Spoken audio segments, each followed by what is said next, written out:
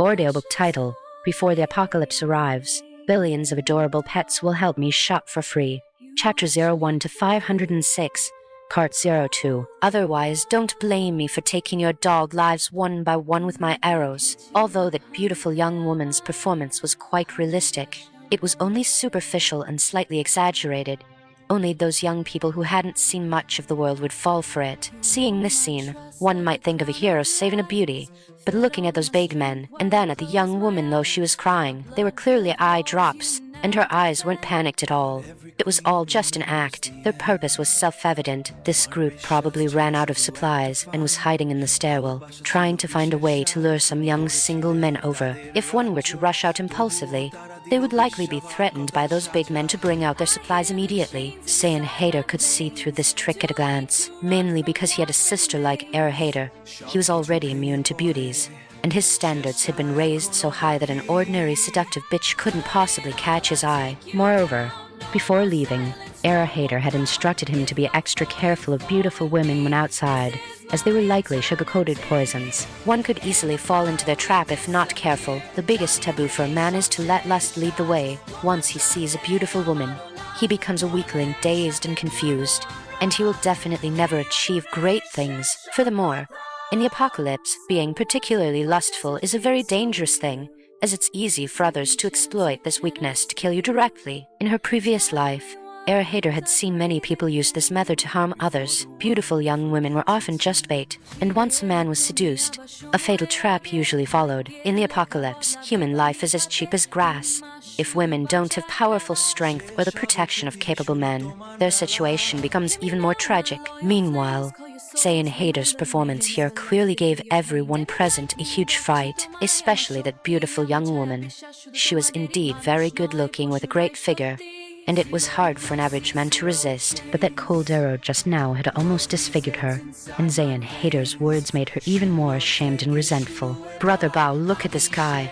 He's so ungrateful. Does he think he's so powerful just because he has a crossbow? There are so many of us. Shouldn't we teach him a good lesson? The leader of these big men was like a small mountain, fat, strong, and with a face full of flesh. At this moment, the fat on his face twitched slightly as he said fiercely to Saiyan Hader, "Kid, you're pretty arrogant, but you don't think you can walk all over us just with that toy in your hand, do you? Old 5, old 6, hurry up. Both of you go together and snatch that weapon from his hands." The two called Old 5 and Old 6 also had fierce looks on their faces. They held steel pipes, and interestingly, upon seeing the crossbow in Saiyan Hader's hand, the one called Old 6 even picked up a nearby trash can to use as a shield, covering his vital spots. Saiyan Hader couldn't help but laugh when he saw their cowardly behavior. Before coming here, Era Hader had already told her younger brother that he might encounter many dangers along the way and told him to be mentally prepared. Moreover, if he encountered someone trying to attack him, he shouldn't hesitate and should resolve it immediately. The world was about to fall into chaos, and from now on, no one would care about these things anymore. The central authority had once tried to save it, but they were simply powerless to turn the tide. Everything had been destroyed too severely, and there would be many more problems to follow. So from now on, from the moment the hailstorm began, human life was no longer valuable. When those wicked people realized this, public order would become even more chaotic, and evil and darkness would fill the entire city. The only thing that could save oneself was strength and determination. Slaughter and blood would appear sooner or later, and Saiyan Hader needed to adapt to all of this in advance. Era Hader had sent 2 war pets along, which already ensured everything would be foolproof. Even if there was an accident, Era Hader could use her own ability to save Saiyan Hader. For now, she would let Saiyan Hader face all of this himself. And this composite crossbow is actually very powerful, comparable to an average pistol. This was the basic weapon Era Hader had equipped for Saiyan Hader. It was sufficient for the early stages of the apocalypse. Other weapons would be brought out gradually, and as superpowers were triggered, these thermal weapons would slowly lose their original effectiveness. In front of an ability user, weapons were just like a light drizzle. However, since her family members hadn't activated their skills yet, she could only let Saiyan Hader use some handy weapons for now. Seeing their actions, Saiyan Hader didn't need to say anything more. With several bolts fired from the composite crossbow equipped with an infrared scope, even with a trash can blocking the way, It could be pierced instantly. The two burly men known as Old Five and Old Six fell instantly. One was hit in the throat and the other in the eye, both dying instantly. The guy called Brother Bao couldn't help but shudder all over when he saw this scene. The beautiful young woman screamed in terror, but she was met with a sharp bolt piercing through her throat. Zayn Hader still remembered Era Hader's words when encountering those who want to ambush you. Never be soft-hearted, just kill them. Otherwise, you might be the one dying the next second. Zayn Hader had always trusted his sister, and her dreams had told them one after another that all of this was real. His sister wouldn't harm him. Therefore, he absolutely believed his sister's words. And just now, he had clearly felt that Brother Bao had killing intent. It was a very subtle sensation. And he also knew that Brother Bao must have had lives on his hands already. Otherwise, he wouldn't be like this. Seeing his woman shot dead, Brother Bao instantly flew into a rage. There were 3 other subordinates beside him, whom he pushed forward. But those subordinates had never seen such a scene. This young man in front of them was too ruthless. He killed without a word. Truly, one cannot judge a person by their appearance. How could such a refined, sunny, and health-looking young man be so ruthless? The 3 didn't dare to rush forward at all. Brother Bao was furious and was about to say something when he felt a pain in his forehead. His vision went black. And then there was no then. The remaining 3 cowards, seeing their little partners, as well as their boss and his woman all exterminated by the young man in front of them, were instantly scared out of their wits. Gone was their previous thuggish appearance as they ran away while begging for mercy. Young man, we failed to recognize your greatness. Please. Thwack, thwack, thwack. They were met only with the sound of 3 crossbow bolts being fired. Honey Trap Gang wiped out. Era Hader was very satisfied after seeing Zayn Hader's performance through her pet's vision. In her previous life, Zayn Hader was the first to change his mindset, leading the family to charge through and carve out a path to survival in the early stages of the apocalypse. Her younger brother was indeed a good one and didn't let her down. This transition was truly fast. It was just that the first slaughter still gave Zayn Hader a bit of discomfort, and he directly vomited into the nearby trash can. After all, he was just an 18-year-old youth. Having to face this kind of slaughter right away was indeed a bit difficult for him. But thinking of his good brother still upstairs, Zayn Hader casually wiped the corner of his mouth and quickly headed up. As for those corpses, he didn't even give them a glance.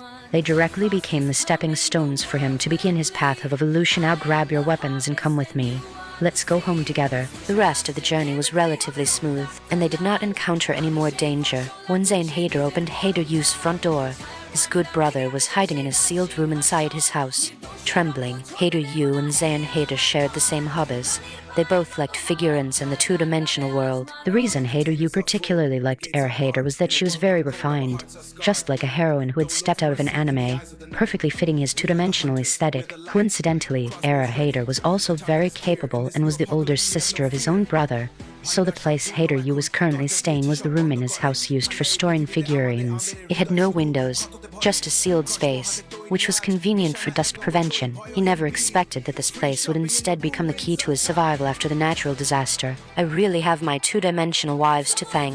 If it weren't for you, I probably would have kicked the bucket already. I also have Sister Hader to thank for telling me in advance, allowing me to prepare so many supplies. It's a bit cold now, but I can manage. I just don't know when this damned hailstorm weather will end. I wonder how Zyro, Faye, and Sister Hader are doing now. I really hope nothing has happened to you. Please be safe. When Zayn Hader pushed the door open, he heard Hader Yu still muttering to himself. Zayn Hader had the key to Hader Yu's house, so opening the door was easy. When he appeared before Hader Yu simply couldn't believe his eyes. Zyro, Faye, how did you get here? Oh my god, I'm so touched. You charged right over, braving the deadly hail. Seeing Hader Yu excitedly asking questions incoherently, Zayn Hader's eyes involuntarily reddened. This was his best brother and friend in the world, and seeing him safe and sound now, how could Zayn Hader not feel relieved and excited? Seeing Zayn Hader staring blankly at him without saying a word, Hader Yu instantly became worried. Are you hurt then? Are you stupid? It's so dangerous outside. And you ran all this way to find me. Are you trying to get yourself killed? As Hader Yu spoke, he immediately stood up, walked over to Zayn Hader, and patted him down to check if he was injured. Hearing Hader Yu scolding and seeing his concerned expression, Zayn Hader couldn't help but feel warmth in his heart. As expected of the brother he grew up with since childhood, he was worth it. Go on, go on. What are you patting? Your grandpa here is perfectly fine. Hurry up, put on this piece of clothing and follow me. Hearing Zayn Hader's words, Hader Yu was stunned speechless. I say, Sire Faye, Did the hail hit your head and make you stupid? If you don't care about your life, I care about mine. No, don't go anywhere now. The fact that you weren't hurt by the hail on your way here is already immense luck. But a person can't have such good luck forever. Zayn Hader had always been an athlete in school. His reaction time and physical fitness were excellent. He studied well, and he was handsome. Naturally, he became a very popular presence in the school. Hader Yu was also not bad. These two handsome guys walking on campus were definitely the most beautiful sight. He didn't know how many young girls' hearts they had stirred, and some more Fujoshi-inclined ones had already fantasized about stories starring these two brothers as dual male leads, but that was all in the past. Now, Hader Yu figured that Zayn Hader must have relied on his strong athletic talent and seized some good opportunities to evade the damage of the hailstorm, barely surviving to find this place just to rescue him. His good brother, Hader Yu, was deeply moved, but at the same time, he was absolutely determined not to let Zayn Hader risk it any further. Hearing his words, Zayn Hader couldn't help but feel dumbfounded. I said, "Cyro Yu, can we stop dawdling? Hurry up and put on this piece of clothing. This is gear my sister prepared for you. It's awesome, high-tech stuff. You won't be cold once you put it on. Besides, I want to show you what I can do now." Only then did Hader Yu notice that Zayn Hader was dressed very lightly, wearing only a thin shirt. It was unbelievable that he dared to come out wearing just a single shirt in this freezing environment of tens of degrees below zero.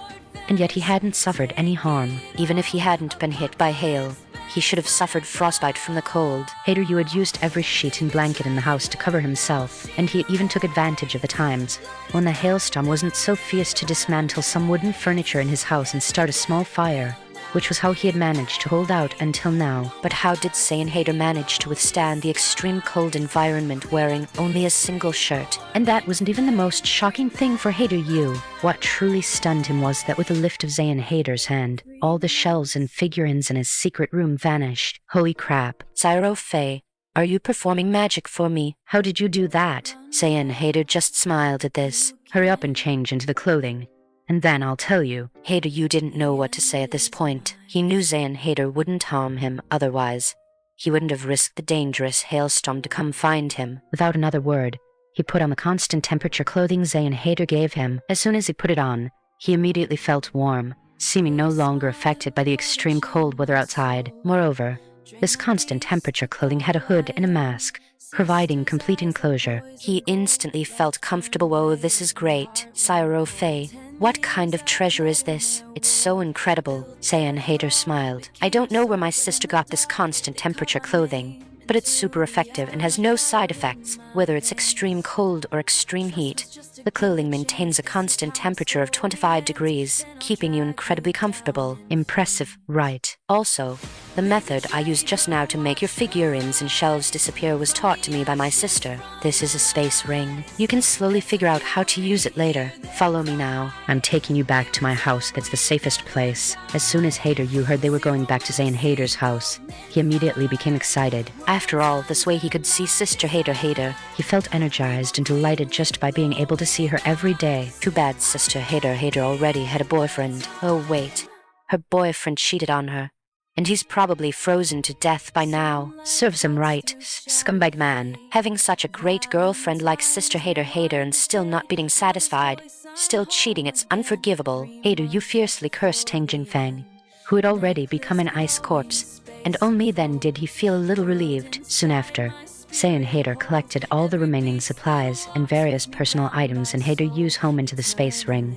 and then he rushed home with Hader Yu. When they went downstairs, Hader Yu saw a pile of corpses with blood flowing profusely, which gave him a shock. Holy crap, this. Zayn Hader didn't deny it, simply stating, they wanted to kill me, so I killed them. Cyro Yu, you need to be mentally prepared. The world is about to descend into chaos. Laws will become useless paper. Order will collapse and civilization will regress. We can only trust each other. We cannot trust anyone else. This is what my sister instructed. Grab your gear and follow me now. We're going home together. Is anyone still alive in Building 16? In the end, the two brothers returned to the safe house smoothly. The process was an eye-opener for Hader Yu. After all, he had activated the space shield and kept walking forward against the hailstorm. Of course, he also saw what the world under the hailstorm had become a scene of pure purgatory. At the same time, he realized even more how powerful he and Zayn Hader's sister, Hader, really were. With such a powerful sister around, They wouldn't be afraid even if they encountered danger in the future. Hater Yu didn't voice any objections to Zayn Hater wiping out a team of Badger Games scumbags. Instead, he felt what Zayn Hater did was very right. Furthermore, he believed 100% in what Zayn Hater had told him before. Since Era Hater said the apocalypse was coming, it must be so. Sister would not lie to them, and she certainly would not joke about something like this. Because of this, Hater Yu's entire mindset underwent a massive change. But more than that, it was a faint sense of excitement. Indeed, Hater Yu is not someone who liked to stay idle. Even though he usually appeared bright and healthy, perhaps it was due to his family of origin, but there was always a bit of suppressed restlessness in his heart. Now that the apocalypse had arrived, he felt he could finally let loose and get things done. It was just that he hadn't encountered them just now. If he'd had a handy weapon in his hand, he probably would have killed those scumbags even faster and more ruthlessly than Zayn Hater. When he heard Zayn Hater mention it, he secretly felt it was a bit of a pity. However, at this moment, after Hater Yu took the compound crossbow Zayn Hater handed him, he immediately entered a combat state. Their journey back was safe and sound.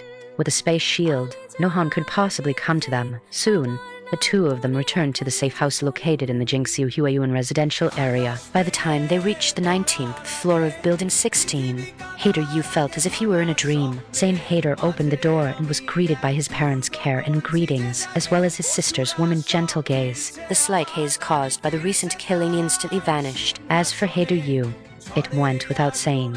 He was more than happy to be living under the same roof as Era Hater and Zayn Hater. As for that pair of scumbag parents of his, he had long since cast them to the back of his mind. Besides, he didn't have the ability to care about them. They were probably already dead in that luxury villa by now, right? Hater Yu stayed at Zayn Hater's home peacefully for 2 days, while Era Hater spent the time running all over the world. She wanted to snatch up all the red ability hail crystals before anyone else. Of course, there would definitely be some that slipped through the net, but certainly not many. After all, setting aside ordinary people, even ability users would find it very difficult to withstand this wave of the hailstorm. Furthermore, hardly anyone had awakened their superpowers yet because they hadn't even come into contact with the ability hail crystals. Naturally, besides the most precious red ability crystals, Era Hater would also sweep up ability crystals of other colors. As long as she saw them, she would take them all. So for the next few days, Era Hater was very busy. By the time she returned to the safe house from her worldwide harvesting process, the residential area's electricity and internet had both been restored. Of course, it was only intermittent, to give the people a glimmer of hope for survival. The authorities had worked desperately to repair the power, and the same went for the internet. Thus, once these two things were connected, the residential area's home in a group chat buzzed with activity once again. Heavens, it hasn't been easy. Finally, there's electricity. I've finally come back to life. Everyone hurry and use whatever you can to block those smash windows. Although the hail has stopped, the wind outside is freezing, and it looks like it's going to snow again. How many people are still alive? Can the living brothers and sisters give me a response? The authorities should be carrying out emergency rescue operations. Everyone hang in there. Building 8 survivors reporting in. Building 5 survivors reporting in. One after another, survivors from various buildings began to speak in the home and group chat. Though they were few and far between, there was definitely one building where no one reported, and the one that had been blown up and collapsed at the beginning of the apocalypse. And another building with a big shot had also been attracting attention, Building 16. Especially since Era Hater had previously given Auntie Zhang a piece of her mind. She had almost become everyone's spokesperson. But now, no one from Building 16 had said anything. Could it be that everyone in Building 16 was dead? What about the brothers and sisters in Building 16? Is anyone still alive? No way. The big shot on the top floor of Building 16 had such strong defenses, much better than all of ours. Could they have kicked the bucket too? Seeing these discussions, Sarah Hader couldn't help but respond. Our family is doing very well. Thank you for your concern. Everyone, you'd better look after yourselves. Only Zara Hader from Building 16 came out to speak. While no one else said a single word, this immediately drew intense attention from others. Then what about the other brothers and sisters in Building 16? Why hasn't any of them spoken up? Could it be that except for your family, everyone in the entire building is dead. Your family didn't do something to the whole building just to save yourselves, did you? All sorts of strange messages and conjectures came pouring in, seeing that these people offered no blessings, but instead various disgusting conspiracy theories. Sarah Hayter couldn't help but grow even more furious. He couldn't help but recall what his daughter had said, and none of these people in the residential area would ever amount to anything, and they were all selfish. He must never have close dealings with them, or he would only harm his own family. Looking at it now, it was exactly as his daughter had said. His family had never provoked anyone. It was always others who came to provoke them, coveting their supplies and their safe house. Now that these people were starting to make baseless imaginings and guesses again, Sarah Hayter really couldn't take it anymore. What nonsense are you talking? Watch your mouths. No one in our building is talking because a devil entered our building. What does that have to do with us? Outsiders brought them here. They didn't have supplies, so they robbed the residents of the entire building. The hailstorm was so heavy before that it drowned out the sounds of them killing and looting. Because our home has an independent fire passage and elevator, and we've set up various defensive measures, it couldn't break in. That's how we escaped the disaster. Save your energy and be careful about your own safety. The underground garage connects the entire residential area. Don't get robbed without even knowing what happened. Immediately after, Sarah Hayter forwarded the footage she had seen on the surveillance earlier to the homeowner group chat. This was something Sarah Hayter had prepared long ago. She had installed some hidden cameras in the safety passages of other floors, which she had specifically arranged for the security company to do. They could closely monitor the movements of Sun Sheng and his gang. Sure enough, it was of great use now. As soon as the homeowner group chat saw these images, everyone immediately felt in danger, and the survivors began to cry out in alarm. Use the devil to punish the wicked. At this moment, the survivors throughout the neighborhood were terrified by the content of the surveillance footage. They realized that, just as Sarah Hayter had said, they were all in potential danger now. Sun Sheng's group was vicious and committed heinous crimes. It was clear they were already quite practiced at committing outrages in Building 16 and were doing evil every day. In just a few days, they had stripped Building 16 clean. Even more terrifying was that they didn't just loot supplies and treat human life like grass, they were also kidnapping women. It was a horrifying situation. These people are insane. Aren't they afraid of the authorities coming for a reckoning later? Exactly. The organization will definitely come to the rescue. When that happens, they'll all be rounded up and shot. The fear is that before the organization's rescue arrives, they'll have already robbed us. Enough talk. I'm going to unite all the survivors on my floor and quickly block the passage between the underground garage and our floor. If we let them break in, we'll be in big trouble. With such a reminder, many people began to take action. They had to set up defensive measures quickly before that gang from Building 16 invaded other buildings. However, just as they were nervously contacting survivors to unite, they discovered that the people on various floors were not united at all. Some were willing to act, while others felt it was none of their business and stayed aloof. They all felt that after those demons from Building 16 finished looting that building, they should have plenty of supplies. How could they possibly come looking for trouble with them? Moreover, the organization's rescue should be coming soon. They didn't believe these people could remain at large forever. The reason they dared to do this before was entirely because the hailstorm had left everyone dazed and desperate. When people can't even survive, they stop caring about consequences. However, their thinking was truly not as clear as Sun Sheng's. Sun Sheng had already realized that under such a natural disaster, the organization would be overwhelmed. Even if they wanted to conduct emergency rescues,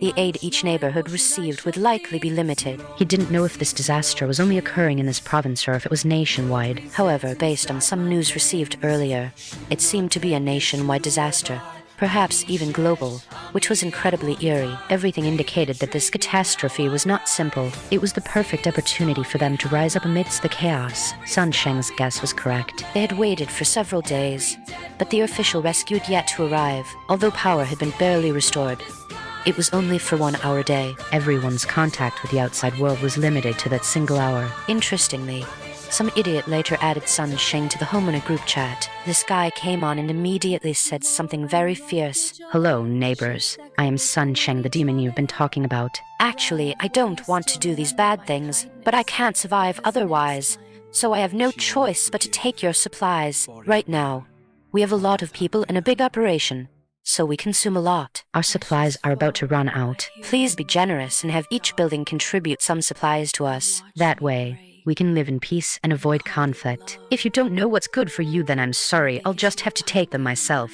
As soon as he said this, The homeowner group chat went dead silent. The past few days of the disaster had taught the homeowners that the authorities might not be able to help for a while. Their supplies weren't much, and they had to last until the organization's rescue arrived. How could they be willing to give them away? But Sun Shen was not someone to be trifled with. If they really waited for him to break down their doors and rob them, their losses would likely be much more than just supplies. In an instant, some in the group chat immediately caved, while others maintained firm attitude of resistance. Of course, more people caved than resisted. That's how people are sometimes.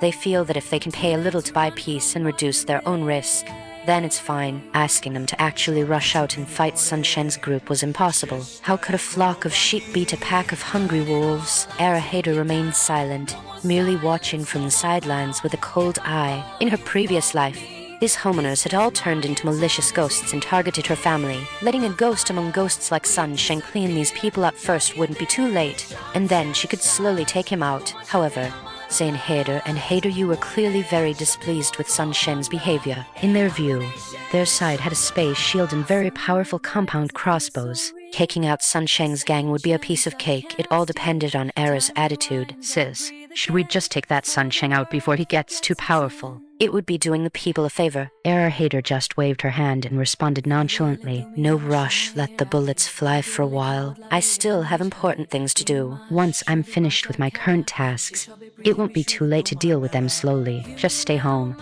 Don't ask questions and don't go out. Just remember what I told you. Zay and Hader Yu both nodded heavily. They both listened to Era Hader.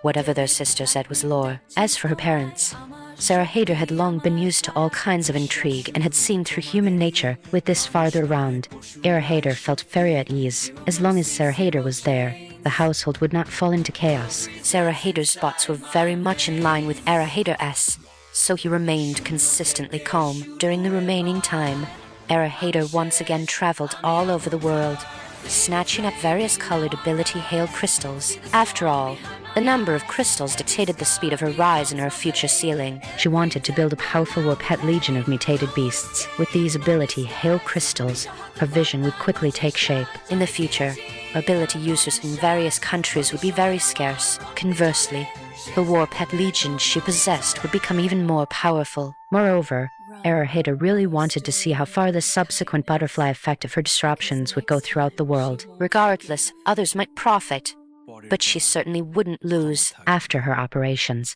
Era Hader had collected a large pile of various colored ability hail crystals in her space. Of course, red crystals were the fewest, numbering only about 100 or 200. She hadn't had time to count them yet. For other colors of ability hail crystals, the darker the color, the rarer they were. The more common the ability hail crystal, the greater the quantity. But no matter what, she now held wealth beyond the world's imagination. Only at this moment did Era Hader finally breathe a sigh of relief. Currently, everything was proceeding according to her plan.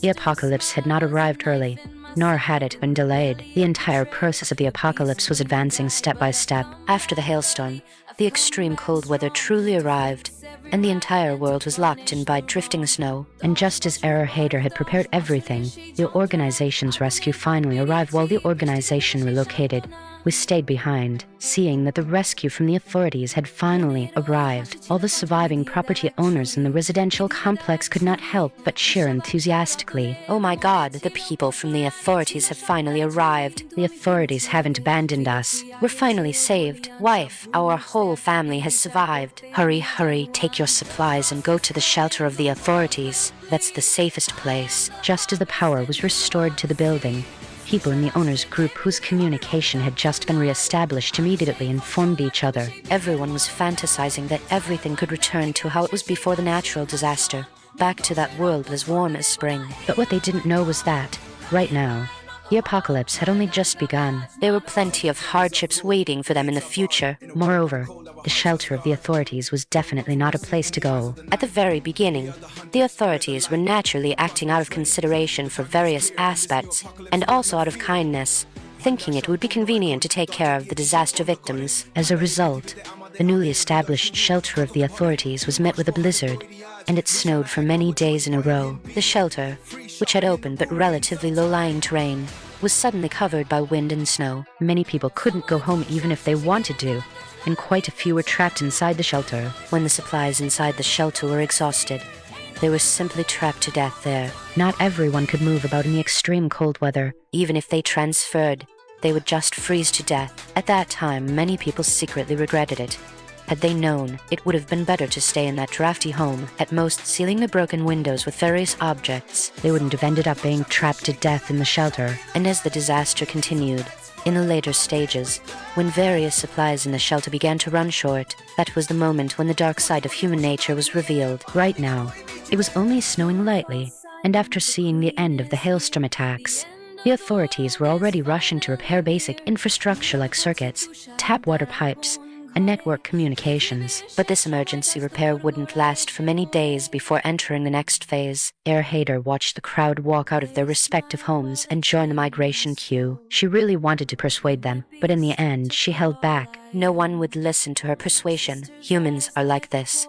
The herd mentality is very strong. When they see many people doing one thing together, they think that this thing is correct, but sometimes the truth is often held by the minority. Currently, not many people were left in the residential complex, but those with true insight felt that staying in the complex was the correct choice. Of course, some people reported the problem at Building 16 at the first opportunity, saying that a demon had appeared there, looted the entire building, and even killed people. The rescue team sent by the authorities this time consisted of soldiers, and as soon as they heard about this, they went over to check it out, wanting to find that gang of guys. But as Sun Cheng had thought, the manpower of the authorities was currently too scarce. After searching Building 16 thoroughly, they didn't find Sun Cheng and his gang. The soldiers had other missions to complete and had to leave first. Too many people needed rescue. Saving the living was the most important thing right now. Finally, the convoy of the authorities, carrying the residents of the complex who were willing to transfer,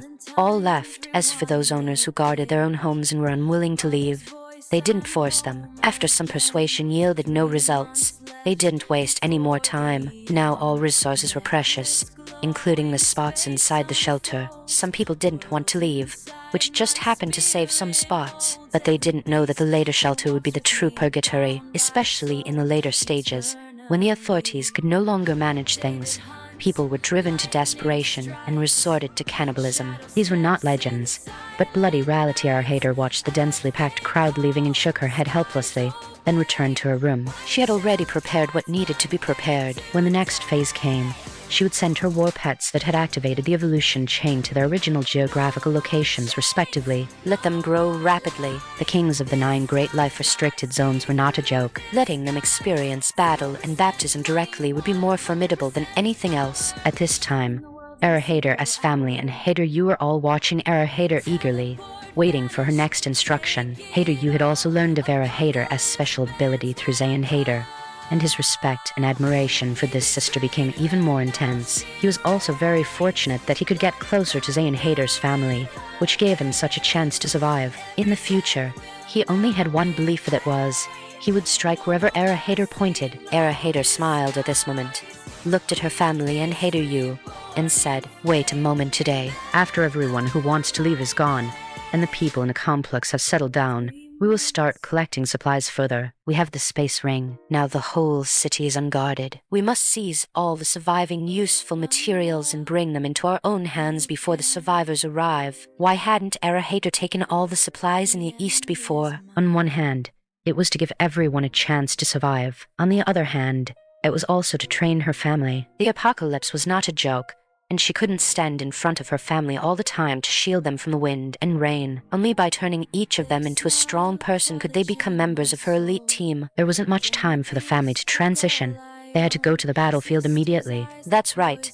In the environment of the apocalypse, any place could become a battlefield. And in her previous life, in the environment of extreme cold, many people huddled at home, and only when they really had no other way were they forced to go out to look for supplies. So, a lot of information was very blocked. Era Hader didn't know if more powerful life forms had already appeared during this period in her previous life, because according to the previous development trajectory of the kings of the 9 great life-restricted zones, they had already evolved when the hailstorm came. That is to say, many powerful life forms or even zombies had actually appeared long ago. It was just that the survivors didn't go out, so they didn't know. When the extreme cold passed and all the barriers standing in front of the survivors were cleared, ordinary survivors began to go out to look for more opportunities, only to see countless mutant creatures and zombies as soon as they went out. At that time, the panic and helplessness of humanity could be imagined, and the family members Hader brought with her naturally had to be cultivated immediately. Otherwise, if she kept taking them to clear levels,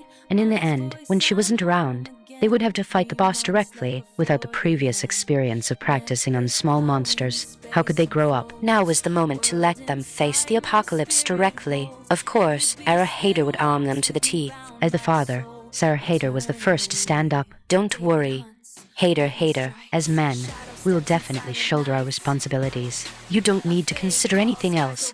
Just stay at home and dream for us, and predict the future. You are our most important trump card. You must have dreamed of which place is safer. We will go there to collect supplies. Help your family members activate their superpowers. As expected, Dad was the most sensible and doted on Hader the most.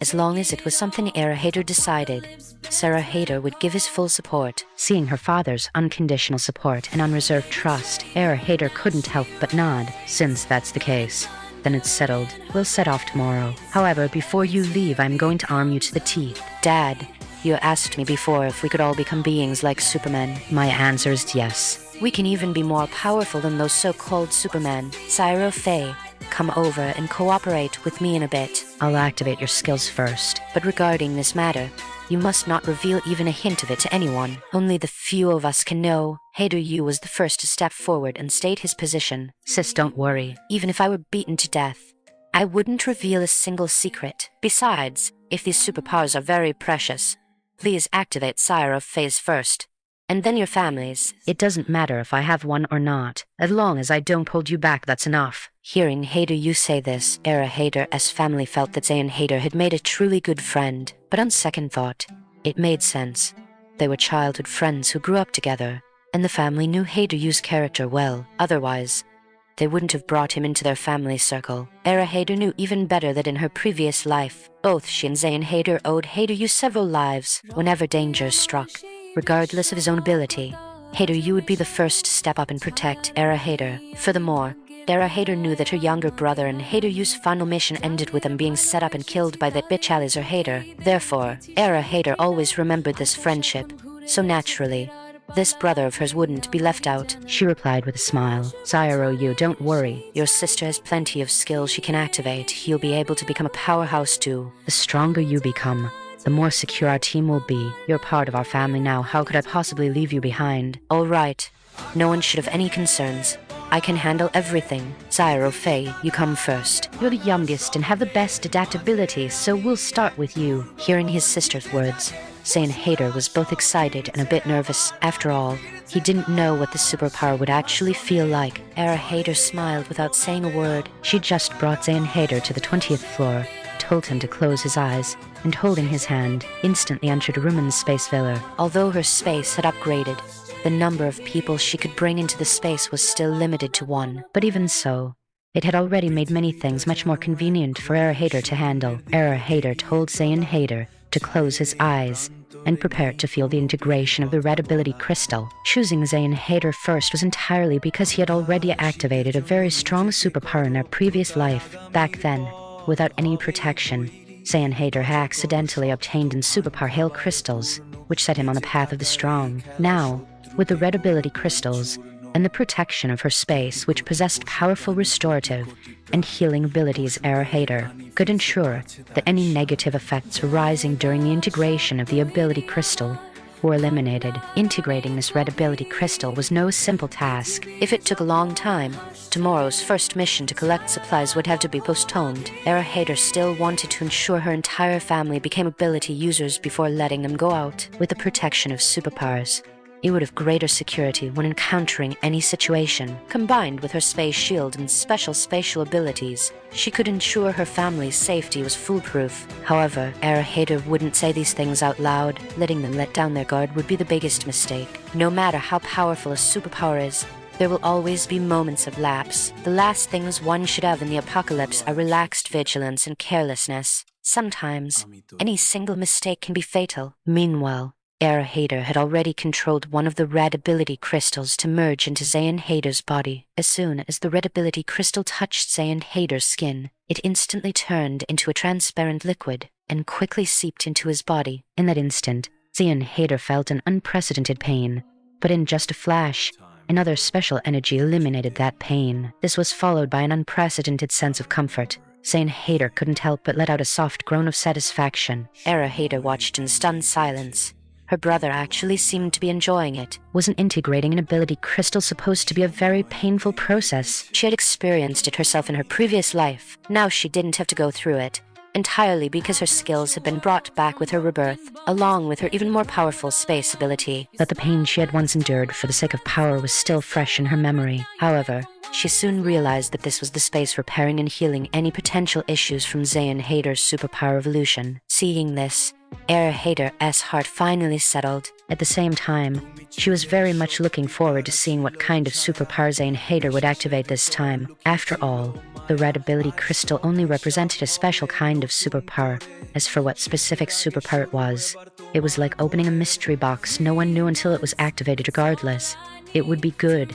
Any skill would do. After a short while, Era Hader felt that Zayn Hader's entire evolution process was complete. She instantly brought Zayn Hader back to the room on the 20th floor. Brother, are you okay? How do you feel? What skill did you activate? Era Hader asked with great anticipation. Zayn Hader slowly opened his eyes, and Era Hader noticed that there seemed to be a ball of fire burning in his gaze. That scorching sensation felt as if it could melt everything. Sis, I think I've awakened a flame superpower. Also, I should be able to turn my entire body into flames. The kind that can quickly neutralize any attacks. It's a bit like the elementalization described in anime. Hearing her brother's words, Era Hader couldn't help but gasp. Good grief, elementalization. In a sense, it was an invincible existence. Because once elementalized, any attack would be futile, easily neutralized by the elemental body. Yet, these elemental bodies could also launch extremely powerful attacks. If an enemy hit him, he could turn into nothingness.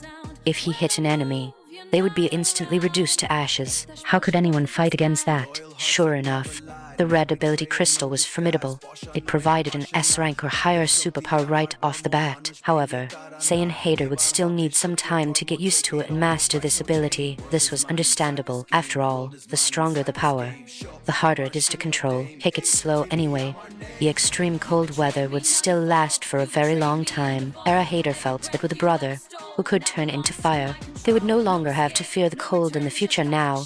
The lively flame was flickering in Zayn Hader's palm, dancing and jumping like a fire spirit, making Era Hader's eyebrows twitch. Although it looked like just a small flame, Era Hader keenly sensed that this tiny flame could burn down their entire floor. Now that Zayn Hader had successfully activated an S-rank skill, what would happen with the rest of the family? Era Hader couldn't help but be full of anticipation as she moved on to the next step with urgency, each with their own special abilities. Stay calm and don't be reckless. In the following time, Era Hader successively activated the superpowers of her parents and Hader U with the powerful repair ability of the space.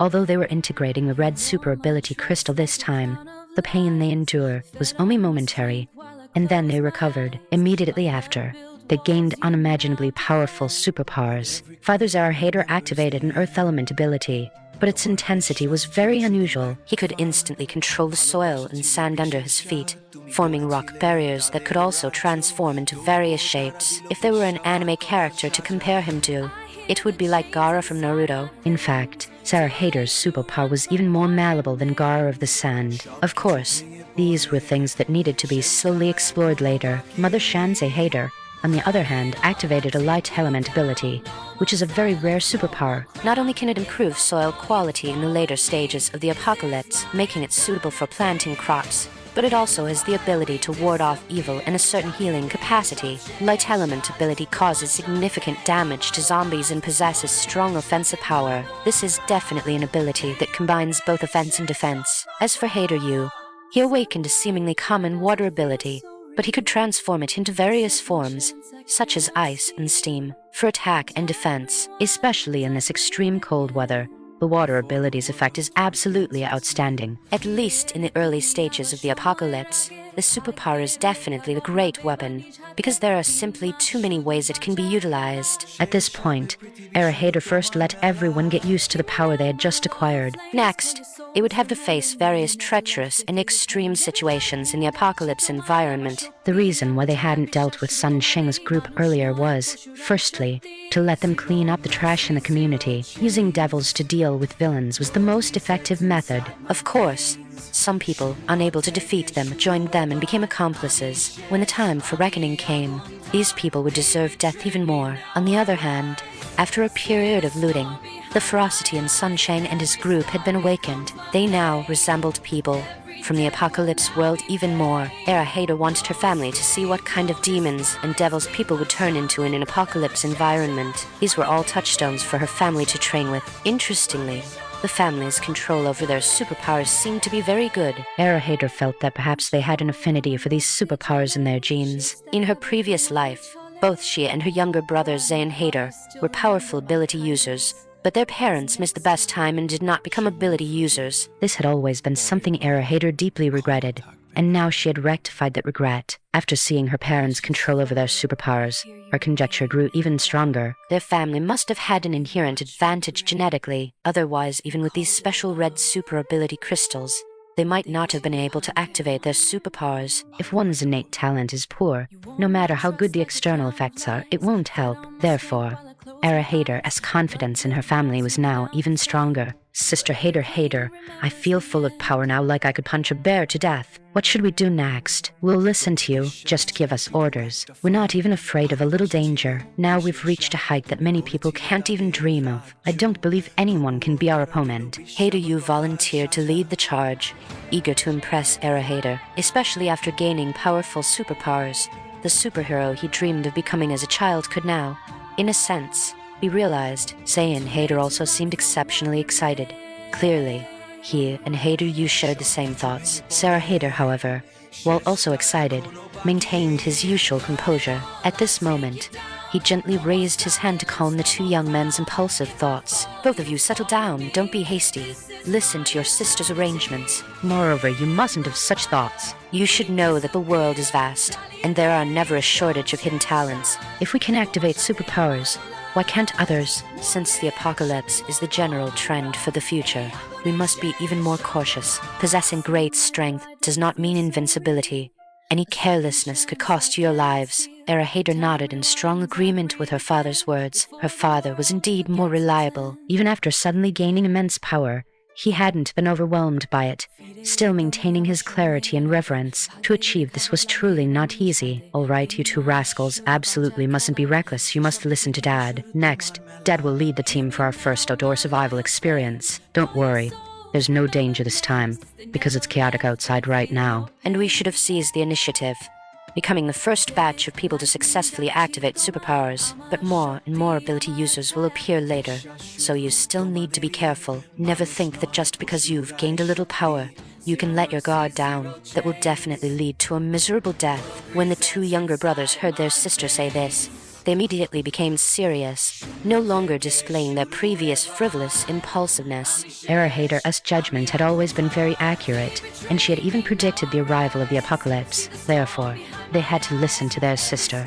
Moreover, Erahater knew that in her previous life, many strong individuals felt invincible after gaining superpowers, only to be killed by zombies, or by mutated beasts, or even more so, by their own companions. Even she, in the end, wasn't she betrayed by that scum couple, which led to her rebirth? Now that she had avenged her great hatred and killed most of the people who deserved it, it didn't mean that the apocalypse was without danger. Erahater even had a vague intuition that because she had prematurely activated many special events, although the apocalypse was still progressing as usual, she felt that the dangers during this period were even greater. So she had to quicken her pace and train her family into an elite squad. After letting them adjust their mindset and test the power they controlled, Erahater officially issued the first family mission. First, find Sun Sheng and his gang and eliminate them. After all, those beasts were disgusting to look at, and Building 16 had been thoroughly cleaned out by them. All that material wasn't enough for them to squander for a few days. Earlier,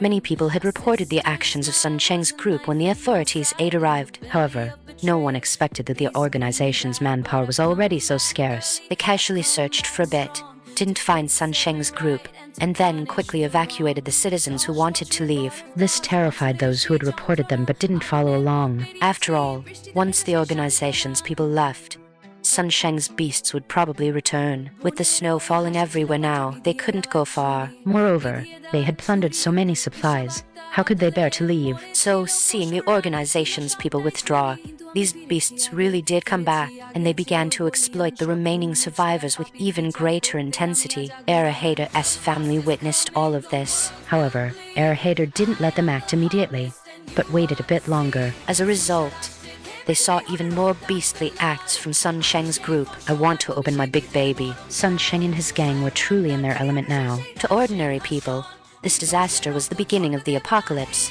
but to them, it was like living in paradise. In the past, they could never be as carefree as they were now, doing whatever they pleased. Most importantly, Sun Sheng's previous prediction had come true. The authorities really didn't have the manpower to deal with them. At first, when they heard that the authorities had come to the rescue, Sun Sheng's gang, who had already slaughtered their way through Building 16, panicked for a moment. However, Sun Sheng reacted quickly. He immediately took a few of his inner circle and hid in a secret spot within the residential area. According to their plan, as long as they laid low for a while, they would be safe. After all, the authorities were definitely short-handed, and rescue time was precious. They would save as many people as possible. Who would have time to worry about small-time thugs like them right now? This gave them the perfect opportunity to cause chaos and havoc. Sure enough, once they saw the official forces leave, they jumped out again. It was a world of ice and snow outside. Trying to return to a familiar neighborhood was clearly impossible. They would likely freeze to death before they were halfway there. Therefore, staying in the Jinxiu Huayuan residential area remained the best choice. It wasn't as extreme as the days of the hailstorm now. Although there was wind and snow, it wasn't as damaging as the hail had been. As long as they found a good house, sealed the doors and windows, and then found some wooden furniture to use as fuel for fire, they could survive this bitter winter. They believed that a day would eventually come when things returned to normal. Furthermore, because of the God of Thieves' previous actions, many families had prepared quite a lot of supplies. In some families, the houses had been smashed to pieces by the hailstorm and the people were badly injured, but some of the supplies could still be salvaged. Now, it was time for Sun Sheng's gang to break in for a 0 yuan purchase. Previously, Sun Sheng and his men had made some residents deliver supplies to their respective floor entrances for them to collect. Later, they simply stopped doing that and went directly to each building to burn, kill, and loot, committing all sorts of evil. Some of the beautiful women were even snatched away by them to be used as tools for their lust. If the men in the house resisted, they were immediately beaten until they were bloodied and their lives were taken. Naturally, the women were even more powerless to resist. Their actions naturally caused public outrage to boil over. Originally, some people in the residential area were secretly contacting each other, wanting to join forces to eliminate Sun Sheng's gang. If they were allowed to continue causing such havoc, no one would be spared. But as it happened, some traitors decided to join them since they couldn't beat them. They entered Sun Sheng's team and even acted as informants, telling Sun Sheng all the important information. As a result, those organizing the counterattack became targets instead. They were besieged by Sun Sheng's gang. Their supplies and women were snatched, and the men were thrown outside to freeze to death. They didn't even spare the children, committing many beastly acts. Some people followed the main evacuation group out of desperation because they were terrified of Sun Sheng's gang. With the authorities leading the way, they were naturally more than happy to go. But those who remained had to face Sun Sheng's even greater wrath and exploitation. However, Sun Sheng was also facing a major difficulty at this time. Because of their excessive behavior, most of the owners in the residential area had fled. Now, only some elderly, weak, and orphaned people who couldn't run were left. Anyone with even a bit of ability would have followed the main group. Therefore, there was very little profit left to be squeezed from the people remaining in the entire residential area. At this moment, a man with a small mustache in Sun Sheng's gang couldn't help but say to him, "Boss, we can't go on like this. We have so many people in our team, and the supplies are far from enough." Don't be fooled by the supplies still in the residential area. Look at the guys under us. They're all eating and drinking lavishly. Not at all like they're in an extreme environment. At this rate, we won't last more than a few days." Hearing the mustache man's words, Sun Sheng also frowned deeply. Then what do you suggest? There aren't many people left in the neighborhood now. We can only look for supplies in those old broken houses. What else can we do now? The mustache man couldn't help but smile and said, "Boss, don't we still have a big treasure that hasn't been opened yet?" As the mustache man spoke, he pointed upward. Sun Sheng couldn't help but raise an eyebrow. I know that, of course. That family didn't leave. It seems they are very confident in themselves and have plenty of supplies. But before, even Jang Jiankang's whole family couldn't get them to open the door. If we go now, we'll have an even harder time. Have you forgotten? They use high-pressure water guns to attack people. If you get hit by that water gun now, you're just waiting to freeze to death. At this, the mustache man smiled and said, "Boss, they live by the water gun, and they'll die by the water gun. As long as we block their nozzles, won't they be without defensive measures?" You should know. Jang Jianqiang said that his dead brother-in-law prepared several warehouses full of supplies. We don't just want to open their house. We want to get our hands on those warehouses of supplies. That way, we'll have capital. No matter how long the cold wave lasts, we'll be able to survive. Hearing the mustache man say this, Sun Sheng immediately remembered the words of that scapegoat, Jang Jianqiang. Oh, you've got a good memory at the right time, kid. Now I know we really must open this big treasure. Big Treasure was the nickname Sun Sheng and the others had for Erahader. Erahader was beautiful and controlled such a safe house. Everyone was extremely envious and wanted to rush into the house to dote on this big treasure. Unfortunately, they never had the chance. Sun Sheng thought back to what the mustache man had just said, and his eyes suddenly lit up. Have you thought of a way to solve the problem of the high-pressure water gun? The mustache man immediately smiled and said, "Boss, we just need to do this and that. Wouldn't that work?" Hearing his method, Sun Sheng slapped his thigh. That's a good method. You really are smart. Fine, then we'll do exactly that. At this moment, Sun Sheng could already see himself pinning the great beauty down and ravaging her. Thinking about it, the guy's throat went dry. He grabbed a woman nearby and went into a room to vent his lust. The woman cried out for mercy, while the mustache man outside the room revealed a sinister smile. And Erahader saw all of this through her special pet's perspective. She couldn't share all of this with her parents, but the horrific things Sun Sheng's gang had done had already spread in the homeowner group chat. Her parents naturally despised such people, but they both listened to Erahader and didn't try to be saints by going out to deal with Sun Sheng directly. Because Erahader had said that in her dreams, these so-called good neighbors had almost swallowed their family alive. They believed Erahader. If the safe house were breached,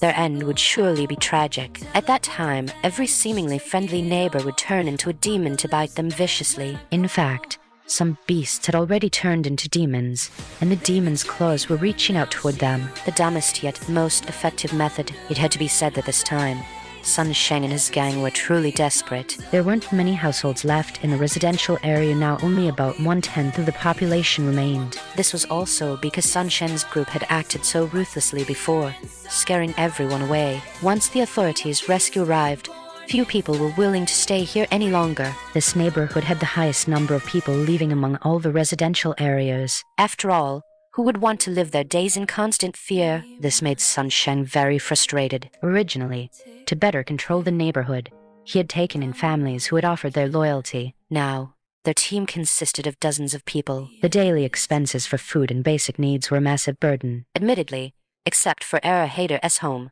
they could use the supplies of any other household as they pleased. After all, many families had already died out on the very first day the hail arrived. This had given them some chance of survival, but even so, that chance remained slim and was only held in the hands of a few. With such a large crowd following him and clamoring for food, Sun Sheng naturally couldn't handle the pressure. Therefore, he was now prepared to kick out all those who weren't part of the core group and let them fend for themselves. If this continued, he wouldn't be able to afford to keep them. Only the few brothers who had been with him from the start were the loyal core he had to keep. Of course, before kicking them out, he could still make good use of them. As for those who stayed, he wouldn't support them for nothing. Hasn't the opportunity come now? Next, they had to take down Erahader's family. That way, they'd have supplies and beauties.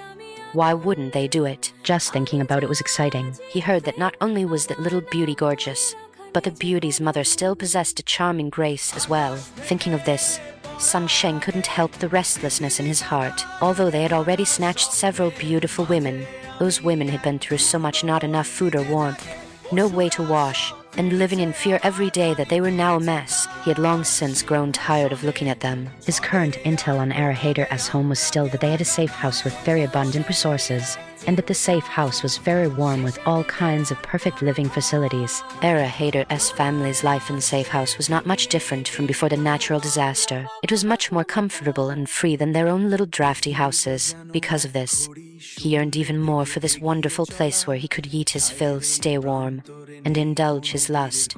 The thought of it was delightful. In this world where natural disasters were spreading, such a place was comparable to a dwelling for mortals, with such a wonderful destination right before his eyes.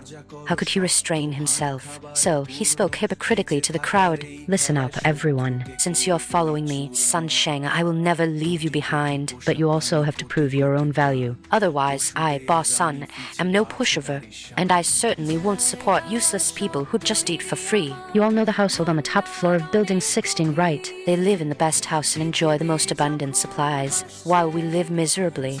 They're living a carefree, wonderful life. Don't you want to try such a divine lifestyle? The opportunity is right in front of us. As long as we open their front door, I guarantee everyone will live in a house as warm as spring and eat and drink the best every day. You've seen the current state of the organization. There's no telling when this damn weather will end. Besides, you've followed me on doing many things. It's impossible to clear your names now. You might as well let loose and give it your all. Now, it's all right here. What are we still hesitating for? Everyone, put your back into it and charge. Break down their door for me. This isn't the first time we've done this. I believe everyone will surely succeed. Before Sun Sheng even made a move, he gave a pre-battle pep talk. Sure enough, the gang was stirred up and excited. They all wanted to eat and live well, and have beautiful women by their side who wouldn't look forward to such a life. They had originally thought about leaving with the authorities' rescue, but they had already joined Sun Sheng's gang and done many bad things, long since setting themselves against the other residents. Going to seek rescue now would likely lead to immediate punishment. Only a fool would follow them, but if they didn't follow the rescue,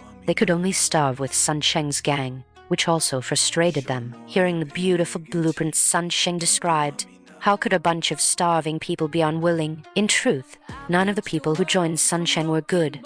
Their hearts were inherently dark, otherwise they wouldn't have been able to do such things. Now, since there was a chance to live better, they would naturally go all the way. Sun Sheng had already had them prepare various defensive measures. Of course, he didn't tell them that the opponent also had a high-pressure water gun as a weapon. As long as they broke the defenses of the first floor, it would be much simpler to continue their assault on the 19th and 20th floors. But they had no idea that Hader had set up defensive doors for every floor, and each door was thicker than the last. Most importantly, each door was serviced by a special high-pressure water gun, along with other defensive measures. At this moment, Sun Sheng and his men had no idea what kind of cruel reality awaited them. Currently, they were just carrying some bedding and buckets filled with plenty of ice, snow, and firewood as they walked toward the main door below Hader's home. Hader had dispatched her special pets to keep a constant eye on the movements of Sun Sheng's gang. So, when they started moving, Hader had already seen it.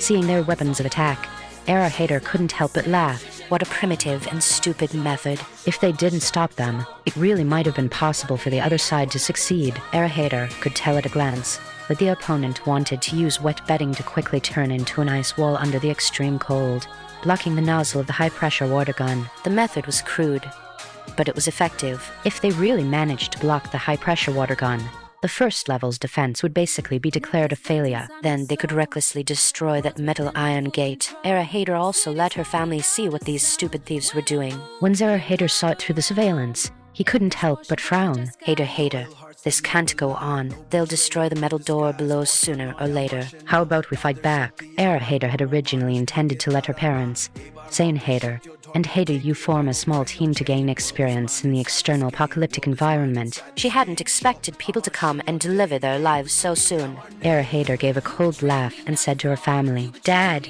you're right. We can't just let them destroy things. Now take Cyro Faye and Cyro Yu and go take them out." Our first team operation. Hearing Hader say this, Sarah Hader, as a father, was slightly stunned for a moment, but in the end, he firmly agreed. "All right, I'll listen to you. These people got what they deserved. Their deaths won't even cover their crimes. I've wanted to take them out for a long time." At this moment, Sarah Hader's hands were trembling slightly after all. It was his first time doing something like this. Zayn Hader, on the other hand, adapted very quickly. He firmly believed in his sister's prophecy. The apocalypse was coming. The world was going into chaos, and the laws and order of the past would come crashing down. Only the strong could survive in this world, where neither morality nor human ethics would matter. Aside from one's closest family, everyone else was an enemy. It was a matter of life and death. Sis Dad doesn't need to do anything. I can handle it all by myself. Zayn Hader was eager to try at this moment. He had just mastered his fire element superpower and couldn't wait to put it into practical combat. Moreover, he had already seen blood, so he felt no burden when taking action. His father and Hader, you had never seen blood. Making them take action directly now might be a bit difficult for them. Hader, however, shook her head. No. All of you must take action, including Mom. You have to join the operation too. At the very least, you must take out one of them. Today, all of you must see blood. Mom, remember, do not be soft-hearted. You saw with your own eyes how these people were wreaking havoc in the residential area before. It's only because we have strength and powerful combat capabilities that we've been able to escape disaster. Otherwise, think about it. What kind of tragic fate would our family have suffered after they broke through the door? Father, Zyro Faye, and Zyro, you would certainly have lost their lives, and you and I would surely have faced a fate worse than death. These people, and the enemies we'll encounter in the future, will only be more brutal. There is no humanity to speak of in the apocalypse. You must learn to change your mindset. Being soft-hearted toward them is being cruel to yourself and your loved ones. Hader knew that her mother was usually a bit soft-hearted. She had even thought about whether they should help the other neighbors in the complex before. After all, her mother had always been kind to others and was a very gentle and beautiful woman. She had been well protected by Zayn Hader over the years and had maintained herself well. Although she was 50 years old, she looked like a beautiful woman in her 30s or 40s, possessing a lot of charm. Although Zayn Hader's name was a bit rustic, she was indeed a genuine beauty. Otherwise, she couldn't have given birth to someone as beautiful as Zayn Hader. She hadn't even lifted a finger to kill a chicken in her entire life, so asking her to kill someone all of a sudden was indeed a bit difficult. However, the one thing one must not have in the apocalypse is a saint's heart. The biggest taboo is being soft-hearted. Zayn Hader wanted her mother to grow up quickly. They had a long road ahead, and she didn't want her mother to be an ordinary person who was bullied by others, just like in her previous life. Even though Zayn Hader now had a light element ability, if her mindset didn't change, she would be in great danger once she encountered a lethal situation. Sometimes, a single act of kindness can lead to one's own death. Now, in Hader's view, only her parents, her brother, and Hader you could be trusted unconditionally. Everyone else would become their enemies or competitors. Regardless, changing as early as possible was the best choice. Zayn Hader opened her mouth. She knew her daughter wasn't like this before, so she must have seen many bad things in her dreams. As for how bad it was, she could catch a glimpse of it from those few words just now. Indeed, if that situation really happened, she and her daughter would probably truly suffer a fate worse than death. Therefore, at this moment, Zayn Hader also tried to quickly adjust her mindset. Those people outside were all people who deserved to die. They should be cleared out. All right, Hader, Mom promises you I will definitely become strong. Our family has such good conditions now, all because of you. Mom absolutely cannot hold you back. Don't worry. Mom will definitely complete the task in a moment. Women are weak, but mothers are strong. Zayn Hader felt that she had to fight for her daughter's sake. Zayn Hader couldn't help but gently pat Zayn Hader's hand. Don't worry with me here. I won't let you be in any danger. When the time comes, you'll be responsible for sniping from the shadows. Just take out one or two to complete the task. Seeing the lovey-dovey appearance of the old couple, Zayn Hader couldn't help but want to complain. You two, stop feeding me dog food. Serious business is more important. Zayn Hader was the first to stand up. Sis, let me take the lead.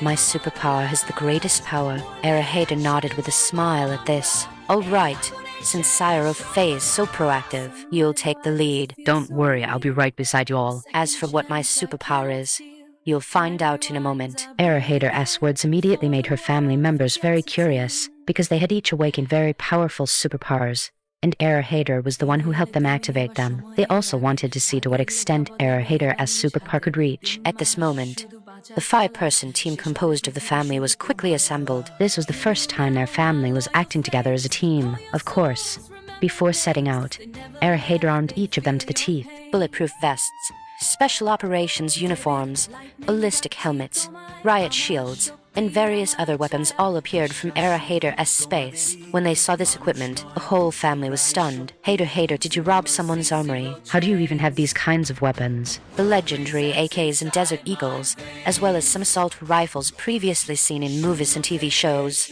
all appeared before the family, fully loaded with magazines. Hearing her father's question, Era Hader could only silently lament in her heart. Truly, no one knows a daughter better than her father.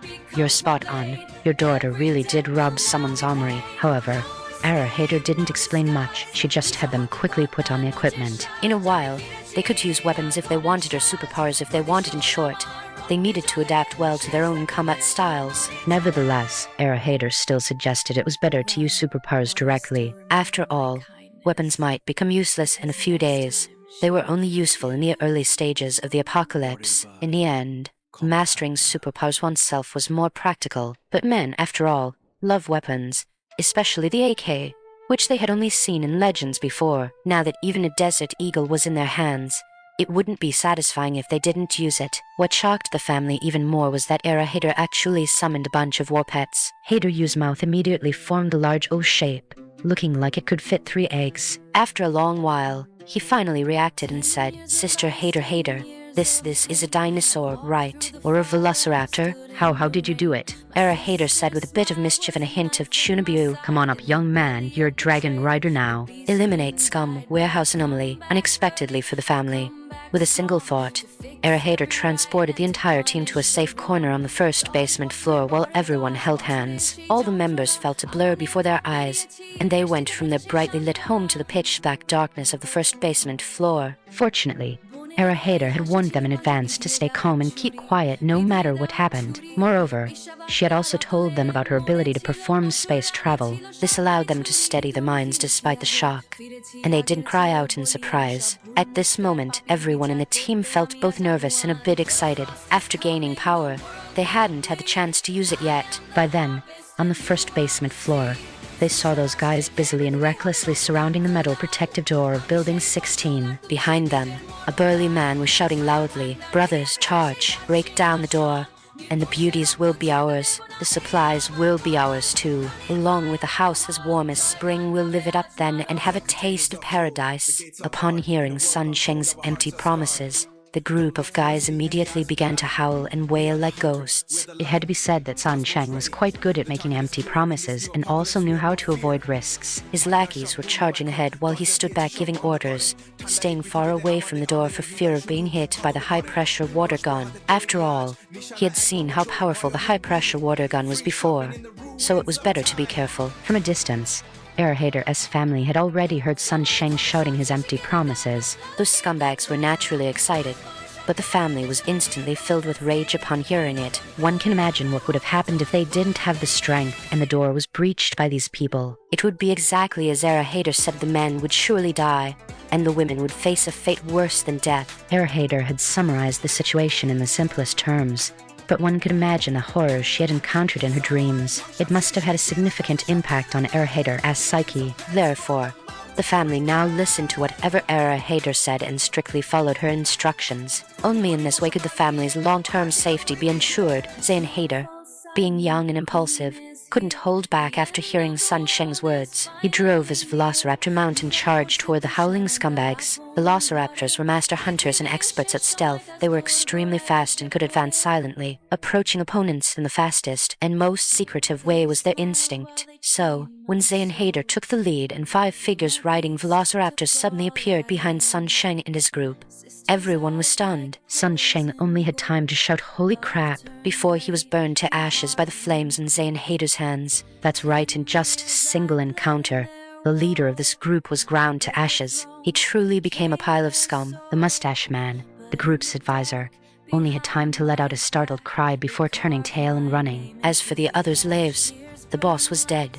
So why should he care? He needed to escape to save his life. He knew better than anyone what danger looked like, though he didn't know what method the opponent used to burn someone to ashes. But he knew the opponent possessed a power they absolutely could not contend with. If he didn't run now, when would he? However, since he was right next to Sun Sheng, he was naturally the first to be attacked. Similarly, a fire serpent coiled around him. He only had time to let out a shrill scream before instantly turning into ashes. In his fury, Saiyan Hader showed no mercy. The temperature of the flames seemed to soar along with his rising anger. There was no need for any soft-heartedness towards such scum. Leaving them in this world would only be a source of trouble. Thus, with 2 attacks, Saiyan Hader directly wiped out the leaders of this criminal gang. Saiyan Hader understood better than anyone that to catch the bandits, one must first catch their leader. Seeing their 2 leaders fall one after another, the remaining small fries were scared out of their wits and fled in all directions. Someone shouted, "Heavens, They have weapons. everyone, run for your lives." However, Hader Yu, who loved weapons, picked up an AK and started spraying bullets at the group. A series of massive vibrations instantly echoed throughout the entire B1 level. The sound of the AK firing, the sound of car windows shattering, and the wailing cries of the guys blended together, making it look like an Asura battlefield. Of course, the Asuras at this moment were Era Hader's family. Now, not just Hader Yu, but even Zara Hader and Shanse Hader had picked up AKs and started firing. Seeing the scene, Era Hader couldn't help but press her hand to her forehead. A group of ability users using AKs for physical attacks, she was truly speechless. However, Era Hader didn't forget to remind them. Dad, use your Earth Element ability to block their path, or attack them directly with Earth spikes. Zyro Yu, where's your ice ability? Freeze them. Mom, use your Light Element ability directly to blind them. Following Era Hader's commands, the family hurriedly switched their attack modes and finally acted like primary ability users. After all, it was their first time using them, so they were still a bit unaccustomed, but after using them, they all felt delighted. They were much easier to use than guns. They hit exactly where they aimed. Using superpowers caused a sense of mental exhaustion, but it was still acceptable. However, physical attacks were also satisfying. Spraying bullets was not only loud and grand, but also provided a sense of percussive joy. Era Hader suddenly realized that her family members seemed to be warmongers and physical attack fanatics. They just loved using weapons for physical strikes. Well, she'd let them be for now. It wasn't that dangerous yet, so they could train slowly. Superpowers definitely had to be practiced, as they would be the mainstream in the future. Once ability users became powerful, these firearms would no longer be the greatest threat, but for ordinary people, such attacks still caused massive damage. Under everyone's powerful and dense attacks, in just a few minutes, these scumbags were truly ground into dust. Saiyan Hader exhaled. He no longer had the nauseating reaction he had when he first took a life. Instead, he felt a sense of relief. Sarah Hader, his wife, and Hader Yu appeared even more composed, as if they hadn't been affected at all. Era Hader felt that this might be because their mindsets had undergone a powerful change after their superpowers awakened. Their mental strength and physical fitness were much stronger than before when Saiyan Hader was still an ordinary person using a space shield to save Hader Yu. They had no psychological burden after killing those scumbags. Saiyan Hader even directly used his fire element ability to send them to heaven, grinding them all to ashes to keep the bodies from offending everyone's eyes. If the corpses weren't cleaned up after being killed, they would have a chance to turn into zombies later. Turning these guys into ashes directly eliminated any future trouble. This way, Era Hader could rest assured and let the family proceed to the next task. Next, she had to collect the warehouses Era Hader had prepared earlier. These guys had taken such a risk precisely because they found out about this. After wiping them out, the only people who knew about this were likely some of Zara Hader's former subordinates. She wondered how they were doing now that thick snow had piled up outside. Who knew how many people would lose their lives because of it? At this time, Era Hader once again instantly transported the family to the outside of one of the warehouses. When they arrived, the whole family couldn't help but frown. There were already people in the warehouse? Why didn't you leave me 2 scumbags to practice on? Dad, could it be your former employees are here? Seeing shadows in the warehouse, Era Hader couldn't help but ask. Zara Hader shook his head. It shouldn't be. I sent them home long ago to prepare their own supplies. You also gave them a batch of supplies and told them to stay home. Besides the park guards, no one else should be coming here. Maybe those guards broke in to save themselves. Hearing her father say this, Era Hader nodded, thinking it was highly likely. Under the weight of natural disasters, human survival instincts are triggered, knowing there was a place with such a large amount of supplies. It was hard to guarantee the park guards wouldn't be tempted. In her previous life, Era Hader had seen all kinds of people and experienced all sorts of things. It wasn't the most chaotic time of the apocalypse yet. The natural disasters had only just begun. Many people were still law-abiding. People like Sun Sheng, who turned bad and started causing trouble immediately, were still in the minority. The quality of the park guards wasn't necessarily guaranteed. Era Hader was well aware of this beforehand. Before coming here, she had prepared for the worst-case scenario that this place might have already been targeted. Era Hader didn't care, after all. Her space already contained enough supplies to last them dozens of lifetimes. If it weren't for the fact that she couldn't bring all her relatives into the space at once, she would have wanted to hide away in there for a lifetime. Of course, it seemed she herself couldn't stay hidden in the space forever. It felt as if some rules were pressing upon her, forcing her to face this apocalypse properly and cherish this rare opportunity of rebirth. She also had to change some of the events of the apocalypse. Things had indeed changed now, and Era Hader knew there was still a long road ahead. So, she would move forward steadily, one step at a time, and cherish the journey. Bringing them to this warehouse now was specifically to give them some experience. Looking at their earlier attacks, although they were working as a team, their various skills were chaotic and their attacks disorganized. Many attacks were ineffective and wasteful. This gave Era Hader, who had great chemistry with various teams in her previous life during the apocalypse, a headache. Her family's elite squad still needed training. Coming out today was the right call. However,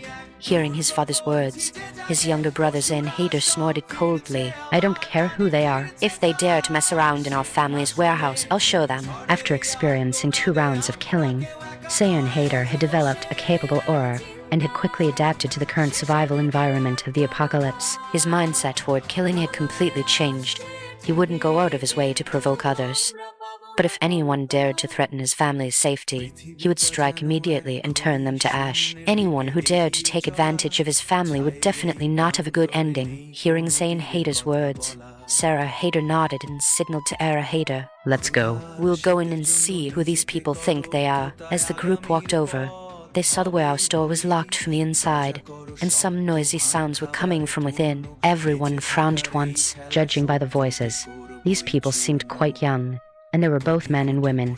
They weren't just park guards. Everyone looked at each other in surprise. What on earth was this? Why were they throwing a party in their family's warehouse? Without a word, Zayn Hader used his fire superpower. He threw a fireball, and the door went flying with a bang. The massive noise gave the rowdy people inside a huge fright. The warehouse was brightly lit and as warm as spring. A diesel generator was rumbling, and they were even using the luxurious central air conditioning. Used supplies were scattered all over the floor and piled in corners, emitting a foul stench that no one had bothered to clean up. This scene made Era Hader's entire family frown. However, when that group saw the team wearing special ops uniforms and protective helmets, they looked just like military or police. They immediately thought the rescue team had arrived. The young man leading them wore a white sweater and had an air of nobility. He clearly wasn't from an ordinary family. There were many beautiful women around him, led by several wealthy young heirs. As soon as those guys saw Era Hader's family, they hurried over and said bossily, "What took you so long?" If we hadn't found this warehouse for shelter, we would have been killed by the hail long ago. How do you do your jobs? Who's in charge? I'm going to tell my dad to fire you. You can just wait to go home and farm sweet potatoes. Seeing this guy's behavior, the sharp-witted Zayn Hader couldn't help but ask, "May I ask, who's your father?" The other party glared at him arrogantly. "Didn't the people who sent you to rescue us tell you?" My father is Lai Gang, the city's #1 official. You have no manners at all. Hurry up and evacuate us safely, or you'll regret it. Even though this god-forsaken place has food and drink, we can't get out. I've been bored out of my mind for ages. Behind him, some other young heirs and wild women couldn't help but clamor as well. Yeah, hurry up and take us away. If you're any slower, we'll make your whole family suffer. Don't think just because you have guns that you're anything but a bunch of grunts. We can kill you whenever we want. At that moment,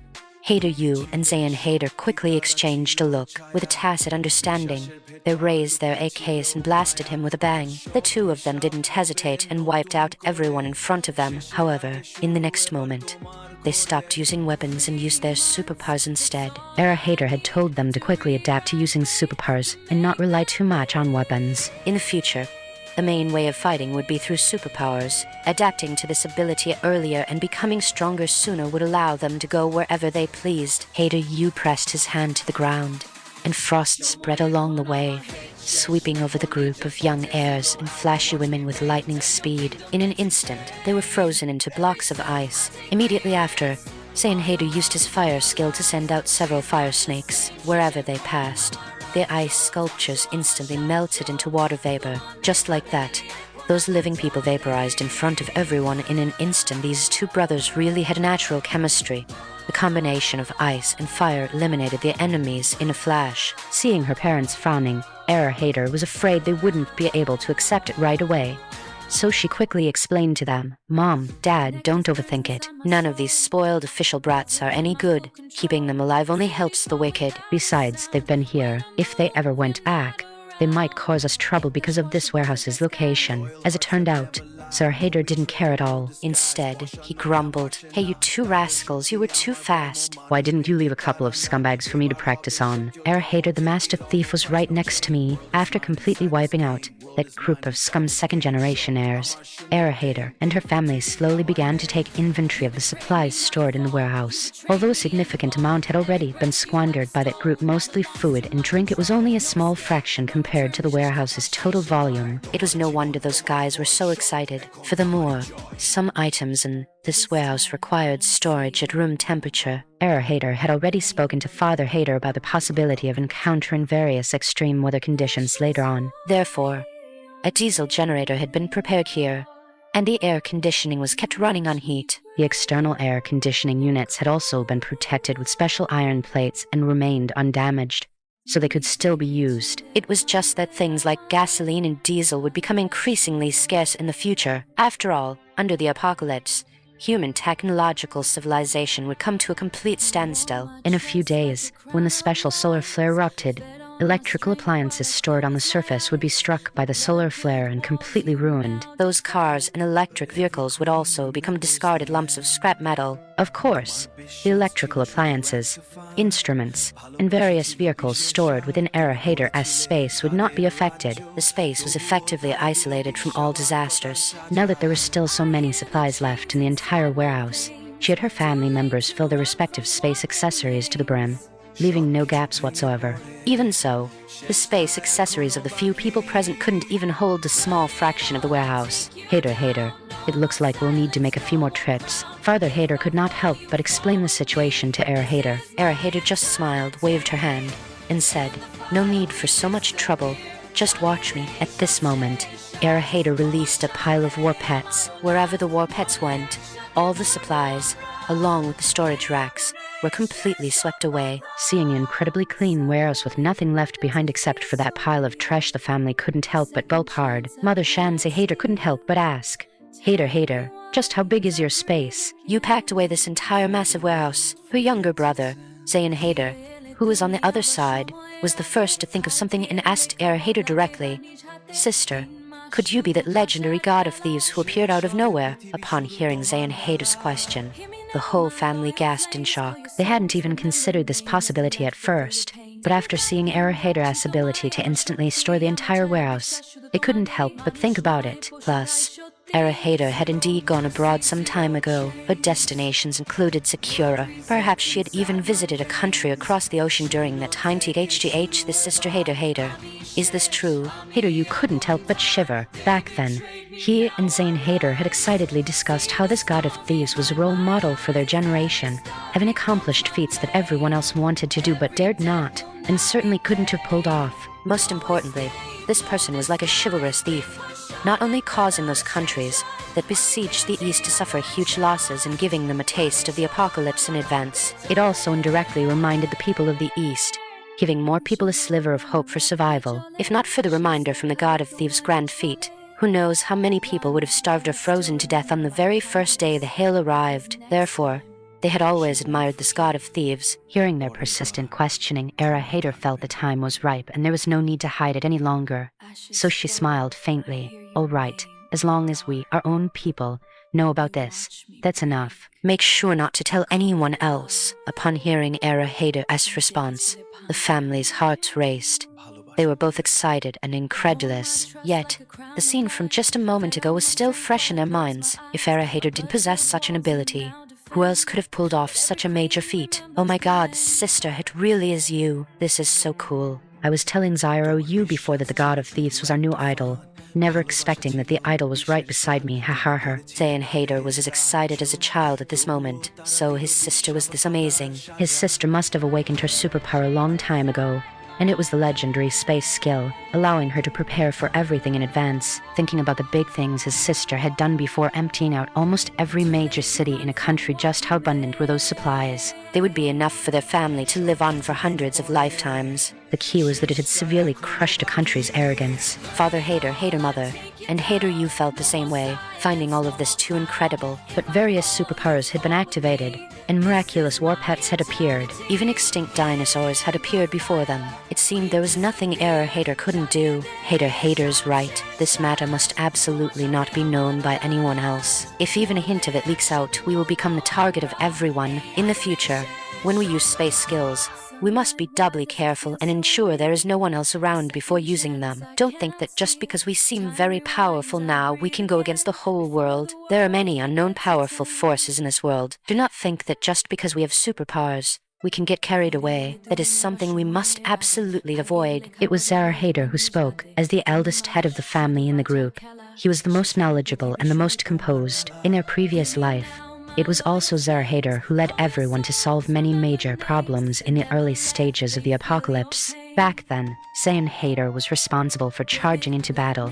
Hater held down the fort, and Hater was responsible for controlling her warped legion to assist from the side, also displaying her own powerful strength. Working together as a family, the power was immense. If not for someone intentionally causing trouble in the shadows and sabotaging their family, they would have lived very well in the apocalypse too. Fortunately, that most critical potential danger had already been cleared by her in advance, and the remaining matters would naturally be much smoother. Hearing Hater's reminder, everyone nodded in agreement. Now that this warehouse had been cleaned out, Hater continued to walk around the logistics park with her family. Although snow was falling all over the sky, they didn't feel cold at all thanks to their constant temperature suits. Hater had also figured out what was going on with that group of official second-generation heirs, because there were several sports cars parked in a warehouse not far away. They had likely encountered the natural disaster while coming to retrieve the sports cars, and then found the nearby supply warehouse and naturally took shelter here. Seeing these sports cars that would soon become scrap metal, yet were still gleaming with the luster of metal and technology, Hater didn't say a word and immediately collected them all. At the same time, she looked around to see if there was anything else in the logistics park worth scavenging. As it turned out, not long after they walked out, they saw a convoy of vehicles outside breaking through the snow and charging into the logistics park. Seeing this, Hater raised an eyebrow. Without any hesitation, she teleported back to the safe house with her family. However, she left a few special war pets behind to continue observing the situation. They brushed past each other, concealing their tracks. Not long after Hater's family disappeared from the warehouse, a group of soldiers burst through the door. They quickly inspected everything inside the warehouse. Then they saw several bullet holes on the wall. An officer among the soldiers immediately noticed this detail. Go and check the situation with those bullet holes. The officer gave the order, and a soldier immediately carried it out. Soon, the soldier returned reporting to company commander. Those are AK bullet holes. Hearing this news, the officer's eyebrows twitched. He personally went over to take a closer look, and it was exactly as his subordinate had said. Company commander, these are the coordinates where young Master Zhao sent his distress signal. Moreover, a skirmish must have occurred here. There are also traces of high temperature burning. Perhaps young Master Zhao has already. The officer waved his hand and said, young Master Zhao is the son of an important figure in the city. Orders from above are to see him alive or see his corpse. Continue the search and rescue. We must find young Master Zhao. They were soldiers, and especially under the weight of a natural disaster, they were even more inclined to obey orders. However, the soldiers felt somewhat bitter. As it turned out, equality never truly existed between people. If it were an ordinary citizen, how could so much manpower be mobilized to find them? Right now, there was a shortage of manpower everywhere, and everyone needed rescuing. Expending so much military force just to find the son of a so-called important person made quite a few people feel very uncomfortable. But an order was an order. A soldier's vocation is to obey. Since they wore this uniform, they had to obey the orders from above. Thus, the group of army warriors quickly began their search and rescue. Of course, during this process, if they encountered other survivors, they would naturally save them along the way. After all, what they hoped for most was to provide rescue in front of the people in other disaster areas. Unfortunately, the higher-ups weren't giving them that opportunity right now. If they could save others while searching for young Master Zhao, they felt it would be a form of psychological compensation. However, They had no idea that the person they were looking for, even his corpse, had already been burned to ashes by Era Hader and her group. And Era Hader, through the vision of her pets, saw everything those army warriors were doing. After returning home, Era Hader thought for a moment and made a new decision: relocate. In any case, the people in Building 16 had long since died out completely. Sun Sheng and his scumbag group had already finished off the survivors of Building 16 in just a few short days, except for Era Hader's group, who owned a safe house with the strongest defenses and remained undisturbed. No other residents were spared. Today, Sun Sheng's gang had gone all out. They left a few women in the house but didn't leave them any clothes, just a single quilt for them to huddle together for warmth. He didn't believe these women could escape like that. As long as they still wanted to live, they would inevitably stay. However, some women had already been tortured to the point of madness. After the men left, a woman jumped from the window to commit suicide. Blood-colored ice flowers splashed onto the ground, only to be covered by snow again. So, strictly speaking, only Era Hader's family was left in the entire Building 16. Since that was the case, she might as well just blow up the entire Building 16. Their tracks would be buried in the ruins, and from then on, others would think they had also died in the collapse of the high-rise. Era Hader had built 2 safe houses before precisely to have these 2 options ready. The unfinished villa area was her second base. The first base was used to survive the first stage of the apocalypse, and when the time was right, she would blow it up to cover their tracks. By then, the unfinished villa area would have long been covered by the endless snow, and no one would know there was such a miraculous place beneath it. So now, Era Hader directly took her family and teleported to the villa safe house. After settling them in, she returned to the original residential area of Building 16. To Era Hader's surprise, although her actions were fast, the military was even faster. This time it seemed to be a special forces unit, fully armed with live ammunition. From a distance, Era Hader saw a team braving the blizzard, heading toward the Jinxiu residential area. This was information gathered by Arfei and the pterodactyl baby, whom Era Hader had sent out as sentries. They traveled through the blizzard using the space shield. The 2 flying pets had grown stronger after evolving. Coupled with the protection of the space shield, the extreme cold and blizzard had no effect on them. They had become Era Hader's best assets for aerial reconnaissance and gathering intelligence. Chameleon Lightning, who was hidden back at the warehouse, also sent back news. The officer at the warehouse, unable to find any more useful information, sent the corresponding message back to headquarters. He also asked them to check who the warehouse where young Master Zhao had stayed belonged to. The other side actually found Era Hader's father, Sarah Hader. Very quickly, communications had been restored, and the organization had some emergency protocols in place. With the efficiency of the organization and the military, it was very easy to find disinformation. Therefore, Era Hader's decision was naturally correct. Seeing the special forces about to enter the residential area, she revealed a smile that showed everything was under control. The plot had completely changed, but she also possessed even greater power. What if it changed? In the apocalypse, the strong are respected. At this moment, she directly put the entire metal safe house into her space. This thing was still very useful. Even if it couldn't be used on her floor anymore, it might be useful elsewhere in the future. She would collect it first. It couldn't be wasted. Then, only the original framework remained of the entire floor, which was immediately invaded by wind and snow leaking from all sides. Immediately after, Era Hader used powerful explosives from the armory in her space to conduct a controlled demolition of the entire Building 16. It instantly turned into ruins, and she teleported directly back to the villa where her family was. From then on, all traces left by Era Hader's family were completely buried here. Goodbye, soldier brothers. I hope I don't have to face you in the future, because I won't show any mercy then. The group of soldiers was still upholding their duty. They were merely following orders. Era Hader didn't resent them. Those who should be hated were the unscrupulous people in power. That young Master Zhao who was burned to ashes in the warehouse was clearly not a good person. He probably caused plenty of trouble in the past. She considered it acting on behalf of heaven to rid the people of a pest. At that moment, the special forces happened to enter the Jinxiu residential area, only to see their target, Building 16, vanish into thin air amidst the wind and snow. That scene of world-ending disaster couldn't help but shake all of them to their core. Damn it. brothers, "Say no more, hurry and save people." The soldiers immediately rushed toward the ruins. As a result, other survivors soon came out to seek help.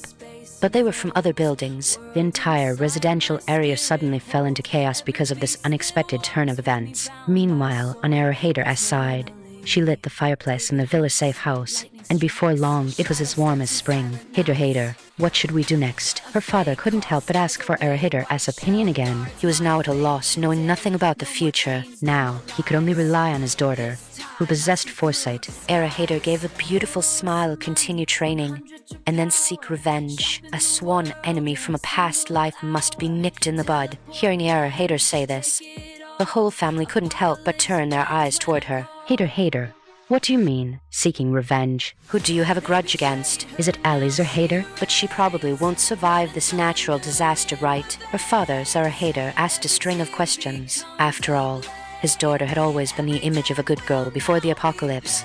He found it hard to imagine how his precious daughter could have a grudge against anyone. However, he thought back to how Hader had handled every enemy before cleanly, efficiently, and without leaving any loose ends. How did this look like the delicate girl in his memory who only knew how to play with pets? Mom, Dad, do you remember which family's warehouses in the East were emptied the most? Hader blurted out the answer immediately. Alburge Syndicate Group. I heard before that they deal in grey industries. They used to be underworld figures who went legit, and that's how they rose to power. Anyway, everyone has heard that the money they make isn't clean. It's just that they've gone legit so thoroughly that no one can catch them in the act. Hearing Hader say this, Hader nodded with a smile. Exactly. I'm going to look for trouble with them. Because I know that in the apocalypse, they will become a massive scourge. Moreover, in my dreams, you all suffered heavy blows because of their schemes, traps, and ambushes, and even lost your lives because of it. I absolutely will not allow such a thing to happen. My dream warnings have been very accurate so far. As long as the problems in the dreams are solved in advance, everyone's safety can be guaranteed. The apocalypse is an inevitable trend. I'm afraid that you might have fatal accidents because of this Alburge Syndicate Group in the future, so I must nip the problem in the bud and crush the Alburge Syndicate Group while it's still in its infancy. Hader's words left everyone in a state of shock. The current Alburge Syndicate Group was indeed in a somewhat awkward position because they had stockpiled so many supplies, and all of them had been emptied out by Hader. It could be said they suffered heavy losses and were severely weakened. In her previous life, the Alburge Syndicate Group relied on the supplies they had stockpiled to rise strongly during the apocalypse, coupled with the fact that their leader, by Alburge Syndicate, was a mysterious and powerful superpower user. He led the Alburge Syndicate Group to rise in the apocalypse, becoming a force that no one dared to look at directly. But now, the Alburge Syndicate Group's greatest reliance in the apocalypse had already been destroyed by Hader. She wanted to see what these guys would do now. Since she had already offended them, she might as well do it thoroughly. It would be best to just wipe them out directly. Alburge Syndicate Group had branch offices all over the country, and she didn't know which city by Alburge Syndicate was in at the moment. Hader would have to search for him carefully. In her previous life, it was this by Alburge Syndicate who secretly teamed up with Alice Hader to kill Hader and Hader Yu. At that time, Hader had charged into the base whereby Alburge Syndicate and his people were like a madwoman, turning it upside down.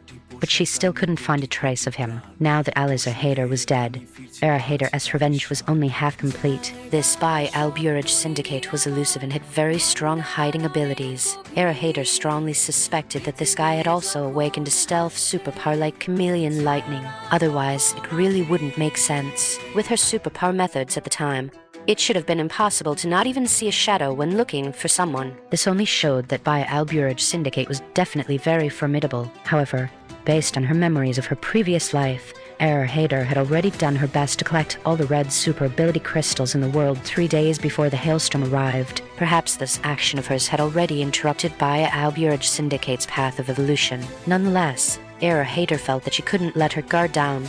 She still had to look for him. It would be best to kill him directly while he hadn't yet awakened his superpower. Otherwise, Hader would always feel uneasy. Hearing Hader say this, the whole family couldn't help but look at each other. In Hader's dream, they had actually all been killed by that guy. It was an eerie feeling. After all, everyone was ignorant of the future, and most people had no idea what their subsequent fate would be. Now that they knew the ending in advance, they naturally wouldn't let such a thing happen. Hader originally hadn't planned to tell them this, But in order to give them a sense of urgency and make them master their skills as soon as possible, she had to tell everyone. This was the only way to make them take it seriously psychologically. Only by becoming strong themselves could they better control their own fates. Mom, Dad, Cyro Faye, Cyro you, don't worry. Since we've predicted the danger in advance, we just need to resolve it. Also, my dreams seem to be a kind of deduction. If I do nothing, the dream will definitely become reality.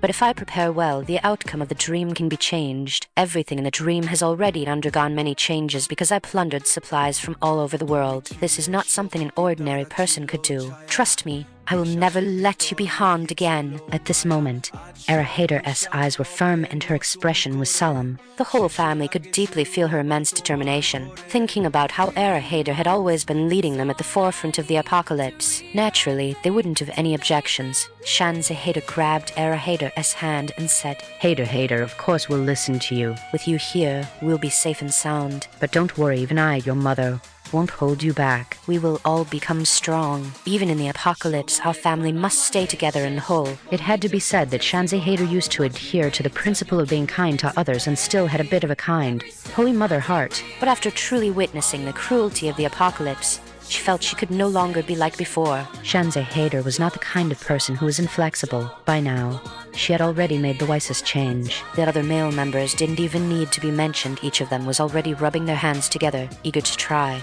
and preparing for the next battle. After possessing power, their mentality had also undergone a huge change. They could no longer be casual, ordinary people like before. Seeing her family members constantly accepting the facts, quickly absorbing knowledge of survival in the apocalypse, and working hard to change themselves, Erahater knew that everything she had done was finally paying off. It was better than anything that her family could take this seriously. They had finished scavenging that previous warehouse and then proceeded toward the next one. Erahater hadn't known before that his daughter was the god of thieves, so for the sake of caution, he had purchased many supplies but didn't dare to place them too centrally together. This was because he was afraid the god of thieves would find them all at once and easily plunder them. Now they could only go from warehouse to warehouse, and along the way, they also checked if there were any other places in the parks where these small warehouses were located where they could pick up something extra. Erahater said that if these supplies weren't taken, they would be ruined by the cold anyway. It would be too wasteful, so they might as well take them for themselves. Therefore, everyone had no psychological burden whatsoever when it came to harvesting. Along the way, Erahater's family didn't encounter any special dangers. It wasn't until the last small warehouse that Erahater discovered something different. It turned out that not far from their own small warehouse was actually the backup warehouse that Alburage Syndicate Group had prepared. It really was a stroke of luck. The family shared a look and walked toward that Alburage Syndicate Group warehouse with great tacit understanding. These post-apocalyptic days are getting more and more exciting. Erahater felt that the people from Alburage Syndicate Group were sometimes truly dim-witted. If they were a bit smarter, they shouldn't have plastered such obvious labels on the warehouse wall, telling everyone that this was an Alburage Syndicate Group warehouse. Isn't this just asking for the god of thieves to come and rob them? However, based on Erahater's understanding of by Alburage Syndicate, she felt that this might be a simple and direct display of weakness, while also being a trap. It was just to lure her past self into emptying this warehouse, while simultaneously setting up a dragnet here, waiting for her arrival. At this moment, the Erahater family, having emptied their own warehouse, couldn't help but vigilantly check what the situation was like in the warehouse opposite. It was simply too close to their own warehouse. One could even see the scene next door through the window. The windows of Erahater's warehouse had all been reinforced, so they weren't destroyed by the hailstorm immediately. But the warehouse opposite was different. It had already been battered all over by the hail. In fact, most of the logistics warehouses in the park had suffered similar fates and had long been battered into disarray by the hailstorm. However, before the hailstorm arrived, Erahater had already used the fastest speed to clear out every warehouse across the country that she could find. These warehouses would only be destroyed instantly under the impact of the hailstorm. Leaving those supplies in warehouses would just be a waste. It was better to take them into her own hands. Erahater had been the latest to take action on the major warehouses in the east. Until the day before the apocalypse arrived, she still hadn't taken action. On one hand, she wanted to leave a glimmer of hope for the Easterners. On the other hand, it was because she didn't really value these warehouses anymore. After all, she had already looted more than half of the world's supplies, and they were all the highest quality ones.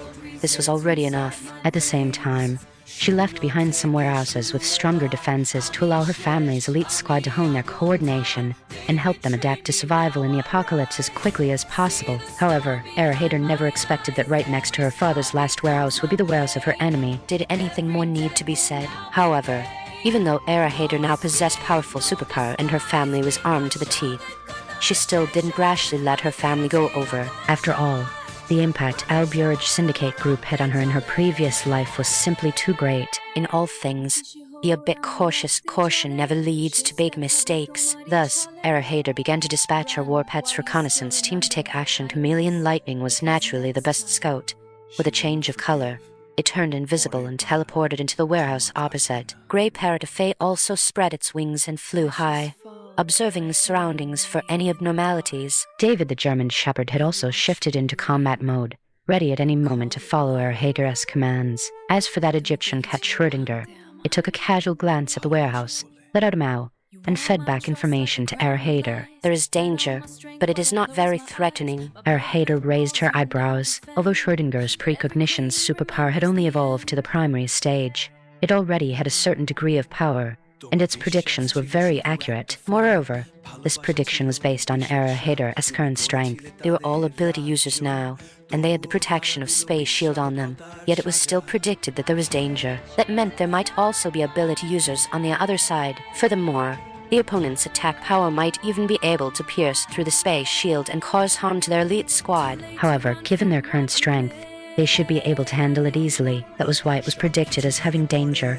But not being very threatening, Hater raised her eyebrows. She knew that although she had collected all kinds of ability crystals, big and small, from all over the world, this did not mean that no other ability users existed. An ability crystal was one way to activate a superpower, but it was not the absolute way. Many ability users could naturally activate the superpower within them under different environments. As for how this superpower was formed, besides ability crystals, the natural eruption of superpower in other ability users was also a topic that many scientists in her previous life had been researching, but they couldn't figure it out either. They only knew that under the intense and extreme environmental changes of the apocalypse, human potential received unprecedented stimulation and catalysis, thereby generating superpower. Moreover, from the moment the apocalypse arrived, there was a special, mysterious energy in the air, filling every corner of the globe. These mysterious energies were also the catalyst for activating superpower, and an ability crystal was the most direct and highest success rate catalytic medium. But there were also some strong individuals who only needed changes in the external environment to activate their superpower. Hater's eyes narrowed at this moment, and she immediately became more vigilant. She knew that superpower activated naturally in this way could be strong or weak, but many of the strong ones were extremely monstrous. The apocalypse hadn't arrived long ago, so even if they had activated their superpower, it should still be in the initial stage. Therefore, it would have some impact on them, but it wouldn't be fatal. But even at the initial stage, it was already capable of posing a threat to them. This was enough to show that experts within this Alburage Syndicate group had already appeared, and they were quite formidable. If given time, they would inevitably grow into powerful figures. Thinking of how the Alburage Syndicate group in her previous life had repeatedly set traps for her Citadel of Zoyer base team, causing her loved ones to die one after another, and how she was even conspired against and killed by that scumbag sister, Hater couldn't help but be furious. In her previous life, the scumbag sister and scumbag man were her primary targets of hatred. Her second target of hatred was this Alburage Syndicate group. That was why she had said to let the family elite squad continue training, and then seek revenge. Now, the first step of seeking revenge had arrived. Mom and Dad, Sire Faye, Sire you listen to my commands from now on, and be sure to be careful. Although the windows of our warehouse have been reinforced and sealed, the other side might not be able to see our situation. However, as Alburage Syndicate group is our primary enemy, we must absolutely not underestimate them. I have a hunch that there are also ability users in the opponent's team. Therefore, in a moment, we must give it our all and kill them in one blow. I have already sent the war pets to scout for information. Once we have clearly checked the situation on the other side, we will immediately launch an attack. We must kill the ability users on the other side at the first opportunity. Otherwise, once they grow up, they will inevitably become a scourge to our family. Hearing Hater say this, everyone felt a chill in their hearts. Rest assured, Hater, We will all listen to you. But you must also pay attention to your safety. Right now you are our backbone, so nothing can happen to you. Her father, Hader, reacted immediately. The other family members also nodded heavily, and their hands gripping their AKs tightened involuntarily. Today was truly too extraordinary. First, they wiped out the Sun Sheng gang. Then they wiped out a bunch of scumbag second-generation youths. And immediately after, this final wave brought them face to face with their future archenemy. Since the arrival of the apocalypse, their days felt like a roller coaster, even more thrilling than the first half of their lives combined. Enemy first time facing a superhuman. Hader's war pet reconnaissance team quickly went over and scouted the enemy situation. Then, they soon discovered that this warehouse was indeed a bit different. Besides some supplies, it actually stored a large amount of explosives. Good heavens, what are they trying to do? However, Hader had encountered this kind of situation before, especially after rampaging in Countria for a while. The people there had already thought about delivering a devastating blow as soon as the God of Thieves was discovered. Unfortunately, many warehouses were located near densely populated areas with many staff members. Places like these couldn't just be blown up on a whim. Moreover, they didn't know who this God of Thieves actually was. Was it a person or a ghost? Could they use conventional weapons to deal with it? However, the next few times Hader carried out a zero-yuan purchase, it was indeed somewhat dangerous. They had installed high-tech defensive measures in all storage locations, but they had no idea that Hader could take those defensive measures away just the same. Furthermore, Hader didn't just act randomly. Before making a move, she would always have her war pet reconnaissance team take a good look first. How they arranged their defenses, what weapons and defensive equipment they placed, she had already seen it all clearly. Then, she would just go and clear them out one by one. Her space could collect everything, which was quite an unsolvable problem for them. In fact, whether it was Countria or other powerful nations in the world, as long as Hader set her sights on them, no one could defend against her. So, seeing Albjörg Syndicate group using such a clumsy method to try and take her down, Hader just smiled and said nothing. However, to her surprise, just as Arfei flew a bit closer, a sound came from inside the warehouse, and immediately a crossbow bolt shot toward Arfei's flight path. And it was extremely accurate. Hader saw this scene clearly. That crossbow bolt almost hit Arfei, but Arfei was, after all, a war pet that had already begun evolving and possessed extremely strong aerial combat capabilities. He dodged the crossbow bolt's attack with a simple turn. However, what surprised Arfei and Hader even more was that the crossbow bolt actually turned. After the crossbow bolt brushed past Arfei, it actually turned back. Hader now understood the opponent's ability. This ability user likely possessed telekinesis and also had extremely strong perception. In other words, he had anti-stealth and sniping capabilities, and more importantly, the sniped crossbow bolt could change its flight trajectory without losing power. The opponent's telekinetic shooting ability was very strong. However, since they were people from Albjörg Syndicate group, they were enemies of Hader's family. Without a word, Hader immediately led her war pet legion and her family to launch a charge. As for the explosives hidden in the warehouse, Hader's war pets had already put them into the space as they passed by, so they could no longer pose any threat to her. Moreover, Hader had her space shield, and the whole family possessed extremely strong defensive capabilities. At this moment, Hader's 5-person team was wearing special operations suits, with only their eyes visible through their masks. Mum Flash received. Mother Shanzi Hader's light element ability immediately activated, and the entire warehouse was instantly illuminated by a dazzling light. The light was so dazzling that the people lurking in the warehouse were clearly blinded instantly, caught completely off guard. Hader and the others were prepared and easily avoided the dazzling damage from the flash. At this moment, a series of muffled groans could be heard coming from the inner part of the warehouse. Obviously, the group of people had all suffered from the eye-scorching damage of the flash. After all, the warehouse had been pitch black everywhere before, and now, suddenly being hit by a dazzling light, an average person really couldn't withstand it. Coupled with the fact that Hader and the others moved quickly, they didn't give the opponent any time to react. As a result, the people inside immediately realized they were under attack. Suddenly, countless crossbow bolts sprayed from the other end of the warehouse like a rainstorm. Dad, Earth Wall Defense. After receiving Hader's command, Father Hader waved his hands, and a layer of sand and soil blocked the way in front of everyone. Immediately after, a series of rapid thumping sounds from the arrowheads hitting could be heard. These crossbow bolts all hit the newly formed earth wall, but not a single one could pass through the wall. However, Era Hader soon sensed that there seemed to be more than one wave of this era rain. The second wave followed immediately, and it was even more accurate than the first. But at the same time, it allowed Era Hader to sense where the opponent was launching the attacks from. Era Hader gave a cold sneer, but she didn't plan to take action herself.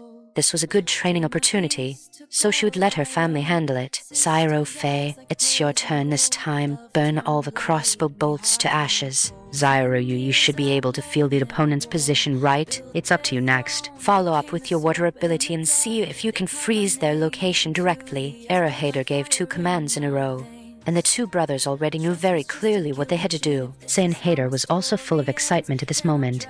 Holding up his space shield, he climbed onto the earth wall and waved his hands, causing countless fire dragons to ignite throughout the warehouse like fireworks filling the sky. Miraculously, these fire dragons accurately and quickly caught the trajectory of every crossbow bolt, burning them to ashes instantly. And after each fire dragon finished burning a bolt, it would merge with the other fire dragons. The combined fire dragon became larger and more ferocious, appearing extremely spirited. This sequence of moves clearly left the opponents dizzy and completely dazed. Immediately after, the water ability followed.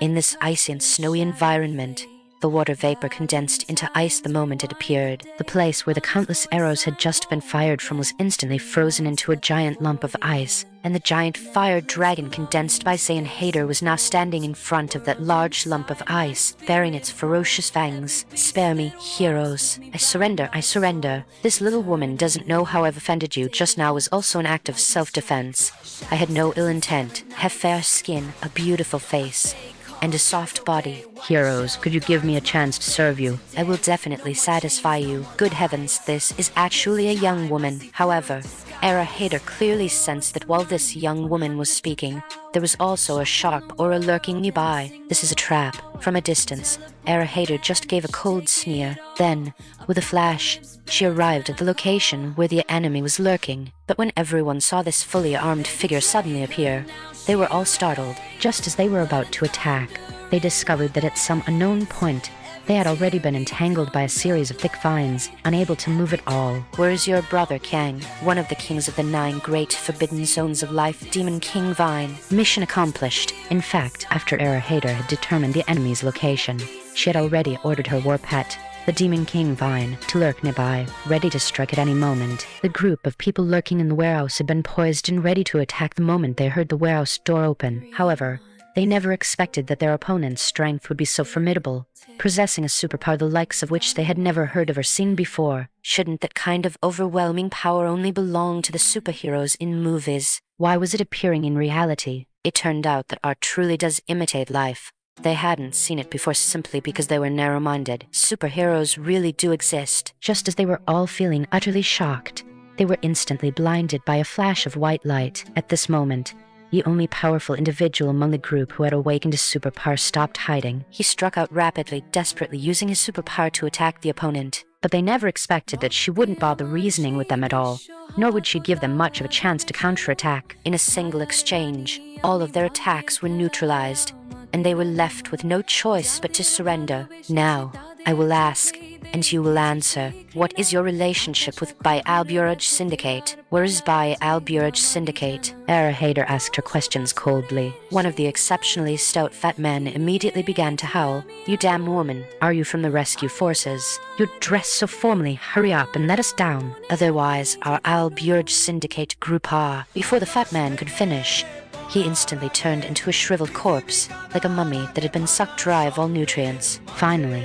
he turned directly into a pile of ash, which was instantly scattered by the wind and snow blowing in through the crack in the door. The wind and snow were freezing, blowing the powder, which carried a faint scent of blood all over the faces of the remaining survivors. This scene made everyone shudder uncontrollably. Good grief.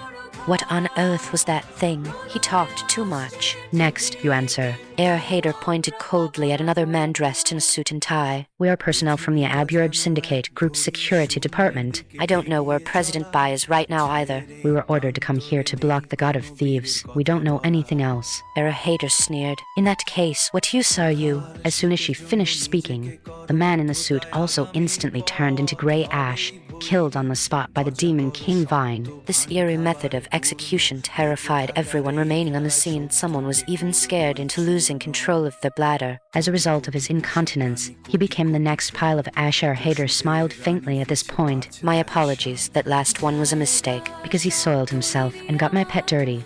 I couldn't help myself and let him go on ahead. In the future, please control yourselves. No relieving yourselves whenever you please. Now, let's continue our friendly exchange. At this moment, the group of men and the one young woman were all on the verge of crying from fear. What kind of friendly exchange was this? Turning people into ash at the slightest disagreement was simply inhuman. However, not a single one of them dared to utter a word of protest. It wasn't that they hadn't thought about struggling, but the moment they moved, the vines on their bodies would tighten further, accompanied by an intense stinging pain. They felt as if some sort of needles had already pierced into their flesh. They even felt a slow sucking force, as if the vines were prepared to drain them dry at any second. By now, this group was truly terrified, completely consumed by fear. They never imagined that they, who had run rampant for years under the protection of the Alburge Syndicate group, would end up like this. They had done many dirty and unsavory things in the past, things that the Alburge Syndicate group couldn't directly involve itself in, were all carried out by them. Swindling, extortion, contract killing, and so on. They had done it all. But now, they were like lambs to the slaughter. The opponent's methods of killing them at any moment were truly unheard of and unseen. Even though they were all wicked people who had committed every kind of evil, they were facing a dimensional reduction strike before this even more powerful demon. Young woman, why don't you tell me where by Alburge Syndicate is? To think you actually have a superpower, and a telekinesis type at that. Big sister will have to take good care of you in a moment. Hader stared at the only young woman in the group, and everyone's eyes fell upon her. It was clear that these brutes treated her quite differently. She was likely a minor leader, and Hader also felt a special superpower fluctuation coming from this young woman. An ability user who had only recently awakened. However, her superpower intensity was quite good, so she had likely obtained a purple grade or higher ability crystal. Quite a lucky young woman. I don't know what you're talking about, and I don't know where Brother Kang is. I'm just following orders to intercept a rat who might come here to steal things. I saw it just now. Those explosives and supplies disappeared instantly. If I'm not mistaken, you're that god of thieves, aren't you? I didn't expect it to be a woman, and such a young one at that. Heh. What goes around comes around. I've long expected this day to come. After this hellish weather arrived, I thought the world was going to fall into chaos and people like us could finally live outside the lore. I just didn't expect to run into you here. I accept my defeat. The superpower you mentioned is the telekinesis I just acquired, right? What do you plan to do with me? I assume you won't just suck me dry like you did the others, right? The young woman said a lot in one breath, but none of it was useful information. However, as an ability user, she had her uses. Since she wouldn't talk, then she could die. With a crack, the young woman's neck was snapped by the demon King Vine, and her life was extinguished in an instant. The deceased young woman vanished instantly.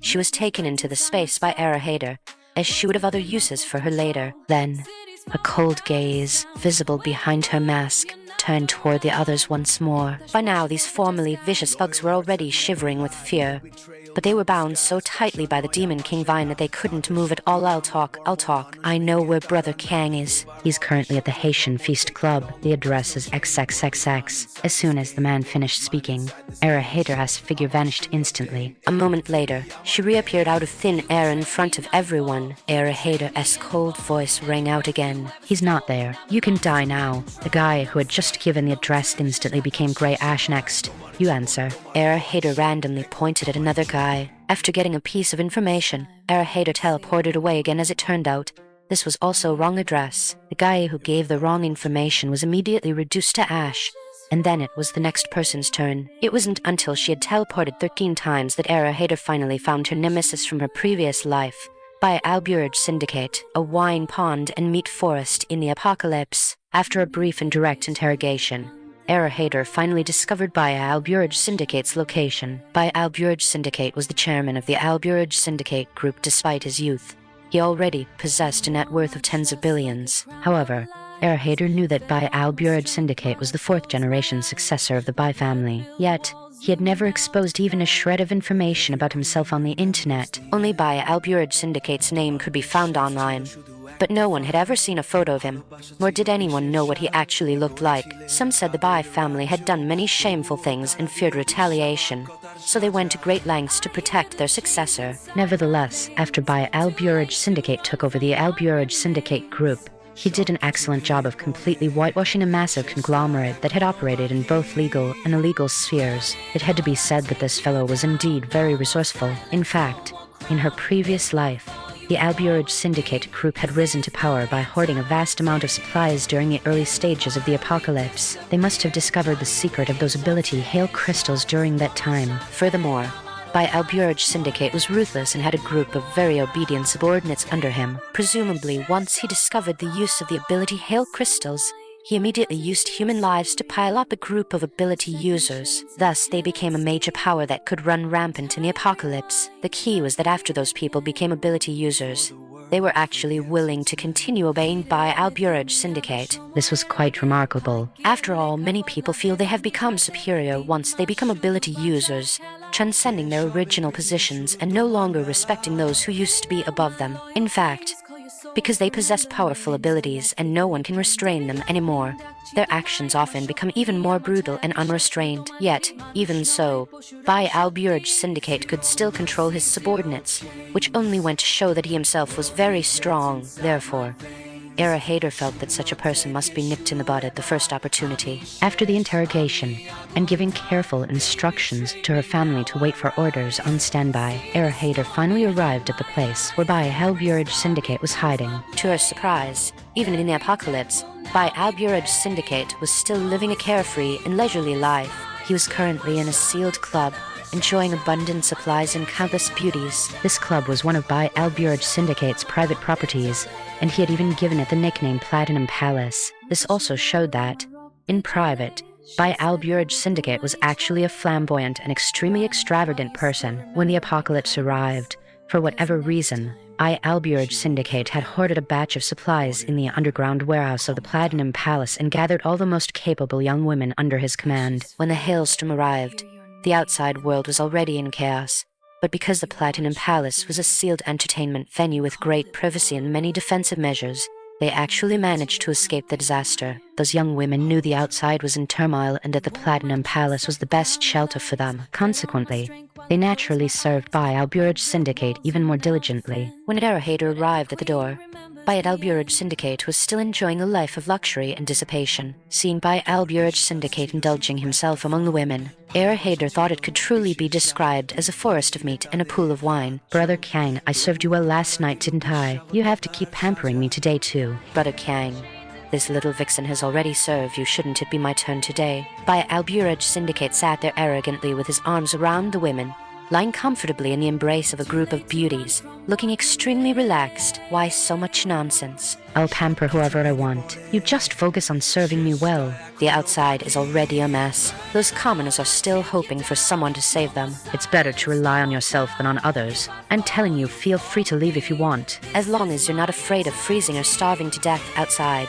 Be my guest. However, I can guarantee that if you follow Brother Kang, you'll never have to worry about food or clothes. In other places, that might not be the case. Regardless of the changes outside, Bai Al-Buraj Syndicate seemed completely unaffected, continuing his extravagant lifestyle. Even his hairstyle was perfectly maintained, a slicked-back look that was clearly being meticulously groomed. Now he was there, completely naked, lounging among a group of young women, feeling quite comfortable. After a chorus of coquettish complaints, a cold and elegant voice sounded from outside. Brother Kang, warehouse seems to have happened at the warehouse. Upon hearing this, Bai Al-Buraj Syndicate immediately sat up, his eyes turning sinister. The look of being lost in a world of luxury just moments ago vanished instantly. As he stood up, two naked young women immediately helped him into his bathrobe. They all knew that Brother Kang was about to get down to business. Brother Kang had a very bad temper when he was working and didn't like being disturbed. Otherwise, one wouldn't even know how they died. What's going on? What about Ying and the others? Have you contacted them? The cold and elegant young woman simply nodded. We've tried to contact them, but no one could be found. The surveillance we set up there only showed a flash of white light before the screen went blank. As for Ying, the entire squad has lost contact. I don't know if the God of Thieves is here or if it's one of our other enemies. By Alburaj Syndicate frowned. Only a flash of light? Did someone already know it was a trap and detonated the explosives in the warehouse? By Alburaj Syndicate then walked into another office, separated only by a wall from the wonderful forest of meat and pool of wine. This was where he conducted serious business. It was exceptionally clean, without a single useless item. At this moment, Alburaj Syndicate was rapidly processing information when an unprecedented sense of crisis suddenly alerted him in his heart. He immediately took a weapon from the drawer and instinctively fired in one direction. With a bang, a scorched mark appeared on the bulletproof glass. Though it did not shatter, the cold and elegant woman also chambered a round in her weapon. Although she looked down on this young master, his methods and his premonition of danger were truly top-notch. It was precisely by Alburaj Syndicate's powerful sense of crisis that had saved his life several times. There were countless people who wanted someone like by Alburaj Syndicate dead. If he hadn't been alert, he would have been killed many times over by now. Who's hiding there? Come out. God of Thieves, it's you, isn't it? I know you must be here. You're already a big figure who has shaken the world. So why hide like a coward? Come out, and let's have a good talk. However, as soon as by Alburaj Syndicate finished speaking, his head flew into the air in the next instant. Before he died, he only saw a pair of cold eyes behind a tactical combat suit. The cold and elegant woman beside him also failed to act before she found her chest heavily struck. In the next second, her consciousness plunged into darkness. Meanwhile, the beautiful women in the forest of meat and pool of wine next door had no idea that their brother Kang was gone. At that moment, someone far away on the other side of the city saw everything that had just happened through a special ability. At the same time, a cold sneer appeared at the corner of their mouth. I have no intention of being your enemy. Hater. You're back. You scared Mom to death. How was it, sis? Is the matter settled? Hater finally breathed a sigh of relief as she shuttled back to her family's side once again. It's settled, but I have a faint feeling that something isn't right. Everything went too smoothly. At that time, Hater had sent her family back to the safe house in the Viller area. After confirming they were absolutely safe, she had charged to buy Alburaj Syndicate's side and killed him directly. Now, due to the exotic beast resonance, she had directly mastered various skills. She hadn't even absorbed the red super ability crystal yet. She was thinking of becoming powerful through her current abilities first, and then see what kind of effect absorbing the red super ability crystal would have. Just now, she had only used Windblade to kill by Alburaj Syndicate and the young woman who was his personal bodyguard, and she hadn't left a single trace behind. However, she had no idea that her actions at by Alburaj Syndicate's place had actually been seen by someone. But the other party's methods were extremely meticulous, even though Hater felt something was off.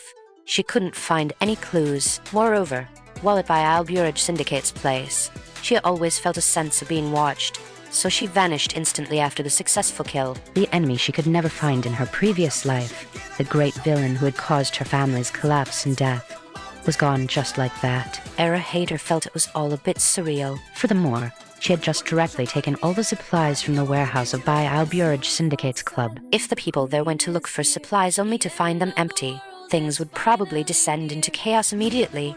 Something's wrong. I clearly collected a lot of supplies just now, so why is the quantity in the space incorrect? She had collected all of by Alburaj Syndicate supplies into a designated location within her space. But at this moment, there were only a few scattered items in that spot. It wasn't even on the same scale as the warehouse full of supplies she had seen at by Alburaj Syndicate's place earlier. The numbers didn't match up at all. This was the first time she had encountered this in all her times collecting supplies. Hater's gaze narrowed at this realization. With a thought, the chameleon lightning, which possessed strong stealth capabilities, returned to the location of the Platinum Palace. But now, where was there even a single person left in that place? Everything was clean, as if there had never been any trace of people living there. Just moments ago, there were clearly so many living young women, each twisting their naked waists to charm men. Yet now they were all gone. Hater's brow twitched as she realized she had likely encountered a master, and one that could produce hallucinations at that. Hello, God of Thieves. For our first meeting, I am by Alburaj Syndicate. Although I haven't seen your true face, your crisp and decisive style just now truly fills me with admiration. I wonder why your excellency bears such a grudge against my Alburaj Syndicate group. If there is anything this little brother has done improperly, please speak plainly. and I shall surely correct it. I mean no ill will. I only hope to coexist peacefully with the god of thieves. If I could have the honor of cooperating with you, that would naturally be for the best. I may not have much else, but I have many loyal subordinates who can help the god of thieves handle many tasks that are difficult to manage. Of course, Your Excellency the god of thieves possesses great divine powers and likely doesn't need much help from me. I wish to state my stance. From now on, Alburaj Syndicate Group will never be your enemy. Whatever you wish to take from Alburaj Syndicate Group, feel free to take it. They are all worldly possessions, as long as you like them. The massive Platinum Palace was empty, yet a very loud broadcast voice rang out. Through chameleon lightning, Hader could hear it clearly. Good grief. The by Alburaj Syndicate she had killed just now must have been a body double, or perhaps even just an illusion. She was already an ability user with powerful mental strength, yet she had still been deluded by the opponent. This person was indeed not simple. Hader knew that someone like Bai Alburaj Syndicate wouldn't die so easily. In her previous life, she was already one of the strongest kings among ability users, yet she still couldn't do anything to Bai Alburaj Syndicate. However, although Hader hadn't found a real Bai Alburaj Syndicate couldn't find her either. Furthermore, Bai Alburaj Syndicate's broadcast was on a loop. In other words, the other party didn't know when Hader would return to this Platinum Palace, but he was certain she would. This guy was indeed quite interesting. Hader let out a cold laugh, shook her head helplessly, and recalled chameleon lightning. It seemed she wouldn't be able to find this guy for the time being. Moreover, she would have to be even more careful from now on. Until today, aside from taking out one of Alburaj Syndicate Group's warehouses, they hadn't caused any substantial damage to the group. As expected, one cannot underestimate any opponent, especially this by Alburaj Syndicate, who had dealt them such a heavy blow in her previous life. Now, the opponent was like a venomous snake hiding in the shadows, and since he was already on guard, he would likely be even harder to deal with in the future. However, Hader now possessed absolute strength. One day, she would find this guy and wipe him out. Hader checked the batch of supplies stored in her space that she had taken from the Platinum Palace. Sure enough, there were some tracking devices placed inside. But once they entered the space, these trackers naturally lost their effect. Hader didn't destroy them. Keeping them might be useful in the future. Today, the family had set out as a team for the first time and accomplished quite a lot. The overall performance was decent. Hader was currently conducting a debrief with her family. Dad, Mom, your moves were still a bit slow today. You need to improve your efficiency next time. The enemy won't give a heads up before attacking us. Whoever is faster gains the upper hand. Once some masters strike, they go for the kill, and they are extremely sinister and ruthless. Sire Fei, Sire Yu, your strikes were very fast today, but you wasted too much superpower. Many attacks only require you to control a tiny bit of superpower to put the opponent to death. Using a cannon to hit a mosquito is absolutely unacceptable. You can't release all your superpower at once. It's like in a game after using an ultimate move. There's a period of weakness. If you face a well-matched opponent, as long as they dodge this wave of attacks, they can take your life in the next second. Right now, we've seized the initiative because there aren't many ability users or exotic beasts yet, but that might not be the case in the future. By then, the difficulties you face will be thousands of times stronger than now. So, in the future, we must focus more on coordination and train our combat techniques well. At this moment, Hader undoubtedly hoped that her whole family could transform rapidly. Everyone listened very seriously, summarizing and concluding today's shortcomings together. She believed it wouldn't take long for them to become powerhouses in their own right, while Hader was leading her family through this intense growth. The world outside had already descended into true chaos. Countless people, with the help of organizations, had gone to various shelters. There were also some who thought their own supplies were sufficient and were unwilling to evacuate the homes they had lived in for decades. Most of those with this mindset were elderly. On one hand, they couldn't bear to leave the old place, and on the other, it was to leave more chances of survival for the young people. At this time, the special forces that had arrived at the Jinxiu Huayun residential area were frantically dealing with the mess left after the explosion of Building 16. At the same time, they were also trying to find any clues regarding young Master Zhao. As a result, during their search, they discovered a special notebook. I actually activated the superpower. At this moment, Jinxiu Huayun was in total chaos. Perhaps because it wasn't the first building collapse. The remaining survivors were even more panicked. They were afraid that by staying there, they too would face the day their building collapsed. Now they regretted it immensely. They shouldn't have stayed in this residential area in the first place. How good would it have been to leave with the main group? Meanwhile, when the special forces entered the residential area and saw the scene, they could no longer turn a blind eye. A group of them joined the rescue operation one after another. Survivors from other floors had already run out of their respective homes. They could no longer sit still, whether they were old or young, or had stayed for other reasons. They no longer dared to remain in their houses, carrying the little remaining supplies they had. They hurriedly sought out the military personnel. "Comrade, Building 16 is a den of monsters. You don't need to save them. The people inside are all dead. They were all killed by a group of demons." That's right. Last time the troops came for rescue, we mentioned this. But back then there weren't enough people to clear them out, and they ended up escaping instead. Only one family was left, protected by a safe house. But now, look at this, the building collapsed. That family was on the top floor, falling from such a height. Who could survive? Unless they're Superman. It's pitiful.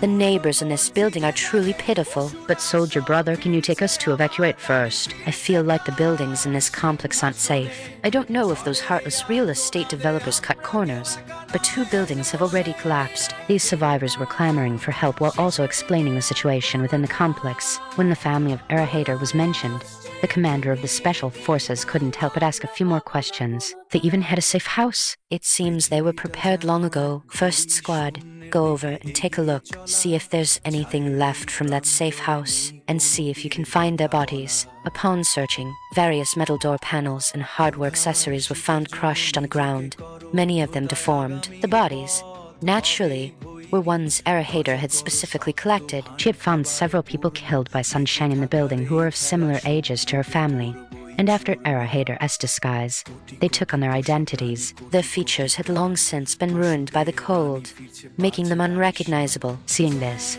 the Special Forces commander felt depressed. A lead had been cut. It seemed young Master Zhao was completely lost. However, a special notebook caught his attention. Among all the messy items, this notebook was remarkably well preserved. He flipped through it casually and discovered many extraordinary things. Nearby, there were also several crystals of different colors. All personnel assemble. Guard these ruins. Bring all residents of the entire complex here together. Keep them under strict watch. At the same time, this commander directly called for the highest level of reinforcements. Soon, the notebook and several ability hail crystals were specially sealed and sent to a special agency in the capital. Information regarding the development of ability users and prophetic knowledge of the apocalypse thus fell into the hands of the Eastern Great Nation. The apocalypse had begun, and in its early stages, Erahater had already disrupted the path to power for ability users in other powerful nations. While the Eastern Great Nation surely found it difficult to save the entire world from the apocalypse now,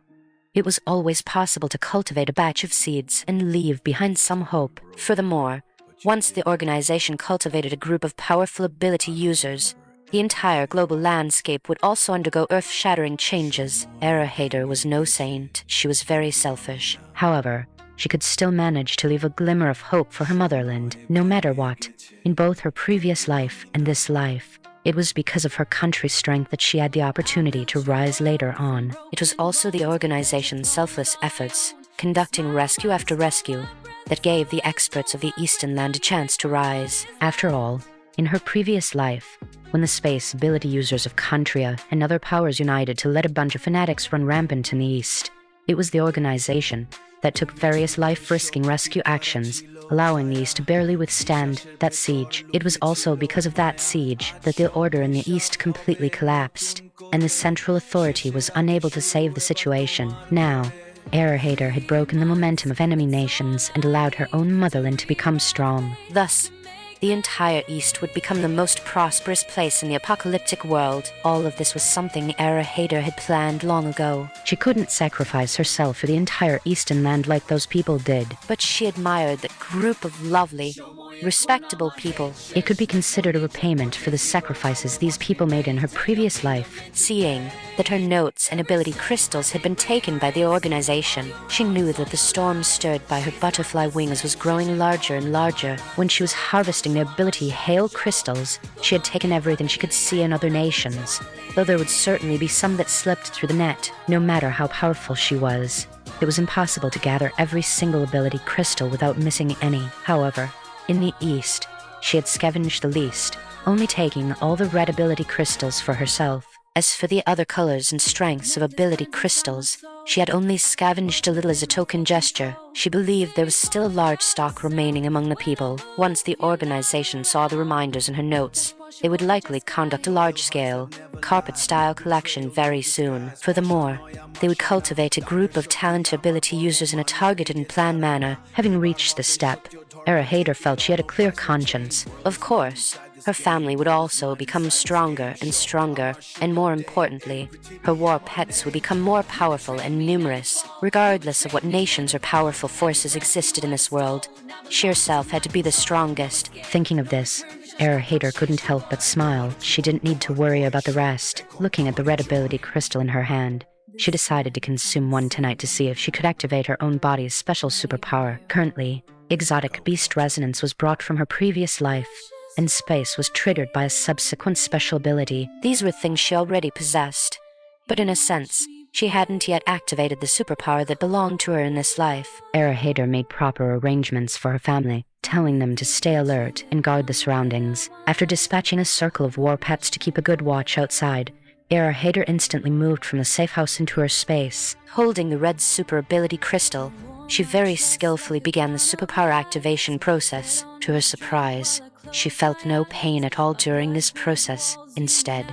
there was a blissful sense of euphoria. Then, in less than a second, a new superpower was activated. I actually activated this superpower? Mysterious note. At this moment, Hader was undoubtedly very excited and thrilled. With a thought, her body flickered, and she instantly appeared beside her family. Seeing her like this, her family, who already knew she was about to activate her superpower, immediately gathered around her with anticipation. Berta, did you succeed? What skill did you activate? Sister, your skill must be very powerful. Let us see it. Hader just smiled, then immediately activated her skill, and Hader disappeared. Then she reappeared behind everyone. Now, everyone was a little confused. This Hader, did you activate space ability? The ability to instantly move. But what's the difference between this and your space ability? Isn't this a waste of an activation opportunity? It can't be that depressing, activating the same superpower. The family couldn't help but ask questions all at once. Hader couldn't help but rub her forehead. From a visual perspective, it really seemed to be the case.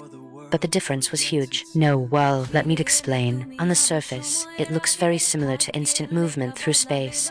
But in reality, I didn't move through space.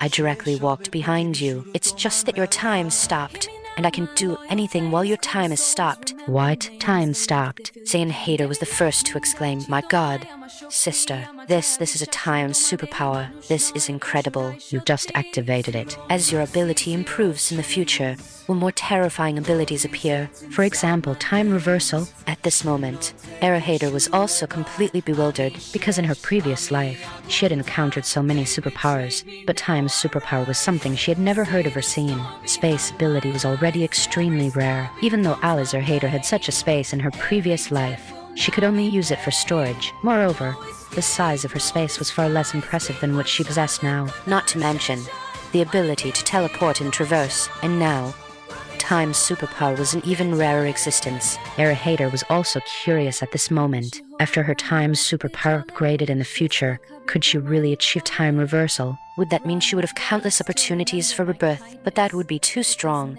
too abnormal, of course, even with only the time stop ability. The current Hader was already enough to stand proudly among the strong. Just imagine, all attacks stopping in front of her.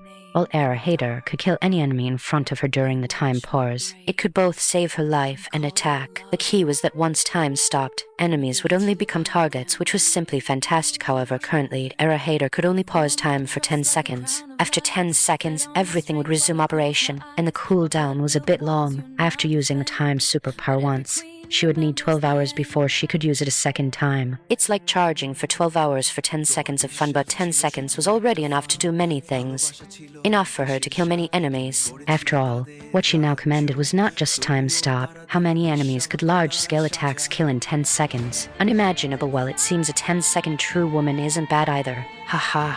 My sister's superpower is indeed the strongest. Now, as long as we team up with Sister Hader, we'll be safe. Hader, you seemed exceptionally happy at this moment, and the admiration in his eyes for Hader grew even stronger. As Hader became more powerful, The whole family smiled. Their survival in the apocalypse environment would be more secure in the future. The only pity was that the potential enemies had not yet been eliminated, but Hader was confident that the next time she saw by Alburage Syndicate, he would not escape with this time stopped superpower. As long as it was used properly, it would definitely be an invincible existence in the early stages of the apocalypse. Furthermore, Hader had clearly seen through her pets that the special forces had already taken away the notes and ability crystals she had deliberately left behind. She believed it would provide great inspiration to the central authority. Several important matters had been largely resolved, and Hader felt a slight relief, but also greater pressure. By Alburage Syndicate was more difficult to deal with than she had imagined. Moreover, the opponent had been hiding all this time, and the by Alburage Syndicate she saw was probably not his true appearance. Hader had a premonition that there would likely be a bitter battle in the near future. However, pressure brings motivation, and life still goes on. Now, she was much stronger than in her previous life, and much stronger than others. Her next step was to return her war pets to their original locations. With war pets oppressing various countries, things would naturally become more chaotic, and her war pets would also be able to grow rapidly. Just as she was about to do this, she returned to her room and discovered something very strange. "Hello, boss, you really surprise and amaze me. You actually have such powerful abilities. Plundering the entire globe before the apocalypse. That's ruthless, but I like it. Friendly reminder, due to the butterfly effect of your power, the apocalypse process may change. You need to be mentally prepared in advance. Although you are already very strong, it doesn't mean you have no opponents, and danger can appear at any time. Please maintain your vigilance." Another friendly reminder. It's time to use your cat. Don't worry, I have no ill intentions and I'm your ally. I just hope you live longer in the apocalypse. It's just that you seem powerful now, but there are still many loopholes. Hurry up and become stronger. Live longer, infinitely longer, please. An oversized piece of paper, printed with red song typeface, was stuck in the safe house of the villa area at some unknown time. No one had ever entered her safe house, and her powerful perception had given no alerts. Most importantly, in this safe house villa area, she had assigned her war pets to guard every villa and every room, and guarding her room was the Egyptian cat Schrödinger. Did anyone else come in just now? The war pet Schrödinger transmitted information telepathically, Master. No, I didn't see anyone at all. Just a blink of an eye, and these words appeared on the wall. Hader, as delicate brows furrowed. This was indeed a situation she had never imagined before. Such deliberately placed papers could appear around her at will. If the other party wanted to attack them, wouldn't that mean, however, at the end of the note, a plea for her to live longer truly showed the other party's longing and worry through the handwriting. And it even said it was her ally. What exactly was the owner of this note? Hader vaguely felt that her rebirth might be inextricably linked to these large character papers, so she took out a pen and wrote a sentence in the blank space of the paper. "Who are you? What is your purpose? Can we contact each other through these large characters in the future?" As soon as she finished writing, Hader's handwriting disappeared, and the large red characters above also vanished, superpowered sequence dominating the top 20. Seeing the handwriting suddenly vanish, Hader couldn't help but raise her eyebrows again. Who placed this paper? What was the mystery behind it? Why would the other party warn her? These weren't things an ordinary person could do. What was the other party's purpose? From the current situation, the person sending her these large notes didn't seem malicious. It even felt a bit like when she sent special notes to the organization. The other party seemed to want to tell her something but couldn't say it all. Hader smiled. She felt her rebirth and this apocalypse were becoming more and more interesting. She didn't have to wait long. On the large, blank sheet of paper, a row of large red characters appeared again. "There are many things I cannot say. I just want you to live longer. I need many special conditions to send you information. Remember, use your cat more often. Don't waste any opportunity. Please try to collect purple grade ability crystals or higher and activate them. There will be surprises. Also, please pay attention to the number of your red ability crystals. I will only send you a message again at the next apocalypse node. Please make sure to hold on until then." Then the red text disappeared again. Immediately after, a series of blank numbers suddenly appeared on the paper. After the number 003, 2 more words appeared a time. Hader then saw different words appearing after a series of numbers. Red 001 empty, red 002 empty, red 003 time manipulation, red 004 space manipulation, red 005 empty, red 006 source of light, Red 007 source of spark. Red 008 source of heavenly water. Red 009 source of earth. Red 010 profit. Red 299 tier. Red 300 empty. Orange 301 empty. Purple 1001 empty. Seeing this series of lists and numbers, Era Hater finally understood roughly this was a sequence of superpowers. The earlier the sequence number, the rarer it was, and her time manipulation and space manipulation superpowers were ranked 3rd and 4th respectively. So what were the first and second superpowers? They were actually stronger than these two. Era Hater was very curious. The exotic beast resonance superpower she activated in her previous life was ranked 28th. It was already a very top-tier superpower, but there were still other powerhouses ahead of her. She was fortunate that the superpowers activated by her family were all in the top 10. This was something she had never dared to imagine in her previous life. Following that, her war pets, the kings of the 9 great life restricted zones, had superpower rankings between 11 and 20 plus. The Egyptian cat's profitability was ranked 10th. In other words, out of the top 20 in the superpower sequence, they occupied 16 spots. Only the 1st, 2nd, 5th, and 20th weren't theirs. This was already a terrifying thing. The superpower sequences activated by Era Hater's original war pets were also quite extraordinary. The activated superpowers were basically all in the top 50, which made Era Hater happy. With such a super elite war pet legion and an elite family team, as long as they improved their overall strength, she believed that surviving until the next apocalypse stage mentioned by the red text would be very easy. But what exactly lay behind those red words, and which step would count as the next apocalypse stage? She didn't know these things and could only take it one step at a time. However, Era Hater felt there was nothing to be afraid of. She should now be the strongest force in the entire apocalypse environment. Alone, she could establish a whole faction. Moreover, she had so many red ability crystals in her hands. She wondered if she could master other superpowers besides time and space. Also, the red text reminded her to pay attention to the number of red ability crystals. She looked at the numbers arranged on a large sheet of red paper, which covered the walls of her entire room. From 001 all the way to 2000, red was from 001 to 300.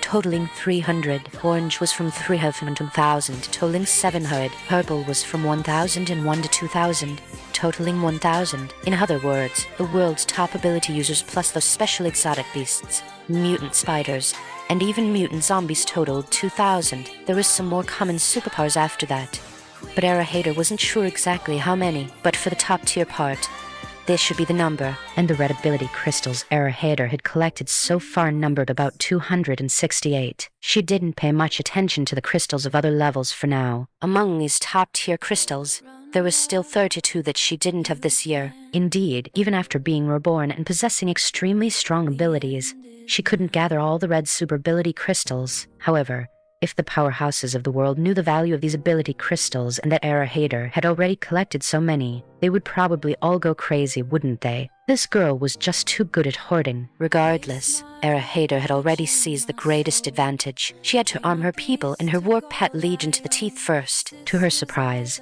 she originally had 268 red super ability crystals, but after activating superpowers for her family and her war pets, she had used nearly 30. Yet when she counted them again, she found 268 red super ability crystals, not one more, not one less. What was going on? Was this the hint the red words had given her? Moreover, the text was red. Could there be some special connection? At this moment, everything was like a thick fog. Era Hater originally thought that because she had seized so many advantages, she could walk through this world unchallenged. But now she found that even though she was reborn, there seemed to be a giant net cast over her head. Everything was full of unknowns and dangers. This faint sense of unease also made Era Hater's anger flare up. No matter who you are or what you represent, I must control my own destiny, and the opportunity to control one's destiny required powerful strength. At that moment, without a word, Era Hater began her path of strengthening. After absorbing the first red ability crystal,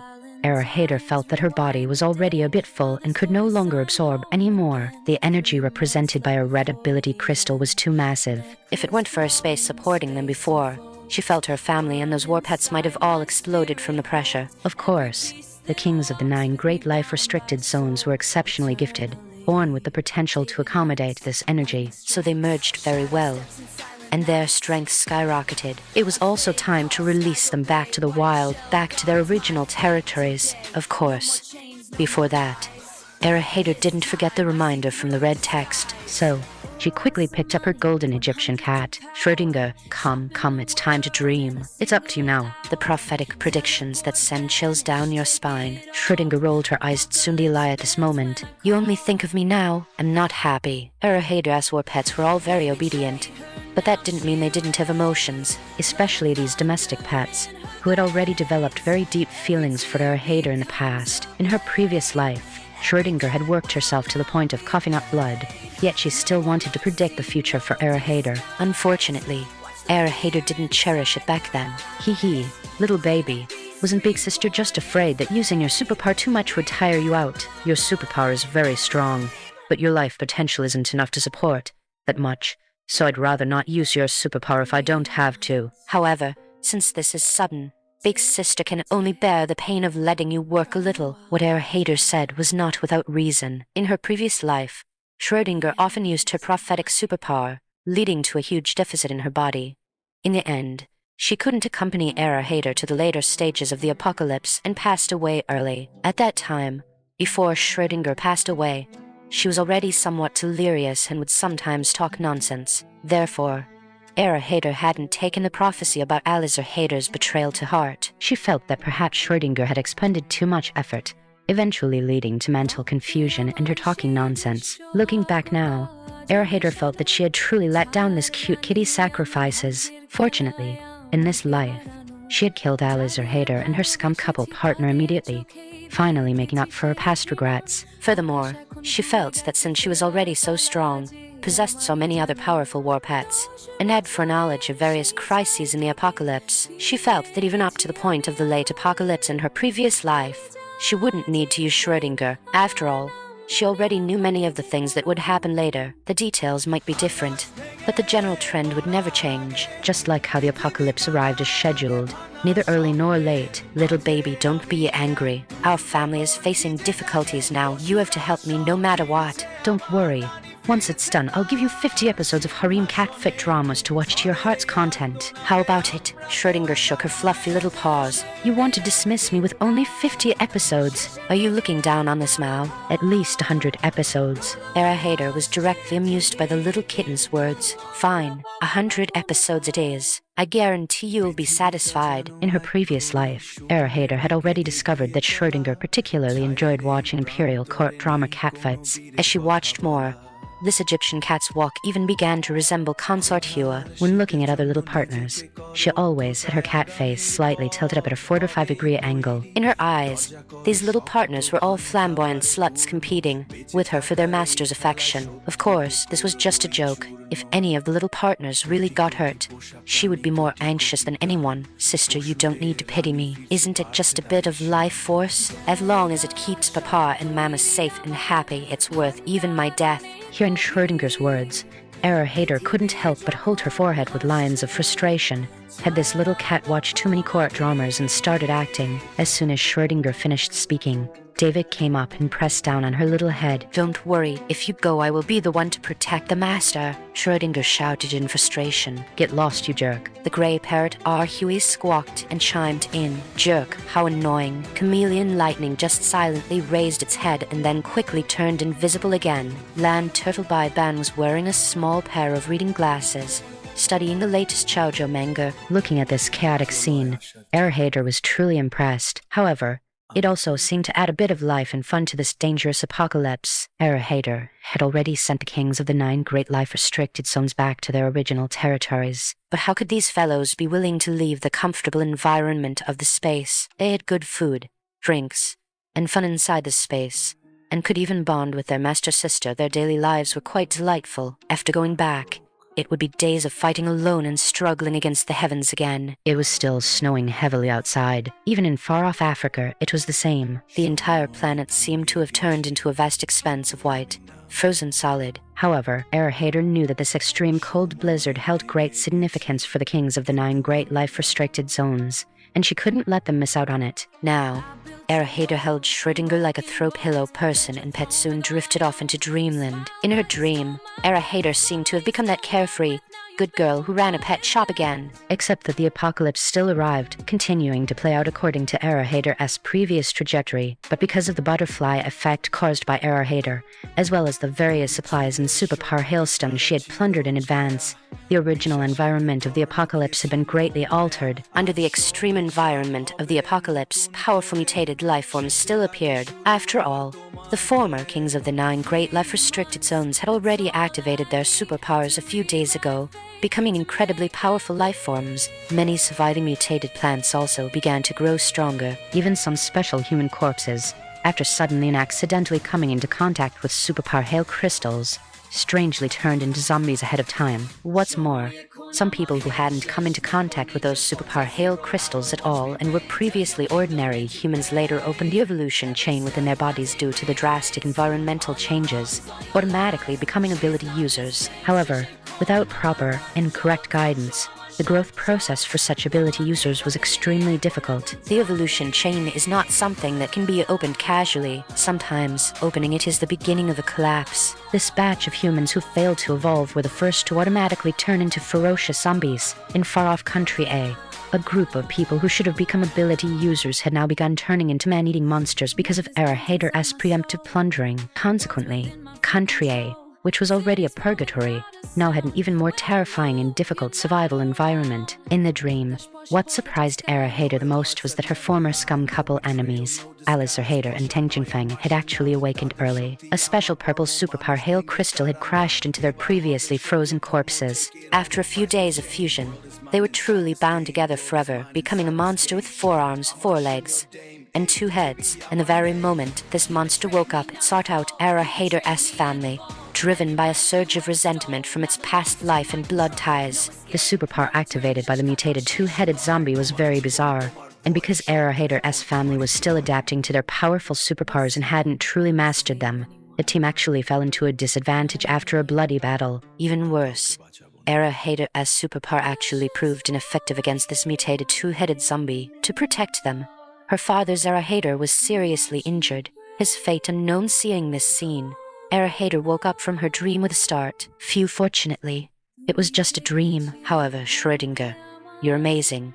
You've done Big Sister a huge favor. At this moment, Hader gnashed her teeth in hatred. Originally, she hadn't directly smashed Hader and Tang Jinfeng's corpses because she wanted to kill them directly after they turned into zombies to obtain a special crystal that could also enhance her war pet's strength. She just hadn't expected that the butterfly effect she caused would make things turn out that way. Compared to potential ways to increase strength in the future, she believed more in nipping problems in the bud. It seems I was overconfident and a bit too arrogant, even thinking of using this method to increase the strength of my war pets. I can't let a potential threat grow. I'm going to go and wipe them out right now, leaving not even a trace behind. Eliminate the threat at its root, the mother and child zombie king. Hader immediately activated her superpower and quickly arrived at the place where Hader and Tang Jinfeng had been killed. According to the original progression of the apocalypse, these frozen corpses would all turn into man-eating zombies once the extreme cold passed and the snow melted. The first wave of extreme cold would last for half a year. After that,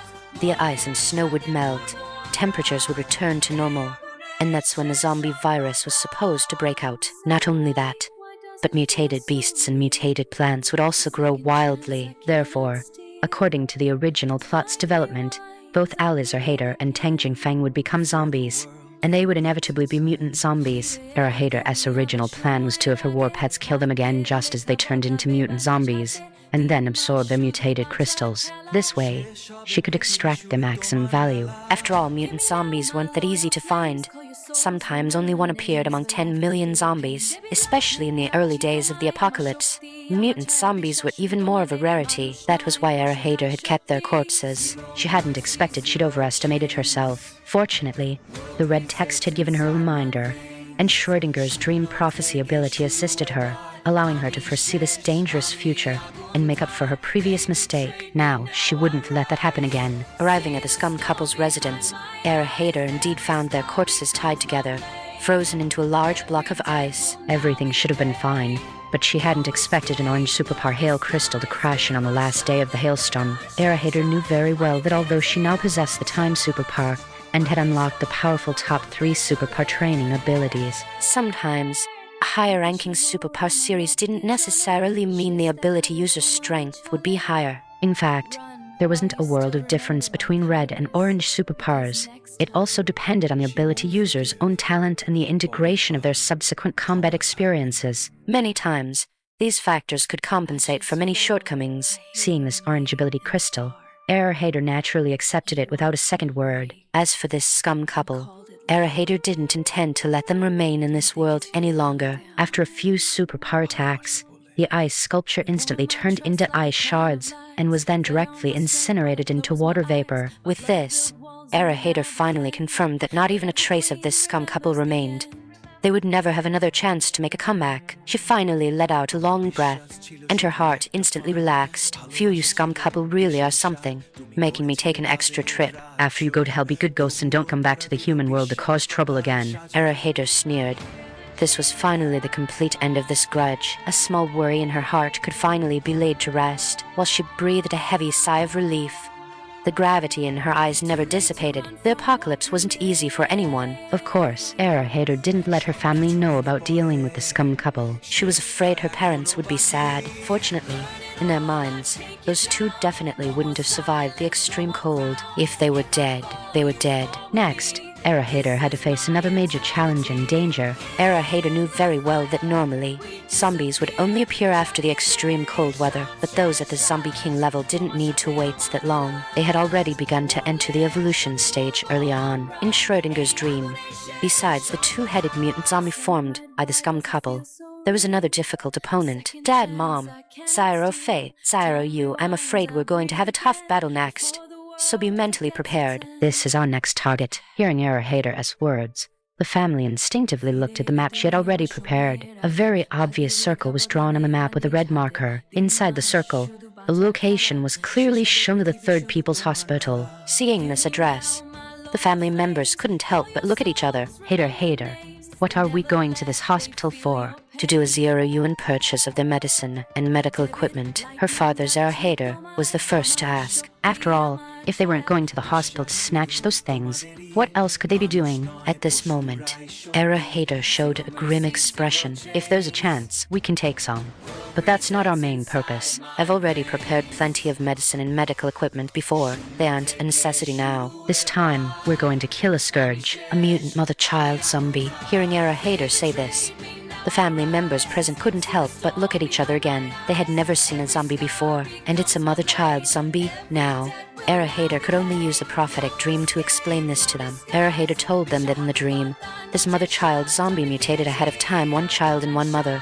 One was an agility type, and the other was a tank type. As soon as they appeared, they directly devoured all the survivors left in the hospital, undergoing a massive evolution because of it. Because there were many viruses in the hospital, this creature even evolved a plague superpower. It directly enslaved the entire northern district of the city with its plague virus, forming a terrifying zombie army. This zombie army had cost Hater nearly half of her war pet team to dismantle. It was mainly because this mother-child zombie mutated early, seizing the initiative and catching everyone off guard. This event had never happened in her previous life. After all, in her previous life, everyone was still struggling to survive the extreme cold. But now, because of Hater, many things had changed. Hater couldn't help but think of the reminder in the red text. The difficulty had increased rapidly, or the progress of the apocalypse would have some minor adjustments. Although the overall direction wouldn't change, the level of difficulty would double. Thinking of this, Hater couldn't help but rub her temples. Seeing Hater's troubled look,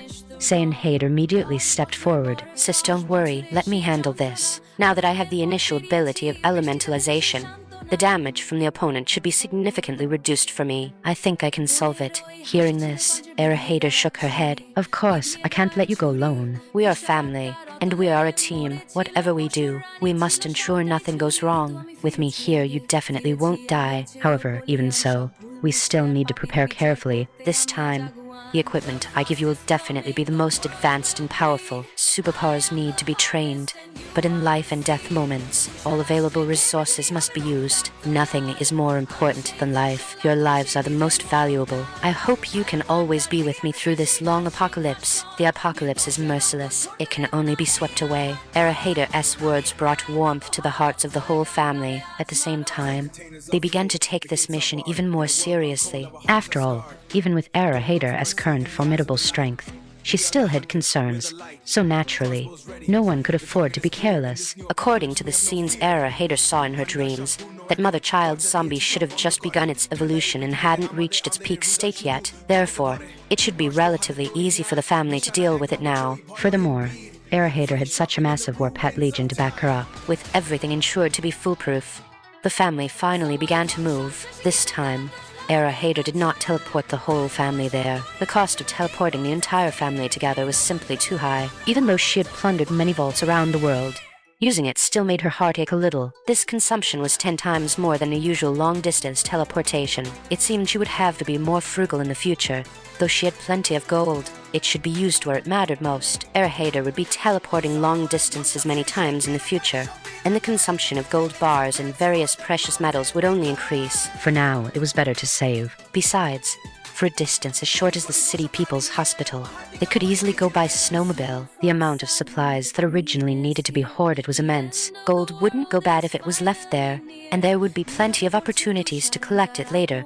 So Erahater wasn't in a hurry. More importantly, she couldn't stay by her family's side forever. That wouldn't be conducive to their growth. She had to teach them everything they needed to learn. Thus, with a few thuds, Erahater pulled 5 snowmobiles out of her space. These things were basically non-existent in the south. After all, it rarely snowed there in the past, so snowmobiles had no place to be used. But things were different now. In this ice and snow-covered environment, having these snowmobiles would definitely allow them to achieve twice the result with half the effort. At the same time, Erahater wanted her family to adapt to various apocalyptic combat environments. Let's go get on. To the city's 3rd People's Hospital, the 5 snowmobiles had already been filled with fuel. Say and Hader you both looked exceptionally excited.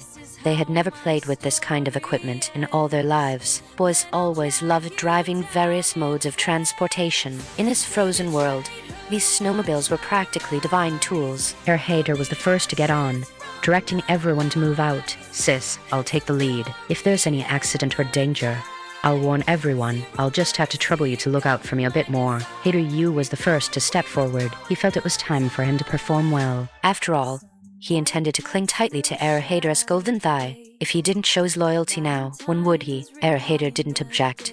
Having Hader in the front was indeed a pretty good choice. All right, time is of the essence. Let's get into formation and move out immediately. Erahater didn't know exactly when that pair of mutated mother-child zombies would awaken their superpower. However, currently, her entire family had activated red super ability crystals. No matter how powerful those mother-child zombies were, they couldn't possibly compare to them. Nipping the enemy in the bud was the best choice. Of course, Erahater didn't let her guard down and immediately armed every family member to the teeth. Then, the 5 of them mounted their snowmobiles and waited for Erahater's command. Even Shanzahater, who usually appeared quite intellectual and gentle, didn't act fragile at all now. The whole family was heading out, and since she had the ability and combat power, she naturally wouldn't hold everyone back. Seeing the change in her parents, Erahater felt happy from the bottom of her heart. They had quickly adapted to the extreme environment of the apocalypse. By now, a thick layer of snow had accumulated outside the safe house in the villa area. However,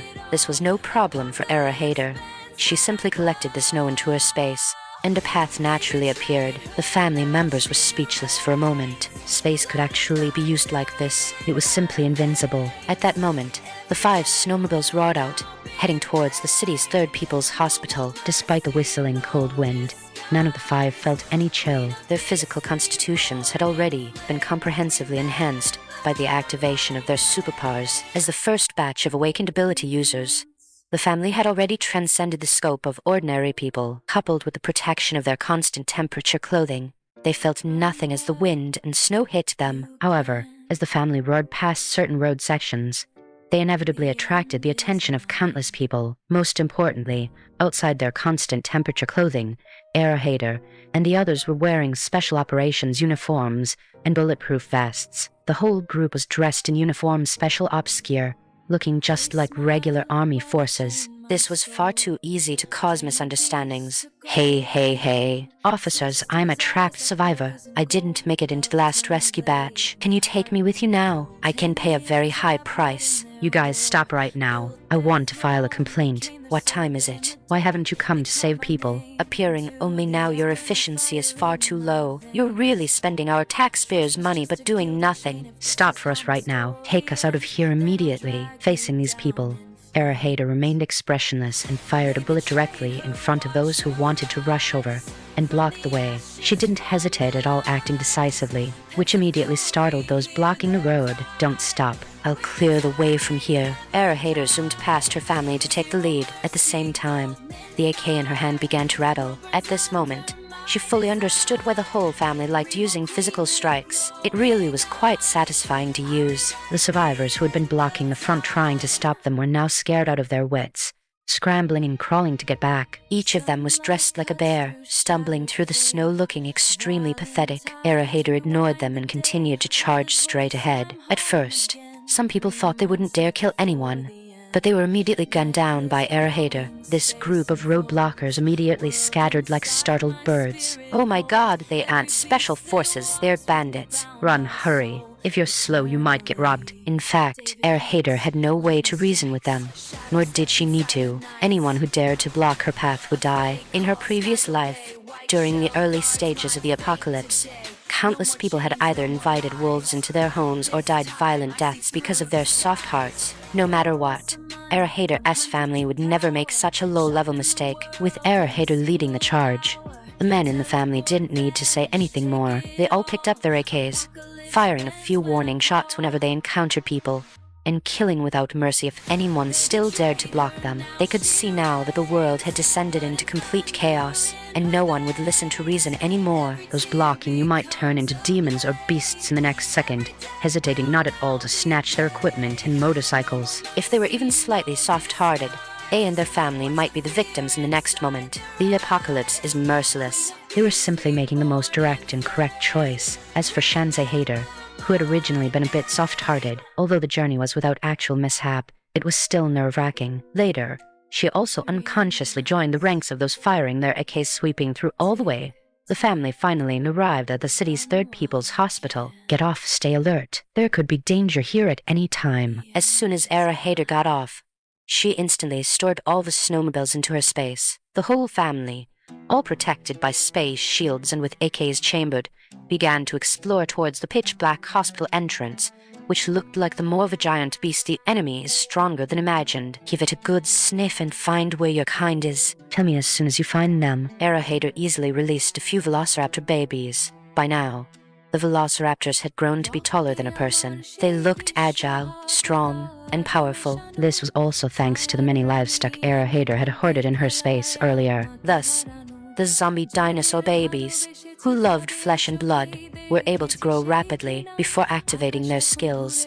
These dinosaur babies were the most powerful group of war pets. Of course, they weren't bad now either. Most importantly, they had the ability to assimilate zombies. Under normal circumstances, they wouldn't be attacked by zombies, but they could attack the opponent and absorb special energy to strengthen themselves. But what they had to face this time was the mutated mother and son zombie king. That was definitely not a simple existence. Hader sensed with her spiritual power but found nothing. This indicated two possibilities. The first possibility was that she had arrived too early, and the opponent's evolution hadn't started yet. The other possibility was that the opponent was already so strong that they couldn't sense it. Hader's heart sank. She was currently more inclined toward the second possibility. After all, this pitch-black hospital naturally gave off a sense of oppression and eeriness. It was a bit like a horror movie set. It was evident that troops had come to assist immediately, leaving behind many footprints and signs of movement. It was also clear that the evacuation at the time was very chaotic. Many people must have died in the hospital recently. After all, the wards where patients stayed were basically bright and clean,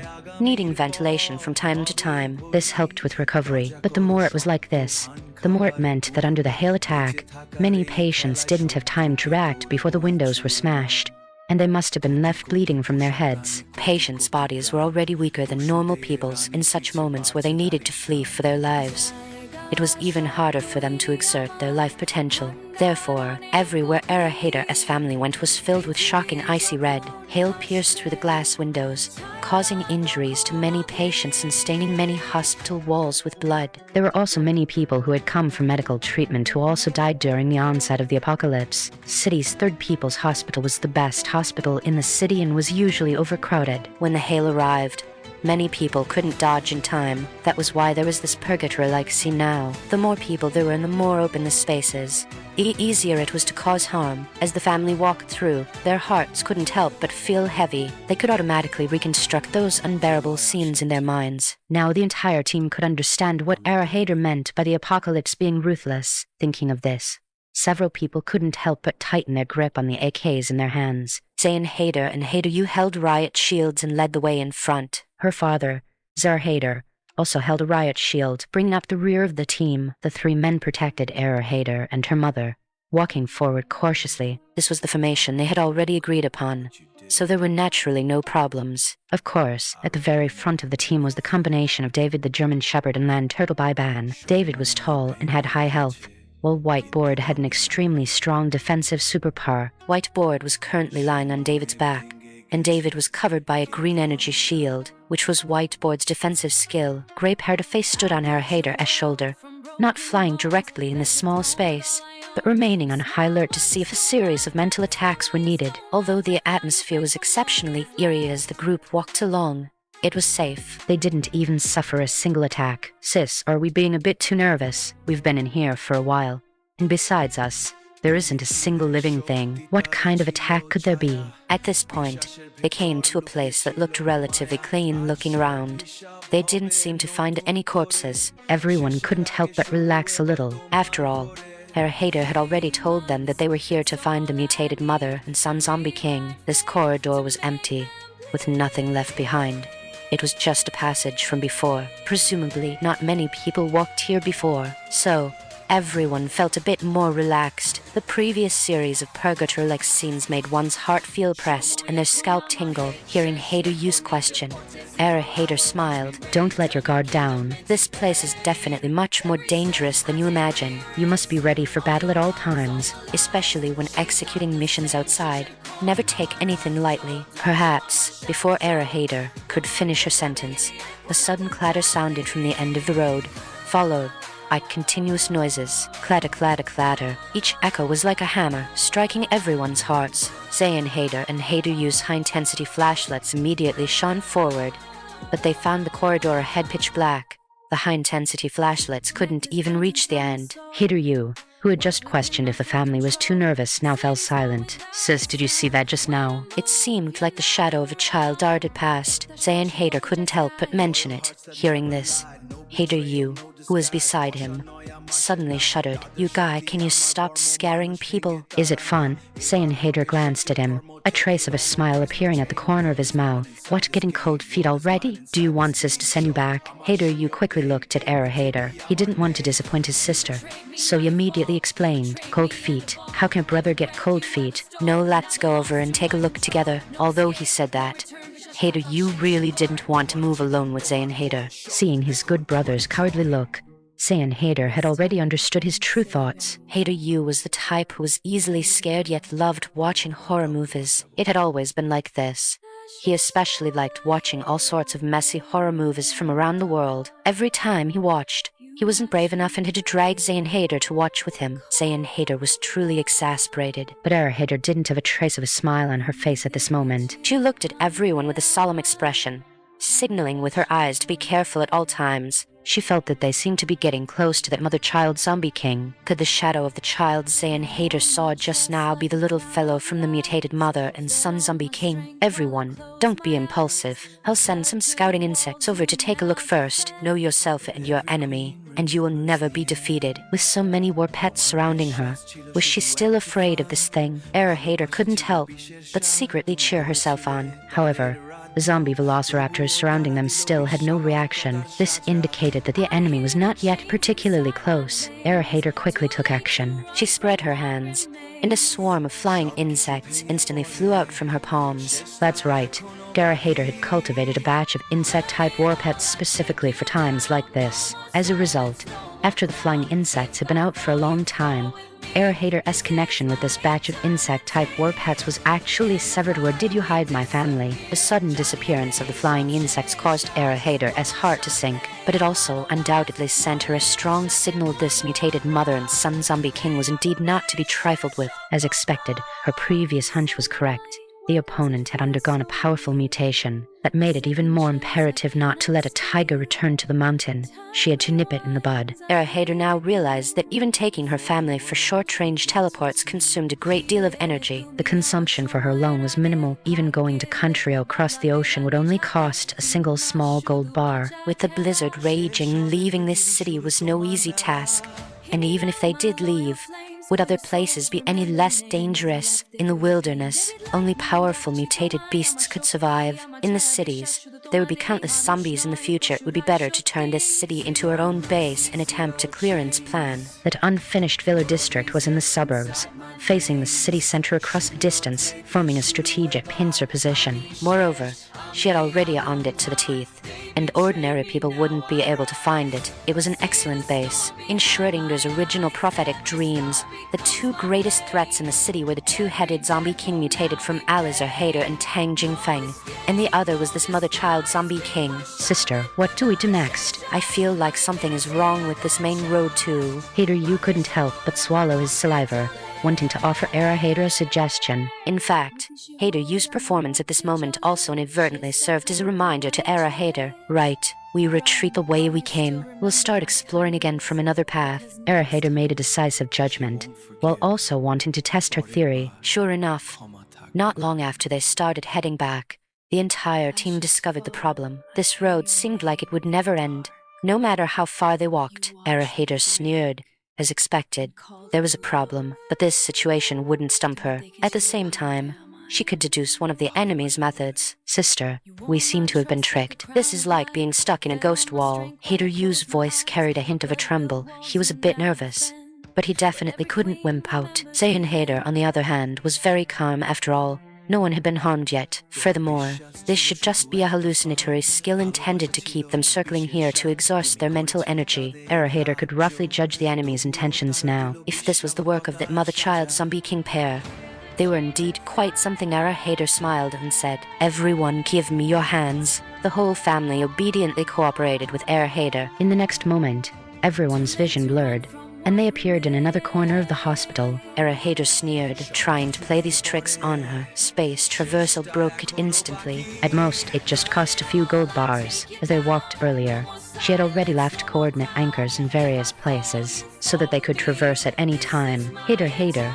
what happened just now? That was way too eerie. The mother, Shanze Hader, also grew nervous. Only after the family reached this relatively safe spot did they breathe a sigh of relief. Hader smiled and replied, "It's nothing.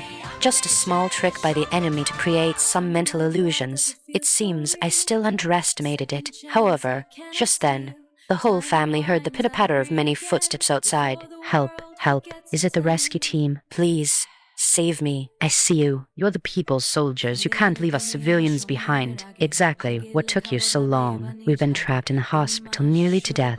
We can't survive much longer. If you hadn't come, we would. However, before the person could finish, Hader coldly fired a burst of bullets at those rushing toward them. Because this part of the building was shielded by others, it was relatively well preserved. But now, the bullets shattered the hospital's silence, the sound of the weapon echoing continuously throughout the hospital building. Each bang struck the hearts of these survivors. Who told you we were a rescue team? Get back immediately, or I won't mind taking your lives. Hader's icy words scared the group of living survivors into scattering like birds and beasts. They retreated a long way before they dared to stop. If you're not a rescue team, why are you wearing regular military uniforms? I think you are. You can't do this. Saving the rich and then ignoring the life and death of us poor people. If you won't let us live, we won't let you live either. Either rescue us, or we all die together, brothers and sisters. There are only 6 of them, and there are so many of us. I don't believe they'd dare to kill us all. The other side clamored for everyone to unite. After all, this seemed to be their only chance at survival. If they continued to stay in this hospital, there was absolutely no way out. However, even in this chaotic environment, Hader still caught a hint of something abnormal. 6 people. Our team only has 5 people in total. Where did the 6th person come from? Hader was suddenly startled and immediately turned to look at all the relatives beside her. She found that there was indeed an extra figure in the team, but she didn't counterattack immediately. Instead, she issued her command. Faye. The grey parrot immediately activated its skill mental blast. As a result, the figure originally wearing the same combat uniform as their family quickly collapsed, while another woman-like figure slowly blurred and turned into Hader-Yu's appearance. The collapsed figure had now turned into a burly man in a white lab coat. He was bleeding from his 7 orifices and twitching all over, clearly not going to survive. The other survivors suddenly screamed, "They are crazy." They killed Dr. Kai. It's over. We have no way out now. Let's fight them. Hearing this, Hader couldn't help but frown. She could clearly feel that most of these survivors in front of her were patients, but they didn't have the weakness of patience. Instead, they had a kind of mania and impulsiveness. As the strongest person in the team, Hader could feel that this group of patients was actually stronger than ordinary people, with quite impressive strength. These weren't patients. They were practically a bunch of combat weapons. Hader's brow furrowed tightly. This hospital was truly eerie everywhere. Don't be soft-hearted. Use lethal force, with one command. The family woke up from the shock of having an extra person beside them just now and saw the patients rushing over like madmen. They no longer hesitated, and the rapid rat-tat-tat of AKs quickly resounded throughout the corridor. Soon, the group of people rushing over fell one after another. Seeing Hader remain silent, her mother, Shanzi Hader, patted her shoulder. Hader, I know. This isn't your fault. These people have gone mad. In this situation, it's either kill or be killed. Hader certainly didn't feel any guilt, but she suddenly grabbed the hand of the woman in front of her and pressed the desert eagle against the other's forehead. Right, it's not my fault. But tell me, where have you trapped my family? Get stronger. Don't hold us back. The pandas are on their way. Hearing this question, the other party was clearly stunned for a moment. Hader, what are you talking about? I'm Mom. However, in the next second, Hader pulled the trigger. After a loud bang, the other parties had exploded and they collapsed. What appeared before Hader now was the face of another strange woman. Hader sneered and immediately activated her time-stop superpower. Then, she teleported back to the safe house in the villa area. Following that, she began to activate another function of the space ornament. Teleport. This kind of teleportation was one way. It could only teleport back to the location of the coordinate anchor from other places. This was another space ornament function Hader had developed after her space improved previously. Mainly because this kind of one-way teleportation could only be used once a day, and the cooldown time was very long. Moreover, this kind of teleportation was different from her holding hands with her whole family to perform a space leap. A collective space leap was quite expensive in terms of cost, but this space ornament teleportation had no significant consumption other than the long cooldown. Just now, as soon as she used the collective leap function with her family, she sensed that something was wrong with the people around her. Today's opponent was indeed not simple. They had actually used eerie methods to hide her family members in different places. It was indeed a very special ability user. At the same time, Hader had already sensed that this was a human ability user, not a mother-child zombie. In other words, besides the mother-child zombie, there was another powerful opponent in this hospital. Under these circumstances, Hader felt it was better to have her family return quickly.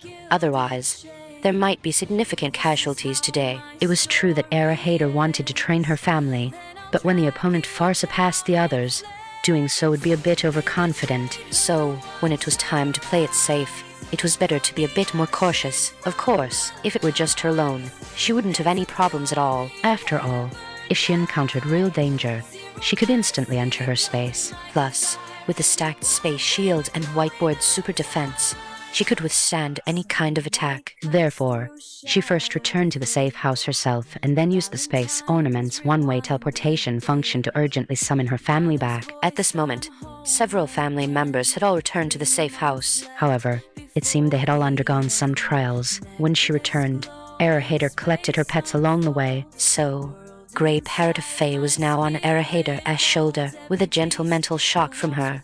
Several family members woke up from a kind of mental illusion. Hader, what happened to us? I feel like I did a lot of things just now, but I was also walking in endless repetitions. Hader was the first to wake up, seeing that his family was all around him. He finally breathed a sigh of relief. Hader didn't hide anything and spoke directly to her family. You all saw it this time. This is a powerhouse with mental superpowers and special space superpowers. Now you should be able to understand why I've always emphasized that you can't underestimate any opponent. There is always someone better out there. You can never afford to be overconfident. This person is not someone you can handle right now. Leave the rest to me. We'll review today's events when I get back. As soon as Era Hader finished speaking, she vanished before everyone's eyes. Clearly, she had used the space teleportation function to head out again. Seeing this, Hader you couldn't help but smack his lips and turn to ask Zayn Hader. Sire of Fae, I feel like we've become Sister Hader's dead weight. Zayn Hader was also feeling a bit dejected at this time. This should have been the first time they truly faced a powerhouse. The previous times were all crushing battles that didn't provide any real training effect. As it turned out, after encountering an expert this time, they were almost powerless to fight back and still had to let his sister take over. Furthermore, Era Hader bringing them all back was undoubtedly because she was worried about accidents. Zayn Hader grit his teeth and faced reality. Yeah, since that's the case, we have to work hard. We can't hold sister back next time. I'm going to the training ground right now to train my superpower. The parents looked at each other, but they were also a bit worried about Era Hader. If their whole family couldn't handle that expert before, would Era Hader be okay going alone? Zara Hader also went to train with his 2 sons, while also reminding Shanze Hader not to fall behind. Wife, we also have to become stronger and more capable so we can share our daughter's burden. Otherwise, if she has to protect us every time we go out, then we really will be dead weight. Hader said our superpowers are very strong and have great potential. In that case, we must practice diligently and become powerful so we can shield her from the wind and rain in the future. Hearing her husband say this, Shanze Hader also nodded firmly. Right. As a mother, if I can't protect my daughter, then what use am I? I'll go practice with you all right now. We'll wait together for Hader's triumphant return. Although Era Hader had already left, she also saw the changes inside the safe house. Seeing her family respond so positively, she couldn't help but feel very comforted. She knew that none of her family members were cowards. Even if they weren't particularly powerful yet, it was only because their superpowers hadn't been fully adapted and developed. Once their strength grew, they would become her strongest support. As for now, Era Hader still had to rely on her war pet legion to be reliable. The 9 great kings were now growing rapidly in their respective territories. Era Hader knew that those were the paths of slaughter they had walked in their previous life, and this life would naturally be no different. Otherwise, they wouldn't be able to become the kings of the 9 great forbidden zones of life. In fact, as long as Era Hader recalled any one of them, the current situation could be easily resolved. However, she didn't do that. While the kings of the 9 great forbidden zones of life were powerful, Era Hader had other tasks for them. For instance, over the past few days, the kings of the 9 great forbidden zones of life had already experienced many battles in their respective areas. Interestingly, Era Hader hadn't sent Gun back, because Gun had originally started fighting in an urban environment, so keeping it by her side seemed quite good. Moreover, Era Hader possessed some special bamboo that could be continuously cultivated in her space. After eating this special bamboo, Gun's growth potential would become even better. And now,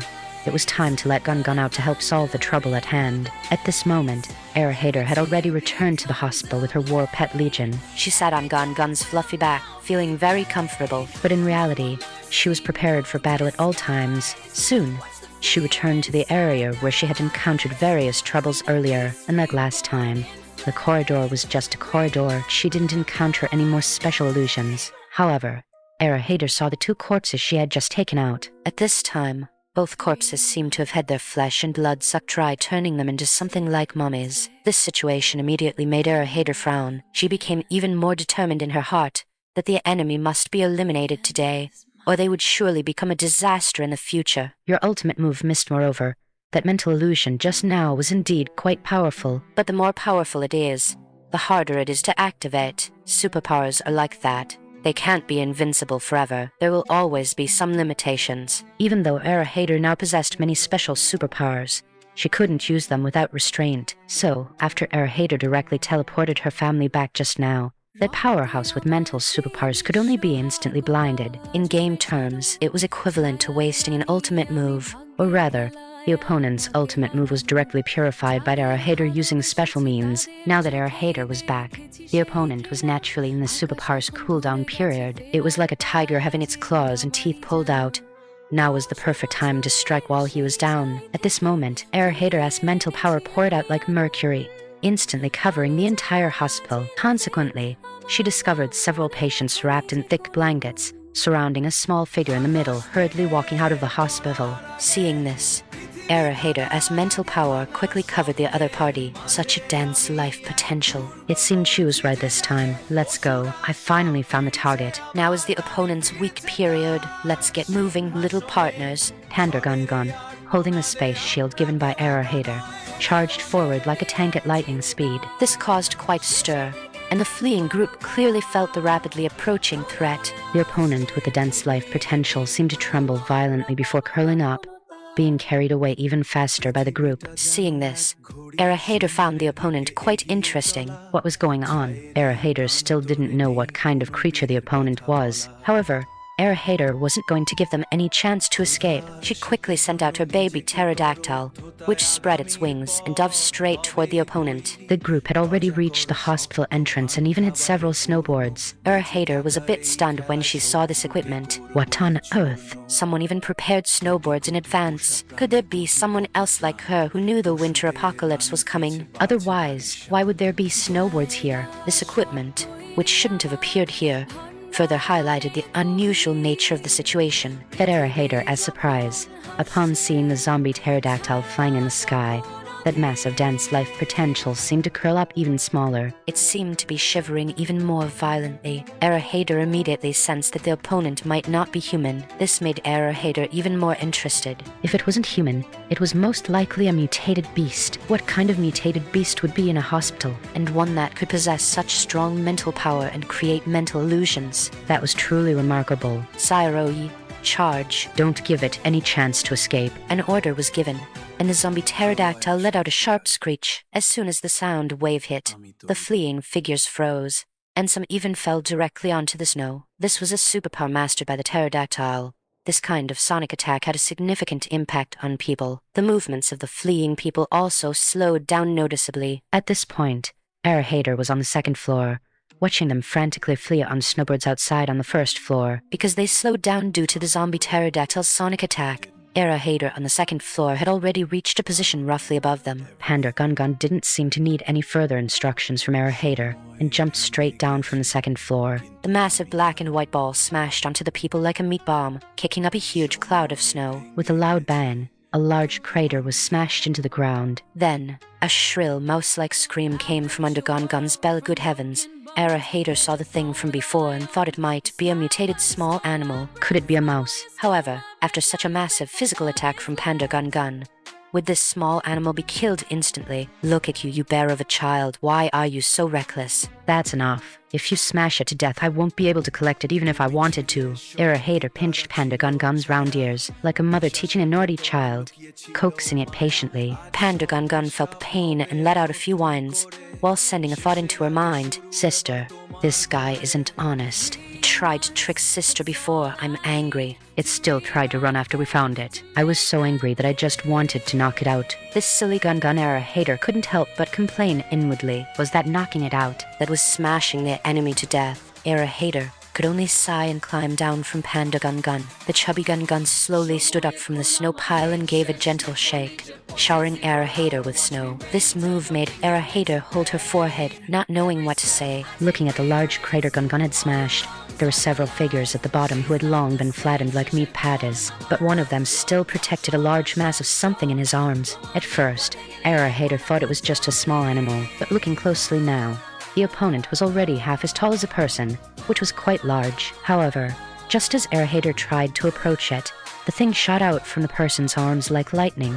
trying to crash straight into Erahater. As it turned out, although Gun looked silly after its new evolution and increased strength, its reaction speed was incredibly fast. Gun pressed its paws down, and with several popping sounds, countless green bamboos shot up from the snow. They formed a bamboo forest wall. The shadow crashed directly into the bamboo wall, making a series of clattering sounds. Interestingly, not a single one of these bamboos broke. Instead, they trapped the shadow between them. Gun proudly raised its fat paws and made a grabbing motion as if catching a ball. The bamboos instantly formed a square cage, trapping the thing inside so it couldn't break through no matter what. Then, the opponent actually let out a clucking sound, and the shadow began to bite the bamboos with all its might. But the bamboos were like solid steel bars, not moving an inch under their opponent's assault. Gun very proudly took credit. Sister, see, my superpower is amazing, right? I'll continue to protect Sister in the future. I just hope I can stay in Sister's big space and dig lots of big bamboos. Hater couldn't help but grab Gun's furry head and give it a good rub. Good boy, Gun, you're wonderful. Sister loves you, of course. What was more important now was to see exactly what kind of thing was trapped in the bamboo cage. After seeing it clearly, Hater couldn't help but be amused. No wonder it clucked. Bunnies are so cute. How could you hit them? At this moment, Hater and her group of war pets saw milky white little animals slamming forcefully against the large bamboo cage created by Panda Gun. Wasn't this just a pure white rabbit? The key issue was that its size was far too large. It was almost as big as David before his evolution. Right now, this big white rabbit was quite fierce. Its eyes turned blood red as it kept making cooing sounds. A rabbit making such sounds meant it was already very angry. Obviously, being trapped here made it feel furious, yet it was helpless. Oh ho, you little thing, you've got quite a temper. Hater sent a wind blade directly through the bamboo cage, hitting the big white rabbit with a bang. The rabbit became like a bumper ball, bouncing violently back and forth dozens of times inside the cage before finally coming to a stop. By this time, the big white rabbit had turned into a puddle of mush, unable to get up. Hater simply gave Gun a command. Gun's chubby hand gave the outside of the bamboo cage a light pat, and a surge of emerald green energy seeped inside along the bars. The minor injuries the big white rabbit had sustained were healed instantly. The big white rabbit, which had looked like it was at death's door, suddenly became full of energy. This time, it no longer dared to bare its teeth at Hater, though its eyes still held a hint of resentment. Hater saw its expression and immediately laughed. Haha, it seems you're still not convinced. Do you want another round? As soon as Hater finished speaking, another wave of wind blades hit. The big white rabbit instantly became a bumper ball again. As the fluffy bumper ball bounced back and forth, the war pets by Hater's side began to bob their heads along with its movements. It seemed that even after becoming war pets, they still retained the cute side of small animals. Beside them, Hater couldn't help but be even more amused. After a short while, the big white rabbit turned into a puddle of mush once more. Panda Gun didn't need Hater to give a command this time. Its chubby little hand patted the bamboo cage again, and the big white rabbit was resurrected with full health. However, this time, there wasn't a trace of resentment left in its eyes. Now, the big white rabbit prostrated itself and trembled as if worshipping a deity, submitting to Hater. Only then did Hater give a truly hearty laugh. As long as you submitted, from now on, you are my war pet. Come here quickly. She reached out her hand, and the big white rabbit vanished from the spot, appearing in Hater's spatial war pet slot. Once it became Hater's pet, the rabbit that used to bite people instantly turned into a docile little white bunny. Master, you were too mean just now. Bunnies are so cute. How could you hit a bunny? Good grief. Hater couldn't help but press her hand to her forehead. Had she just recruited a drama queen rabbit? Hater had already realized that her war pets were either airheads or drama queens. They were either the straightforward husk type or the type that would act for her at the drop of a hat to curry favor. What could she do? She had to spoil her own pets herself. Why are you still calling yourself Bunny? Since you're here and you're now my war pet, let me give you a name. What should it be? Let's go with Milk Candy. Come, Milk Candy. Come out and let Big Sister give you a hug. Milk Candy obediently rushed out from the war pet slot. Hater quickly received some of Milk Candy's identity information.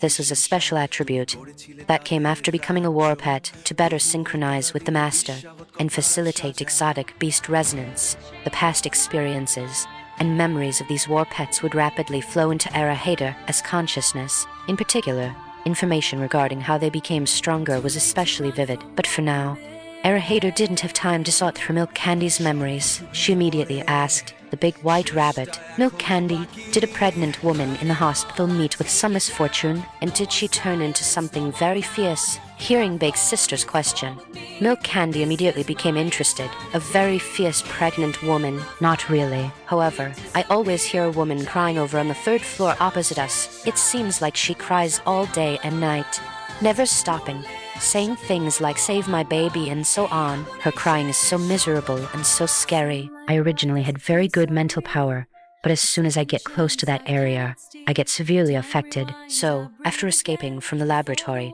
I only passed by that place once by chance and never went back again. Indeed, Milk Candy was a rabbit from the laboratory. By some stroke of dumb luck, when the natural disaster struck, countless hailstones smashed the laboratory to pieces. An orange ability crystal had pierced right through Milk Candy's cage and landed in front of it. Then, Milk Candy turned into a rabbit with super strong mental power, even capable of creating mental illusions. Milk Candy, take me there. In a bit, Big Sister will give you the best carrots and vegetables. Don't worry, once we get there, I'll put you back into that very comfortable space. How about it? In response, Milk Candy just went limp in Hater's arms. Big Sister, Milk Candy is injured and has no strength to show the way. Can I have some yummy food first? I've been eating rotten leaves from the hospital cafeteria all these days. I'm almost getting sick of it. Seeing its shameless behavior, Hater didn't know whether to laugh or cry. Her war pet was acting spoiled. As the master, she could only compromise. Hater directly took out the highest quality carrots from her space. These carrots were freshly grown in her planting area, irrigated with spiritual spring water. These specially grown fruits and vegetables were exceptionally delicious. Even Panda Gungun's bamboo was produced this way. Hater discovered that after feeding the war pets with these special ingredients, their strength increased every day, and their foundation was very solid. She could only say she absolutely loved her space. The moment Milk Candy saw the carrot, the entire rabbit went numb. In an instant, it went from its puddle of mush state to a good little bunny. It even stuck out its tongue like a dog, with a face full of flattery. Big Sister, you are the best sister in the world. I want the carrot. Just one bite, and I'll go through fire and water for you. Whoa, these days, even rabbits know how to use idioms. As it turned out, the carrot, which was almost as long as a forearm, was indeed swallowed by Milk Candy in a single instant. Seeing Milk Candy's fluffy mouth instantly bulge from chewing the carrot, with those big front teeth still sticking out, Hater couldn't help but be even more amused. The originally tense atmosphere vanished in an instant. Beside them, Gun really couldn't bear to watch and directly tugged at the corner of Hater's clothes. Big Sister, I'm hungry. Food. Well, the panda cub certainly knew how to act cute after the battle just now, and seeing the new member Milk Candy gorging itself upon arrival, the group of war pets felt unhappy, very unhappy. They were all looking at Hater with resentful eyes. Hater could only press her hand to her forehead. They were her own war pets. What else could she do but spoil them? She finally managed to serve the group of war pets. Only someone like Hater with a space could play around like this. Otherwise, how could anyone be so at ease in such a dangerous environment? However, one moment Hater was happily feeding them, and the next second, she switched into combat mode. Although Milk Candy was very cute, a rabbit that could bite was naturally not simple. Once it clearly pointed out the location, Hater appeared on the third floor Milk Candy had indicated with a teleportation. Sure enough, as soon as she appeared here, Hater heard a piercing cry. I beg you, save my child. Save my child, please, don't hurt them. It was because of this sudden, mournful wailing. However, in just an instant, her mind cleared. Her powerful mental strength allowed her to automatically shield herself from the influence. At this moment, Hater summoned Panda Gun and the big white rabbit, Milk Candy, once again. Gun was a tank type who could also provide healing. Milk Candy was a mental type powerhouse, and she wanted to see Milk Candy's prowess. Previously, Milk Candy had played her entire family like a fiddle. However, Hater had managed to crack Milk Candy's tricks in an instant, but it was undeniable that Milk Candy was quite extraordinary. Given time, it could also become a very powerful war pet. At this time, faced with the ear-piercing agony from the other party, Milk Candy trembled slightly, but because its sister and little partners were by its side, everything didn't seem so frightening anymore. After all, Hater was now moving out with her war pet legion, and they were all pets with relatively strong defenses against sound waves and mental power. Furthermore, the space shield could defend against everything, so it naturally provided some defense against sound wave attacks as well. Hater showed no cowardice and headed directly toward the source of the sound. As it turned out, before she had gone very far, a figure suddenly blocked her path. Are you a rescue worker? You can't go any further. There's danger here. The person who suddenly appeared was a young man wearing glasses. Looking at him, he seemed to be under 30 years old, but he was already starting to go bald. This man was probably a programmer before, wasn't he? Who are you? Seeing Hater fully equipped and surrounded by a bunch of animals was simply unbelievable to him. He swallowed hard, not knowing who the person in front of him was. Hearing that the other party actually spoke with the crisp voice of a young woman, the man was stunned for a moment. But seeing the cold glint of the AK in her hand, He quickly raised his hands. I'm a family member of a patient here. After the hailstorm hit, I was trapped here and haven't had a chance to get out. Hader frowned at this moment because the man was dressed very thinly. Yet he didn't seem cold at all. This man has a superpower. Who is the person crying inside? Do they need help? Hader asked casually, but she never lowered her guard. The man in glasses gave a bitter smile. That's my wife. She has a bit of a mental illness and can't be let out. But don't worry. I'll keep an eye on her and won't let her hurt anyone, on the condition that you absolutely do not appear in front of her. Otherwise, I might not be able to stop her. Please leave quickly. I'll keep an eye on her. Thank you. Hearing the man's words, Hader's eyes narrowed slightly. You don't need rescue. The man in glasses seemed very resistant and refused bluntly. No need, no need. Please leave quickly and go save other people in need. Thank you, we can take care of ourselves. Just as he finished speaking, a sharp cry came from the pitch-black corridor inside. Save my child. Save him. He's so hungry.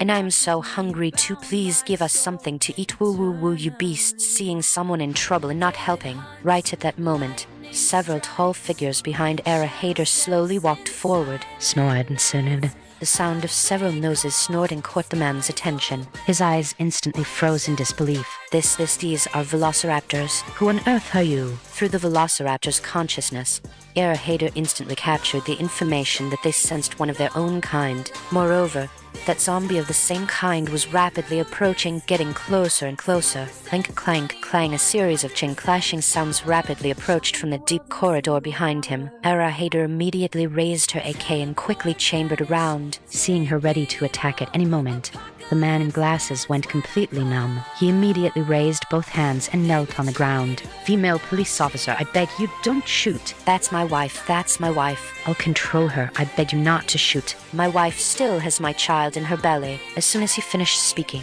figure rushed out of the darkness like a ghost. The chains didn't affect the other party's speed.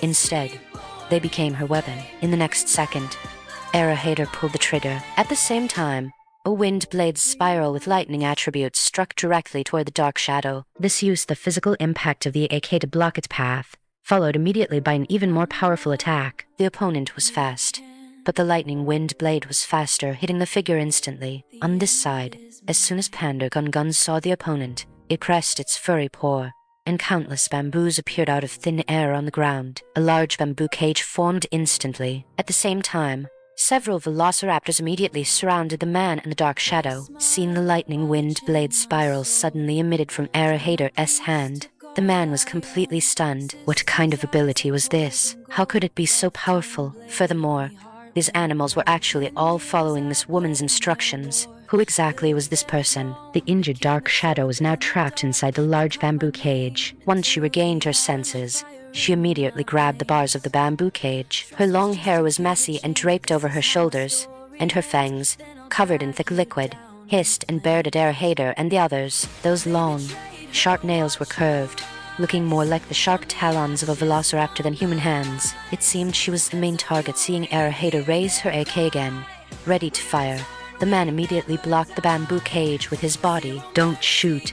Please don't shoot. I beg you, you've already tracked her, I beg you. However, in the next second, the woman who had turned into a zombie suddenly opened her bloody mouth with a bang and spat out a mass of something. Although the female zombie no longer had pupils in the whites of her eyes, she seemed to still have consciousness. She could clearly sense that Hader was the most important core among this group of powerful creatures, so this lethal attack went straight for Hader's face. As a result, a huge figure suddenly appeared in front of Hader, catching that mass with its sharp claws. Hader looked closely and found that the mass was actually a wet infant, only the size of a palm. The huge figure could crush it with a single finger. When the man in glasses saw that the suddenly appearing huge figure was actually a Tyrannosaurus Rex, he was about to lose his mind. But seeing the infant in the Tyrannosaurus Rex's claws, he immediately began to scream heart-wrenchingly. No, don't kill her. That's my daughter. I beg you, I can be food for you. I can make bread. I can make lots and lots of bread. As long as you have me, you'll have endless food. I beg you, I'm useful to you. Don't hurt my daughter.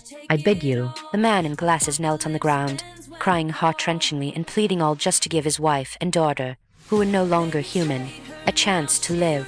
Hater originally had other uses for this mother-child zombie, but hearing the man's words, her attention was instantly drawn. Are you Gyodaking? A man who produces bread with superpowers in the apocalypse. In the previous life's apocalypse, Gyodaking was a fairly well-known figure. It was because he was that eccentric ability user who could turn soil into bread. When they first learned of his superpower, many factions thought it was complete trash. The key issue was that this guy didn't provide much bread. Only 500 grams a day. It wasn't even enough for one person to eat properly. However, because he was an early member of a certain survivor's base, he lived a very comfortable life. After all, later on, a single piece of bread could buy a night with a beautiful woman. This shows just how severe the subsequent food shortage became. But because of this, he also became a captive ability user. Still, one could only say this guy's luck was incredibly defiant of the heavens, although his skill was indeed trash at the beginning. During an accidental special operation where he followed a team as a backup granary to kill zombies, he unexpectedly absorbed a special mutant zombie crystal. Immediately afterward, the bread he made underwent a qualitative change. Not only did his output increase, but his bread also gained attributes. After ordinary people ate it, they could briefly possess superpowers for about a day. If an ability user ate it, they would receive a boost in superpower intensity, essentially gaining a strengthening buff. Some breads could even possess offensive properties or healing functions. Suddenly, Gyodaking became a hot commodity that every major base fought over. However, his personal strength was still too weak. In the midst of the power struggles, some big shots felt that if they couldn't have him, they should destroy him. So they simply killed him. Anyway, in the end, the guy died quite miserably. Hater didn't know if Gyodaking's wife and daughter had survived in a previous life. Regardless, the man had ended up alone. She heard he had been depressed for a long time. Now, hearing this man say he could produce bread, Hater directly spoke his name. When Gyodaking heard that the female police officer opposite him actually knew his name, he was stunned. He used to be a very ordinary programmer, the kind who wouldn't make a ripple if thrown into a crowd. He worked himself to the bone from dawn to dusk just to give his wife and child a good life. But this damned natural disaster had destroyed all his happiness. His wife had turned into a terrifying existence that was neither human nor ghost, and even the child in her womb had become like a ghost infant. He truly couldn't accept this reality. Perhaps after the disaster passed, his wife and child would get better. Seeing his wife turn out like this, he didn't want to live anymore. He suspected his wife had turned into a legendary zombie, and he even felt that if that were the case, it would be fine if he died. At least his wife would be eating him instead of someone else. His wife would still be clean and hadn't harmed anyone else. As it turned out, on the day the hailstorm arrived, he was knocked unconscious by a piece of hail. After waking up, he awakened the skill to produce bread. By the time he found his wife, she had already turned into that ghostly state. He thought he was a goner, but the bread he produced could actually calm his zombie wife down with just a small piece. She could stay quiet for an entire day. It was as if they had returned to those peaceful days of the past. There were no supplies in the hospital, and everyone was struggling to survive under the freezing ice disaster. Only he stayed by his zombie wife, hiding in a corner. Every time his zombie wife wanted to go out and bite someone, he would stuff a piece of bread into her mouth, and she would quiet down. Even the child in her womb would quiet down. Gyodaking didn't know why this was happening. He felt that while heaven had robbed him of his wife, it had given him another chance to stay by her side. As long as he could make bread, he could keep his wife with him forever. Perhaps this was the power of love, but now, a woman who could destroy everything had arrived. Gyodaking didn't have much ability. He could only make bread. He hoped to use this skill to trade for a glimmer of hope for his family. That female police officer, I used to be a law-abiding good citizen. I've never done anything bad. My wife and child, even though they've become like this, they haven't harmed anyone else. I feed them bread, and they love the bread I produce. I beg you, don't hurt them. They really haven't taken anyone else's life. I beg you. I can produce 500 grams of bread every day. Aside from what I give my wife and my own survival rations, I can give all the rest to you. With me, you'll have an endless supply of bread rations. I beg you, please spare our lives. Gyodaking knelt down directly, praying that the powerful woman before him would show mercy to his family. His behavior made Hater feel both amused and sympathetic. In the previous life, Gyodaking's reputation was actually quite good because he had saved many people with his bread, but it was also because of that bread that he lost his life. This is the price of being a saint, however. It was also clear that Gyodaking was a very sentimental person. If it were any other man seeing his wife and daughter turn into zombies, they would have fled long ago, right? Oh, right. A man's knees are worth gold. You don't need to kneel to anyone. I didn't say I'd take their lives, so get up quickly. However, since your wife and child are like this now, they will likely be targeted by others in the future. Not everyone can be like me with strong defenses. Have you thought about how you'll live your life from now on? Hugh Daking stood up and simultaneously fed his wife and ordered her a large piece of bread. The zombie woman immediately quieted down, and the infant in the zombie Tyrannosaurus Rex's hand also calmed down instantly. Era Hader signaled her Tyrannosaurus Rex to release the zombie baby. The little thing swooshed back into its mother's arms. The features of this mother-child zombie were quite delicate.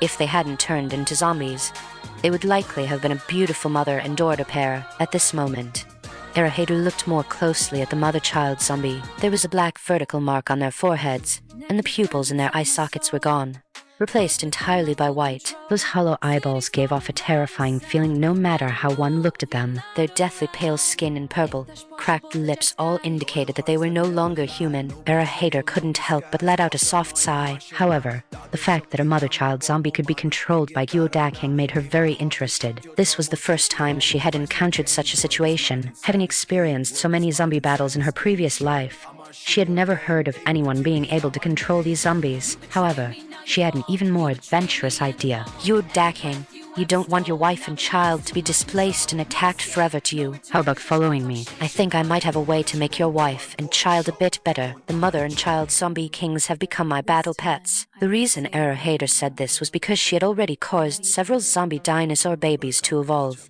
which quickly produced a very subtle effect. Among them, the most powerful was naturally the zombie Tyrannosaurus Rex. Having such a name was indeed no joke. Therefore, this zombie Tyrannosaurus Rex had a natural suppression over the mother-child zombie, who had become the same kind. Moreover, through the information shared by the zombie Tyrannosaurus Rex, Era Hader quickly understood this simple classification of zombie ranks. In her previous life, people classified ranks based on the strength of ability users and zombies. The lowest was F rank, going up to A rank, and then there was the even higher S rank. As for Era Hader, by the later stages, she had already become the strongest SS rank powerhouse. After activation by the red super ability crystal, Era Hader's war pets were all A rank or above.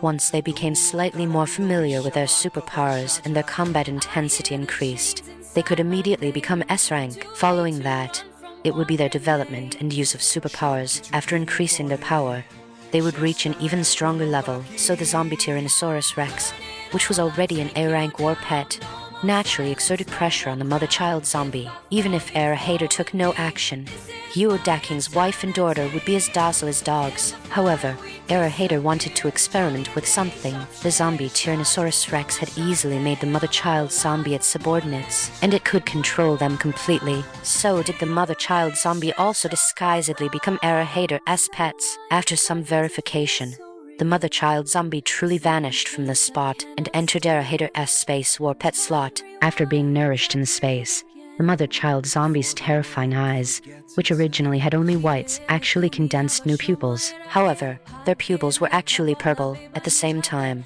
they seemed to have received a series of information. When they faced Era Hader again, they directly called out Master. Era Hader also felt a touch like a soul contract. This was a resonant connection that all pets would develop with her. Seeing this, Era Hader couldn't help but smile. At the same time, the mother-child zombie also seemed to undergo some subtle changes. That baby zombie actually started to speak. Master Sister, thank you.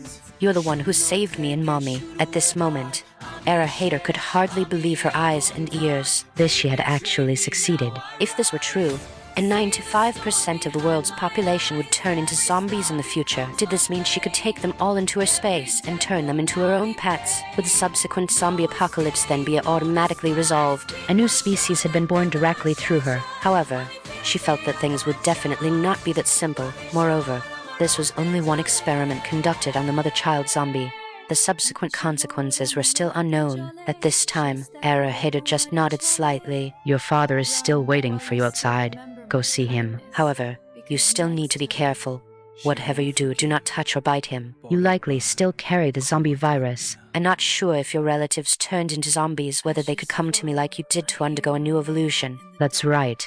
In Era Hader's view, the mother-child zombie had completed a new evolution. They possessed movement speed, combat power, agility, and even intelligence far exceeding that of ordinary people. Of course, ordinary zombies were just a bunch of walking dead, only capable of attacking humans for their fresh flesh and blood. But these things seem to have become different for the mother-child zombie. Sister, I'm hungry. Daddy only feeds us a little bread every day.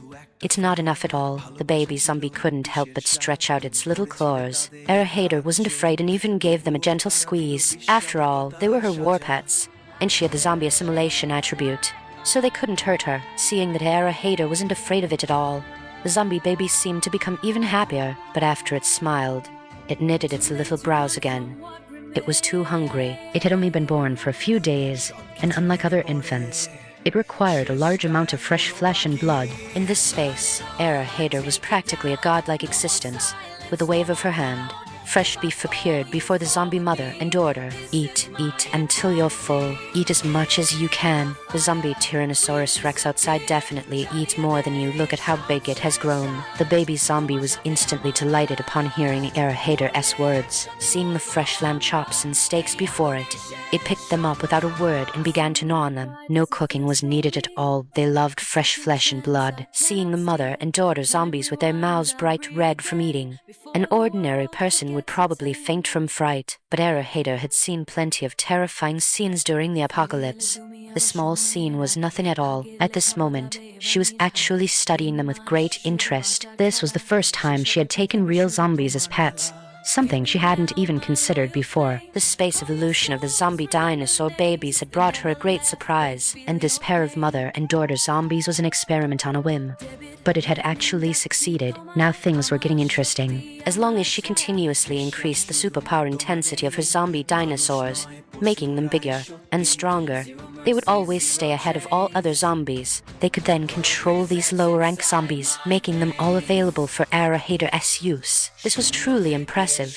From now on, the zombie apocalypse would no longer be an apocalypse for Era Hader, but rather a cornerstone for her to become even stronger. At this time, Era Hader looked closely and found that after eating some flesh and blood, the baby zombie had actually become supple, not as pale as before, and had quickly grown in height. The baby zombie, which was originally only the size of a palm, was now as long as an adult's forearm. This growth speed was a bit too fast. It seemed that as long as they ate a lot, they could grow quickly. As for the mother zombie, perhaps because she had just given birth to the baby, she also needed a large amount of fresh flesh and blood to replenish her strength. This flesh and blood was the greatest delicacy in the world to them. At the same time, Era Hader exerted a powerful pressure on them. In their consciousness, there was only one voice constantly warning them that Era Hader was the heavens, and they had to obey her in everything. After the mother and daughter zombies had literally devoured a sheep and a cow, they finally stopped eating. They patted their still relatively flat bellies, faces full of satisfaction. By now,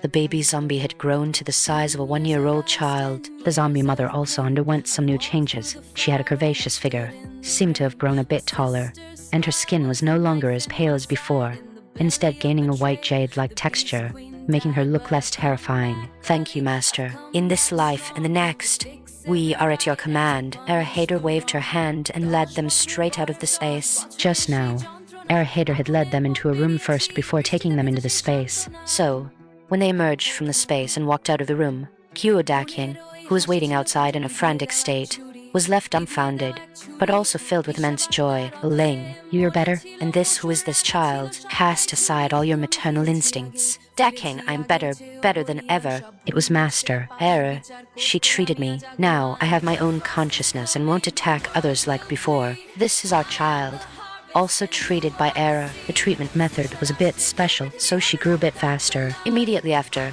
the zombie little girl crisply called out to Kyo-dakin. Daddy. Looking at the little girl, as delicate as a white jade porcelain doll, Kyo-dakin was completely stunned. He had never heard of a newborn baby turning into a 1-year-old and being able to speak in the blink of an eye. What on earth was this? Moreover, his wife seemed able to speak and had consciousness, having returned to normal, yet something still felt different. But Kyo-dakin didn't care about any of that. He immediately wanted to kneel to Era Hader again, but was caught and held up by her. All right, don't be in such a hurry to kneel. First, listen to me explain the current situation. First of all, your wife and daughter have mutated, in a strict sense.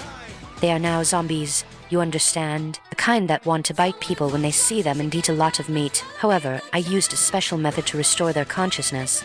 But their natures, zombies, will not change. They still like to eat meat and even have a natural craving for the flesh and blood of living people. But I can help them control it, and I can provide them with fresh beef and mutton every day to ensure their survival. However, you cannot get close to them at will. If you accidentally get infected with the zombie virus, you will also become a zombie. And I cannot guarantee that I can treat you the same way I treated them. This kind of treatment is risky and not necessarily successful. Do you understand what I mean?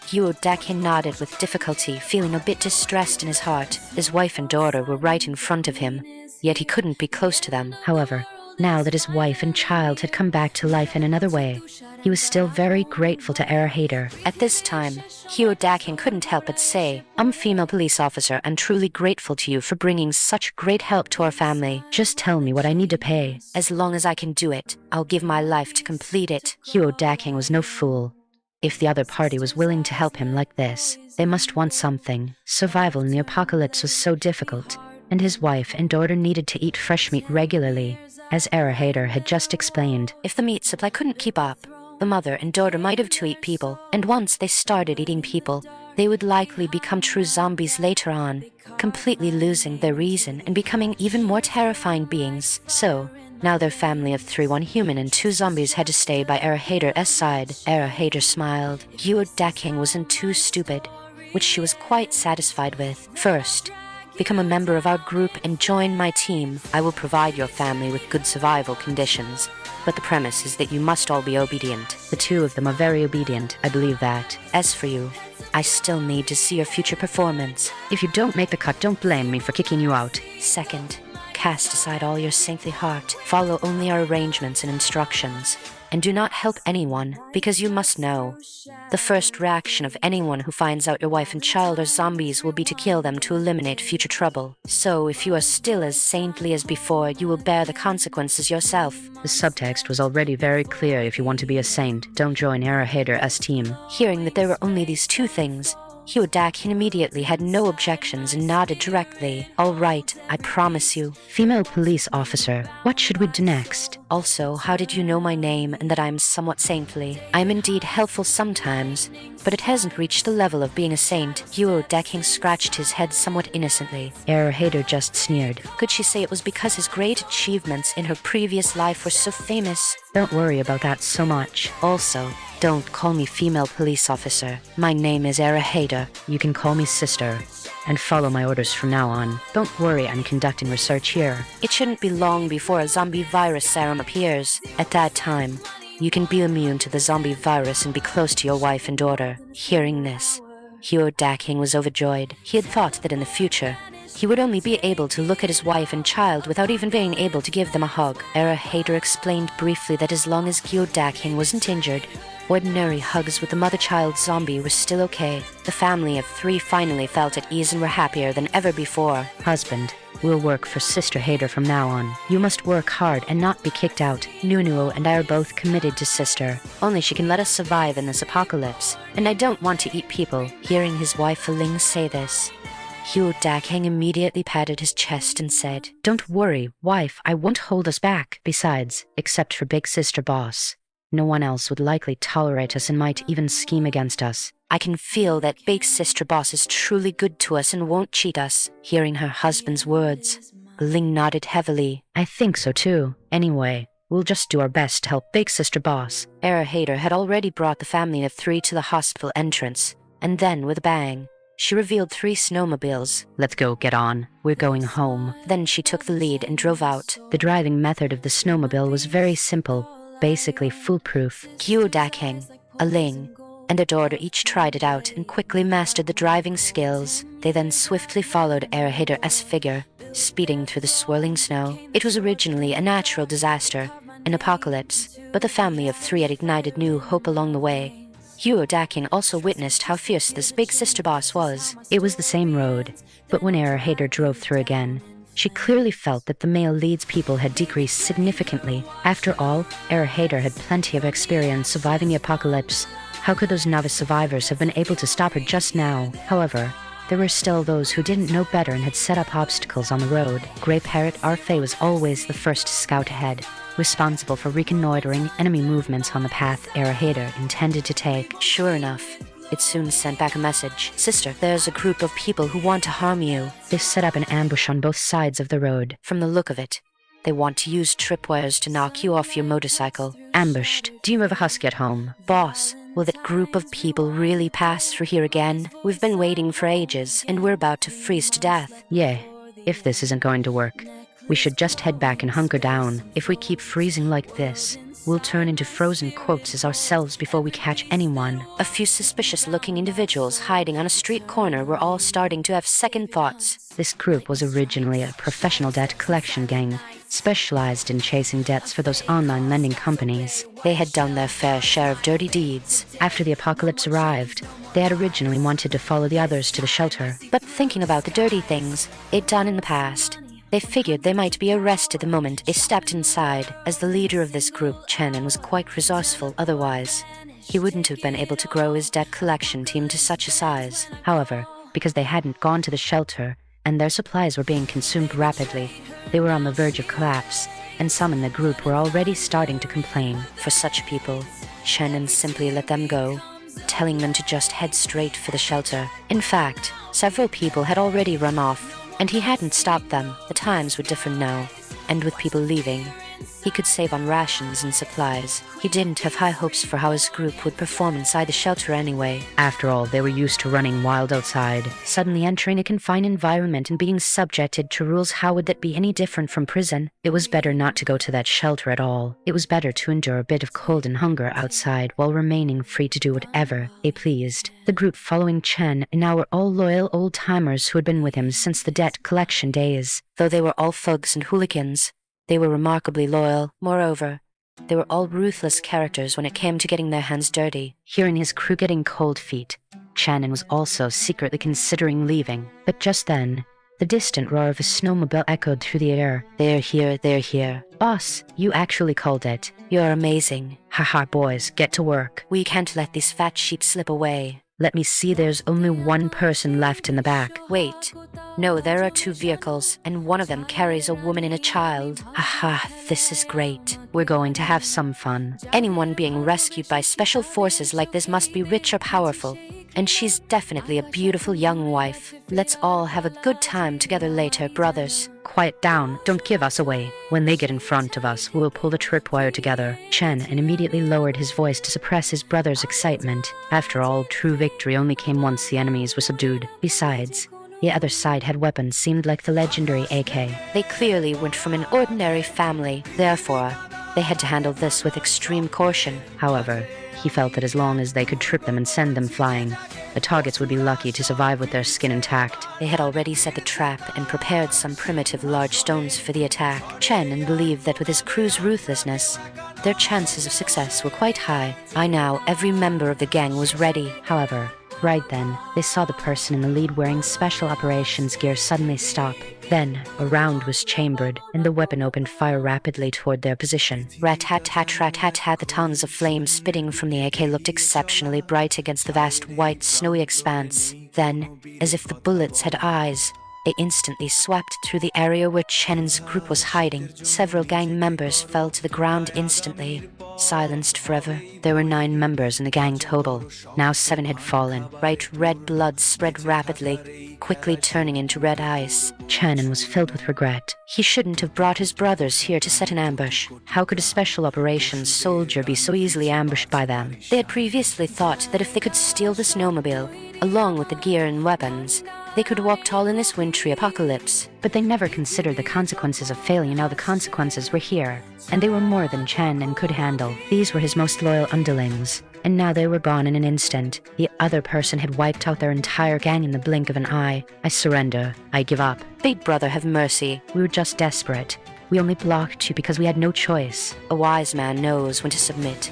Shannon immediately crawled out on his knees like a dog. What met him, however, was a cold question from Hader. Are you Chenin? Hearing a crisp female voice coming from inside the special operations suit, Chenin was momentarily dazed. It was actually a young woman, judging by her voice. She had to be a great beauty. He felt a wave of frustration. If the ambush had succeeded, their group would have had two beautiful women to enjoy. The one riding the snowmobile behind her was clearly a curvaceous young woman. And this girl in the special operations suit had an amazing figure too. A trace of gloom flashed through Channon's eyes, even as he maintained his sycophantic facade. Female police officer, you've heard of me, but I'm law-abiding now. I haven't done anything bad. This time was purely out of desperation. Please let me go. I'll definitely repay you well. While uttering words of flattery and begging for mercy, Channon slowly crawled on his knees, inching closer to Hader. As a result, the moment he moved, Hader fired a single shot from her AK, instantly blowing the hat off Chen's head. Take one more step and I'll blow your dog head off. Answer what you're asked, and get back. Hader's maneuver crushed any thoughts Channon had of fighting back. She was too alert. He didn't have a single opening. He could only wait for a better opportunity. Behind them, Hyo-Dak-Hyung and his family couldn't help but swallow hard as they witnessed Hader's decisive and ruthless style. Only the zombie little girl, Nuo, whispered secretly to her mother, "Mummy, I want to eat meat." This was clearly because the scent of fresh blood from the recently deceased men had triggered her zombie bloodlust. The zombie mother, Ling, also swallowed with difficulty. She really wanted to eat meat too, although she had just eaten a whole cow. The sight of fresh human flesh triggered a powerful physiological urge that she could barely control. To her surprise, however, a unique surge of energy emanated from the purple mark on her forehead, quickly suppressing her bloodlust. The same happened to Nuo, the zombie mother. Ling said directly to her daughter, "Your master sister doesn't like us eating people. Bear with it for now. If you're really hungry, sister will give you meat to eat." Though their conversation was quiet, it was overheard by the highly tense and focused Channon. In the biting cold wind, he suddenly felt a chill run through his entire body, and his back was instantly drenched in cold sweat. My God, we were only thinking of killing people and doing some bad stuff, but these ruthless people are actually planning to eat people. While Channon was shivering in fear, Hader's voice rang out again. "Channon, do you have a husky at home?" "Policewoman, have you arrested me before?" Channon felt numb. He felt certain that he had fallen into the hands of an old acquaintance. He asked tremblingly, "Female police officer, did you arrest me before?" But no matter how hard Channon racked his brain, he couldn't recall being arrested by any female police officer. If that had really happened, he would certainly remember it. Then it must be that this female police officer was in the department he used to stay at. Otherwise, how could she be so familiar with him? Hader just sneered. "Basically, having confirmed the other party's identity, your husky has been requisitioned. Lead the way immediately." Hearing Hader say this, Channon couldn't help but swallow hard. He had been planning that if he really couldn't make it one day, he would slaughter the husky and stew it for dog meat. Now, it was equivalent to having a generous ration directly plundered from him. I say, female police officer, can you make an exception? You see, you've already killed those brothers of ours. Surely you can't be so lawless as to snatch my dog away too, right? The result in response to him was another burst of bullets, which directly blew the head off the piece of scum behind him. Then, the weapon was aimed at him again. One more word of nonsense, and the bullet will go straight into your head. Seeing this scene, Chen dared not say another word, hurriedly scrambling backward, nodding and bowing while saying he would lead the way for Hader and the others. On Chen's side, there was only one lackey left now. That lackey raised his hands high, not daring to say any nonsense. "Female police officer, I'll take you there, I'll take you there. Please don't shoot me, bullets don't have eyes. I'd beg you to spare my life." Hader just lifted the AK, signaling for the two to lead the way. Behind her, Hyo-Dak-Hyung, seeing Hader's fierce bandit-like style, swallowed hard again. Ling and Nuo, the mother-daughter zombie pair, were swallowing hard, gulping down saliva, really wanting to gnaw on the corpses on the ground. However, in the end, they held back. Things the master hadn't told them to do, they would die before doing. Hader's strength had already been deeply imprinted in their minds. At the same time, they also knew that there were many special war pets behind Hader. Sure enough, Hader's war pets soon appeared, one after another, forming a guardian team. The two guys who were originally walking in front turned their heads and discovered so many animals around Hader.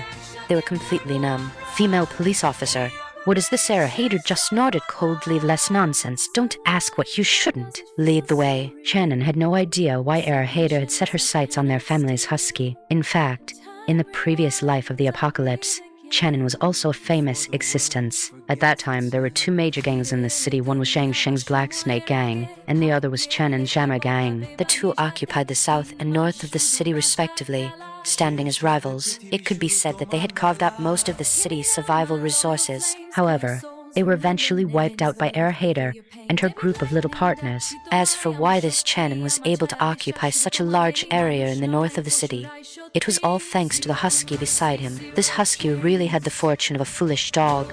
Not only did it muddle-headedly awaken a superpower, but it could also control a group of mutated beast werewolves. Within this group of werewolves, there was also White Wolf King. This was equivalent to adding 2 mutated beast combat powers, and moreover, they obeyed Channon, an ordinary person without a superpower. This was also the reason why Channon was subsequently wiped out. The 2 mutated beasts were indeed very strong, but he himself had no combat power. Channon himself was directly targeted as a weakness, although he usually operated in the gray areas and often got into fights. In the extreme environment of the apocalypse, those meager skills of his quickly became useless. Therefore, although he was indeed carefree for a long time in the early days of the apocalypse, he was eventually wiped out. As for those 2 mutated beasts, after losing Channon's control, they disappeared with the wolf pack for a period of time. However, they later surprisingly became a scourge in the region. Looking at the time frame, this husky should not have started to mutate yet. After all, Channon was actually thinking about eating the dog. It was unknown what the husky would feel if it knew that it had been so calculated by its master while it loyally guarded Channon's side. However, at this moment, Channon and his only remaining lackey were truly on edge. The 2 walked in front, secretly exchanging glances. Although they didn't speak, they could understand each other's meaning. Boss, what should we do? This female police officer is too fierce. She simply doesn't give people a chance to speak. What else can we do? Take it one step at a time. When there's a chance later, we'll run in separate directions and meet at the old place. The 2 had been roaming the world together for many years, and they had a tacit understanding with just one look. Both of them were thinking of running away separately. Being targeted by such a female police officer was definitely not a good thing. If they were made to do hard labor at the shelter, it would truly be more miserable than being in jail, and they certainly wouldn't want that. However, this female police officer was ruthless and could directly take their lives. What could they do? As a result, the 2 just exchanged a glance, and then they heard a crisp bang, and the only remaining lackey also had his head blown off. Channon was instantly so scared that he knelt on the ground, not daring to even raise his head. All of his lackeys had now been killed, not even given a chance to speak. He could feel that in the eyes of that female police officer, all their lives were as cheap as ants, not worth mentioning. This is the last chance. If you still don't cherish it, then don't blame my bullets for not having eyes. Hader's cold voice came again. Channon dared not have any more petty thoughts, hurriedly nodding and bowing as he said it. Oh, female officer, female leader, I was wrong. I will definitely lead the way properly. Please don't shoot again. Okay, I won't dare to have any petty thoughts again. Bullets really don't have eyes, and a piece of scum like me isn't worth wasting a bullet on. This guy still thought that Hader's ammunition was precious and that she shouldn't be willing to use it casually. But now that all his little brothers and lackeys had been wiped out, he didn't see any sign that she felt bad about wasting bullets. Channon was absolutely terrified at this moment. Hader's cold voice came again in move. Channon could only tremble, walking forward with unsteady steps. The distance that originally wasn't very far felt like he had traveled thousands of miles. The female police officer opposite him was truly a killing god. He really regretted it now. Why was he so blind?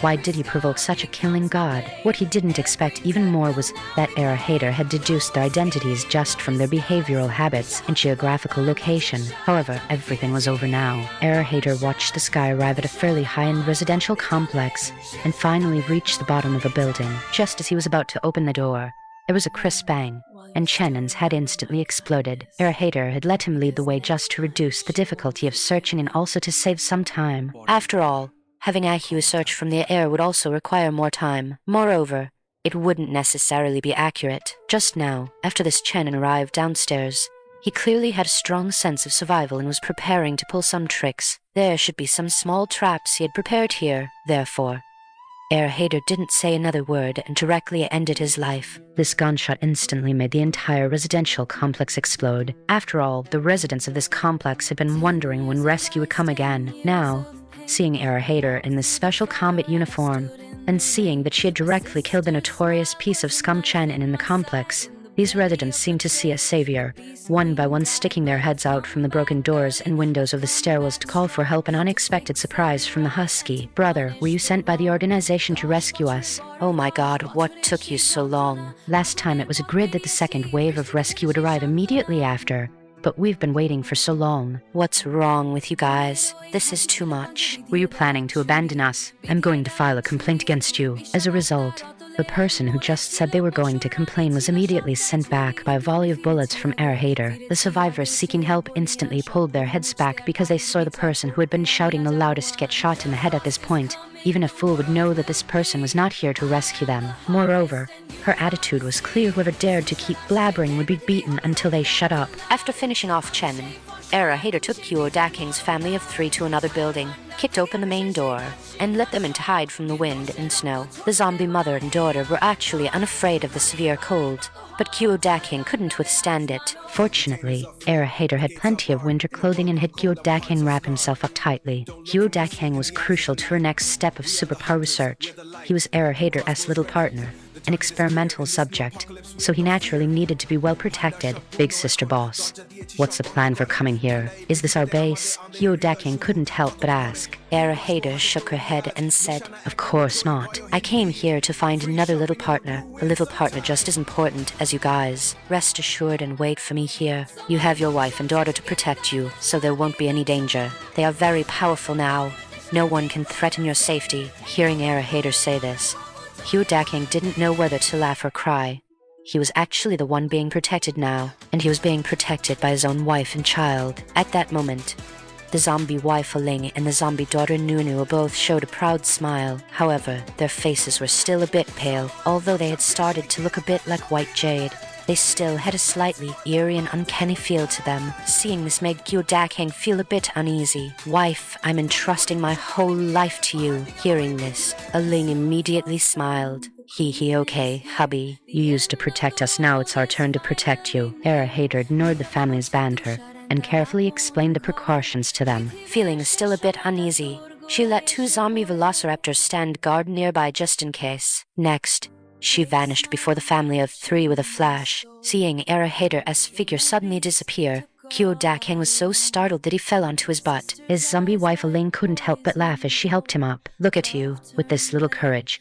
How are you going to follow Big Sister Boss in the future? Kyo Daking's face turned beet red from the comment. No, wife, she flew away. Big Sister Boss flew away. She was gone in an instant. Oh, I suddenly have a bold guess. Our Big Sister Boss wouldn't happen to be the legendary god of thieves, would she? The more Kyo Daking thought about it, the more it made sense. After all, without the ability to come and go as one pleases, how could someone snatch so many resources under the close surveillance of major nations? Furthermore, Hader had promised them before that as long as they followed her, there would be plenty of supplies, and she would let them live increasingly prosperous lives. Without enough supplies as a foundation, how could she be so assertive? Now, everyone was fighting to the death just for a bite to eat. His zombie wife Ling smiled slightly. It's enough that we know it ourselves. You must not go out and talk nonsense. Regardless of the reaction of Kyo Daking's family, Hader had already arrived at the location of the legendary husky. Arfei had already scouted the husky's location earlier, which was why she could arrive there so accurately. To her surprise, the husky was actually locked in a large cage, looking extremely miserable. She had thought that for such a loyal husky, Shannon would treat it well. She didn't expect the scene. Hader saw that the husky was so thin it was barely recognizable. It clearly hadn't been fed for quite some days. But suddenly seeing Hader, a stranger, the husky hurriedly tried to stand up and barked. But because the cage was too low, it couldn't even straighten its back and was forced to lie down again. Seeing it like this, Hader couldn't help but shake her head. And then she had David the German Shepherd appear directly. In the next second, a massive figure appeared before her. The enhanced David the German Shepherd exerted a sheer bloodline suppression, causing the husky to immediately prostrate itself. At this time, the husky showed a submissive expression, even having a hint of a fawning air to it. Hader had originally just wanted to try it out, but seeing that the husky was so intelligent, combined with David's suppression of it, she couldn't help but palm her forehead. It seemed her worries were unnecessary. At this moment, she directly opened the dog cage and asked perfunctorily, Your master doesn't want you anymore. Are you willing to come with me? The husky had long since realized this fact. Its unreliable master had been gone for a while. At this moment, it seemed to understand Hader's words and showed a thoughtful expression. However, before it could even think for a second, it was slapped on the head by David's paw and knocked down. The husky instantly felt that its whole dog life was ruined. It seemed there would be no good days ahead. But when Erahader took out a large bone for it to gnaw on, the husky, which had been starving for several days, came over without a second thought and rubbed against Erahader's leg. Erahader knew the husky had agreed. Besides, it wasn't in a position to refuse. With a thought from Erahader, the husky was instantly taken into her space. Next, Erahader searched the somewhat messy room. It was evident that Shannon's group didn't really know how to take care of a room. It was likely they had no choice but to lock the husky in a cage. After all, if the husky were allowed to run wild, the home would be truly ruined. And just then, Erahader saw a red hail crystal in the corner of the room. Her eyes immediately lit up. What kind of stroke of luck was this? No wonder this husky was so strong in her previous life. It turned out it had fused with this red super ability crystal. Erahader took it away without another word. Coming out today, she had intended to train her family and resolve a hidden threat along the way. She didn't expect to recruit 4 little partners directly, each with great potential. Erahader's elite team had added another powerful force. Meanwhile, the husky, having entered Erahader's space, was truly letting loose. Because there was so much food inside, and having been hungry for several days, it didn't care about anything else and ate its fill first. Moreover, it had been stuck in a cage and couldn't move at all. Now, in such a vast space, after eating and drinking its fill, it ran wild like a horse off its leash, having the time of its life. Seeing the husky's state, Erahader shook her head and ignored it, deciding to slowly help it activate its superpower tonight. She also wanted to see what the husky would be like after its superpower was activated. In her previous life, she had been annoyed to no end by this husky, but now that it was under her command, it would be a powerful combat force. Just as she was feeling satisfied, unexpected news came from the zombie mother Elaine. Master, we are being besieged. I survived. Hearing the information transmitted by zombie Elaine through her war pet's mental link, Erahader couldn't help but raise an eyebrow. Are there really people who aren't afraid of death? She packed up the ability crystals in the room and pocketed the remaining supplies. Even a mosquito's leg is meat,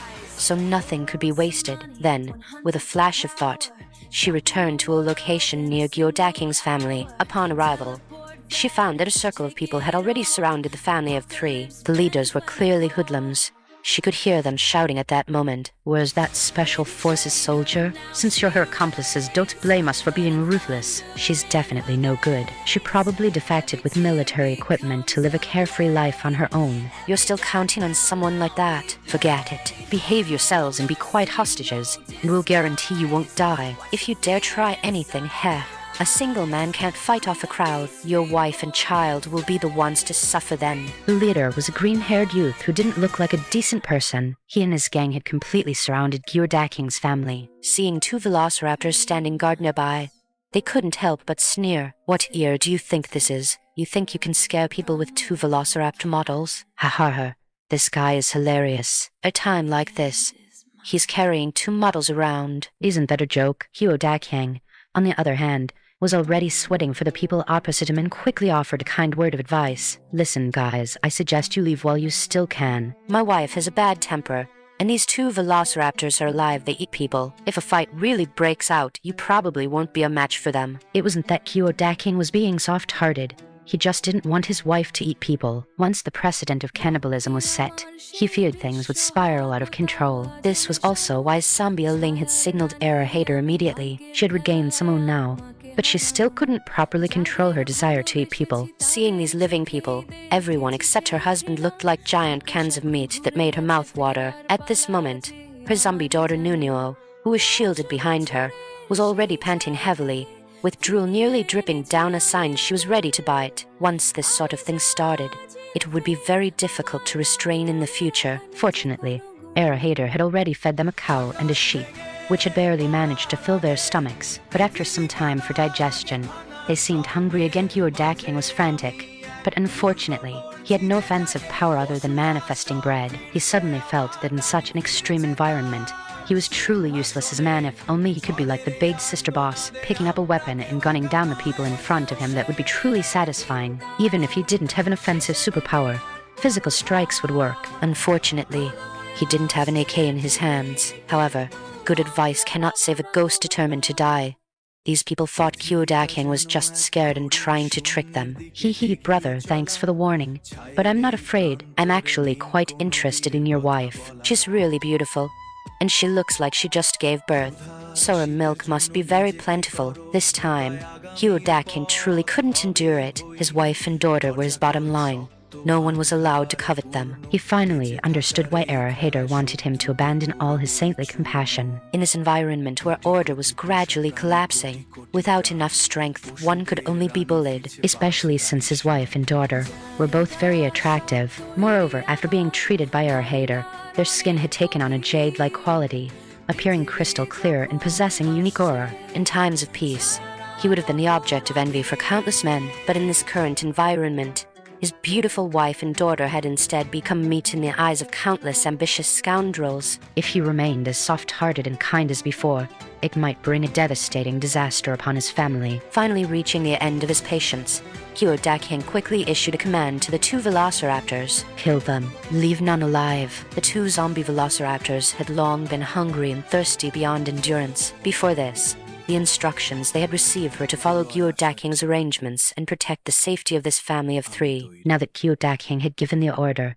the 2 zombie velociraptors swiftly approached the gang. Seeing that these 2 velociraptors were actually not models and had bared their fierce fangs to bite them, the gang of hoodlums finally snapped to their senses. Oh my god, these are actually real dinosaurs. How can this be? Have we entered Jurassic Park? This snowy environment actually brought dinosaurs back to life? Run quick. What are you two still mumbling about over there? The green-haired guy who had shouted the most arrogantly and another fellow were immediately pinned to the ground by the 2 velociraptors, their throats bitten through in one go. At this moment, the 2 velociraptors fully utilized their powerful ambush capabilities and continued to pursue the remaining people. The hallway was narrow to begin with, and those people wearing bulky winter clothes couldn't run fast at all. Before long, a series of miserable wails echoed throughout the entire hallway. Within 5 minutes, the enemies were completely wiped out. Seeing this bloody scene, Gyo-daking's legs couldn't help but tremble slightly. But seeing his wife and daughter staring longingly at the corpses on the ground, he quickly stopped them. Wife, daughter, hold back. You absolutely cannot eat them. If you're hungry, I'll make some bread for you to hold you over. Once the big sister boss arrives, she can give you meat to eat. Only then did Hader slowly step out from the shadows. She had taken off her mask, revealing her pretty face, and gave Gyo-daking a beaming smile. Gyo-daking, you've passed the first test. Welcome to my team. Gyo-daking finally breathed a sigh of relief. In truth, ordering the killing of others for the first time had left him feeling flustered and heavy-chested. Always a kind person, he was slowly beginning to adapt to the rhythm of the apocalypse. He propped himself against the corner of the wall with some difficulty, barely managing to stand firm. Thank you for your trust, big sister boss. I will work hard to earn your approval and won't hold you back. Before long, the 2 velociraptors returned with mouths full of blood. They still looked like they wanted more. Hader patted their heads and put them directly into a space, then turned to Gyo-daking's family and said, "Let's go. Things are done here. Next, there are more important plans to carry out." With hearts full of trepidation, Gyo-daking's family followed Hader back to the safe house in the Viller district. As they entered the house, which was as warm as spring, Gyo-daking could no longer hold back his tears. They had finally survived. Important intelligence next target. After settling Gyo-daking and his family into another villa, Hader checked in with her family to let them know she was safe, and only then did she properly communicate with Gyo-daking and his group through her conversation with a Ling. Hader suddenly obtained a piece of very important intelligence. It turned out that deep down, Ling had an intuition that she would become the most powerful zombie in the city. There's only one zombie king in a city, and they only evolve to the strongest level after undergoing various trials and slaughter. Hader suddenly had a feeling that the evolution of these zombies was just like raising goo. Similarly, isn't the evolution of humans the same? They grow through constant slaughter, and the one who can survive to the end and become the strongest is naturally the king. Didn't the kings of the 9 great life-restricted zones from the previous life all evolve this way? It's just that because their regions were different, they couldn't compete with each other. But now that all the kings of the 9 great life-restricted zones have entered her command, she needs to occupy the resources of these 9 places. These kings of the 9 great forbidden zones of life cannot just be cultivated at will. They are essentially the kings who fought to the end in their respective 9 great forbidden zones of life. Therefore, they still need to follow their growth trajectory, and Hader has her own reasons for putting them all back in their original places. She is effectively occupying 9 large territories. When her war pet legion becomes increasingly massive, Won't she be able to occupy even more territory? By then, won't the entire apocalypse be under her control? Thinking of this, Era Hater couldn't help but be filled with anticipation. Life was becoming something to look forward to more and more. However, right now she still needs to properly arrange the few little partners she just recruited into her team. Daking possesses the skill to conjure bread.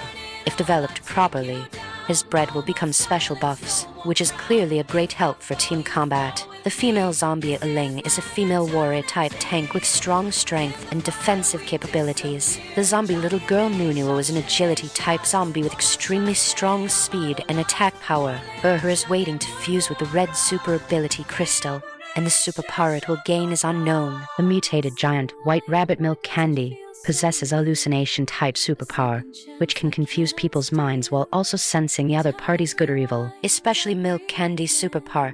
After performing exotic beast resonance with Era Hater, everywhere Era Hater went, everyone had something similar to a loyalty indicator above their heads. Now she can see that those who can become her war pets, and have been with her for a longer time, are all die-hard loyalists to Era Hater.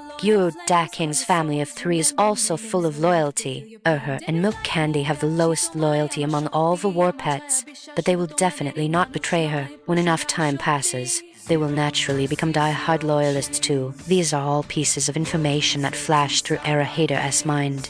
No one had told her, but she just sensed them. It was a very magical feeling. However, because of this, Era Hater had more things to do. The first thing is to have Urher fuse with the red super ability crystal. In the previous life, because of this they had to struggle a lot to eliminate Chenin. It's no wonder Chenin had a feeling of being caught by Era Hater in the dark, because that was exactly how it was in the previous life. They could be considered old enemies, but now Chenin hadn't grown up yet and was directly eliminated by Era Hater, which is also the reason why Era Hater didn't hold back at all, because she knew very well that this Chenin was completely different from his name.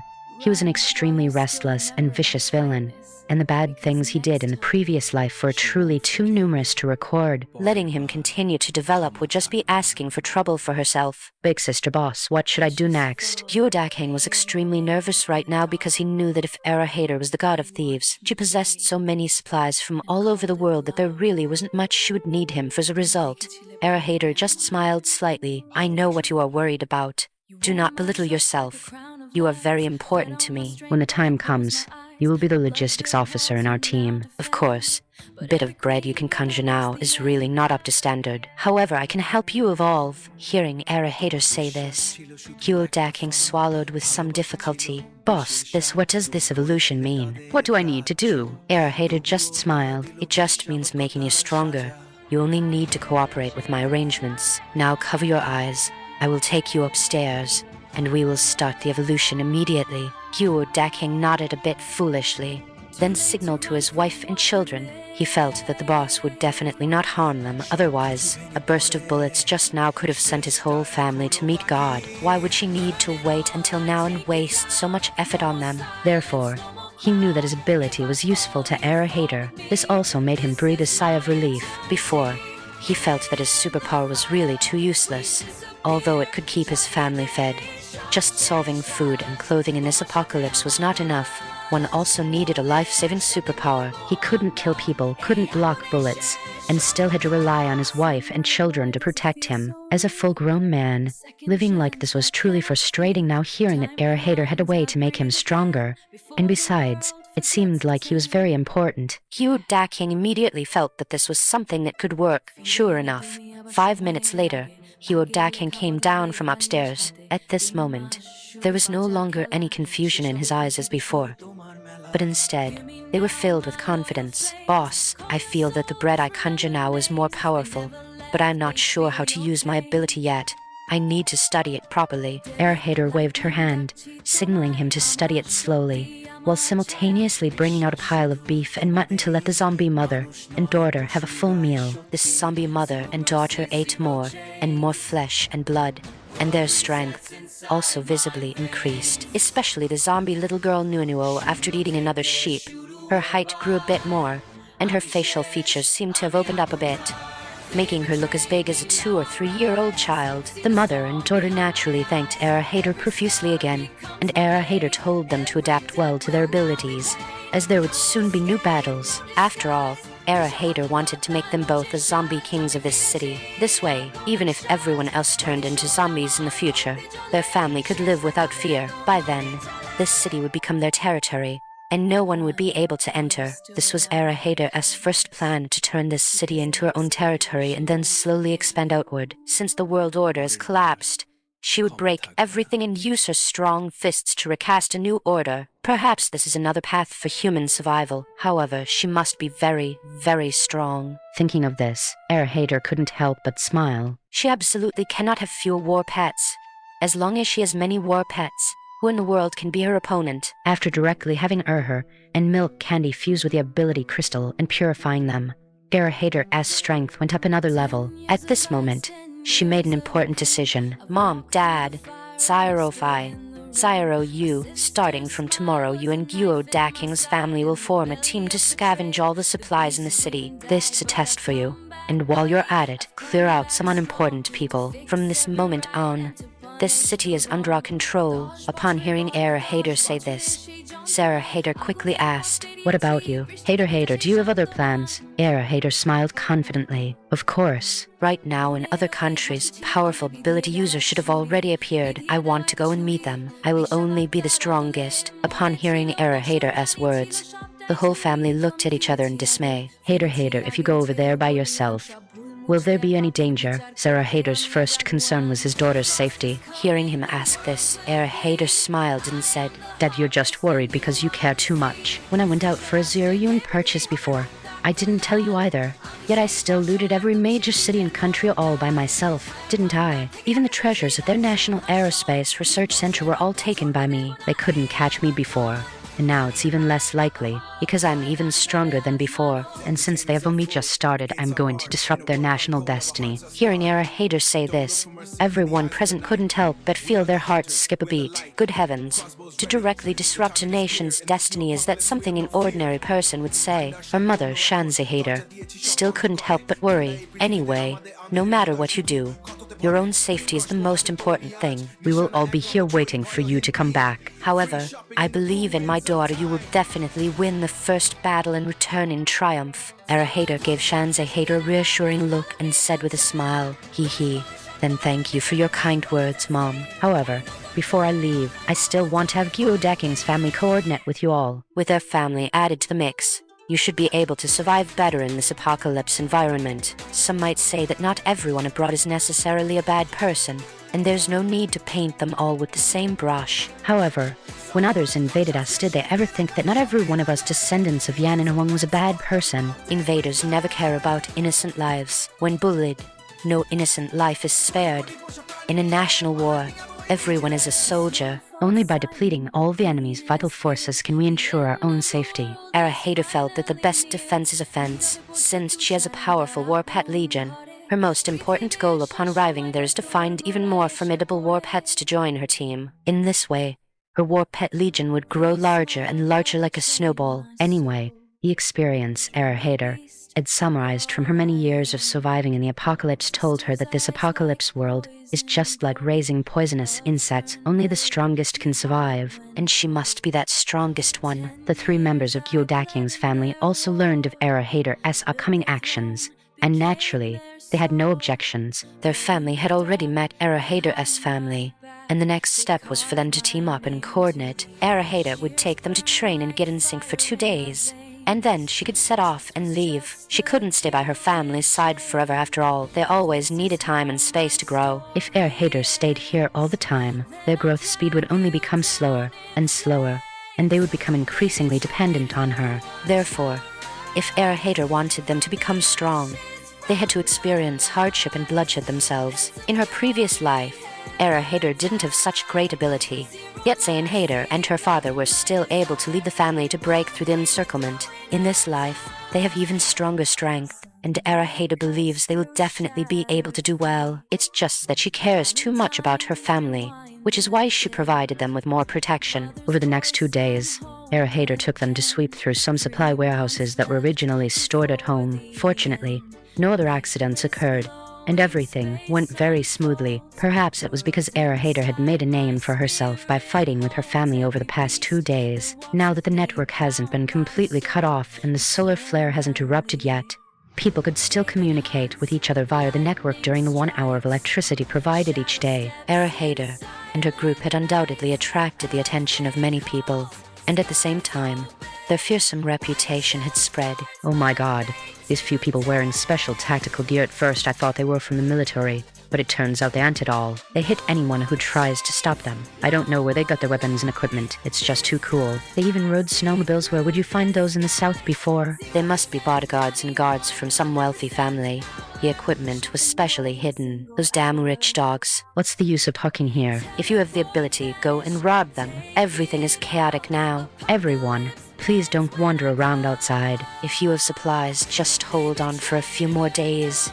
Maybe there will still be rescue coming from above. What kind of pipe dream are you having? Now the authorities are all busy dealing with the shelter issues. Who has time to care about us? Stop talking, everyone. We're not having it easy in the shelter either. We eat less than chickens and do more work than dogs. Where can we go to reason with anyone? What's going on? Are even the supplies in the shelter running low? Yeah, the military has indeed collected supplies from various sources, but if you don't work, you don't get supplies. If you work, the supplies given are not even 1/10 of your previous salary. It's really depressing. Just leave it at that. The world is in total chaos now. It's already not bad that you have stable food. We who didn't go to the shelter are already worrying about how to live from now on. After this food is eaten, what are we going to do? How back then we told you to come to the shelter, but you weren't willing. You still thought this snow disaster would pass quickly, but now you're dumbfounded. Right. How are you talking? Even if I want to go, I can go now. In this ice and snow, do you think you can travel thousands of miles to get here? Don't freeze to death on the road. A bunch of netizens complain to each other on the network, which could be considered a way to vent their pressure under the natural disasters of the apocalypse. Now everyone knows that it's really hard for this bitter cold snow disaster to pass. They don't know when the ice and snow will melt. It won't be like this for a lifetime, will it? But the vast majority of people probably won't be able to hold out until then. Food is one aspect,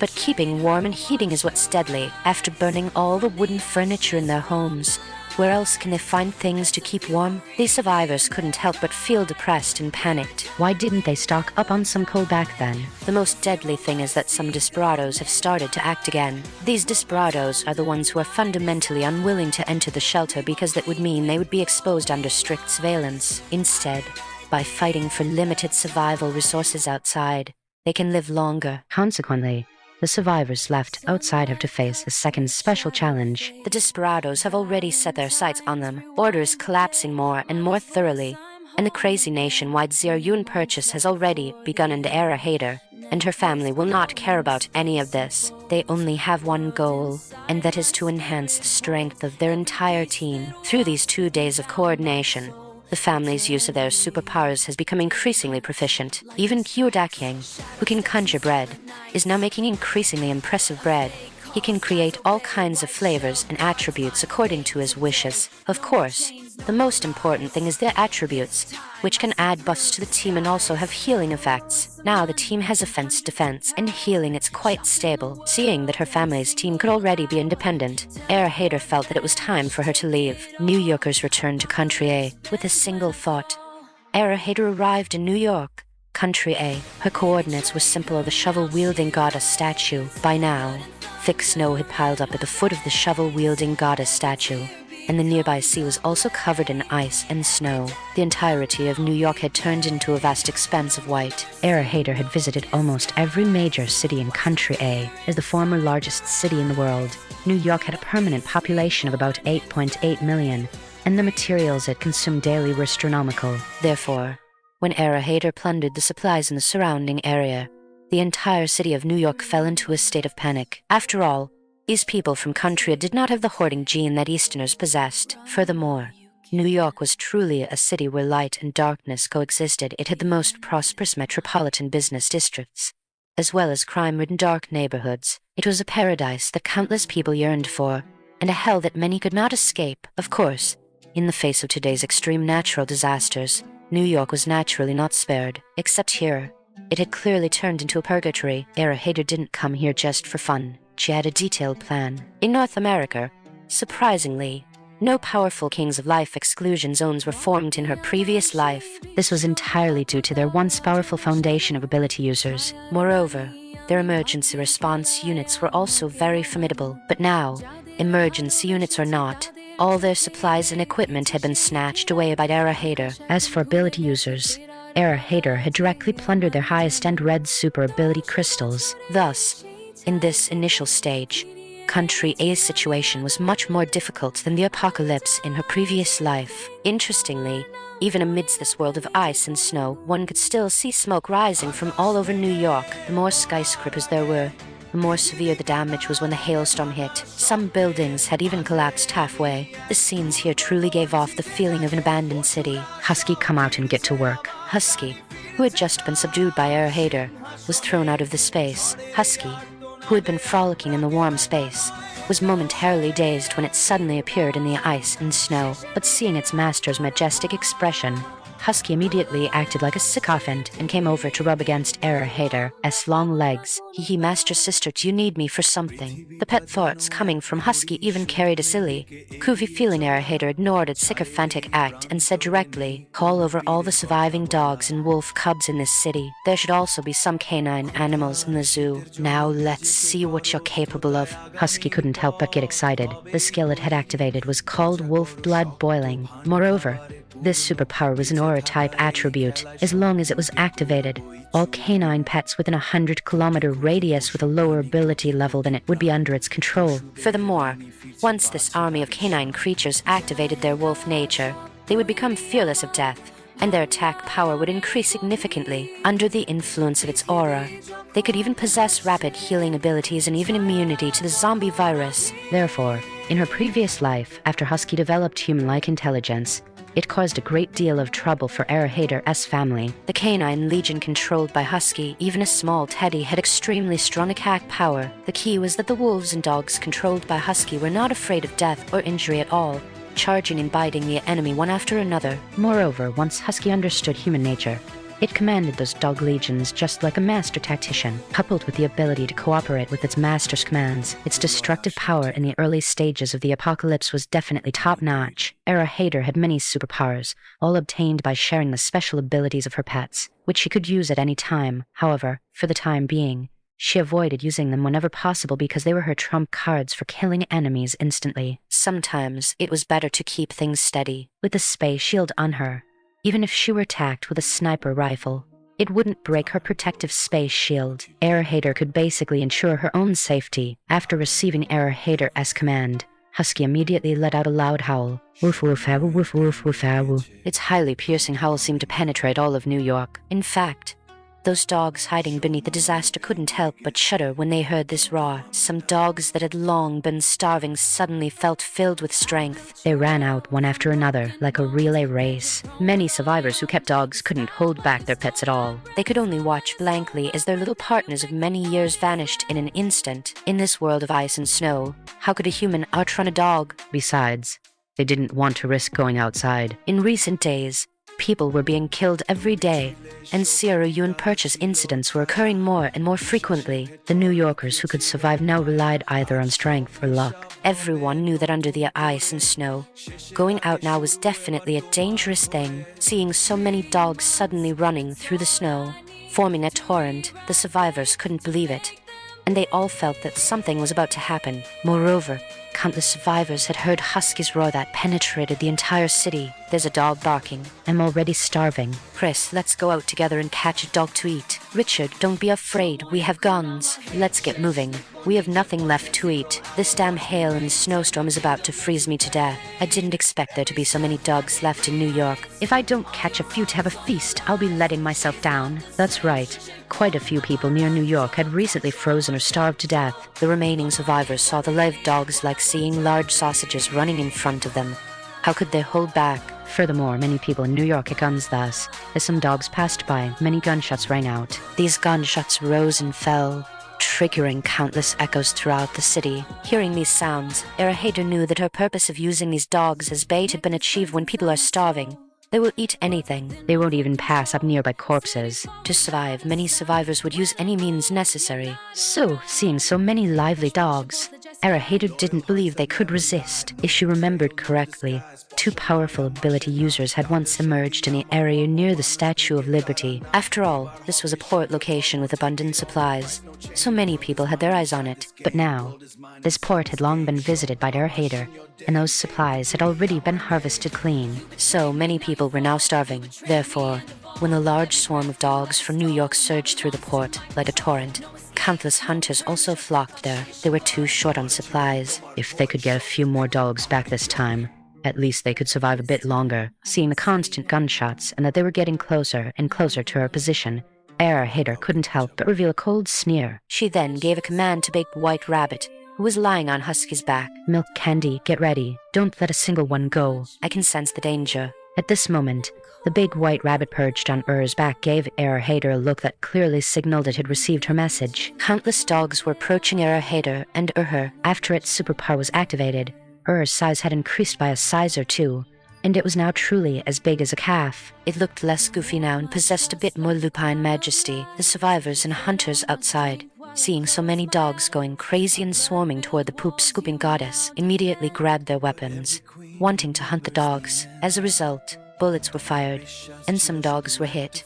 But even though they were injured, these dogs dragged their bleeding bodies and continued to sprint forward. Furthermore, a group of survivors weirdly discovered that the wounds on the injured dogs stopped bleeding very quickly and even healed rapidly. My God, what is wrong with those dogs? Have they mutated or something? Why can't I kill them no matter how much I shoot? Even if I just killed one, it would be enough for me to go back and have a meal of dog meat. What the hell is this? Are these dogs crazy? Why are they all running toward the poop-scooping goddess statue? I don't know if these dogs are crazy, but I'm about to go crazy myself. I'm starving to death. You trash scum, get away from me. All those dogs are mine. Har, what are you screeching about? Buddy, are you hungry? Then let me give you a shot to feed you. At some point, the frequency of gunfire began to increase. Moreover, those hunters and survivors who were hunting dogs had originally aimed their guns at the running dogs, but later, they turned their guns around and started shooting at other people who wanted to hunt the dogs. The tempers flared higher and higher,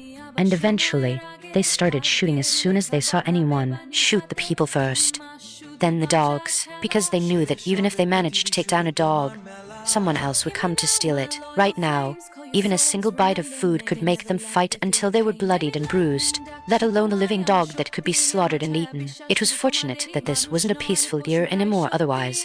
If animal lovers saw the scene, they would have been attacked immediately. Regardless, these guys just started fighting like this. Later, they realized that if things continued this way, they wouldn't get any dogs, and they would die first. Nobody knew who called for a ceasefire in the end, but the moment that person shouted, they were blown away by an RPG. You ask, why would there be an RPG in New York? The answer is simple. As long as you have money here, you can get anything. And now, as long as you have supplies, you can get anything. Hader had indeed harvested a large batch of their supplies and weapons and ammunition before the apocalypse arrived. But no matter how powerful she wasn't a god. She couldn't possibly take away all the supplies and equipment. Therefore, there were still some fish that slipped through the net at this time. Through the perspective of her warpaths, Hader had quickly seen that various gunfights had already started in every area of New York. In more serious cases, like the RPG earlier, they were used directly to strike enemies. Indiscriminate attacks. Seeing this chaotic scene, the corners of Hader's mouth couldn't help but curve into a beautiful arc. Let it get chaotic, the more chaotic the better, so she could fish in troubled waters more effectively. Her plan was also going quite smoothly. Although some dogs had been wounded by bullets by the time they reached Hader, their wounds had basically healed. This was Urher's superpower, the effect of wolf blood boiling. Good heavens, so many dogs had actually all self-healed, especially some of the injured dogs. They had originally been hit by bullets, but after healing, they actually spat out the bullets that had entered their bodies from their mouths. Hader was simply amazed at what she was seeing. Could it really be operated like this? However, she then recalled the scene from her previous life where she had fought the Wolf King and now she finally understood why she had found that so difficult to deal with back then. After all, as long as the dogs surrounded still had a breath left, could save them. When Hader had faced her in her previous life, she didn't have any good healing teammates by her side. Under such circumstances, fighting and its pack naturally carried more risks. But now had become her own little partner war pet.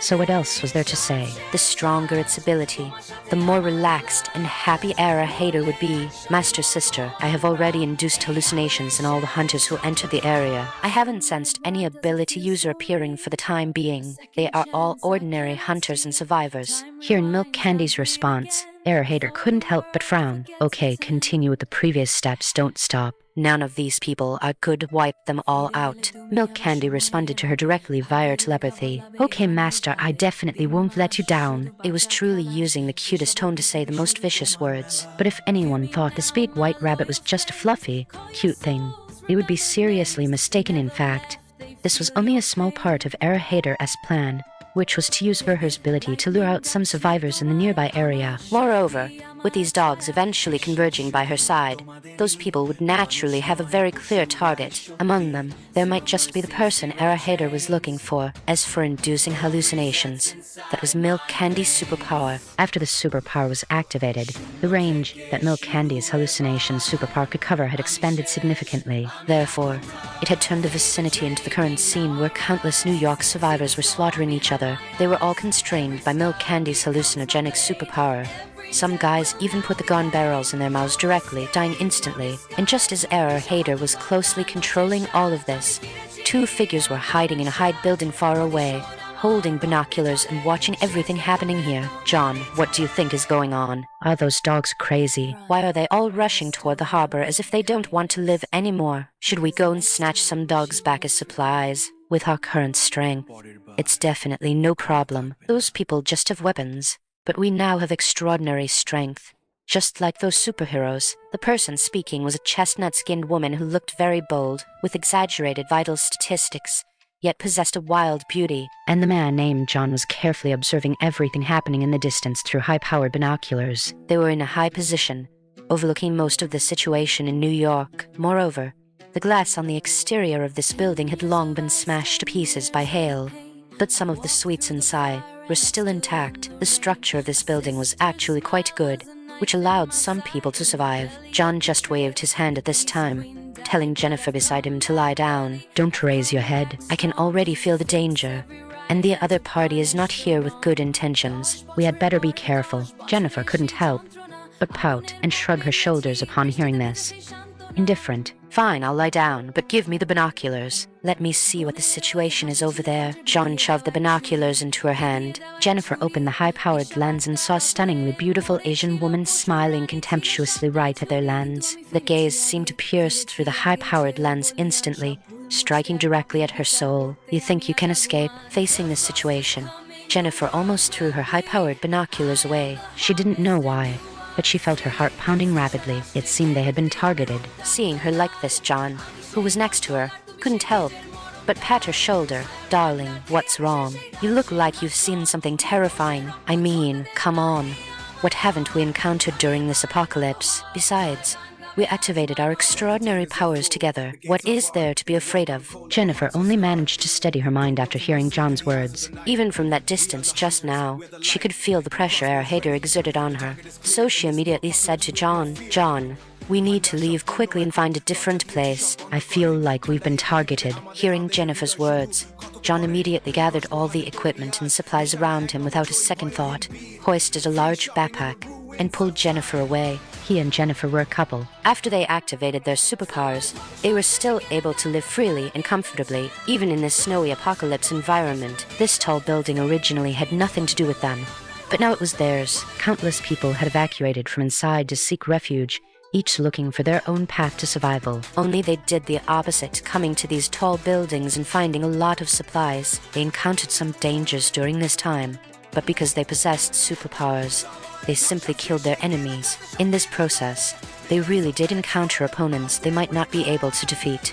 But Jennifer seemed to have a very powerful intuition and could always detect them immediately. When facing such formidable opponents, they simply avoided them, surviving by laying low until now. It must be said that the two cooperated flawlessly, possessing the tacit understanding of a couple. This was also why John quickly pulled her away without a second thought after hearing Jennifer's words. As a result, just as they reached the room entrance, a pretty figure appeared before them. Hello, you two. Why are you leaving in such a hurry? Stay and have a cup of coffee. The other party's tone was friendly, But the AK in her hand was no joke. It was aimed directly at the two of them. John held Jennifer's hand, and they both immediately raised their hands, adopting a posture of surrender. "Madam, please lower the muzzle. We are both good citizens with no criminal record." Perhaps there is some misunderstanding between us." As he spoke, John slowly pulled Jennifer closer to the broken window. He could tell that Jennifer was extremely nervous, which meant the other party was a very dangerous individual, and they might not be able to defeat her. The female police officer in front of them might possess extraordinary powers just like them, but she was wearing combat gear and holding an AK, giving the impression of an ordinary combat officer. But that immense pressure also told him that the woman in front of him was definitely not ordinary. He was trying to stall, simultaneously using his usual trickery to prepare for an escape. The hand he held Jennifer with was actually already releasing a signal. The two had great chemistry. They had secretly arranged a retreat plan long ago. Since this way was blocked, they had to find another solution. Hearing John's words, the female police officer, Hater, let out a light chuckle. "Whether there's a problem or not is not up to you to decide. Come over and accept my inspection. If you truly aren't dangerous individuals, I will naturally let you go." Put down your backpacks and weapons, turn around, and slowly squat down. Such official wording. But John thought, who the hell would believe that ? He knew how many people had believed the words of the A-country police and ended up dead. That would be equivalent to giving up resistance and letting the other party manipulate them. John pulled Jennifer back toward the broken window of the tall building, while pleading with Hater in a very ingratiating tone. No, madam, I think there must be some misunderstanding between us. Please let me explain, but farewell for now. Just as they reached the window, he pulled Jennifer and fell backward. Then, with a wave of his hand, Hater felt all the office desks inside the shattered building fly toward her like cannonballs. In an instant, a rumbling sound erupted on the floor, the sound of large steel desks smashing against the walls and floor. Meanwhile, the two continued to fall through the air, yet neither showed any sign of panic amidst the high-altitude wind and snow. John simply shouted to Jennifer, "Jenny, hurry up. Spread your arms and fly." Jennifer rolled her eyes impatiently at his command, but showed no annoyance. At this moment, John hugged her long legs, while Jennifer's arms rapidly transformed, becoming a pair of huge, extra-long wings. With a gentle flap, they soared into the wind and snow. They flew directly from this tall building to the skyscraper on the other side. The glass in its skyscraper had also been shattered by hail, leaving them as hollow structures. In the wind and snow, they could only transfer across via short-distance gliding. They immediately rushed into one of the floors, but the momentum was too great. The moment they burst in, they tumbled over like gourds, rolling several times before finally stopping. At this moment, both of them felt like they had narrowly escaped death. The pressure the female police officer across the way exerted on them was truly overwhelming. They both felt that if they had stayed in front of her for just a few more seconds, something terrible would surely have happened. But at this moment, they both burst into hearty laughter, celebrating their survival. Ha ha ha, Jenny, you really should practice your flying skills. Next time we run into danger like this, I don't want to be dropped to my death by you. Jennifer couldn't help but roll her eyes again. John, if you try playing around like that next time, I might just drop you midair. Hearing this, John couldn't help but raise an eyebrow, putting his arm around Jennifer's shoulder with a roguish look. "Darling, don't be mad. Didn't we cooperate perfectly just now? That female police officer was probably crushed to death by me. Tonight, I'm going to properly reward you and make you feel good." Hearing him say that, Jennifer impatiently slapped him. "Who's making who feel good?" Don't you know the score? However, while the two were still celebrating, a cold, scornful laugh sounded right next to their ears. "You too, isn't it a bit too early to start celebrating?" "I strongly suspect you are dangerous elements. Please cooperate with my investigation. Turn them all into zombies. Rebuilding the post-apocalyptic order begins in Country A." Hater's words instantly made the two of them feel as if they had fallen into an ice cellar. Both were severely startled. After all, if Hater could suddenly appear before them, then what about everything they had just done? Wasn't Hater clearly supposed to have stayed back there? Why was she appearing here too? Moreover, she seemed to have appeared out of thin air. Jennifer's mind raced, thoughts flashing like lightning. In a sudden burst of realization, she blurted out the truth. You are the legendary god of thieves. You had already awakened transcendent powers before the apocalypse, and it's this kind of super ability that allows for instantaneous movement, right? If that's the case, you must have another ability, a storage ability that can empty out supplies in an instant. Jennifer's blurting out of these words caused John to break into a cold sweat instantly. Even if you knew, you shouldn't say it out loud. What kind of pig brain does this woman have? John was feeling extremely frustrated at this point. He forced the corners of his mouth up into a smile that looked worse than crying. Female police officer, my girlfriend is just a fool talking nonsense. We don't know anything, and we've never seen you, please. Before John could finish, Hader fired a shot into the floor in front of them. Shut up. Do you take me for a fool? Since you know, don't even think about running. Only dead people can keep secrets. The cold words once again made the two feel like they had fallen into an ice hole. But it was impossible for them to just sit and wait for death. John directly shoved Jennifer. Run in different directions. After all, Hader was only one person. No matter how powerful she was, she could only chase one of them. If they split up, the worst-case scenario was that one might escape. The two, who shared a strong rapport, signaled each other with their eyes if there's a chance to escape, meet at the old place. However, before they could take 2 steps, they felt as if they were simultaneously tackled to the ground by some kind of beast. John looked back and nearly fainted. He saw a massive velociraptor pinning him directly to the ground, weighing on him like a giant mountain. In the next second, the velociraptor bit down on his shoulder. After a cry of pain, a bone-deep agony instantly spread through his entire body. Following that, John felt his body stiffen and his nostrils bleed. He glanced over to see his girlfriend, Jennifer, also pinned and being bitten by a velociraptor. He used the last of his strength to try and use his superpower, attempting to move the velociraptors off them with his mind. But it was useless. His superpower seemed to have failed. Please don't hurt her. She's a good girl. Cough, cough. Hader only gave a cold sneer. That's right, in your eyes. She might be a good girl. But in my eyes, she is no different from a demon. Indeed, these two were also country powerhouses who had wreaked havoc in the East in her previous life. They even enjoyed playing killing games, not sparing women or children, just to compete over who could kill more Easterners. This was the reason why Hader showed no mercy when harvesting supplies here. These two were indeed a very good couple on the soil of Country A, usually appearing quite positive, but once they reached the East, they seamlessly switched to demon mode. In her previous life, she didn't know how many Easterners had managed to survive the harsh environment only to die at their hands. This was also the reason why she sought these two out immediately after arriving in New York, after being bitten by the zombie velociraptors. The potent zombie virus quickly ravaged their bodies. Hader also wanted to see if these two ability users would turn into zombies because of this. At this moment, the massive zombie Tyrannosaurus Rex had appeared beside Hader, constantly watching the changes in the two. With a single look from Hader, the zombie Tyrannosaurus Rex received the message instantly. The two velociraptors obediently stopped their biting and picked up John and Jennifer in their mouths, delivering them to the Tyrannosaurus Rex. The Tyrannosaurus Rex's slightly short but extremely sharp foreclaws grabbed the two of them at once. Hader could clearly see that the two were undergoing rapid changes. Many blood veins like black spiderwebs had appeared on their faces. Their pupils gradually dissipated, and their eye sockets were slowly taken over entirely by the whites of their eyes. Their limbs and teeth underwent rapid transformations, becoming extremely sharp, pointed, and long. Their canines turned into fangs, becoming particularly prominent. I didn't expect the zombification of two ability users to go so smoothly. Not bad.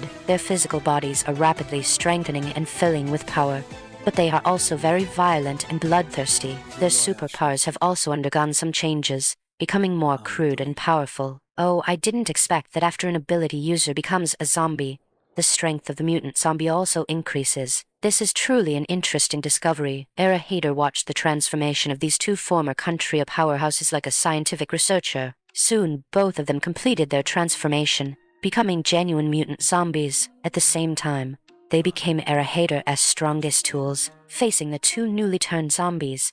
The zombie Tyrannosaurus Rex let out a roar directly at them. The dragon's roar shook the heavens and the earth, as if shaking loose much of the snow accumulated on the skyscrapers of New York. Upon hearing this roar, the survivors throughout New York felt a sudden tremor in their hearts. Even the people who had been controlled by Milk Candy's hallucinogenic superpower just now snapped back to their senses because of this dragon's roar. However, the battle had already begun. What did it matter if they were awake? For those who had already opened fire, it was a matter of life and death. The battle continued, with constant gunfire and smoke rising from all sides, but no one would have thought that the two ability users, who could have become the strongest in the apocalypse, were ultimately controlled by Era Hader. John and Jennifer greet the Master. The two, who were thrown into the space by Era Hader for further study, soon became Era Hader's zombie war pets. Their pupils focused again, and their eyes became clear, except for diamond-shaped vertical mark on their foreheads. Their skin had also become deathly pale,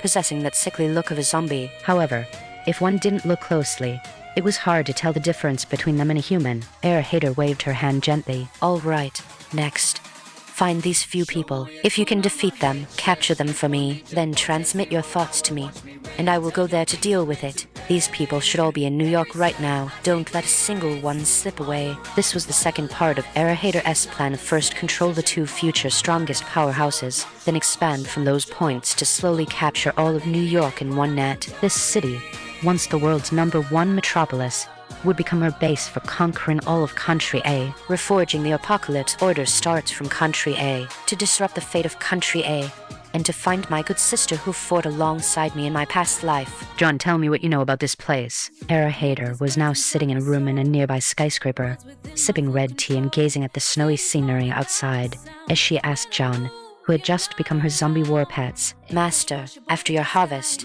the entire New York is severely lacking in supplies. The politicians here are trash. Instead of helping to solve problems, they only shirk responsibility. After that, more and more people couldn't bear it and left New York. Before the hailstorm and snow disaster arrived, the population of New York was probably only half of what it used to be. Then the hail disaster came, directly killing a large number of people, followed by another large number freezing to death. It's estimated that the current survivor rate in New York is about 1%. Era Hader raised an eyebrow slightly upon hearing this. So, there are still 80 to 90,000 people in New York right now. Then, these 80 to 90,000 people still had to compete for the limited survival supplies. Some became strong, some became bandits, but no matter how they changed, Era Hader believed that a very small number of people had already begun to awaken their superpower, and Era Hader's next target was these awakened ability user. Although 80 to 90,000 people seemed like a lot in the vast New York, these 80 to 90,000 people wouldn't have made a ripple in the past, but now, they had become the cream of the crop among the survivors. After all, one must first stay warm, then not starve. Both must be taken into account to survive. At this moment, John nodded slightly upon hearing Era's question. Yes, Master. This number will continue to decrease. Era Hader now showed a triumphant smile. This was right. In her previous life, she had heard indirectly that the number of survivors in New York at that time was definitely much higher than now, at least 400,000 to 500,000. But now, the number of survivors in New York could only be considered a fraction of the number in her previous life. Era Hader knew that her plan to disrupt Nation A's fortune was largely successful. Reducing the number of their survivors would reduce their chances of producing strong individuals. Coupled with her preemptive plunder of a large number of red ability crystal, the possibility of top-tier strong individuals appearing was also greatly reduced. Through her efforts, Era Hader had undoubtedly achieved her first small goal. Immediately after, Era Hader issued her second command. John, Jennifer, you two are more familiar with New York. The task of finding ability user will be entrusted to you. However, besides this, I also want you to find someone. She has an Eastern face and is named Han Zerjian. Here, she looks like this. As Era Hader spoke, she took out a portrait of the target person for them to see. This portrait was drawn from her memories. If you find her, please protect her safety and notify me immediately. She is very important to me. Era Hader's eyes instantly became sharp, showing how much importance she placed on this matter. The two future zombie kings, who were new to the scene, couldn't help but pay closer attention. Yes, Master, we've noted it. But Master, can we eat people? Yes, Master, we've just evolved and are still very hungry. We probably don't have much combat power. Hearing John and Jennifer's back and forth, Era Hader couldn't help but laugh. These two really were at a agreement couple. They even complimented each other when speaking. Era Hader directly produced 2 cows for them to feast on, while also warning them, never eat people. They are delicious to you, but also highly poisonous. Eat too much, and you'll truly become walking corpses. Hearing Era Hader say this, The two future zombie kings couldn't help but look at each other. If you're hungry in the future, don't think about eating people. Find me immediately, and I will provide you with the most abundant and delicious food. John and Jennifer had just evolved and needed a large amount of flesh and blood for energy replenishment at this time. At the same time, it was also to consolidate the new abilities they had gained. Soon, the two cows provided by Era Hater were completely devoured by the zombie couple. You two really can eat. However, this should be enough for you to consume for a while. Of course, if you encounter supplies, just take them and put them into your space ornament. John was now full and satisfied. The fresh, bloody beef was the ultimate delicacy for him. In this way, he felt that following Era Hater, this female boss, wasn't so bad. She was the god of thieves. What supplies wouldn't she have? But even so, Era Hater kept warning the two of them to take any supplies they found and leave none behind. Era Hater did this, naturally, to compress the living space of the New York survivors. This would make their chances of rising even smaller. However, John didn't dare to act on his own and asked cautiously, Master, do you have a grudge or enmity with Han Zhejian? "At a time like this, are you still looking for her to seek revenge?" Era Hater couldn't help but laugh at his words. Clearly, these two new members hadn't truly grasped Era Hater's meaning. However, it was understandable. They had just joined the team. So how could they know Era Hater's preferences? Era Hater smiled, answering in a relaxed tone. Han Zhejian showed me kindness. I came here to find her, which can be considered repaying that kindness. As she said this, Era Hater's tone softened a few degrees unconsciously. Hearing Era Hater say this, John immediately breathed a sigh of relief. At the same time, he was very curious, wondering if there was actually someone who could make Era Hater repay a kindness. Actually, Era Hater had looked for Han Zhejian before harvesting the supplies in New York. Unfortunately, New York is very large, and Han Zhejian didn't leave her much information in her previous life. Era Hater only knew that Han Zhejian was an international student. Before the apocalypse, she was still in a preparatory class, preparing for Nation A's ACT exam, and would enter university after passing it. However, all of this was interrupted by the sudden apocalypse. As an international student and a preparatory student, Han Zhejian seemed to have encountered many troubles and disputes later on. But in the end, she returned to the East through some special means and notified Era Hater in advance that Nation A's ability user were preparing to attack the East through a space-time shuttle passage. In fact, it was thanks to Han Zhejian's reminder that Era Hater's team and base were fully prepared, thus becoming the first Eastern survivor teams to counter foreign invasions. Later, Han Zhejian also became Era Hater's good teammate, fighting alongside her, and she was especially fierce against those invaders. Unfortunately, Han Zhejian was also harmed during a mission in the end. Probably another good deed by that little bitch Era Hater. Era Hater had also searched for Han Zhejian's whereabouts in many ways before the apocalypse. Unfortunately, the world is vast. New York is too big, and there are too many people. Era Hater couldn't find her. Era Hater also didn't know if her resource harvesting plan had affected Han Zhejian's fate. But this matter had to be done, both publicly and privately. Now she can only try her luck to see if she can find the good sister who fought alongside her in her previous life. These dogs must be demons, the Urher, which had already gained human-like intelligence, wore a cheeky yet funning smile at this moment, rubbing against Era Hater's legs, while occasionally sticking out its long tongue and panting. That goofy expression made Era Hater unable to help but cover her forehead. Also, seeing all those silly and cute dogs and wolf pups behind the Urher, Era Hater started to doubt whether her previous decision to let the Urher do such things was the right one. However, she had to dote on the war pets she had taken in, even if it brought her to tears. It was just meat, right? She had plenty. Interestingly, the army of dogs and wolf pups controlled by the Urher could all follow its commands, so they could also be directly taken into the space by Era Hater. At this moment, without a word, Era Hater instantly got it done. A large army of dogs and wolf pups quickly appeared in the spacious and warm space, and the next moment,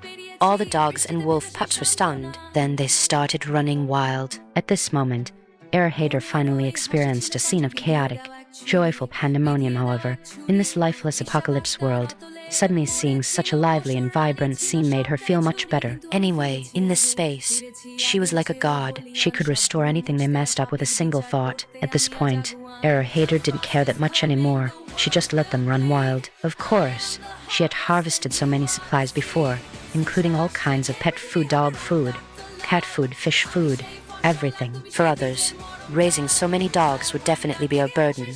They wouldn't even be able to afford to feed them. But for Era Hater, It was just a drop in the bucket. She let them eat to their heart's content. After all, they wouldn't finish it even in 800 lifetimes seeing these dogs and wolf pups, from their initial confusion to eventually treating Hader as their true master. Hader as Warped's army suddenly grew by a large margin. Hader didn't plan to use the best ability crystal for these ordinary dogs and wolf pups. Just using ordinary ability crystals would suffice, because their life potential was insufficient. If she really let them use those high-level skill crystals, it would drain their life force, and there was a high chance they wouldn't be able to bear it and would explode and die. Even with the special ability of the space suppressing it, it would still be very difficult for them to withstand it. Therefore, using slightly better green ability crystals would be enough. In this way, Hader directly obtained an army of mutated dogs and mutated wolves. Moreover, with the Urher's beast blood-boiling superpower aura, these dogs and wolf pups all had super strong defense and recovery abilities. This would help her unify New York very well after having a good meal in the space. The dogs,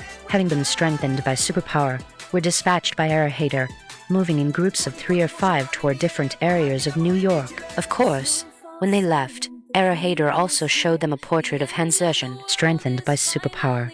They had very strong memories. As long as they saw an Oriental woman similar to the portrait, they would be able to recognize her at first glance. At this time, the sound of dogs barking could be heard all over the New York area. For a time, the survivors all remembered the scene of countless dogs swarming away yesterday. Many wanted to hunt the dogs for food, but ended up not catching any dogs and getting beaten up instead. Many people went out and never came back hearing so many dogs coming out again.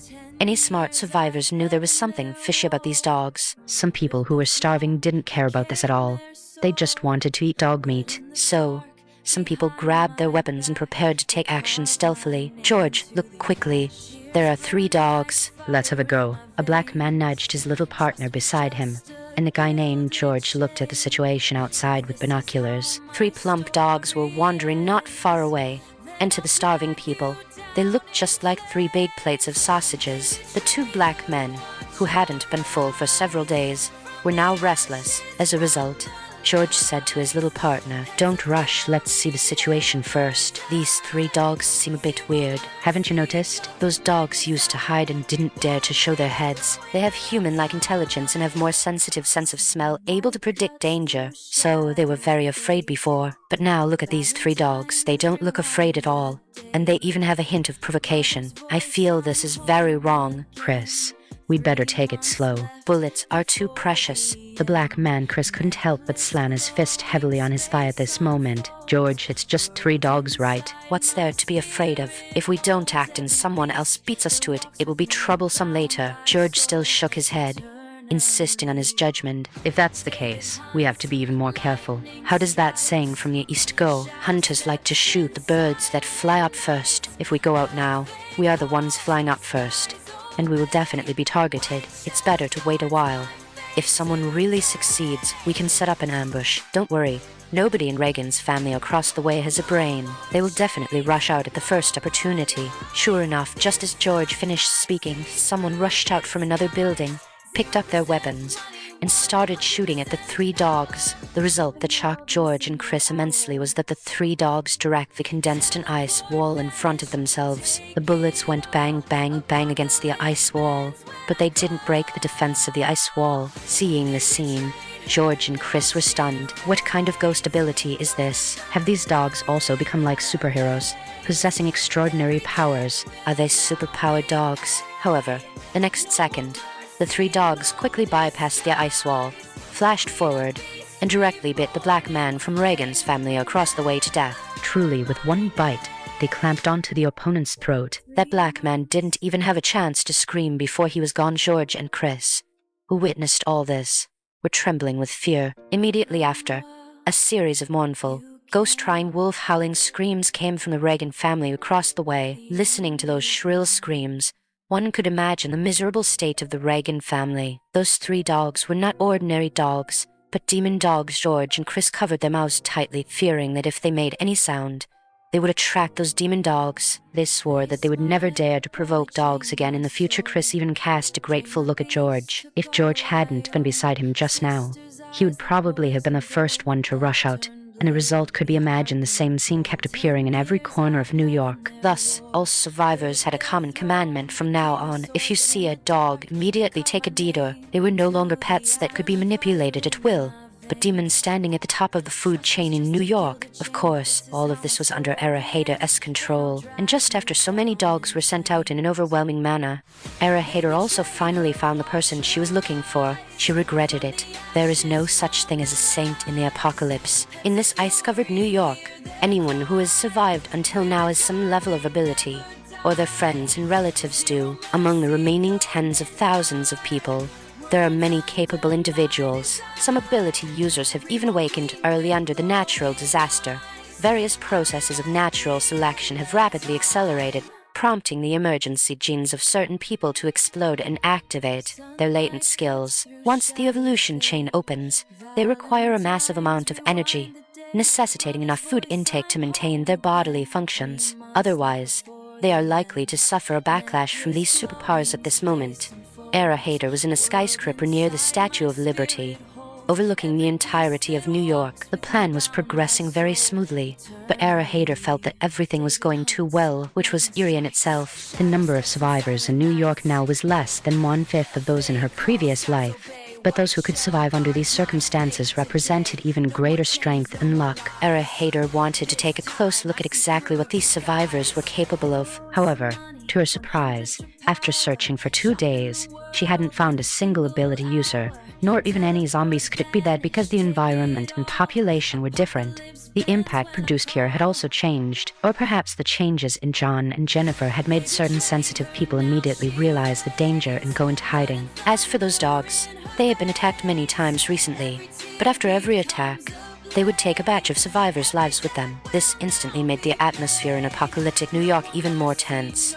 All the survivors had realized the severity of the problem. Besides the icy natural disaster, these mutated dogs were an even more fatal danger to them. The survivors were like cowering rats, hiding away once again. They would absolutely not give the dogs a chance to find them. Everyone knew that dogs had a keen sense of smell, so they each tried every possible way to mask the scent on their bodies. On this day, in the student cafeteria of New York University, a pretty young Oriental girl was cowering in a corner, shivering. When the natural disaster first struck, she was in the back kitchen cleaning up with her younger sister, whom she depended on for survival. As a traditional Oriental youth, she possessed excellent culinary skills. Although she was still a student, she had already been hired by the boss as a chef. The Chinese food she made was very popular, so her usual salary was quite good. She also deeply cherished this work-study opportunity. So when the disaster struck, she who should have already been off duty was still in the back kitchen cleaning up, wanting to be worthy of her pay. Her sister,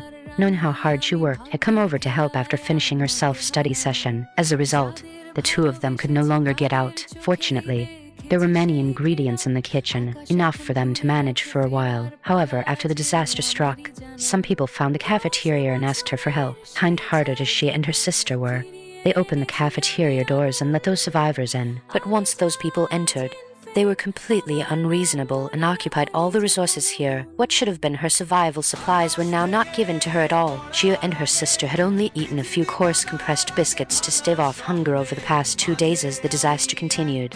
The survivors consumed more and more ingredients. The people here didn't have the habit of hoarding food or money, and they certainly didn't think about where they would find more once the supplies were exhausted. They only thought about filling their bellies for the moment. By these past 2 days, the 10 survivors who had been let in had almost exhausted the food reserves in the kitchen. "Han, I'm hungry. Go out and find food for me, or else I'll have a taste of your sister." The speaker was a fat white man, a staff member at the university, who was currently looking at the Han Zhejian sisters with a fierce expression. Han Zhejian's hands were trembling. She felt like she had no strength left to hold the kitchen knife. She refused directly, saying, "I won't go. Why should I go? You bandits stole my sisters and my survival supplies, and now you want to bully us." "Impossible." The fat white man, Mike, let out a cold snort. "It's not up to you to be unwilling. If it really comes down to it, we'll all come at you together and see how you like that." "They'll find food, as long as you bring back something to eat. I guarantee your sister's safety." "But if you don't go, even if I risk getting hurt, I'll take both of you sisters down. Since we're all going to die anyway, we might as well have some fun first." Hearing Mike say this and seeing his disgusting smile, Han Zhejian's heart bled. She regretted it. She truly regretted it. She should never have been soft-hearted and let these people in. Previously, it was this fat man who acted pitiful, leading a group of survivors to beg bitterly. They even knelt before the Han sisters, saying there was a child in the group and pleading with them to give the child a chance to live. Han Zhejian saw a 10-year-old white boy in their group looking at her with imploring eyes. In the end, the two sisters' hearts softened, and they let them in. As it turned out, they had truly invited wolves into their home, if given another chance.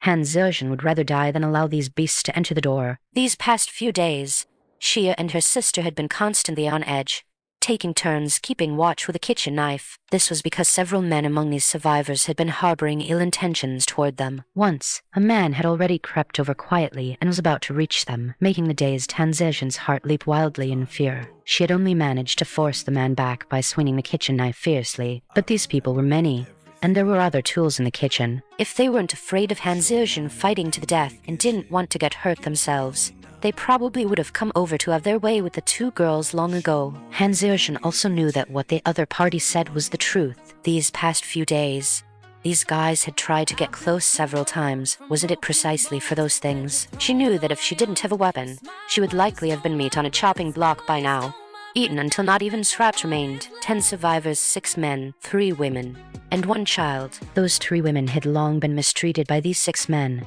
But to survive, they had no choice. As for that child, Han Zhejian could guarantee that if conditions worsened even slightly, they would abandon him or even do something even more beastly. For the past few days, Han Zhejian had been trying to think of a plan, but now she couldn't leave and couldn't stay. She was truly in a dilemma. Now that these people were suddenly making her go out for food, she looked at her thin clothes. She would basically lose her life if she went out but for her sister to live. She could only risk everything. She handed one of the kitchen knives to her sister. Sister, I'm going out to find food for you now. You must stay alive. If they dare to do anything filthy, fight them to the death immediately. Don't hesitate. You must live on. Hearing her sister's words, Hanzime, being the younger sister, felt her eyes instantly redden. She knew that once her sister left, there was likely no chance of her surviving. Thinking of this, she was overwhelmed with sorrow, her eyes instantly clouding over with tears. After all, in such a frigid environment outside, and with them being so thinly clad, how is going out now any different from suicide? These damned beasts truly deserve to be sliced into 1,000 pieces. At this moment, the sisters both missed their homeland immensely. If they were in the East, they probably wouldn't have encountered such a miserable situation, right? In fact, here in Country A, they had deeply felt many instances of discrimination, but they had also received help many times. Perhaps this was the reason why they had retained a shred of kindness initially and were ultimately willing to open the door for this group of scumbag men. But now they knew exactly how foolish their actions had been back then. Sister, if we are to die, let's die together. I'm going out with you. Hearing Hanzime say this, the fat white man, Mike, immediately intervened. No way. If both of you go out and run away, who are we going to find? Don't even think about it. One of you sisters must stay here.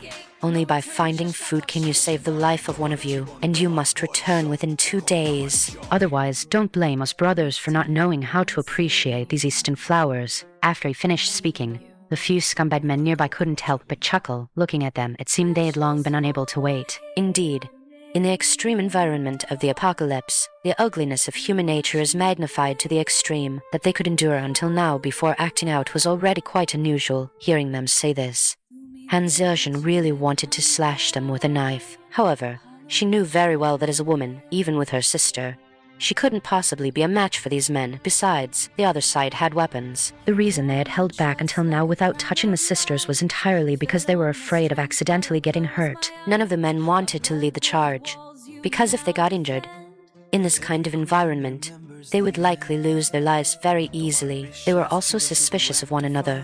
Now that they had no better options, they could only cooperate for the time being. However, teaming up to bully this pair of Eastern sisters was still quite enjoyable. They felt that Eastern women were easy to bully, and after being bullied, they liked to hush things up and swallow their grievances. They had long been accustomed to this kind of cowardice from Eastern women. Therefore, bullying them now, these guys truly had no psychological burden at all. They were certain that Han Zhejian didn't want to risk her sister's life and wouldn't dare to fight them to the death. They believed that Easterners were just like that.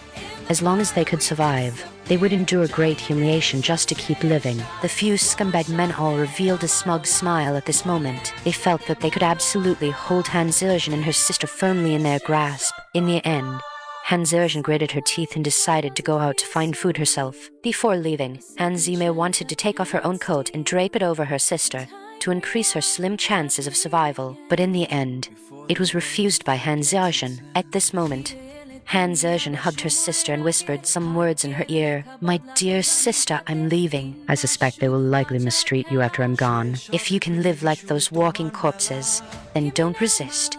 Wait until you find the right opportunity, and then slaughter all these guys. If you don't want to live in such humiliation, if they dare to make a move, fight them to the death. If we can drag one of them to hell, we'll have made a profit. Don't worry, sister won't abandon you. As soon as I find food, I will return immediately. Trust me. As long as it's possible, I will do everything in my power to return to your side as soon as possible." Hearing her sister's words, Hanzime couldn't help but want to cry again.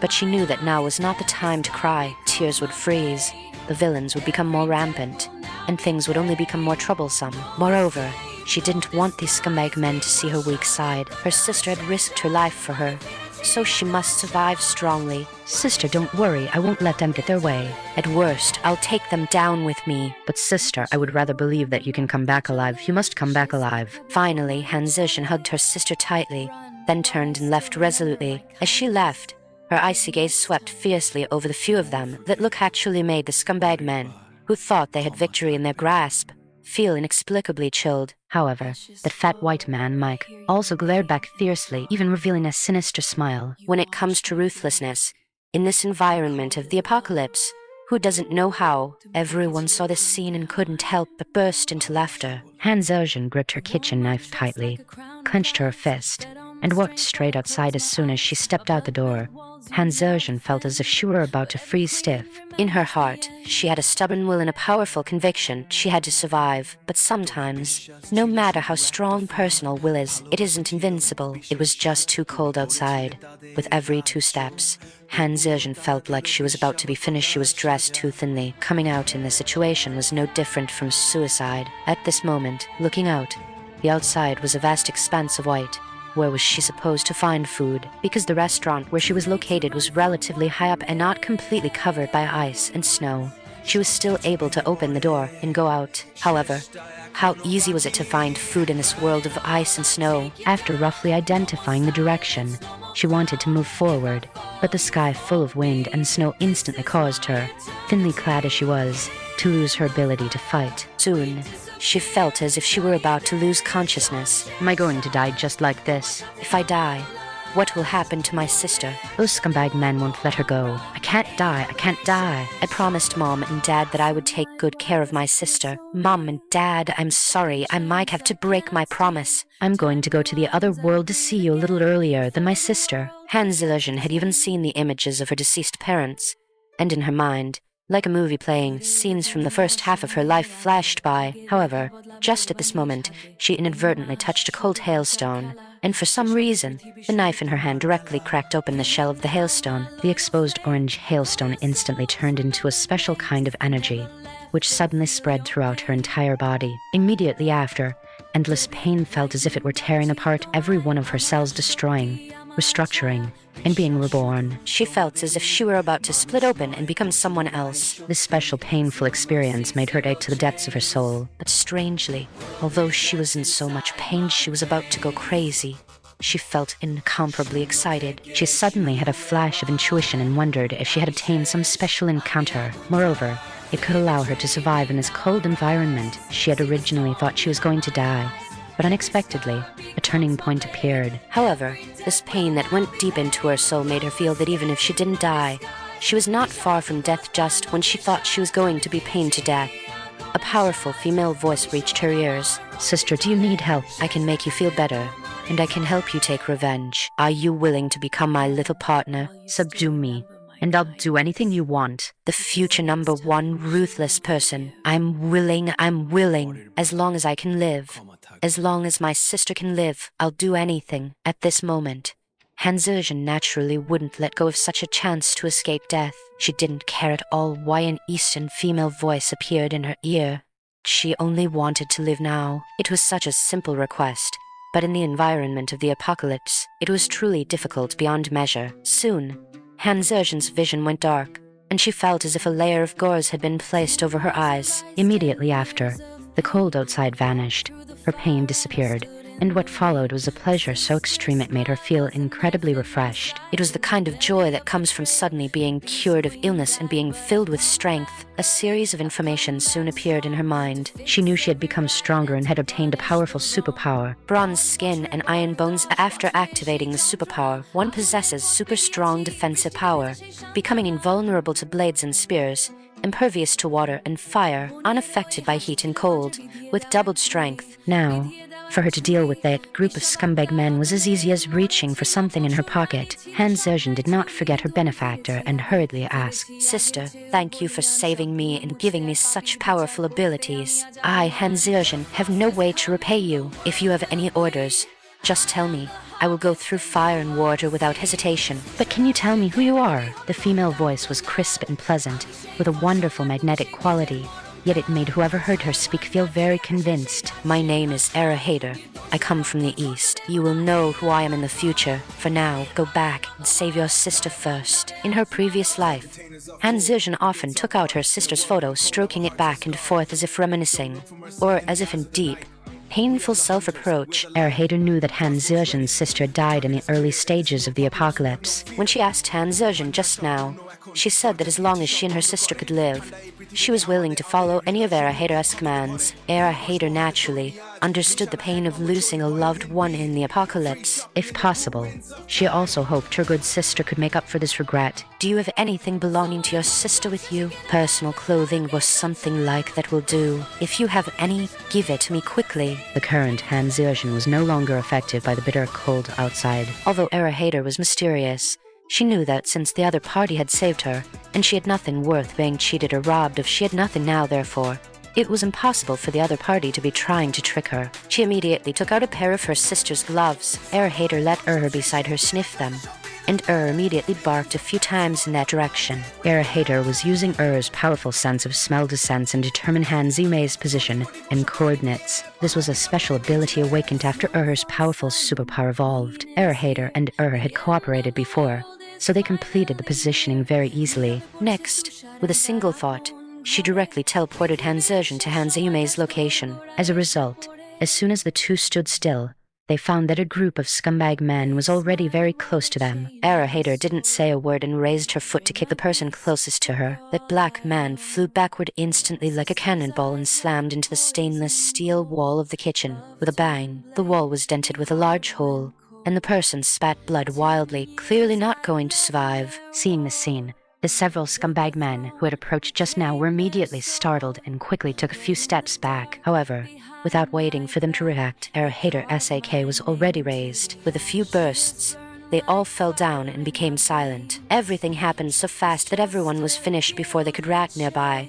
Han Zimei was stunned when she saw her sister return with another fully armed, beautiful woman who appeared out of thin air. However, she quickly reacted. With a clang, she dropped the knife in her hand and threw herself directly into her sister's arms. "Woo woo woo, sis, they really didn't keep their word. If you had come back any later, I'm afraid I would have committed suicide." Han Zhejian softly comforted her sister. "It's okay, isn't sis back? Don't cry, it's too cold now. Are you hurt? Let sis see." Han Zimei immediately smiled and shook her head. She felt the luck of having survived a disaster, and at the same time, she looked curiously at the fully armed Era Hader beside them. "Is this sister a friend? Sis, did she save you? And then she miraculously brought you here." Han Zhejian nodded gently and, at the same time, turned and bowed deeply to Era Hader. "Thank you so much. "If it weren't for you, my sister would have." Hearing this, Era Hader just waved her hand and said, "It's fine. "You already agreed to become my little partner just now. Since you're a teammate, you're one of us." "I've always been like this toward my own people. I would naturally save your sister. However, I don't keep idle people. Joining my team means you must demonstrate your own value. Moreover, you are an ability user now and possess great strength. Now, go blow those guys' heads off and eliminate them completely." Hearing Era Hader say this, both sisters present swallowed with some difficulty. They indeed hated those few scumbags. If Era Hader hadn't arrived just in time, even if she were a few seconds later, Han Zimei, the younger sister, would probably have suffered, but having Han Zizhen go and kill them directly now, sending them to the afterlife, she was still a bit fearful. After all, she had never done anything like this before, however. She could also see that this was the test Hader was giving her. The various abilities Hader had just displayed truly dazzled Han Zizhen, and at the same time, it seemed to open the door to a new world for her. Now she was the same kind of person as Hader. She not only had super strength, but also did not fear the severe cold. However, compared to Hader, she only had bronze skin and iron bones right now. Her defensive power was relatively strong and her strength was quite large.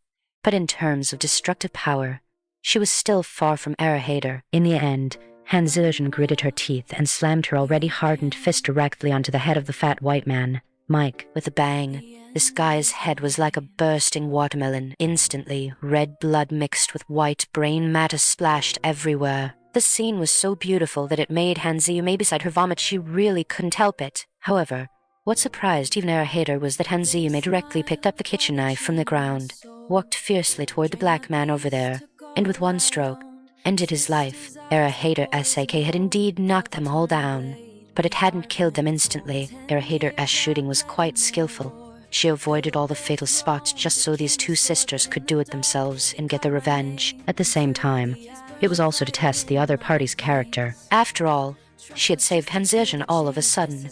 Would the other party produce a butterfly effect because of this and not be as ruthless as in the previous life? However, Hader's concern obviously didn't manifest, which was good just as Hader was about to go over and encourage the sisters. The door to the room was actually knocked on, and a peculiar, childish voice sounded at the door. Hello, sisters. Did you kill all of these scumbags? I have a special ability that is very useful for you. Can you take me and my mom with you? I will definitely help you solve many problems. Oh, right. My name is Richard. My ability is mechanical construction and programming. Hearing this name, Hader couldn't help but raise her eyebrows. Good heavens, she hadn't attracted the #1 ruthless person of Country from her previous life, had she? The future king of machines. Apocalyptic Cute Pets 1-23. Richard was the most ruthless person in Country during the apocalypse that Hader knew from her previous life. The youth known as the king of machinery. He had always been a loner. When the solar flare turned all electronic equipment and machinery into scrap metal,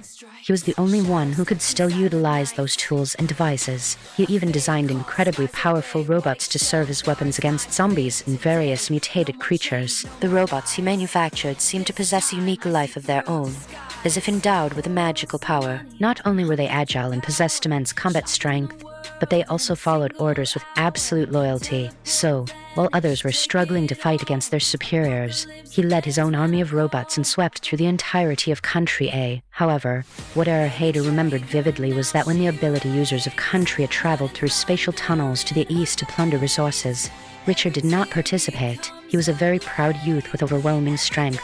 He had always looked down on things like sneak attacks and plundering others. At the same time, he was a pacifist who utterly detested war. What he loved was doing research and designing all sorts of special tools and machines, spending his days in the company of discarded parts. In the end, he truly achieved immense fame. Moreover, because he could breathe life back into countless discarded tools and continuously excavate the machinery and materials he needed from the ruins, he soon became invincible, sweeping through all of Country like a swarm of locusts. Some said that the reason those ability users could travel and plunder was also thanks to Richard. If he hadn't plundered those resources so thoroughly, the ability users of Country wouldn't have taken the lead in crossing the oceans to cause trouble in other countries. However, Hader didn't see it that way. Even without Richard, those messy invaders wouldn't have stopped their path of aggression. Therefore, it was just people with ulterior motives trying to shift the blame onto Richard, because everyone knew that Richard didn't care about these things at all and couldn't be bothered to explain. He only cared about doing research, seizing materials,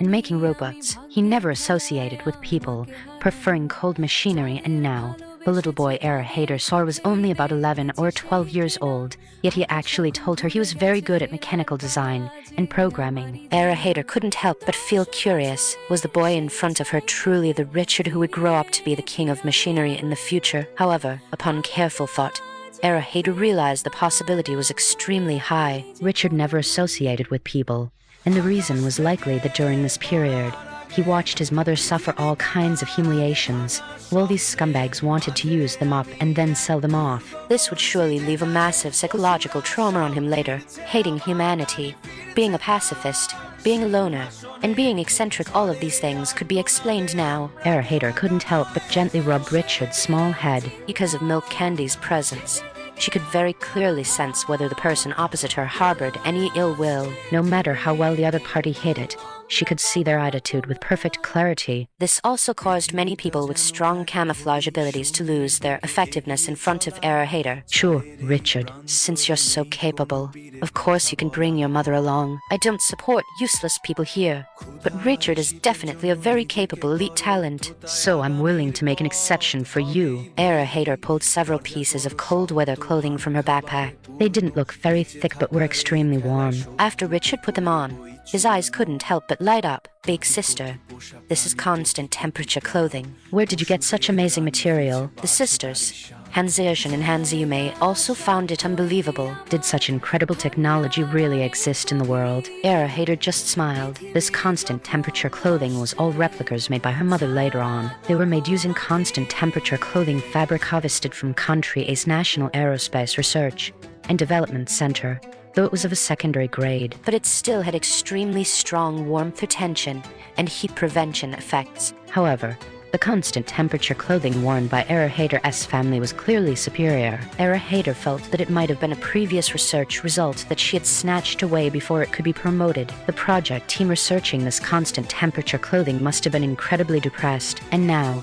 this secondary grade constant temperature clothing fabric could be given to these new little partners by her side. After they put on the constant temperature clothing, Hater clearly felt that the loyalty of several people had increased. Particularly after Richard's mother, Katie, put on the constant temperature clothing. Richard's loyalty soared to a new height once again. At the same time, an extreme passion appeared in his eyes. It was a mix of worship, admiration, and various other emotions. As mother, Katie hugged her child and thanked Hater 1,000 times over. Hater just gave a faint smile. No need to thank me. If you want to thank someone, thank your child. If it weren't for him, I probably wouldn't have had any interaction with you, let alone take you along. All right. Next, I will take you to a safe place. Hanziyume, Katie, and Richard, you will be responsible for staying at home. My pets will ensure your safety. Citizen, you'll come on a mission with me next. In the meantime, get familiar with your superpower. Hanzirjan immediately stepped into her role. Yes, boss. Now Hanzirjan directly called Hater boss. She felt that Hater had the aura of a female boss, and she felt particularly safe being by her side. Boss, where are we going now? Hanziyume, like her sister, also called Hater boss. Hater smiled. First, I'll take you to the safe house to have a good hot bath and a full meal. Hanzirjan already knew about Hater's ability to take her through space, but she didn't mention a single word of it in front of others, not even to her own sister. At this moment, Hater did not use her teleportation superpower but instead led the group on foot through the ice and snow. She naturally had her reasons, and Hanzirjan only needed to be responsible for protecting Hater and following her commands. After all, both sisters' lives were saved by Hater, so it was only natural for her to risk her life for Hater. She just hoped that Hater could always maintain this state in the future. Hater didn't say much more and directly brought out 3 snowmobiles nearby, letting them each get on and charge forward with her. Then, along the way, she also gave them several AKs and Desert Eagles for emergencies. Such a large commotion from the group instantly attracted the attention of many survivors. I don't support useless people. Everyone must have value. Since Hater dared to give them weapons, she naturally had absolute confidence in herself. Moreover, none of these newcomers would have a chance even if they wanted to harm her.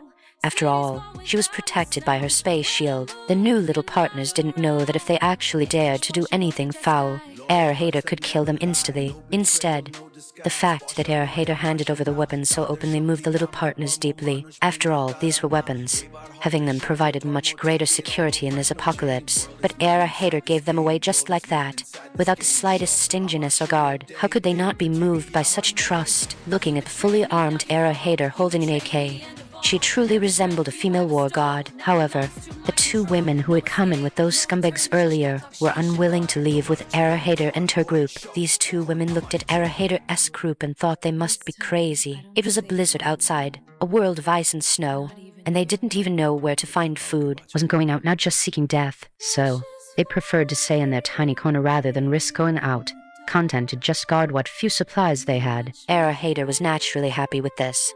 She hadn't wanted to bring along two burdens anyway. Richard's mother was different.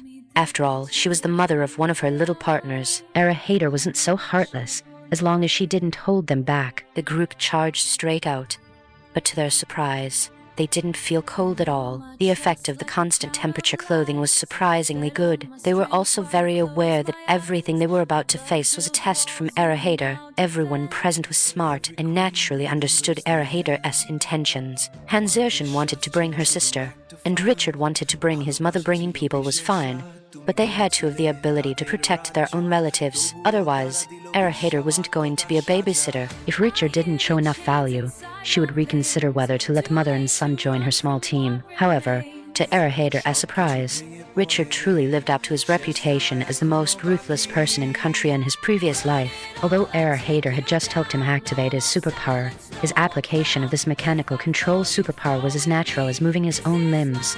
It was as if he were born for this special ability. What he was demonstrating now was already showing promise. They were currently in a corner of the university, and there were some unused tools and small machinery around the cafeteria. With a gentle wave of Richard's hand, these small machines and tools instantly disintegrated into tiny parts, which he then rearranged into pieces of special armor. This armor covered the three snowmobiles, a scene that looked like movie special effects but was happening right before everyone's eyes. Erahater knew she had truly found a treasure this time. Moreover, she was now certain that the Richard before her was the future king of machinery. She knew. Good heavens, she had actually taken the king of machinery as her subordinate. This one person alone was enough to face an army. She could easily handle countless zombies in the future. Of course, she still needed to cultivate Richard's loyalty and raise his skill level. Not bad, little Richard. I underestimated you. The young Richard just smiled shyly. Big sister, time was tight, so I only increased the engine efficiency of the motorcycles by 1/3, but it should be enough. Even with this armor, we'll still be able to go very fast. Erahater couldn't help but rub his little head again. All right, good job, kid. I wasn't wrong about you. From now on, we're family. Let's go. We'll head home first, to a small base I've set up. Since you're so capable, you can help me give that base a good overhaul. Hearing Erahater say this, Richard didn't have any objections. Instead, he looked excited. Thank you, big sister. My favorite thing is studying machinery. I'll have plenty to do once we get to your base. Don't worry, I'll definitely turn your base into the most well-defended place in the world. Hearing this, Erahater naturally burst into laughter. Good, I'll look forward to it and wait for the good news. But don't be in such a hurry. Once we arrive, you should rest for a few days and get plenty to eat and drink first. I know you've all suffered lately, but with me around now, no one will ever be able to bully you again. After hearing this, Richard's eyes sparkled even more. And my mom. I believe big sister can definitely do it. Erahater couldn't help but give him a machinoid roll of her eyes. It seemed this kid hadn't quite believed her before. All right, now comes the real test for you all. I won't help you along the way. You'll have to deal with any danger yourselves. The ammunition I gave you should be enough. Hearing this, the people present couldn't help but look at each other. After all, under the control of those scumbags for so long, they hadn't even had a single full meal. Erahater had just given them a little something to eat to tide them over, but they were far from full. But the test had already begun. Even if they weren't full, they had to pull themselves together and give it their all. However, to Erahater's surprise, the young boy Richard was actually the first to fire not long after they left the cafeteria area. Someone tried to intercept them, a group of fierce-looking thugs who looked like delinquent students. Hey girl, leave the snowmobiles behind, or don't blame me for being ruthless. A tall, burly man voiced a blatant threat. Just looking at him put a lot of pressure on people. Before he could say another word, there was a muffled thud of a gunshot. Even with a silencer, the Desert Eagle's power was not diminished at all. The wretched man who had just spoken fell to the ground. The remaining two cried out and tried to run back in panic. But two more thuds followed, and the two who tried to flee were instantly killed. How old is this kid? He didn't even hesitate to kill. He's definitely a talent. At this moment, Erahater immediately saw the strength of the young boy before her. Thinking of this, Hader couldn't help but become a bit more wary. This scene was also witnessed by some nearby survivors. A group of people immediately lowered their heads, praying they wouldn't be noticed by these ruthless individuals, but that was impossible. At this moment, figures were vaguely visible everywhere within Hader's line of sight. With a cold sneer, she directly dispatched 2 dogs to follow Richard. Little Richard, follow these dogs and clear out the rats around us. The real test began now. The King of Machines makes his debut, doing the coldest things with a sunny smile. Hearing Hader's command, Little Richard immediately sprang into action. He had never imagined he could attain such a powerful ability. Hader had only intended to give it a try. She hadn't expected to actually recruit the future King of Machinery into her team. This was truly something worth celebrating. However, that was just a small test. Now is the time to verify Richard's true combat power. In Hader's initial plan, Richard would need some time to adapt and wouldn't be sent out to fight immediately. The King of Machinery was formidable because, after accumulating a certain amount of industrial waste resources, he could build his own mechanical army. It was a match for Hader's army of war pets. But right now was still the early stage, and Richard didn't have any decent combat capabilities yet. To Hader's surprise, Richard asked her a curious question. "Sister, can I dismantle and reassemble this snowmobile?" Hearing Richard's words, Hader was stunned. Was such an operation even possible? She roughly understood Richard's idea. There were no handy machines nearby right now. The only useful thing was the snowmobile. Hader had many snowmobiles, as many as she wanted, so she naturally agreed to Little Richard's reasonable request. Next, she would see what he was capable of. Hader nodded. "You can. As long as it's beneficial to you, feel free to use it. You can take any supplies you want. Cultivating your combat power is more important than supplies right now." Hearing Hader say this, Richard was once again deeply moved. He understood very well how precious a snowmobile was at this point in time, yet this sister gave it to him just like that, letting him do whatever he wanted with it. That was a sign of immense trust and regard. "Sister, I definitely won't let you down." After Richard finished speaking, his small hands began to wave. The entire snowmobile was instantly dismantled into tiny parts and then reassembled. During this process, some parts seemed to undergo subtle changes. Once reassembled, Hader felt it looked like something out of the movie Transformers she had seen in her previous life. The scene was truly quite shocking. As expected, ability users are full of hidden talents. One must never underestimate anyone. What followed was much more simple and direct. Accompanied by Hader's war pets, Little Richard took the robot he had built from snowmobile parts and quickly began a build and clearing operation. The scene looked a bit bizarre, yet it was extremely impressive. The snow robot acted like a giant shield, protecting Richard and the dogs. And these dogs were mutant dogs trained by Hader, which had already formed a significant combat force. With the two working together, they were an unstoppable existence to the current survivors. Hader was no saint. She had keenly sensed earlier that countless pairs of eyes in the nearby buildings were staring at them, likely planning to snatch their supplies and snowmobiles. Of course, if they could also seize the weapons in the hands of Hader's group, that would be even better. In the apocalypse, human hearts change. Having such thoughts was quite normal. In Hader's original plan, Little Richard would have needed a period of preparation before going to the battlefield. Initially, she wanted Richard, his mother Katie, and Hanzeme to stay and guard the safe house. She and Hanzergen would go out to get things done. However, it seemed now that Richard could enter the fray early. Subsequently, a series of screams rang out from the adjacent building, accompanied by barking and the rumbling impact of machinery. The originally quiet building suddenly returned to the clamor of the pre-apocalypse days. However, this clamor didn't last long before returning to calm at this moment. The building was dead silent. And just then, Little Richard walked out of the skyscraper. He was stained with some blood but was uninjured. Seeing her son like this, his mother Katie immediately rushed over to check if he was hurt. But Katie didn't say much, because she knew very well who had given her son everything. Both their lives had been saved by the girl before them. If mother and son didn't show enough ability and sincerity, they would still be kicked out. Furthermore, Katie was a very grateful person. So, seeing her son come out like this, she didn't say anything extra despite her heartache. After all, with the mecha Richard built himself and the protection of the dogs, Hader had also specially given him a special space ring, allowing him to use a space shield to protect himself throughout. This basically ensured his safety, though Hader hadn't said as much, letting Richard maintain enough vigilance himself. After all, experiencing things first and was more useful than her saying it 100 times. However, Richard's performance was much better than she had imagined. At this moment, Richard had some blood on his face, yet he wore a bright, sunny smile. Sister, I've finished the mission. Not a single rat is left upstairs. They've all been eliminated. Erahater gently rubbed his fluffy head. His soft golden hair felt very comfortable to the touch, a sensation similar to a golden retriever she once owned. She smiled at Richard and said, "Good, you passed your assessment. From now on, you're a member of my team." Now keep up, we're going home. Going home. For Richard, those two words were such an unfamiliar concept. Where did they have a home anymore? Hearing this, even the Hansersian sisters were stunned for a moment. However, they soon realized that Erahater intended to treat them like family. The Hansersian sisters had passed their test earlier, and now Richard had successfully passed his as well. Richard's mother, Katie, couldn't help but step forward at this time. Boss, if there's a mission like this next time, I can do it too, as long as you give me a weapon. Hearing Katie's words, Erahater couldn't help but see the woman in a new light. Previously, to protect her child, she had sacrificed everything, even allowing herself to be toyed with, just so her child could live. This was actually a very difficult thing,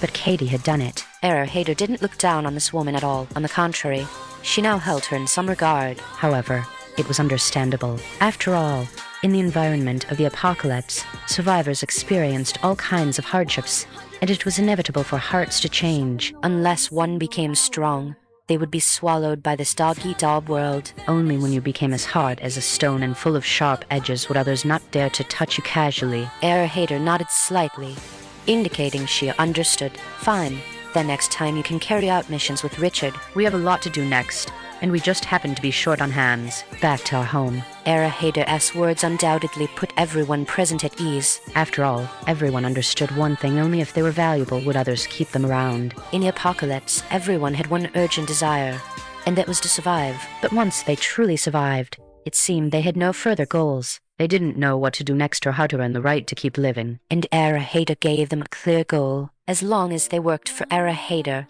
they would have the right to survive. As for the rest, Erahater didn't need to say much. Several of them had already undergone a preliminary baptism of blood. When it came to fighting others again, they would no longer hesitate. Even Richard's mother, Katie, now dared to hold an AK and spray bullets at the enemy. Along the way, Erahater had specifically chosen some crowded and chaotic areas, wanting them to see what people would become in an apocalyptic environment. Wherever they passed, opponents would appear to block them. Furthermore, every single one of them wanted to rob them blind. This was simply the main theme of the apocalypse. That's how it often was. Even if you didn't rob others, others would rob you. To survive, people were truly capable of anything. Of course, there were also those with weak wills who felt that living was so difficult they might as well just die. However, more people were willing to walk the path of struggling for survival. On this journey, even Katie had used an AK to take down many who tried to rob them. Once that mental hurdle was cleared, rapid growth could follow. Erahater felt that after observing her for a while, if she was suitable, she could also evolve Katie into an ability user. After this round of steady upgrades, Erahater discovered another special ability of the space. That was, she could take back the skills she gave out as long as a skill was activated within the space. She could reclaim it instantly. At the same time, her loyalty-sensing ability had also become stronger. She could clearly sense whether those around her had any intentions of betrayal, or if they would do something disadvantageous to her. After all, Erahater had been betrayed so miserably in her previous life that she felt the most important ability was observing the human heart. This ability was even more important than her superpower. And the space was truly like providing a pillow just when she was getting sleepy, giving her this ability all at once. So, she dared to directly take Richard in. Talents useful to her should naturally be taken in as lackeys. Not to mention the future #1 ruthless person of Country A, the king of machinery. Fighting their way through, no one had posed even a slight real threat to them. After all, the difference in strength was simply too great. If Erahater wanted to, she could easily sweep through all of New York and leave not a single living soul behind. She felt there was no need to do that now.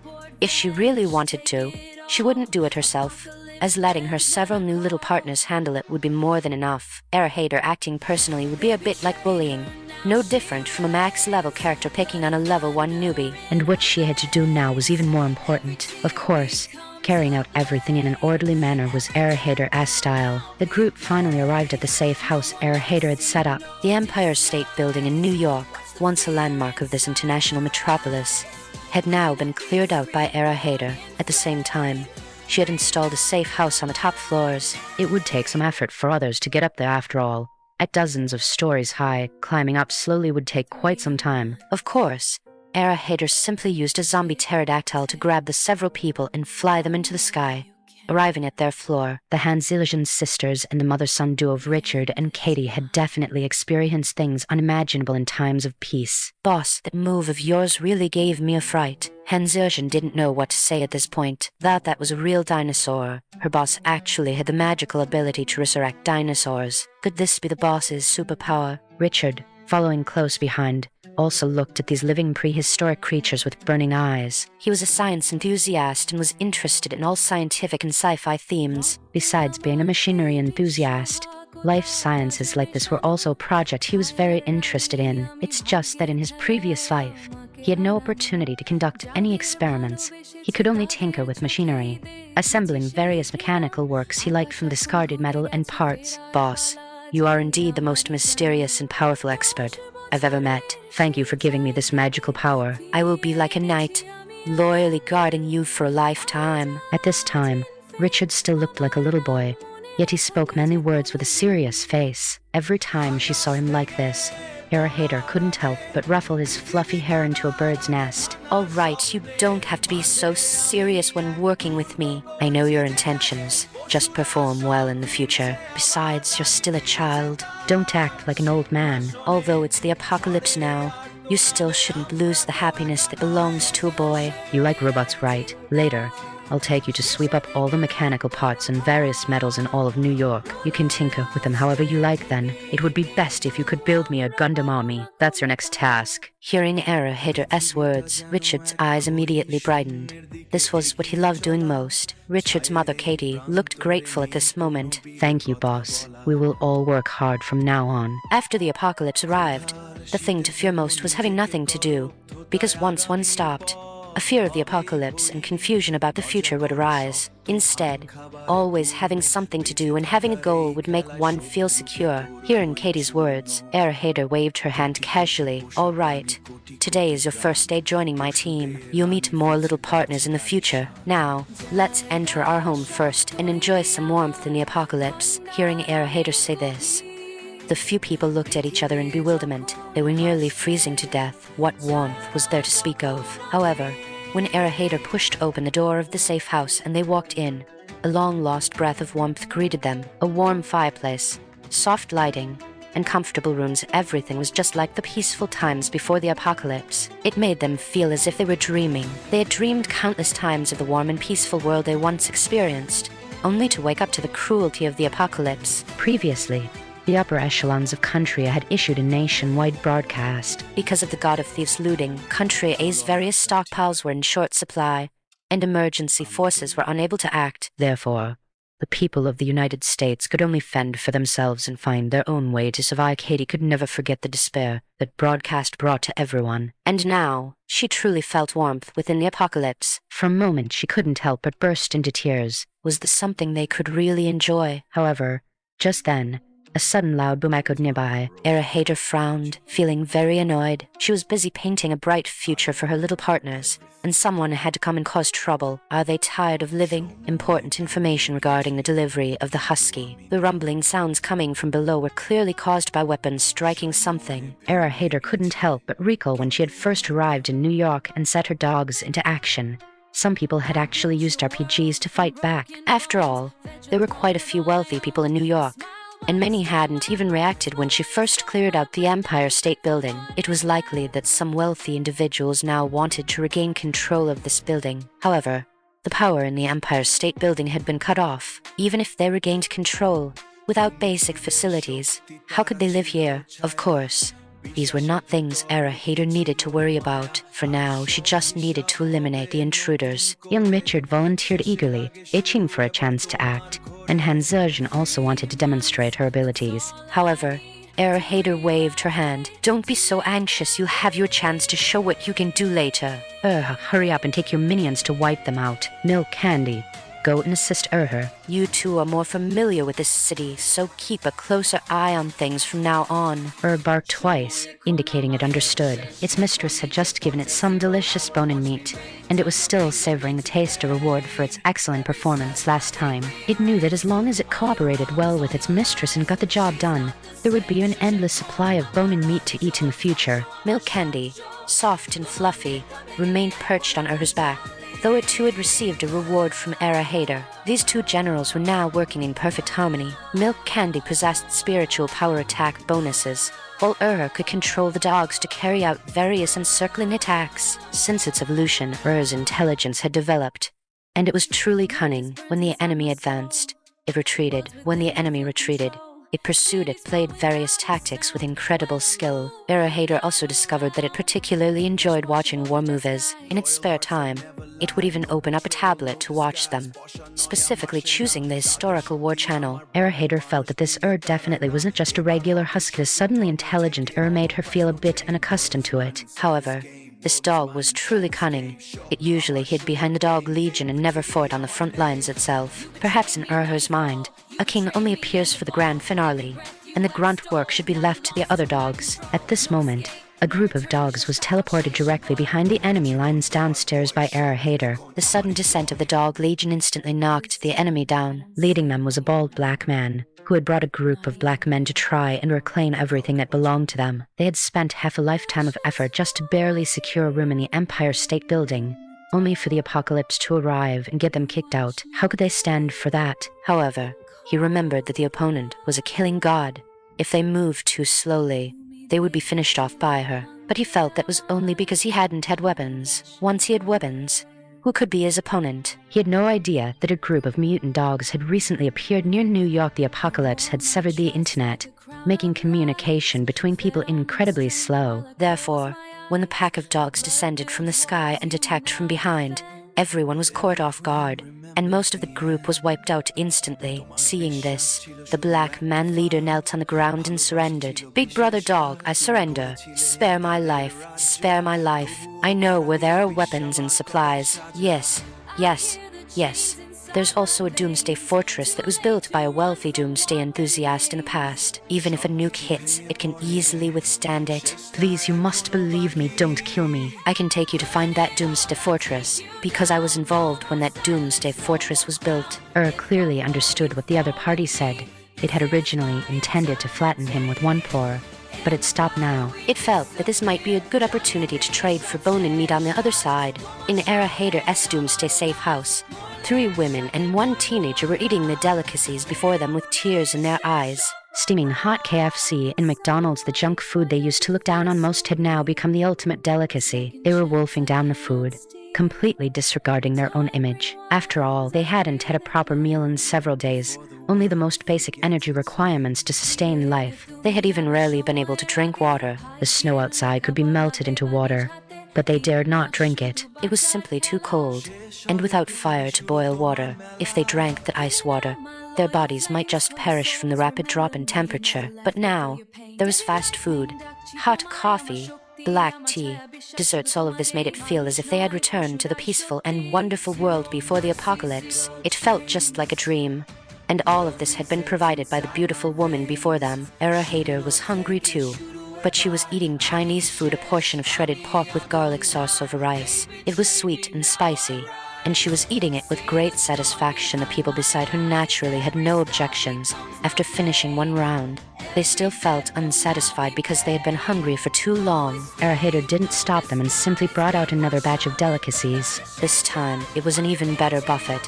Various delicious foods were laid out before them, making everyone's mouth water, especially Hansergen and young Richard, who both ate a great deal. Era Hader knew this was because they had just evolved and needed to replenish a large amount of energy to supply their body's purification needs. Ability users consumed a lot of food every day. With greater power comes greater responsibility, and the more supplies one needs to consume. Anyway, Era Hader had plenty of supplies, so she could just let them eat their fill. Era Hader's generosity left the little partners present both moved and worried. Boss, Is it really okay for us to eat like this? Will there be a situation where supplies run short? Hearing this, Hater smiled and said, "Don't worry. The supplies I possess are enough for our team to eat for 800 lifetimes and still not finish. These are just the most basic survival needs. What we prioritize in the apocalypse is enjoyment." Remember, since you are by my side, don't compare yourselves to those survivors who are like beggars. I will let you enjoy the happiness of the apocalypse. After you finish eating, go take a nice hot shower, get some rest, and we'll start working tomorrow. Hater's words made everyone present feel incredibly at ease. But at the same time, they still had some minor worries. Han Zilzhen and young Richard both felt that they needed to perform better and show more of their value. Boss, are those people downstairs okay? Do you need us to go help? Hater waved her hand. "Don't worry, my war pets have strong combat power.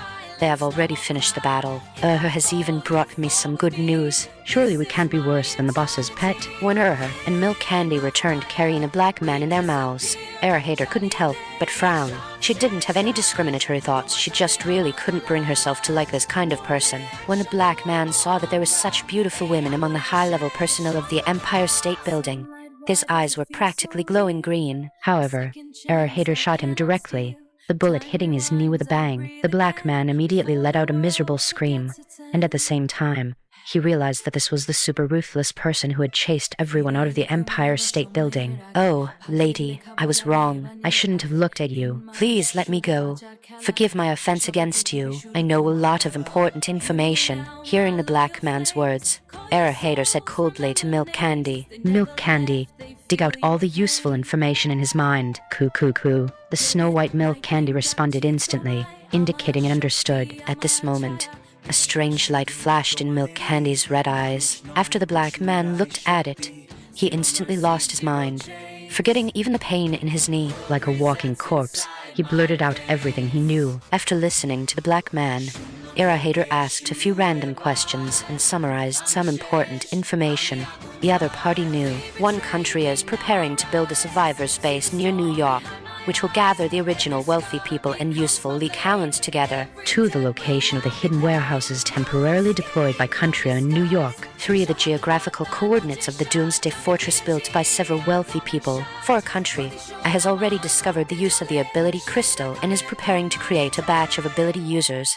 This series of information made Hater's eyebrows twitch. This was indeed a bit different from the progress she knew from her previous life. In her previous life, the point in time when country had discovered the mystery of the ability crystal was after the extreme cold weather had passed. At that time, the ice and snow melted, and the corpses originally buried under the ice and snow began to turn into zombies. Various mutated beasts also became more restless due to the warming weather, and the environment for survivors suddenly became much harsher, which naturally stimulated many people's potential to survive in desperate situations. At the same time, the secret of the ability Hail Crystal was also researched, turning the ability Hail Crystal from something everyone avoided into a scarce item that everyone scrambled for in the end. And now, this timeline has been pushed forward significantly. Hater knew that this should be the butterfly effect caused by her constant actions. Or perhaps her powerful abilities had also attracted the attention of Country A's research sector. Although she thought she had wiped away all traces completely, it couldn't be ruled out that some omissions had been exploited by others, leading them to deduce some information. In this way, it all made sense. But even so, what of it? She had already seized the majority of the opportunities. Out of 300 red super ability crystals, she had already seized more than 200. Currently, only a few dozen remain scattered outside, and she could just find them slowly later. Hater had already thought that the large note that appeared in the safe house in the east was reminding her that collecting all the red ability crystals would definitely have unexpected effects. And after her space was further strengthened, she could already recycle these special superpowers. She just needed to kill the corresponding ability user and put their corpse into her space to strip away and recycle the power of the original red ability Hail Crystal. This was the most important plan. Hater had next to collect all the red ability crystals first and see what kind of magical results it would have. At this moment, the group of newly arrived little partners heard Hater say this and immediately felt that their status was in jeopardy. They wouldn't be unable to even compare to the boss's pets, would they? If they knew what kind of terrifying existences Hater's war pets were, they probably wouldn't even be able to laugh. Among these war pets, and Milk Candy were considered relatively weak in terms of combat power. The kings of the 9 great life-restricted zones were the truly formidable ones. The reason why Hader's war pets were able to recruit all the kings of the 9 great forbidden zones of life at once was entirely because the 9 of them hadn't evolved yet at that time. Even if their individual abilities were strong, they couldn't possibly be opponents of war pets that had already evolved. And now, once the kings of the 9 great life-restricted zones completed their evolution and became mutated kings, bullying Hader's original war pets would be simply too easy. Therefore, these kings of the 9 great life-restricted zones were Hader's most powerful trump card. Now they were all developing stealthily in their own territories, growing rapidly. Interestingly, these kings of the restricted zones had also started to recruit underlings. These underlings naturally became members of Hader's war pet legion, so her war pet legion was truly growing bigger and bigger like a snowball. When these kings of the 9 great life-restricted zones completed their strongest evolution, and Hader gathered all their super underlings, she would feel that she had the power to sweep across the globe. That would be the moment for her to reshape the order of the apocalypse. Of course, she hadn't thought about living alone. Humans are social creatures, and she was naturally no exception. Moreover, surviving the apocalypse is still very difficult. Relying on herself alone, she could certainly live well, but she would inevitably feel lonely. If she were the only one alive, what would be the point of living? She only needed to be the strongest in this world, and she could go anywhere unimpeded. At this moment, after seeing Hader's methods, the few little partners didn't know what to say. Of course, what they needed to do now was follow Hader's advice, take a hot shower, and then rest well to recharge their energy. Tomorrow they would follow Hader to loot the supplies of country on New York. After looting the supplies, their inventory would definitely increase significantly. Just thinking about it was exciting. In fact, they had no idea that Hader had already hoarded a massive amount of supplies, far more than what was in this warehouse. Finally, Hader considered it and felt that she was short on manpower, so she directly activated the superpowers of the remaining 2 women. However, their life potential was relatively average, so they could only activate purple ability crystals. But for other ordinary people, it was already quite good. After a night of rest, everyone became full of energy, sweeping away their past exhaustion. This mission was to help them adapt to the superpowers they had just obtained. True experts can really master them in seconds. Just like Richard's King of Machinery ability, he could really see a machine and disassemble and reassemble it into the combat weapon he needed. This is talent plus. His life potential was also quite good, so after he awakened this red ability crystal, his combat power shot up. As for Han Zhejian's bronze skin and iron bones, although it didn't look very impressive right now, it actually had extremely high growth potential. At this moment, several people rode snowmobiles and rushed rapidly towards their destination. Hader loved bullying the country a military breakthrough.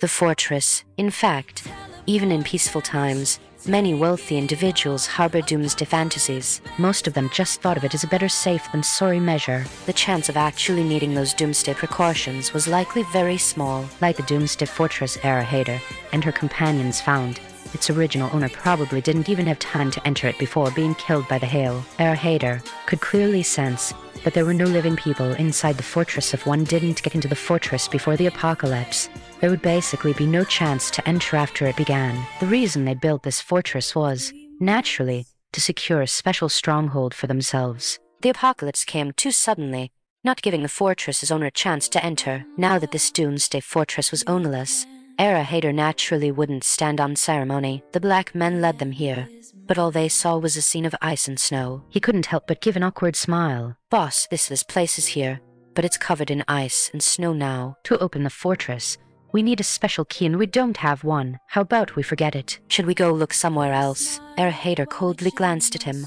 then directly gave an order to Keep an eye on this guy, don't let him run off. Now make him get lost. Was not afraid of the cold to begin with, and now that it had evolved into a mutated dog, its strength had increased significantly, so it was even less afraid for it. Guarding a black man was too easy. It bared its fangs at the black man, and a pack of dogs followed suit. Glaring fiercely at him, the black man was instantly terrified, scrambling away towards the periphery. He knew he couldn't outrun them. With so many dogs watching, running would just be asking for death, wouldn't it? The snow had stopped falling so heavily now, but the black man, wearing a thick cold weather jacket and down jacket, still felt cold all over. The doomsday fortress was located in a slightly remote area, with no buildings nearby, only a slightly taller tree whose dry branches were still visible. The lower part of this tree was completely covered in ice and snow. The black man could only huddle near the branches, slightly shielding himself from the wind and snow, and silently prayed in his heart that the female police officer boss would quickly face reality and leave this place. He had been tied up and transported here on a snowmobile. The black man was already stunned by how well equipped this group was. This team, seemingly composed only of women and children, possessed terrifying combat power at this moment. Hader had already arrived near the fortress with Hanzilchen and Richard. Boss, that guy was right. Places like this are usually very difficult to open. How are we going to get in? Richard couldn't help but ask this question, seeing the young man's puzzled, furrowed brow as he pondered. Hader smiled. Don't worry, this won't stump us. Hader raised her hand and swept the ice and snow in front of her into her space. Then, beneath the lowest layer of ice and snow, she saw a man's corpse holding a key in his hand.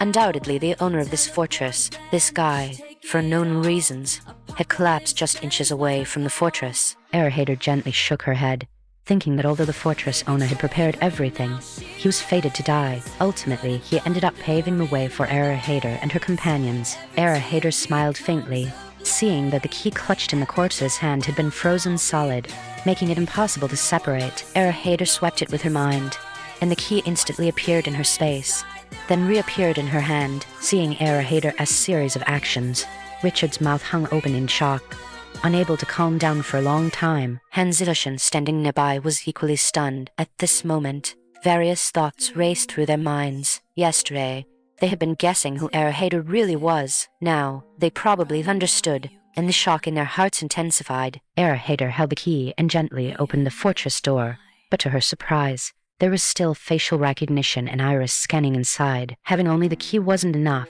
Hader no longer had the patience to waste time. Anyway, her little partner had been shocked more than once today, so she directly used a spatial blink to flash into the fortress. The interior of this fortress was lavishly decorated, much more luxurious than her safe house. After all, the main function of her safe house was to ensure her family's safety, and a comfortable living environment was sufficient. However, the fortress before her had clearly put a lot of effort into creating an ultimate, special enjoyment within. The usual purpose of this fortress might have been for this rich man to play various games. Inside, however, Hader was not in the mood to care about these things right now. She went directly to the fortress door, intending to open it from the inside. Then she found that even opening the door from the inside required a password. Good heavens, this rich man was indeed cautious and meticulous enough. Setting up so many layers of security for his own safety was truly impressive. But he didn't consider that if he didn't make it into the fortress himself, all these safeguards would become a hassle. Hader just shook her head,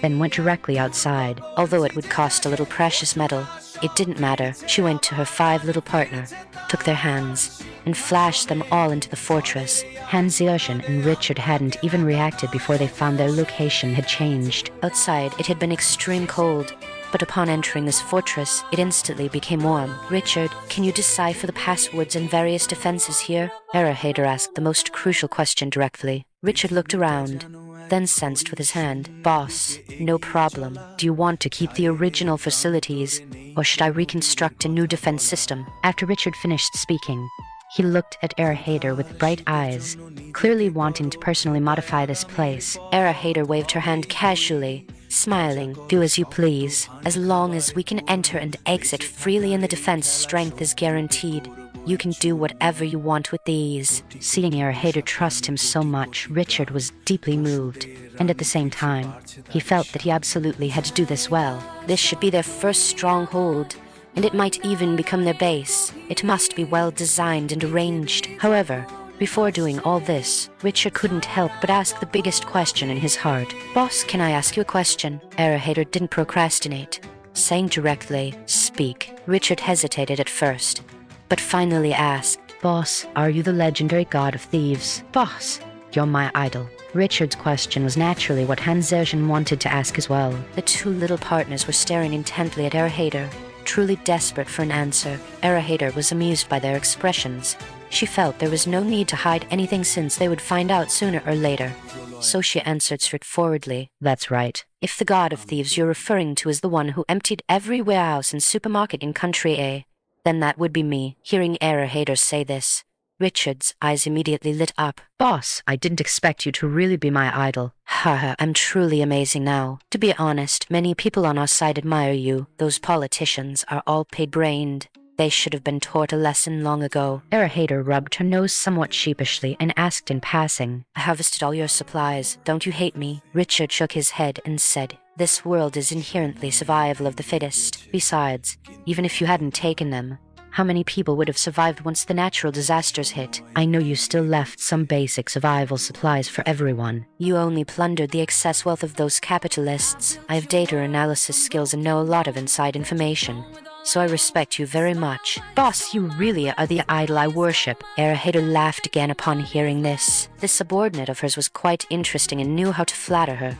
The key was that it felt comfortable to hear, without any awkwardness. Moreover, Hader could clearly sense that after Richard found out she was the god of thieves, his loyalty had not only failed to drop, but had actually increased significantly. The same was true for Hansirchen. After all, humans have a natural tendency to admire the strong, and Hader, the legendary god of thieves, was undoubtedly the strongest among the strong. Crucially, Hader possessed countless supplies. Just look at how all that snow was instantly taken away by her, and how she could come and go as she pleased from this fortress that was clearly sealed tight. These were things only a godlike person could achieve. Following such a godlike person, would they still need to worry about having no way to survive the apocalypse? Just those supplies alone would be enough to make countless people green with envy. Hansirchen was the first to voice her loyalty. Boss, don't worry. Now that you've let us in on this secret, we won't say a word even if we die. Richard echoed the sentiment. Seeing their reactions, Hader nodded with satisfaction. I trust you. Moreover, I have the ability to judge whether you are loyal. I will eliminate anyone who betrays me immediately. They won't be able to escape my pursuit even at the ends of the earth. As you know, there is nowhere in this world that can stop me. Hearing Hader's words, both little partners felt a chill in their hearts. Seeing their solemn expressions, Hader waved her hand and said casually, but don't worry, I won't mistreat those who work for me with sincerity. I said I would let you enjoy the pleasures of the post-apocalyptic world. And I naturally mean what I say. All right, enough talk about useless things. We still have a lot to do. Richard, hurry up and rebuild the defenses here. Hansirchen, come with me to take inventory of some supplies and equipment in this building. Hader was the leader of the team and their boss. They would naturally obey her orders unconditionally. The key was that Hader was powerful enough that any other stray thoughts were redundant.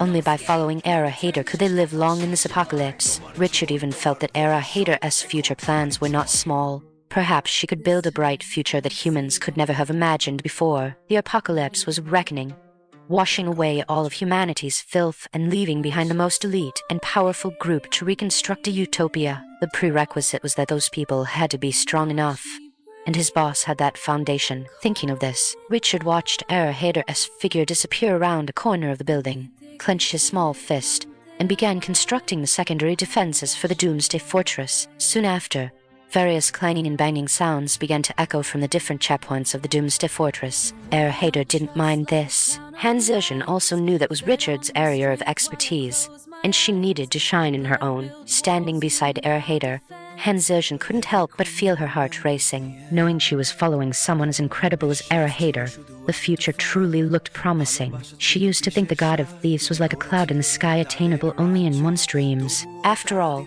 how could such a godlike person ever cross paths with ordinary people like them? The only possible connection was that after the god of thieves took everything, prices for them skyrocketed. In the end, it even evolved into various instances of zero-yuan purchase. But none of that mattered now. She was now a teammate of the god of thieves. Although she couldn't tell anyone, it was enough to make her feel proud. That was the god of thieves. Hader didn't need to do much. She simply dispatched her war pet legion to permeate the entire Doomsday Fortress. For a shelter to be called a Doomsday Fortress, its scale was indeed not small. The entire Doomsday Fortress was built underground, spanning a full 10 floors. Each floor had 10 rooms and even hidden various types of machinery and tools, emergency amphibious vehicles, various emergency kits, and a wide array of specialized supplies for later use. There were also entertainment facilities, the gym, a movie theater, and a swimming pool. Of course, there was also a cultivation area. It could be said that within this doomsday fortress, it could directly become a unique small world with its own independent ecosystem. This situation indeed took Era Hader by surprise. That tycoon was truly remarkable, having spent a fortune to build such a doomsday fortress. Moreover, the supplies stored inside should be enough for a regiment of people to eat for 10 years or so. If there weren't many people here, it would naturally last even longer. Era Hader couldn't help but click her tongue in wonder. Now all of this was hers for the taking. It was a pity this place wasn't in the east. Otherwise, it would be quite nice to bring her whole family here. This was much more advanced than the villa safe house area her family had. After all, no matter how much time was spent on a safe house, it couldn't compare to this doomsday fortress that had been meticulously crafted over a long period. The time she had after returning to before the apocalypse was simply too short. Being able to achieve what she did in such a brief window was already quite an accomplishment. However, now that she was here, she naturally had to take advantage of it. She would first turn this into their base in Country A. It would be much easier to develop things later on. Boss, I've reconstructed the fortress's defense system. But it's not enough. I think we need to add more to the exterior.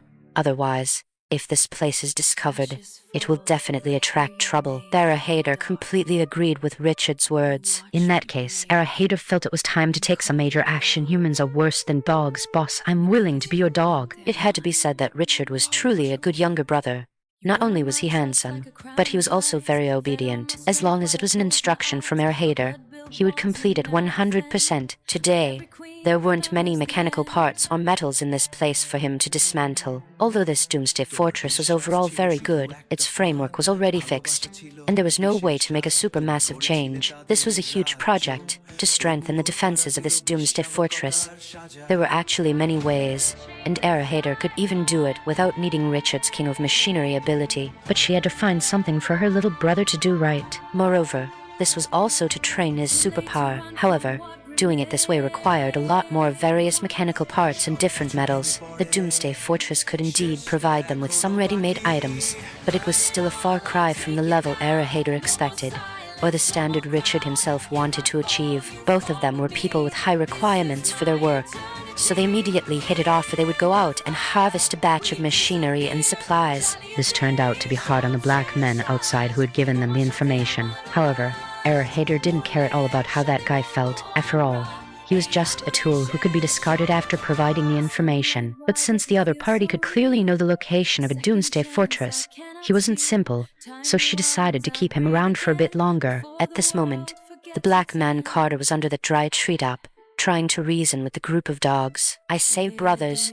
why don't you be merciful and let me go? I still have a few ham sausages here. Why don't you try some? These ham sausages are very precious now. Ordinary people can't even eat them. No matter how powerful your master is, she couldn't possibly give you ham sausages to eat. Right, I'll give all of these to you. How about you let me go? Carter couldn't help but wink at the husky. But the husky looked at him as if he were an idiot. This display was so intelligent that Carter suddenly felt insulted. Was he being looked down upon by a husky? A husky so high and mighty now that they don't even eat ham sausages. One must know that if this stuff were placed in front of those survivors in New York, they would fight over it until their heads bled. He originally wanted to use these ham sausages to exchange for some important information or as bait to enter certain bases. But now he had to use them to bribe this pack of dogs. As it turned out, not only did the husky look down on him, but even the dogs next to it had looks of disdain. Ham sausages. Even dogs won't eat them. Their master's sister is very powerful, and she only gives them good things. The pack of dogs had already had their palates spoiled by Era Hader. They didn't care for junk food like ham sausages at all. With this, the black man Carter's mental state completely collapsed. How miserable was his life that he wasn't even as good as someone else's dogs. However, before he could finish lamenting, several steaming hot large lamb legs and lamb chops were thrown in front of the dogs. The dogs cheered and ran over to scramble for them. The husky even leaped into the air, catching the largest lamb leg in its mouth, and instantly ran back to the Doomsday Fortress safe house to enjoy its meal. Seeing that the snow in front of the fortress had been cleared and the gate opened, the black man Carter was stunned. Was this the legendary Doomsday Fortress that couldn't even be opened by an explosive mushroom? In front of this female big boss, it was as easy to cut open as tofu. This was simply too fierce. And seeing Era Hader casually throw out so many lamb chops and lamb legs, Carter couldn't help but feel his heart bleed for her. What precious supplies those were. Right now, they had to guard a single ham sausage as if it were their own life. Yet, Era Hader didn't care for them at all. And even Era Hader's dogs didn't care for them. What kind of world is this? But this also proved from another perspective that Era Hader's supplies were incredibly abundant, even to an extent beyond his imagination. But thinking about it, it made sense. The big boss was so awesome, and the little partners in her team were all ruthless characters too. Even the dogs were intelligent. That army of dogs was simply amazing. How could this team not live comfortably? Thinking back to how he had actually led a group of brothers to try and go against Era Hader and the others, he had really overestimated himself. Now all those brothers had gone to see God, and only he was left. Actually, those brothers were just lackeys he had bought with money. There was no real affection, so their deaths were just deaths. Now he only wanted to cling tightly to the new thigh of this female big boss. Big boss, let me be your dog. Being your dog is more comfortable than being an elite out there. Carter was just short of crying and kneeling down to hug Era Hader's leg. However, seeing his dark and grimy appearance, someone almost couldn't resist kicking him away. Get lost. Is my boss someone a person like you can join? Before Era Hader could speak, Han Zerjian, who was beside her, had already kicked out, sending this black man rolling like a gourd. She particularly distrusted men now, after all. If Era Hader hadn't appeared in time, both she and her sister would have suffered. Her sister probably wouldn't have just lost her life, but would have been violated as well, and she would have been left with a great regret that would have become a lifelong nightmare. But it was different now. Because of Era Hader, both sisters' fates had changed, and she had even become a powerful ability user. She felt that her body of bronze skin and iron bones didn't seem to have much use, except perhaps for shielding Era Hader from blades, so she had already become Era Hader's personal guard. Her main task was to block anyone who wanted to get close to Era Hader. Han Zerjian was doing this very well, and over there, Carter was also startled by this woman's powerful strength. Was every member of this team such a freak? Did one really have to be this powerful to enter Era Hader's team? If so, then he truly had no chance. However, even if he couldn't become a team member, he was willing to be an external little dog. Look at how the husky and that pack of dogs were living much better than him even when he had weapons before. It was hard to find more supplies. So, he had actually thought about teaming up with some ruthless people nearby to rob the supply warehouse of the New York base. But before he could act, Era Hader had occupied his base. Now that he was the only living person left in his team, those original thoughts had long been thrown to the back of his mind. However, he had a special talent, and no matter when, he could clearly find out information about the surrounding area. Big boss, please don't hit me anymore. I don't mean anything else, I just want to be your dog. Rest assured, being your dog is definitely valuable. I can help you find out all the news in New York clearly. Also, I have a lot of intelligence I haven't had time to tell you yet. Hearing Carter's words, Era Hader couldn't help but raise an eyebrow and lightly waved her hand, stopping Han Zerjian, who was about to strike him again. To survive, it's not shameful. Boss, this kind of person is smooth-tongued. He looks like a total drifter at first glance. Whatever you do, don't believe his nonsense. Han Zerjian couldn't help but remind Era Hader. After all, this black man didn't look like a good person at all.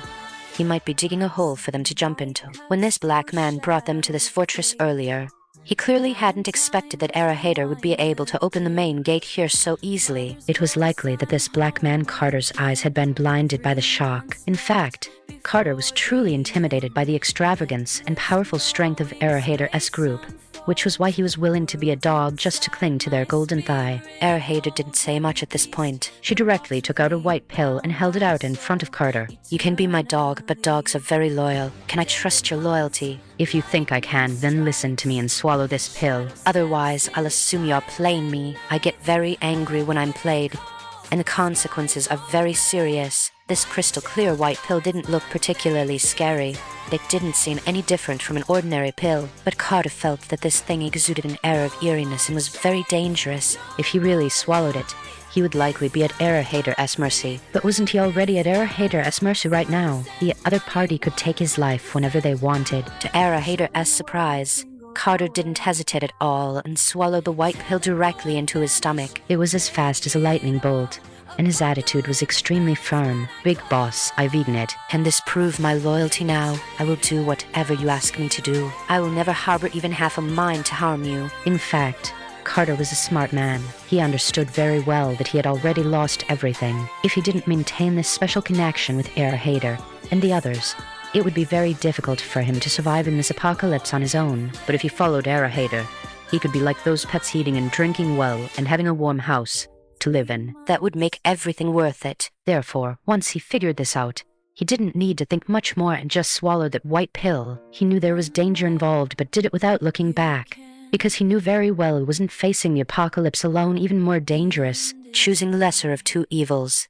This guy quickly made his decision. People with flexible minds can always quickly recognize the situation and make the right decision. No wonder this guy was able to find a place to make his own base in the formerly prime real estate of the Empire State Building. Unfortunately, the apocalypse had forced him to start all over again. He also understood the value of having a benefactor's help. Now, in his eyes, Hader was his benefactor in the apocalypse. Hader suddenly felt that this guy was quite interesting. Since she could crush him at any time anyway, and since he had such a strong desire to perform and prove his loyalty and value, she might as well keep him and see. Hader gave a faint smile at this point. Fine, I've seen your loyalty. Since that's the case, I'll tell you what that white pill is about. Wrapped inside the pill is a goo insect that I've psychically linked with. With just a thought from me, this insect will crawl out of the pill and burrow around inside your body, eating your internal organs or whatever it likes. Of course, it can still be controlled by me to return to the original pill. To prove the actual existence of this insect here,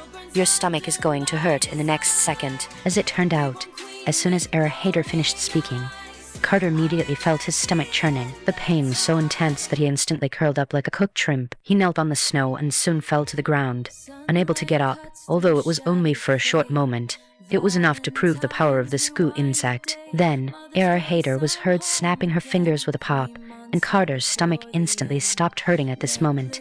Carter asked in fear and trepidation, Big boss, is this the mysterious power of the East? Are you an Eastern wizard? Hearing this, Hader couldn't help but let out a sneer. Don't ask what you shouldn't ask. Just stay put. You only need to know that your life is mine now. You don't need to worry about the rest. You only need to follow my orders. Now first tell me, where near New York are there many machines and large-scale tools? Hearing this, Carter immediately knew his moment to perform had come. He hurriedly said, I actually do know. I'll draw the map for you right now. As a result, Hader directly took out a latest map of New York from her bosom and let him mark it directly, back before the apocalypse arrived. These things were already on Hader's supply list. She didn't know how many copies of the map she had stored, and now it was time for them to be useful. Carter couldn't help but be stunned again, and then he gave Hader a thumbs up. Big boss, you're the best. Truly professional enough. Afterward, Carter marked several pieces of important information on the map, including the doomsday fortresses of several wealthy people he had mentioned before. Of course, the most important ones were the machinery plants and metal storage warehouses that Hader wanted to see. Hader had indeed plundered many warehouses in cities before, even harvesting their production lines. But that didn't mean she could harvest everything.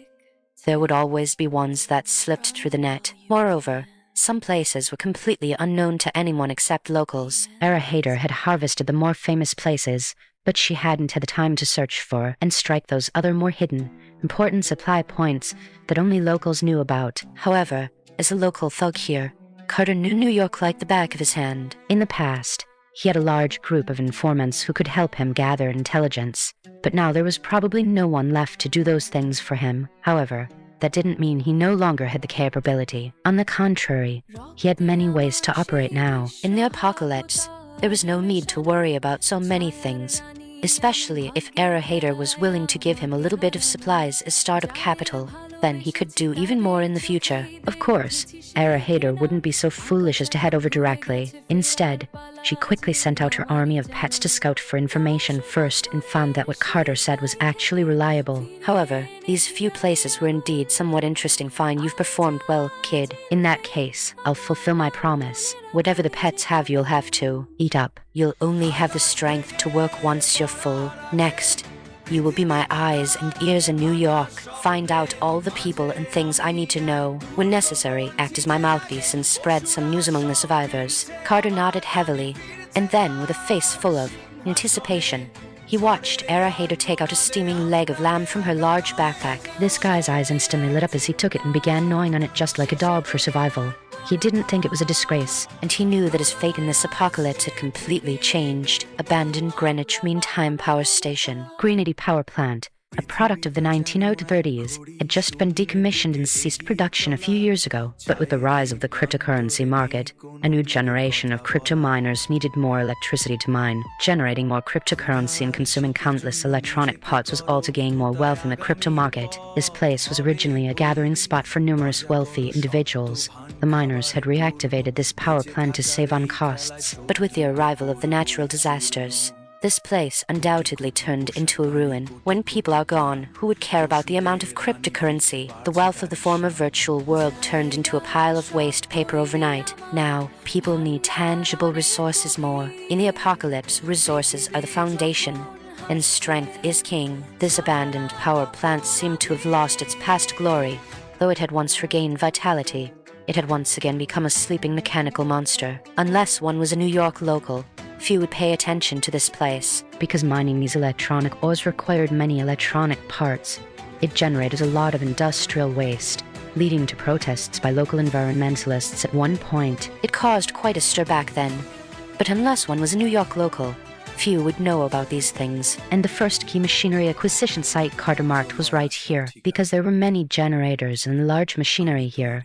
Although the equipment was a bit old, it met the requirements of Era Hader and the others. Moreover, as the miners moved in, many new electronic facilities were also added, and many special parts could be fully reused. After confirming the coordinates, Era Hader directly led the group over. At this moment, no one was more excited than little Richard. He had long wanted to build a mechanical army of his own. Furthermore, he now knew that no matter how many mechanical armies he produced, they could all be stored in the boss's space. He and Era Hader had undoubtedly become the most powerful partner duo. Once these mechanical armies were made, there would be wear and tear. Once destroyed, Richard would need to use new machinery to replenish them, but storage space had become his biggest problem. Richard's superpower had improved significantly. Through his mastery during this period, he could now control about 5 mechanical warriors similar to Transformers. Era Hader liked to call them Gundams, and controlling such large mechanical warriors indeed required a lot of mental power. However, none of this could stump Era Hader. After all, she had experienced the subsequent growth stages of the apocalypse and knew better how to train this mental power and how to enhance the intensity of skills. Plus, she had so many special ability hail crystals in her hands. Therefore, Richard could use his skills recklessly every day, and then Era Hader would take him blindfolded into a room in the space, where he could quickly recover as before. In this way, after several cycles, Richard underwent new transformations every day. His superpower level also rose rapidly. It was precisely because of this that he could control 5 large Gundams. However, in the early stages of the apocalypse, this kind of combat power was already quite terrifying. Moreover, these 5 large Gundams were not the clumsy type of robotic warriors, but were quite agile, whether in terms of movement speed, damage resistance, or combat power in a charge. They were incomparable to previous weapons. Even if a fighter jet came, it could be easily dealt with under the impact of these humanoid mechanical monsters like Gundams. Of course, Gundams were not invincible. There would always be wear and tear in battle. Making a few more and keeping them in Era Hader's space would allow for replenishment of battle losses at any time. In this way, combat power would immediately rise to a new level. Furthermore, Era Hader would equip Richard with Space Ring and Space Shield, making it impossible for those people to bypass the Gundam mechanical warriors to snipe Richard. Is directly made up for Richard's combat shortcomings. However, even with such strong abilities, Richard couldn't make bricks without straw. Without enough mechanical parts and metal, no matter how strong his ability was, it would be in vain. So they soon arrived at the Greenity power plant. Boss, I can't wait. Once I build this mechanical army, our team can sweep through everything and fear no natural disasters. Richard was very excited at this moment. Which boy doesn't want to become stronger? Especially in front of his idol. A young boy wants to show off. Era Hader gently rubbed his little head, seeing him looking forward to it like a big toy. She couldn't help but smile and say, "Don't worry, before you grow up, boss will protect you." Otherwise, how could I be called your boss? However, I also look forward to seeing the day you form your mechanical legion. Of course, you're still far from it now. Just these 5 Gundams aren't enough for me to dismantle in one go. Erahater's words immediately made Richard pull a long face. Boss, you're too abnormal. You're tougher than those superheroes in the movies. The Gundams I worked so hard to assemble were torn to pieces by you and Sister Han. If I had known, I might as well not have assembled them. I'd save the parts and assemble one instantly during battle. It would definitely scare the enemies to death. Now look, the parts are all destroyed by you. Sister, you're so violent. You won't be able to find a boyfriend later. Hearing him say this, Han Zherzhen, who was next to them, couldn't help but burst into laughter. You little brat, you're worrying about whether your sisters will find boyfriends. Boss is so powerful. What man in the world could be worthy of her? And does a woman have to find a boyfriend? I think it's fine for Boss to be beautiful on her own. Hearing this, Erahater couldn't help but smile even more happily. Sister Han really understands me. All right, stop the idle talk. Business is more important now. We need to improve our team's strength as quickly as possible. Sister Han, your superpower has also improved quite a bit now. You can participate in dismantling the plant. Just consider it training. Han Zherzhen immediately clapped her hands and raised an eyebrow at Richard. Little brat, watch your sister's performance. Richard was suddenly speechless. Since Han Zherzhen obtained her superpower and became a core member of Erahater's team, she was no longer as timid as before. Her personality had become much more assertive. Erahater had heard before that after an ability user awakens their superpower, it triggers the greatest desire in their subconscious. It seemed that Han Zherzhen's previous submissive appearance was only on the surface. In fact, a wild lioness lived in her heart, and just then, Han Zherzhen opened the gate of the Greenity power plant with a pair of iron fists. With a loud boom, the main gate swung open, and the abandoned power plant was like a mutated monster with its mouth wide open. The battle pet army is formed, and they unexpectedly encounter the regular army of Country A. Interestingly, John and Jennifer, who had previously turned into zombie humans, also came along this time. This could be considered the first assembly of the Apocalypse Squad Erahater had formed in New York. Seeing John and Jennifer's eerie state was somewhat chilling. Both Han Zherzhen and Richard instinctively felt a bit odd, but they could feel even more strongly that the two before them possessed immense strength, not at all inferior to their own. Just where did Erahater find so many special individuals? And how could they all become so powerful? But on second thought, they had been ordinary people before too, yet under the stimulation of Erahater's special ability, they now possessed powers similar to superheroes in movies. Much like Easterners' dreams of martial arts heroes, Westerners love to imagine themselves as those movie superheroes. Now, through a stroke of fate, they had all obtained these special abilities. Their superpowers gave them immense confidence, but they didn't become arrogant because of it, for there was an even more powerful ruler above them. As their boss, Erahater could absolutely suppress everything. Upon arriving at the power plant, Erahater gave a light wave of her hand, and her Warpet Legion immediately appeared around her, and this time, Erahater had even brought Polar Bear Darby along. Now that extreme cold weather was everywhere and the world was covered in ice and snow, it didn't matter whether they were in the Arctic or not. Furthermore, staying by Erahater's side provided Polar Bear Darby with more opportunities for training. After all, the environment it had been in was somewhat different. It was already sparsely populated, so the fierce creatures it might encounter were fewer. Thus, among the 9 great forbidden zones of life, Polar Bear Darby's mission wasn't actually a top priority.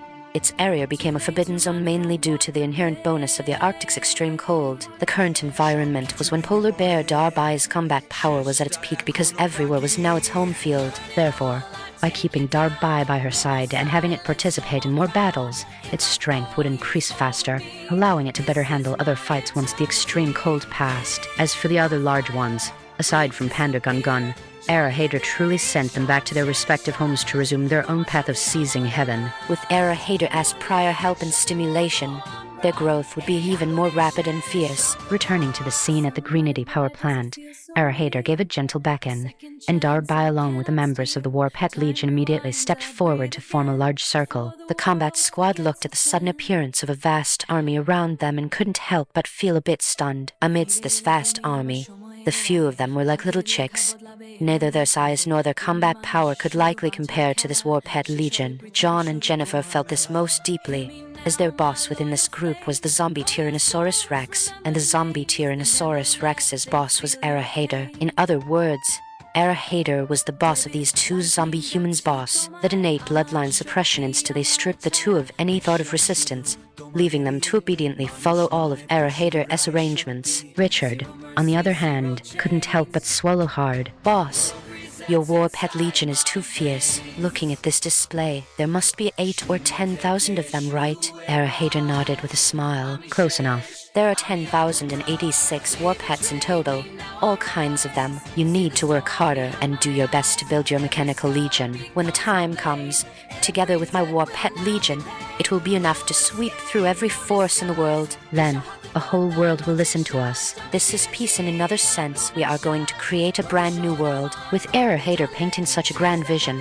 Richard immediately felt a surge of excitement. As expected, young people are easy to mislead. However, Era Hader simply wanted to live freely and follow her own path in the apocalypse. But for such a beautiful woman to live that way, she had to become the strongest. Moreover, Era Hader wasn't without concerns. In the safe house back east, there was still a piece of wallpaper where large words kept appearing. Who exactly was controlling all this? Did this apocalypse hold more secrets? Was the reason she could be reborn also due to some special cause? All of this left significant questions in her mind. But since she couldn't figure it out, she simply stopped thinking about it. Even if she knew the truth, without absolute strength, knowing would only add to her troubles. So in the end, improving oneself was the only way. And the fact that Era Hader's warpet army had begun to take shape was thanks to the other kings of the Forbidden Zones of Life, who were constantly growing stronger in their respective domains. As they ascended, they naturally encountered many powerful beasts and mutated beasts. Whenever they found one that could hold its own against them,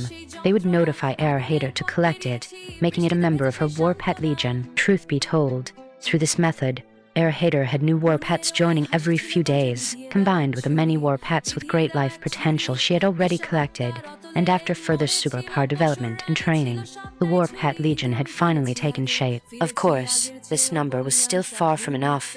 Against future tides of mutated beasts and zombies, this amount wouldn't even be enough to fill the gaps between their teeth. Naturally, Era Hader could fully hide in her space and never come out, taking them with her to escape disaster. But the space had time limits. She could only stay for a maximum of 24 consecutive hours, and there was a cooldown period. Era Hader could clearly feel that the space seemed to be constantly urging her to fight, so she had no choice but to continuously improve her War Pet Legion. Now, with the mutual assistance of the War Pet Legion and the combat squad, the entire Greenity power plant was demolished and dismantled in no time. To Richard's surprise, after Han Zhejian's bronze skin and iron bones superpower improved, dismantling these mechanical devices was like crushing dry weeds. It was too brutal. The young boy Richard couldn't help but shrink his neck at the sight.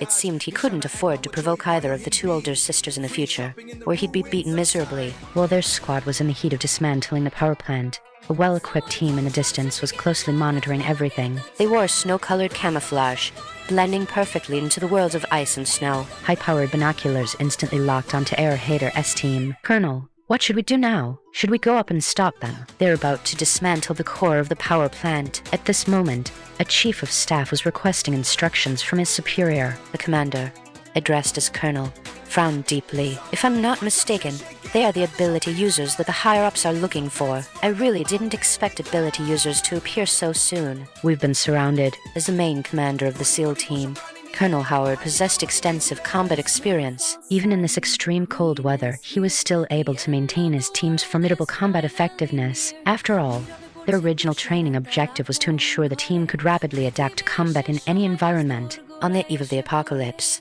they happened to be executing a mission near New York. The natural disaster struck just as they finished. They immediately received instructions to remain on standby in New York. Consequently, in subsequent events, they became the weapons of important figures in New York, responsible for carrying out many survival tasks in the apocalypse. A soldier's mission and duty, along with the principles they had always upheld, drove them to persist in their assignments. Their efforts quickly bore fruit.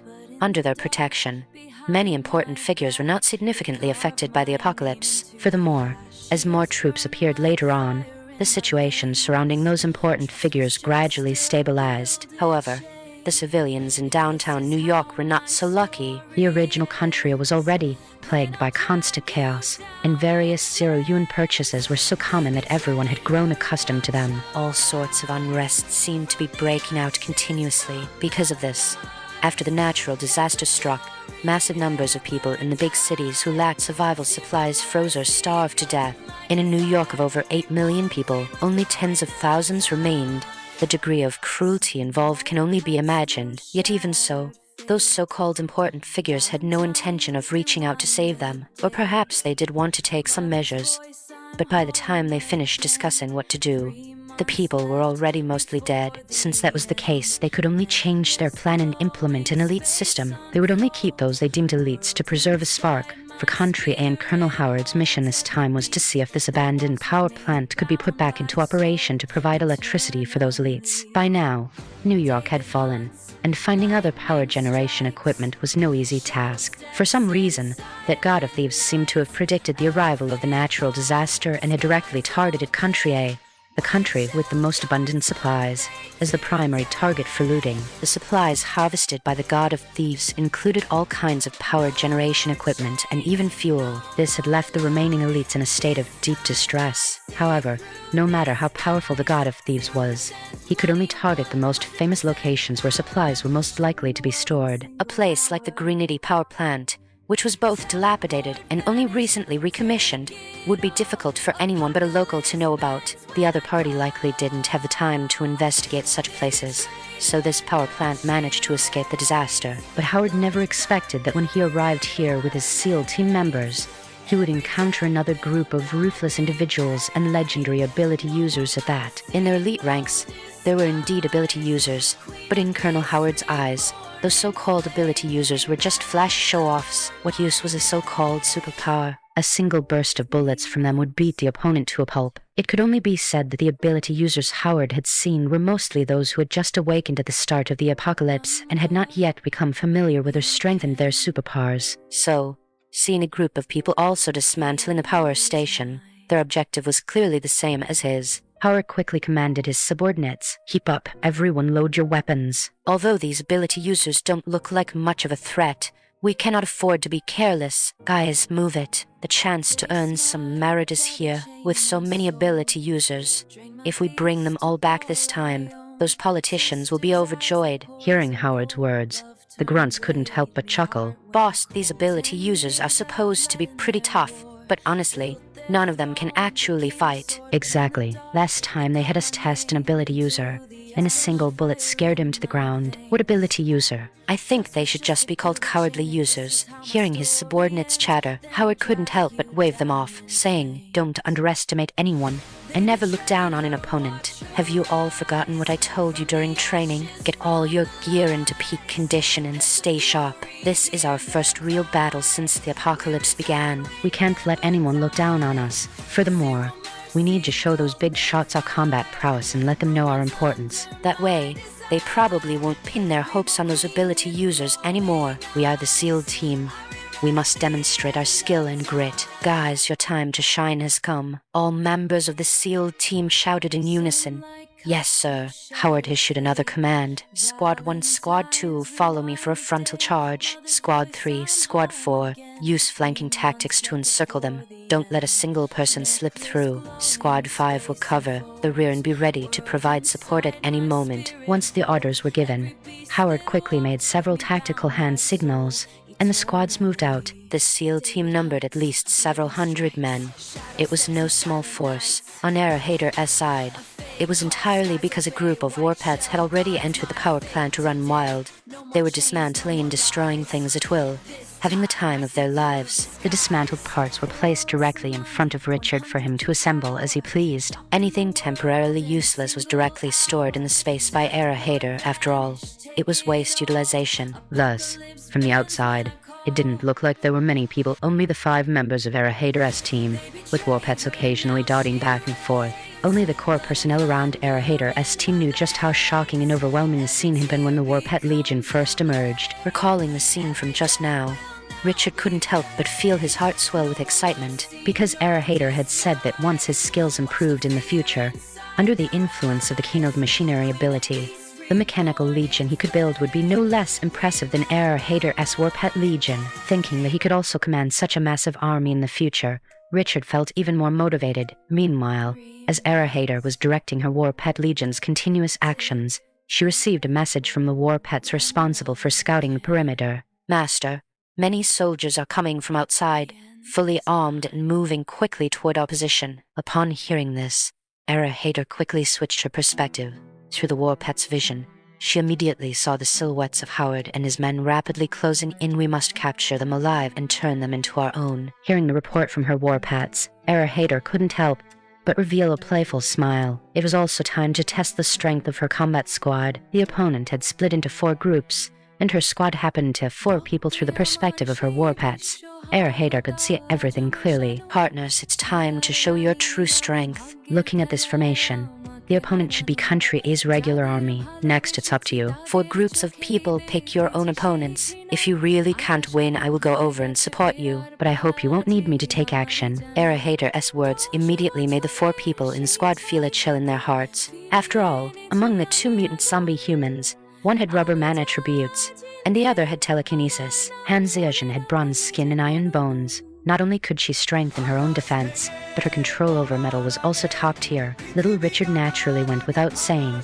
As the king of machinery, he was the future's most ruthless person in Country A. If this team were sent out, they would be quite explosive even in the apocalypse of her previous life. And now, after Hader's preliminary strengthening, their skill levels had gradually improved. Now it was time to check the results of their combat training. Hearing Hader's instructions, Richard immediately raised his hand, indicating he wanted to face the opponent's main attacking force head-on. Han Zeozhen volunteered to attack the left wing. Jennifer volunteered to attack the right wing. Naturally, John, who seemed the weakest now, would handle the rear of the opponent's team. However, even the weakest John had now mastered his own method of attack. This method of attack was taught to him by Hader. Moreover, having been mutated as a zombie human, his reaction speed, strength, and even mental power were significantly higher than those of ordinary ability users. This was the source of their strong confidence. Boss, just watch. I will wipe out these people without leaving a single one. Richard was itching for fight, eager to try. Ever since Hader activated his superpower 2 days ago, he hadn't had a chance to go all out. At this time, the mechanical parts disassembled by Hader's War Pet Legion were enough for him to assemble 10 Gundams. He could control 5 himself, and the remaining 5 were hidden in the space ring Hader gave him. As long as there was battle damage, he could immediately replace it with a new combat unit. Space ability was truly the best partner for his King of Machinery ability as for Han Zeozhen.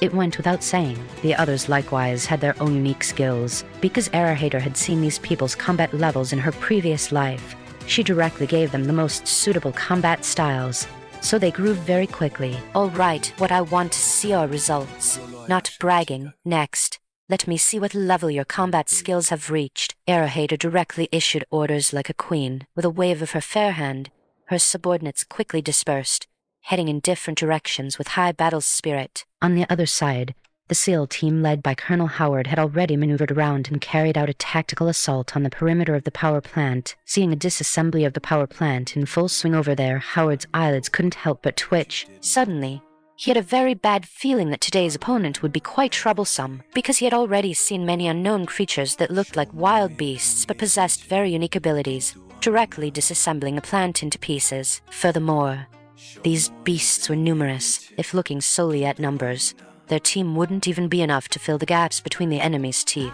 But they believed in their own strength. After all, they had weapons, and these weapons could turn those beasts into sieves in an instant. No matter how many the opponent had, their elite team could handle it. Chief, these beasts are too weird. Why do they seem so human-like, each one knowing how to dismantle machinery? Are these still ordinary beasts? Did the beasts mutate under the natural disaster? Howard was also stunned as he looked through high-powered binoculars. Many beasts that should have been natural enemies were now coexisting peacefully, working together to complete disassembly tasks. In this situation, it looked like someone was controlling them to get it done. But who could control so many beasts? In a flash of inspiration, Howard had another conjecture. I think the one making the beasts act is a very special ability user.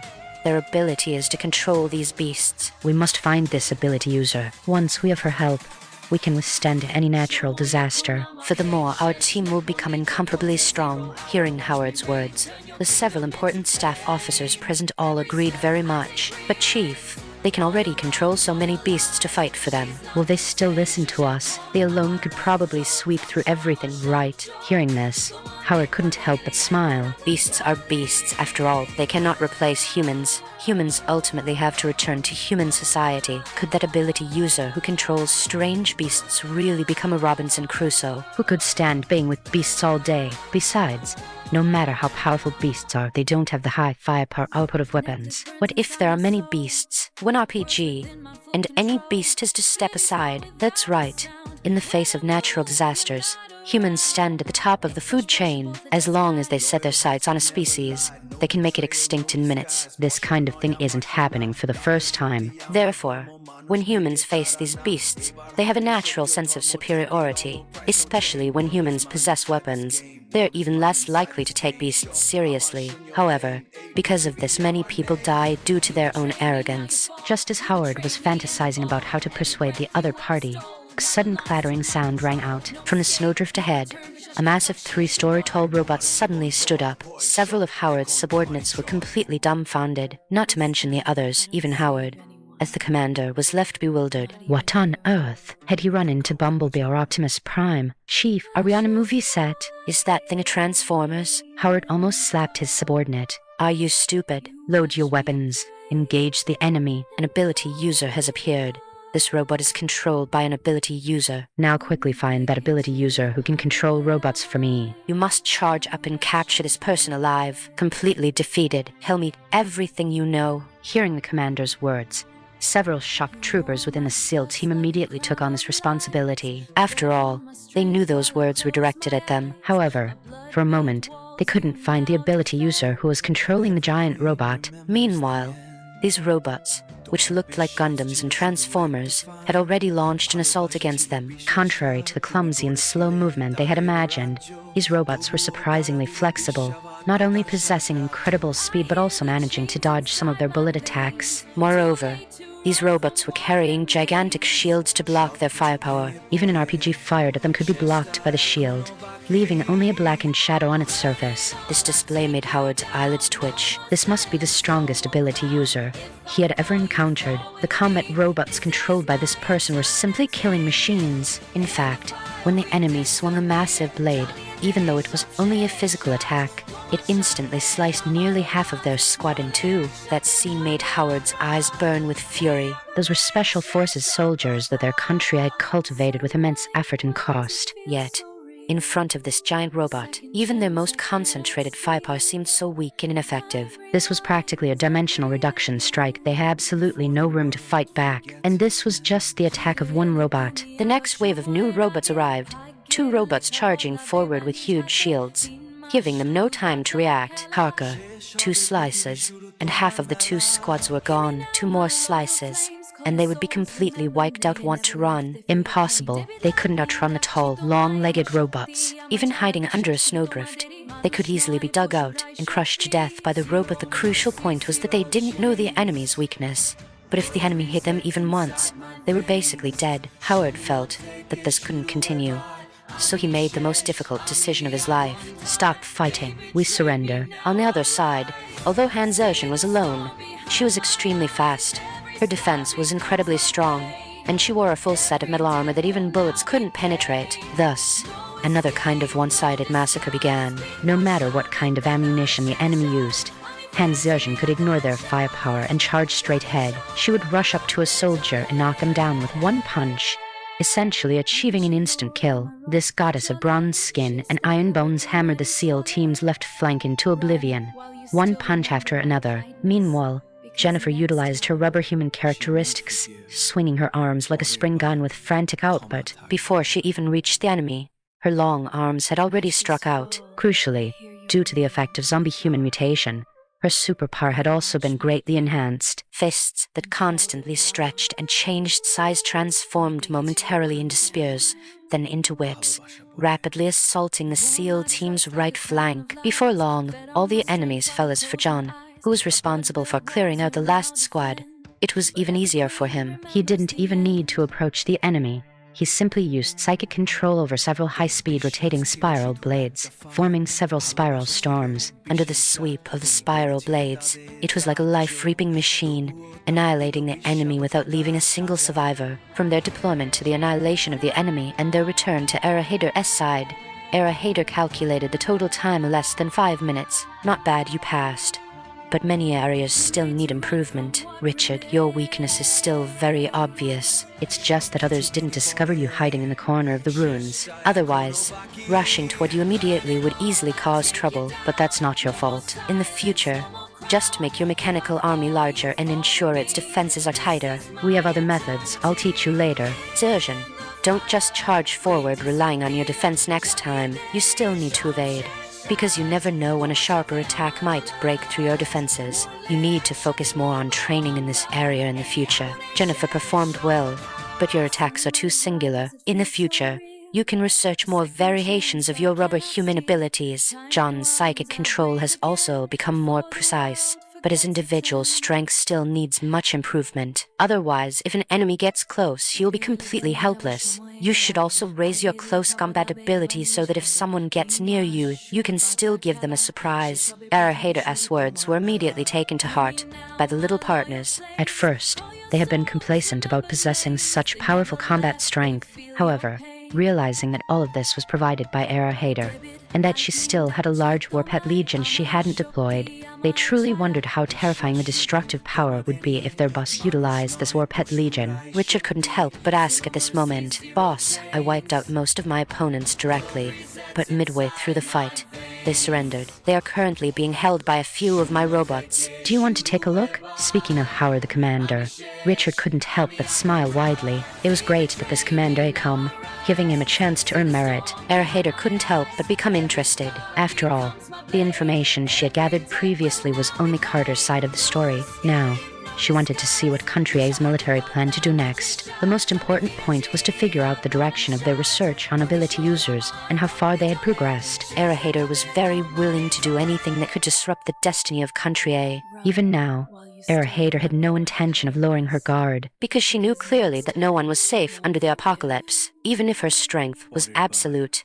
She still had to be careful and cautious in the face of stronger natural disasters later on. Howard never imagined that he would have a day when he was captured, and when he was brought before Erahader, he felt even more incredulous. The unimaginably powerful ability users standing before him were actually subordinates of this Oriental girl. Previously, Howard genuinely looked down on ability users, thinking they were just flashy wastes of space who would have to obediently hit the dirt if they encountered firearms. But today, he finally witnessed the true power of ability users. What kind of garbage were those ability users he had seen before made of? It was a comparison of heaven and earth. Erahader and her group were in heaven, while the ability users they had cultivated could only be stepped on the ground. Tell me everything you know. Erahader's icy voice reached him, instantly making Howard shiver. Hidden shelter. Aurora Zone 9. At this moment, in an underground building on the edge of New York, a group of military and political officials and business elites gathered together. This building was an invisible shelter, divided into 10 floors in total. The deeper the level, the higher the status of the people there. Basement levels 1, 2, and 3 were mainly for the service personnel of the invisible shelter, responsible for the daily output of the entire base, energy supply, and all kinds of dirty and tiring work. These were relatively ordinary employees who had no special abilities and could only perform the simplest daily tasks. Therefore, they were placed on the top floors to take the brunt of any danger while also being responsible for the daily supplies of the entire hidden shelter. This category of personnel was also the largest in number. Basement levels 4 and 5 were for technicians with a bit of skill, responsible for the operation of the hidden shelter's infrastructure. They were considered the managers of the 3 floors above them. Basement levels 6 and 7 were for senior technical personnel, responsible for scientific research to improve the survival rate of the entire hidden base, as well as the subsequent continuation of human civilization and research on resisting natural disasters. Basement levels 8 and 9 were for the middle and upper management of the base. Various military and political officials and top wealthy business elites nested here, which also featured the base's best living environment and recreational facilities. Basement level 10 was the central authority of the entire base. It directly dominated the fate of the base, and only a few top commanders could access it. There seemed to be very important secrets inside. unknown to outsiders, even within the base.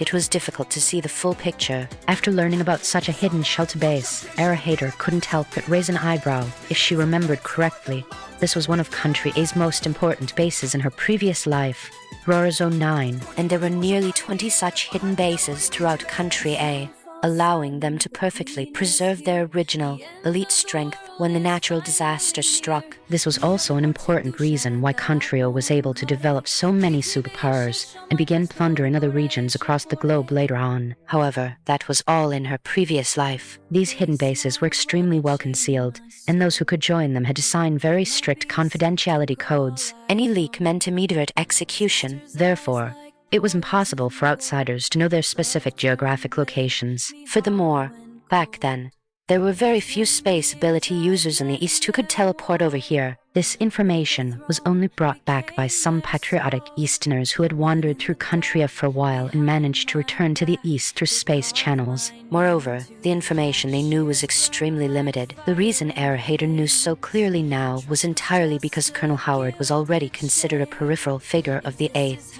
and 9th levels of Aurora Zone 9. Reasonably speaking, he shouldn't have been the one dispatched to complete these tasks. But after all, the SEAL team had always been led by him. Thus, such an important mission was personally carried out by him leaving the base. No one expected that under these circumstances, they would run into a group of ruthless people like Era Hader and her team. Hearing Howard's words, the expressions of Hans Ergen and the others turned ugly. Hans Ergen, whose personality had become fiery, couldn't help but kick him. Howard rolled several times, so pained he couldn't even straighten his back. These damn politicians are truly shameless. They were so proactive when making us pay taxes. But where are they when we need protection? They're just a bunch of cowardly and incompetent rats, hiding in a rat hole to enjoy themselves while abandoning the lives of the people. What a bunch of bastards. Richard was also filled with righteous indignation. If those important figures were willing to put in some effort, many people would definitely have been able to survive. That Aurora Zone 9 base could definitely have accommodated many more people. According to Howard, there was still plenty of space on the top basement levels 1, 2, and 3. They had originally planned to take in some survivors. Anyway, as long as they were given some food and supplies, those survivors would be as obedient as dogs. This time, besides coming out to find this abandoned power station to see if there were any resources they wanted, there was another important reason to recruit some physically strong ability users. As it turned out, they hadn't even finished their first task before being beaten down by Era Hader and her group. However, Era Hader became very interested after hearing about this place. She knew that Aurora Zone 9 was just one of the survivor bases. There were many more bases like this in Country A. If she struck them one by one, Country A would basically have no chance to cause trouble. Besides, why should such a good place be occupied by those trashy politicians of Country A? They were all insidious hypocrites who said one thing and did another. They didn't deserve it. At this point, Era Hader smiled. All right, now that we know about such a good place, we naturally have to go take a look. However, Colonel Howard, you should still have some things you haven't confessed, right? Coming to this power station definitely wasn't as simple as just dismantling some power generation equipment. This matter isn't worth the SEAL team's personal intervention, is it? What exactly is your purpose? Why don't you elaborate? Howard felt like he was falling apart. He thought he had concealed it well enough and that his acting was perfect. So how was he still seen through by this young Eastern girl? Beautiful lady, I really don't have any more information. We were just following orders. We came here to dismantle the power equipment to fill some deficiencies in Aurora Zone 9. After all, the energy problem is the most critical link for the entire base. Without energy, there are many things we can't do. Era Hader didn't waste any more words with him and simply said to the big white rabbit in her arms, Milk candy, give him a mental illusion and make him spill everything. The will of a person willing to surrender wouldn't be very strong anyway. Milk Candy perked up its fluffy ears, and its crimson eyes suddenly shone with an eerie light. Howard watched as a massive rabbit hopped in front of him. His vision blurred, and his mind grew hazy, as if he had directly entered another world. He immediately became highly alert because he knew that some things absolutely could not be said. If that young girl really got her hands on that item, he would become a traitor to Country A. That item must never fall into the hands of others. However, Howard soon felt as if he were in purgatory. Experiencing countless tortures, the illusion Milk Candy created for him was truly not simple. The little partners saw Howard rolling on the ground in such pain that he was about to faint. This famous tough guy from the country and military seemed like he would soon be unable to hold out. Next, Era Hader and the others learned a piece of extraordinary news. Underground Research Institute. After hearing the information provided by Colonel Howard, Era Hader couldn't help but raise an eyebrow. This was indeed remarkable news. Afterward, she had her warpats guard the prisoners while she continued to dismantle the power station. Because the core of the information lay at the bottom of this power station. On the surface, this power station appeared to be a place used by cryptocurrency miners to generate electricity, but in reality, a highly advanced research institute was hidden at the very bottom. As for what was being researched inside, Era Hader had basically figured it out just now, and she was determined to see for herself. It was no wonder that the big shots in Aurora's Zone 9 were so nervous. If the experiments inside really produced results, they would have the capital to rise up in the apocalypse, although they all seemed to have their own hidden shelter bases. The bases were not united in purpose, each had its own agenda. In New York, this abandoned power station was one of the places they valued the most. At this moment, Era Hader didn't care about that anymore. She directed her Warpet Legion to frantically dismantle the power station. She kept the usable power generation equipment for herself, while Richard used the other parts and heavy metals to polish and assemble Gundams. In just half a day, more than half of the massive abandoned power station had already been dismantled. The sight was truly shocking to anyone watching. Colonel Howard also saw it, and at the same time, he felt his heart tremble. This Oriental woman before him was likely the legendary god of thieves. After all, apart from the god of thieves, who else in this world could dismantle an entire power plant in half a day and then make it vanish without a trace, not even leaving behind any construction debris? This could only mean that the Oriental woman before him was undoubtedly the god of thieves. Moreover, the equipment and parts disappeared immediately after being dismantled. What other ability could this be? Naturally, it was the superpower that allowed the other party to empty out the entirety of Country A. At this moment, Howard couldn't help but swallow hard. He had a premonition that things wouldn't end well today. Since he knew the other party's secret, would she really let him go? But if she wanted to kill him, why didn't she just do it instead of waiting until now? Howard felt his head spinning. He didn't know how Era Hader would judge him next. However, he knew that the high-end research institute hidden beneath this abandoned power station was likely doomed. The Warpet Legion's dismantling speed was extremely fast. After all, every Warpet had been granted a superpower by Era Hader. Moreover, under the effect of her exotic beast resonance, the combat power of the Warpets would be significantly boosted. This also greatly increased their dismantling speed. Of course, in the end, they achieved their goal as expected and finally opened the entrance to the underground laboratory of this abandoned power station. At this moment, Howard felt his heart jump violently, because at this stage, his usefulness seemed to have come to an end. This was the moment he would truly receive his sentence, Colonel Howard. It's been a hardship for you to stay with us for so long. And to your brothers, thank you for your cooperation. To thank you all, I have decided to let you survive better in the apocalypse. Hearing Era Hader say this, Howard felt a bit numb. How could he believe this? However, on the surface, he still responded politely. Then thank you very much, beautiful lady. You are truly a good person. We offended you before, and we are very sorry. Can you let us go now? Hearing this, Era Hader revealed a kind smile. Letting you go is naturally fine, but we still need to go through a small procedure just at this moment. A group of living dinosaurs suddenly appeared beside Era Hader. Howard and his men almost mistook themselves for having walked into Jurassic Park. This is lady. What exactly do you want to do? Howard's teeth were chattering at this point.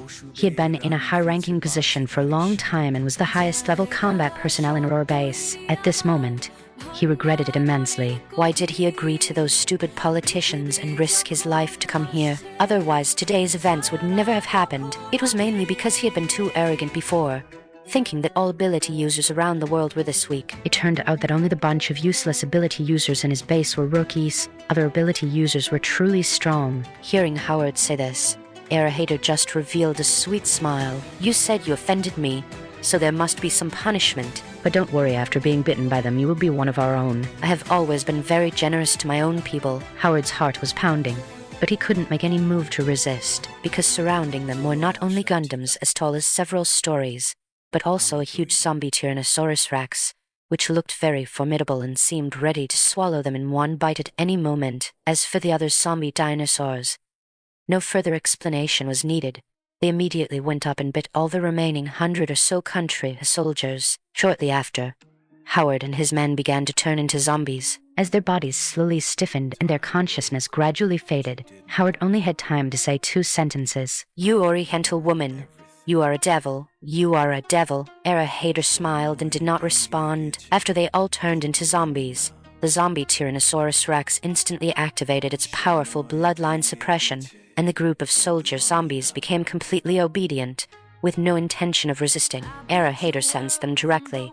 There were a total of 136 soldier zombies, but only 36 could become zombie humans. However, this was not a small number. The rest were unqualified zombies, and she had other uses for them. Tyrannosaurus Rex, command them to rush into the laboratory and let them scout the path first. A base that could be valued by those big-shot politicians in New York was definitely not an ordinary place. At this moment, Hader was very curious about what the experimental results inside actually were. At this moment, they'd opened the entrance directly and let these soldier zombies charge in, taking the opportunity to test if there were any defense systems inside. Actually, Hader could have solved this laboratory issue in a simpler and more brutal way, but Howard had said that there were quite a few traps and defense facilities inside, and destroying it directly might very well result in the entire laboratory being ruined. However, these things couldn't stomp Hader and her team. After all, they had the king of machinery. Richard, the next part is up to you. While these soldier zombies scout the path, you can take the opportunity to figure out the layout inside. Later, just dismantle the things inside directly, use what is usable and throw away what is not. Let's take a good look at what kind of trickery is inside. Richard immediately agreed. All right, boss. After all, Howard had only provided the location of this laboratory, but he didn't actually know what was inside. He was just following orders to retrieve the most core items from the laboratory. Zombie soldiers, charge. 100 zombie soldiers rushed into the entrance of the laboratory. The remaining soldier zombies were taken into Hader as spatial storage. After superpower activation, these high-quality soldier zombies all became zombie humans, similar to John and Jennifer. Among them was Colonel Howard. This old fellow didn't know whether he was lucky or unlucky. After becoming a zombie human, he gained much greater strength, and his former memories remained. However, at this moment, he was only loyal to Hader. Master, you must be careful when entering that underground laboratory. However, since you possess the ability to traverse space, I doubt you will face any real danger. All I know is that this laboratory holds core technology extremely important to Aurora Zone 9,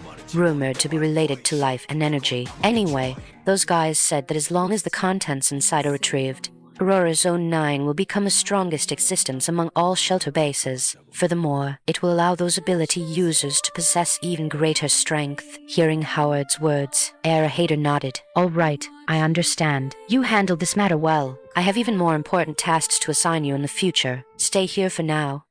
Adapt well to your current body and abilities. You still need to return to Aurora Zone 9. However, I hope you can become the helmsman of the highest center of power there. Hearing Hader say this, Howard couldn't help but be stunned for a moment, then quickly replied, Yes, Master. In her previous life, it was precisely these so-called hidden shelter bases that united to launch the plunder plan against the East, even establishing extremely close ties with distant countries like Sakura and Europe. She didn't know why they insisted on targeting the East, but Hader remembered this grudge. Development in the East was already quite difficult during the apocalypse. Their interference made it even harder. But now, with Hader's butterfly effect, none of this would happen again. Hader wanted to see what mystery this laboratory held that allowed Aurora Zone 9, next to New York, to become the most powerful hidden shelter base in her previous life. Moreover, there was a very important question. Had the batch of ability users already been born before the apocalypse arrived? Countria seemed to have always been very advanced in this area of research. They had already made preparations in this regard before the apocalypse arrived. Thinking of this, Hader couldn't help but recall that when she was constantly traveling everywhere harvesting Country's resources, she did encounter some opponents who seemed quite dangerous. But her movements were extremely fast, and she also had a group of war pets helping, so she didn't need to show herself in the end, which is why she had always been very safe. Precisely because of this, Hader never had the chance to directly meet the legendary pioneer ability users. The so-called pioneer ability users were beings who had already obtained powerful superpowers before the apocalypse. Hader had always wanted to spar with them properly. It looked like she might have a chance this time. And at this moment, the zombie soldiers had already burst open the entrance of the Research Institute. Simultaneously, The entrance of the Underground Research Institute had activated its defense mechanism. A series of lasers and machine gun fire instantly mowed down the soldier zombies charging at the front. They immediately became piles of corpses, but this also gave Richard time to observe and decipher. Richard moved slightly closer to the gate, still maintaining some distance, and touched the metal floor with both hands, causing a series of special flashing patterns to spread until they reached the gate.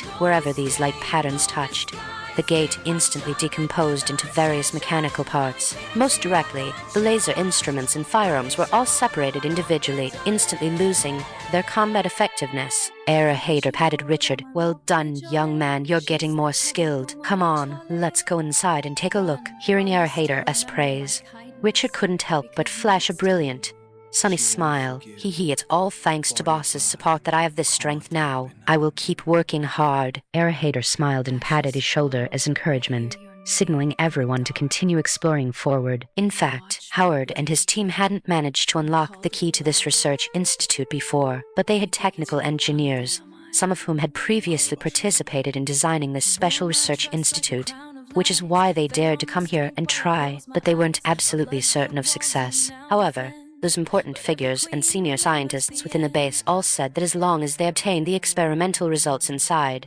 they would have excellent survival conditions under this extreme apocalypse. Furthermore, those people were uneasy about anyone else leading the team, so Howard came. It's just that no one would have thought that such a powerful superpower unit and War Pet Legion would be guarding this place. One can only say that fate plays tricks on people. Breaking the first level gate was only the beginning. Although it was called a research institute laboratory, the area beneath it was also a massive structure. It resembled a massive ring, and the first level ring studied various organisms. Era Hader commanded the zombie soldiers to continue moving forward. 30 zombie soldiers were lost at the first level gate just now. The remaining 70 continued advancing to explore. They were used as cannon fodder to check for defensive measures. Sure enough, there were quite a few defensive structures along the way. After consuming another dozen or so soldier zombies, the layout was basically understood. Interestingly, some defenses had no effect on zombies, such as tear gas, flashbangs, smoke bombs, and so on. Naturally, some toxic gases also had no effect on zombies. Only physical attacks like lasers and firearms had some efficacy. None of these so-called defensive measures could stop Richard. They were dismantled one after another and subsequently collected by Richard as tool parts. After all, these were good things. If he assembled them into a new type of Gundam, it could completely boost combat power. Moreover, Richard believed that his boss, Era Hader, possessed many weapon and ammunition depots, and if these were all equipped onto his Gundam, it would simply be a lethal weapon. It would be a battle machine capable of sweeping aside everything at this moment. Era Hader had also basically clearly seen some of the special research subjects inside. They turned out to be all relatively strong wild animals, confined in cages and nutrient vessels using high-tech equipment. There were also automatic feeding systems and microecological cycles to ensure their vitality. Seeing these treasures, Era Hader's eyes couldn't help but light up. She could feel that many of these special animals possessed extremely strong life potential. It must be said that the Research Institute truly knew how to select research subjects, but now they were all a boon for Era Hader. However, just as Era Hader was preparing to act and claim these animals with strong life potential for herself, a sharp, terrifying hiss and roar came from the depths of the Research Institute in a head-to-head confrontation. This big guy was used as a sparring partner. A terrifying and enormous roar shook everyone's eardrums. If ordinary people heard it, they would likely feel immediate fear, perhaps even dizziness and accelerated heart rate. However, Era Hader and the others, who had already been enhanced, were completely unaffected by any negative effects. Instead, it piqued Era Hader's strong interest. "Oh ho, there's probably a big guy in here. Richard, Xiaojin, are you scared?" The two little partners shook their heads simultaneously. "Boss, we're not scared." A hint of excitement even shone through the eyes of the two little partners. Seeing their reaction, Era Hader knew that the two had just gained their superpower and were still in a state of excitement. They were looking for a well-matched opponent to hone their skills. After all, when dealing with Colonel Howard's group earlier, the 4 members of the small team cut them down like chopping vegetables. It was utterly effortless to dispatch the enemies. Now, suddenly feeling a huge sense of threat, they not only weren't afraid but felt an impulse to rise to the challenge and face the opponent head-on. "All right,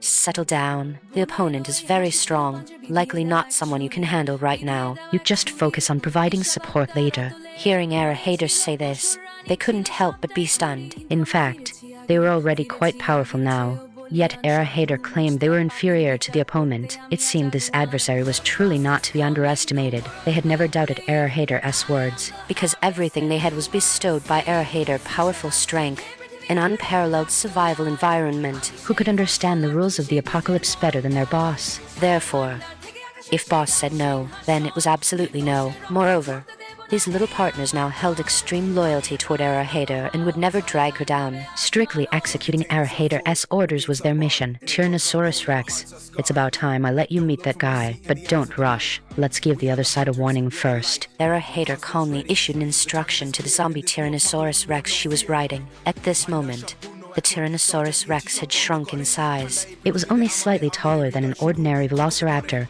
standing about 2 meters high. Being able to move around in this underground research institute, Era Hader simply used the Tyrannosaurus Rex as a mount, instantly exuding a queen's aura. The Tyrannosaurus Rex immediately let out a sharp, domineering roar, seemingly in response to the terrifying entity from before. As ability users with keen perception, the people nearby could instantly sense the difference between the two. Clearly, the pressure coming from the zombie Tyrannosaurus Rex was greater, perhaps because they were standing right next to this giant. Interestingly, after the zombie Tyrannosaurus Rex let out that roar, the powerful entity that had been howling earlier suddenly fell silent. Era Hader couldn't help but chuckle. Why couldn't it be a little tougher? It was making such a fuss earlier, but it turned out to be a coward. Ignore it for now. We'll give it a good beating when we see it later. Richard, dismantle all these culture dishes and cages for me. I'm taking all the animals inside here. Seeing this scene before her, Era Hader felt uneasy. These beasts had been terribly tormented by the research project. Some were ruined,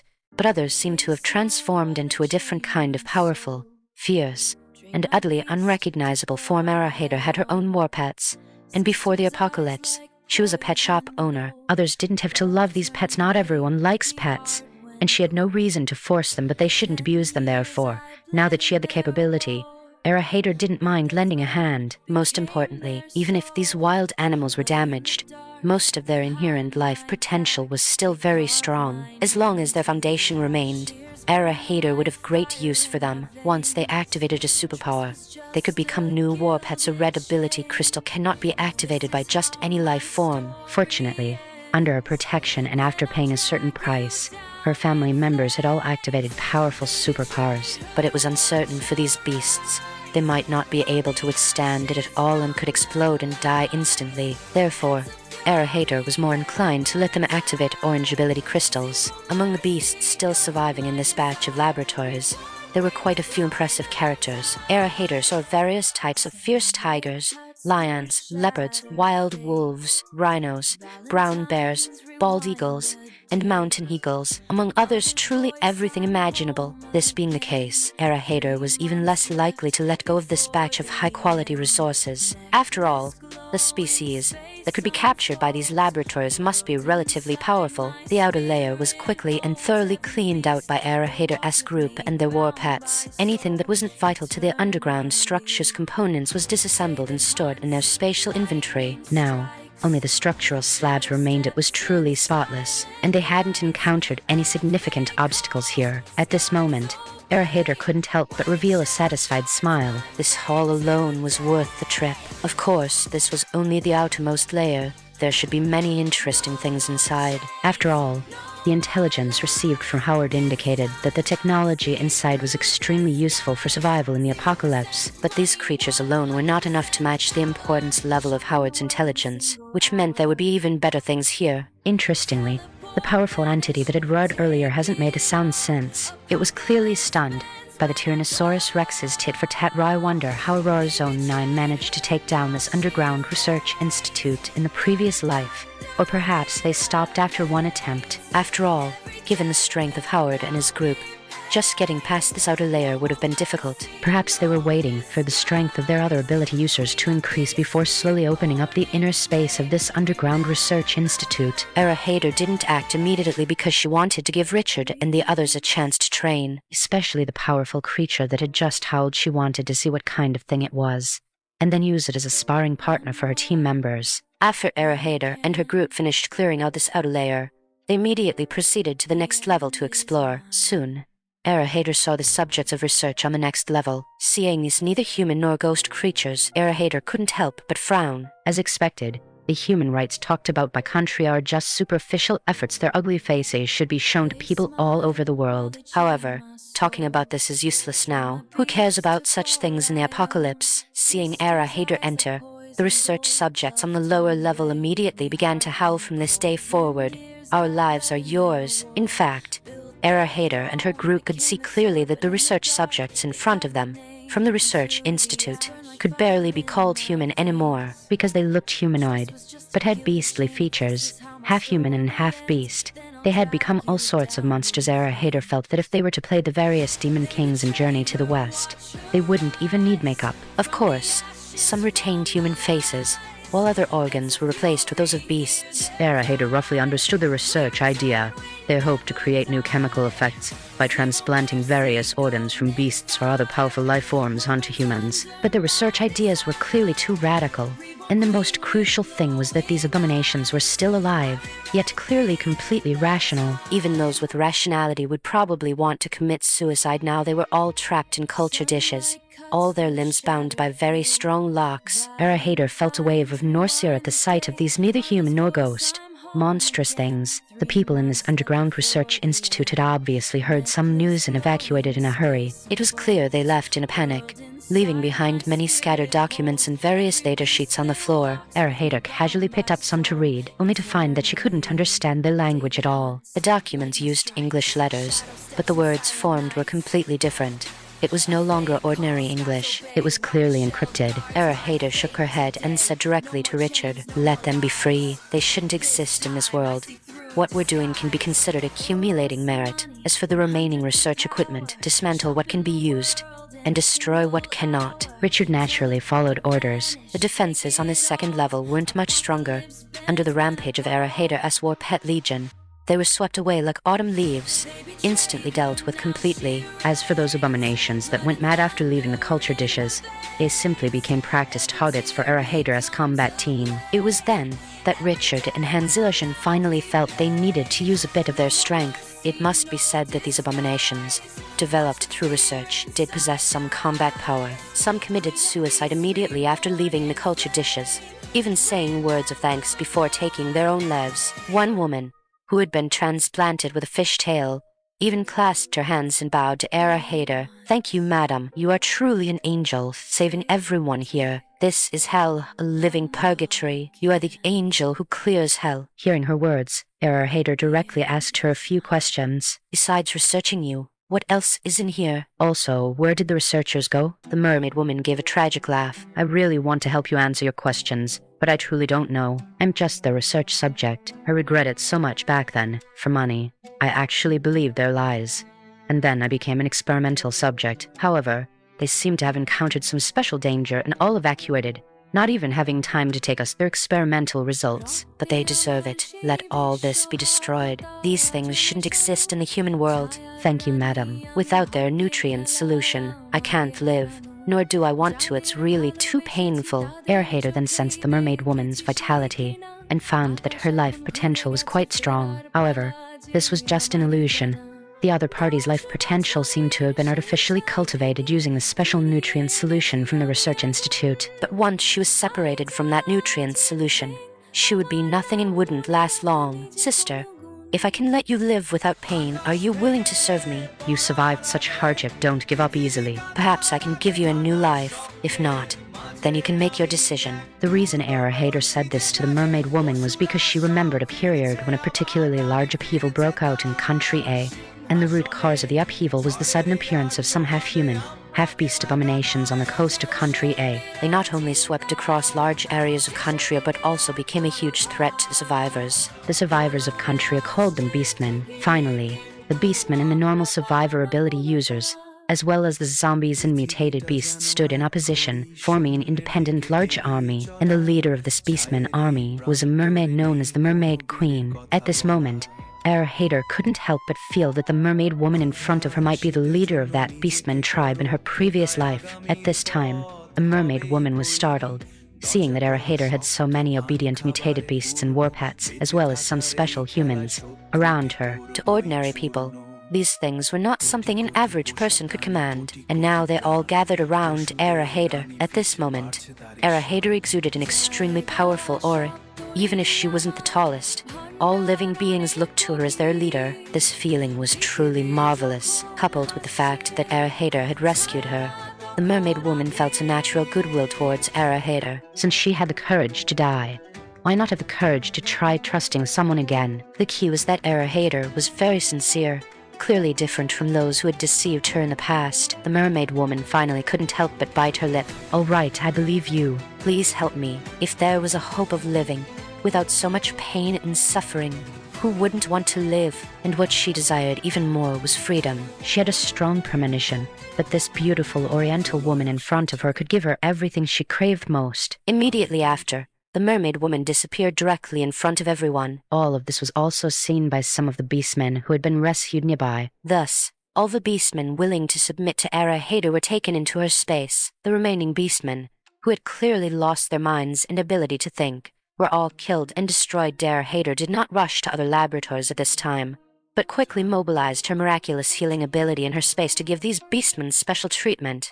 Soon, all their beastly features receded, and they transformed back into normal human appearances at the same time.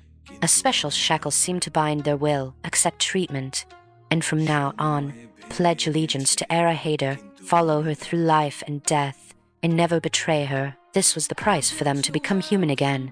But compared to the suffering they had endured before, all of this was simply a gift and a blessing. "Master, from today on, our lives are yours. Master, I am willing to lead the charge for you." Hader found that after this round of attempts, she had a new understanding of the use of space. These beastmen should have undergone technological integration through genetic modification and various transplants. Those among them who could maintain their sanity were basically pretty good experimental subjects. These same beastmen were blindfolded and sent into Hader's spatial room. Until now, Hader's spatial room could still only accommodate one non-pet creature. If they were her pets, they could be freely taken in. It was also fortunate that there weren't too many of these same beastmen, only about 10 of them. But each one was an elite, and after technological development, their endurance was also quite formidable. So next, Hader used multiple orange ability crystals to activate the superpower in their bodies. As a result, beastmen could return to human form in a non-combat state,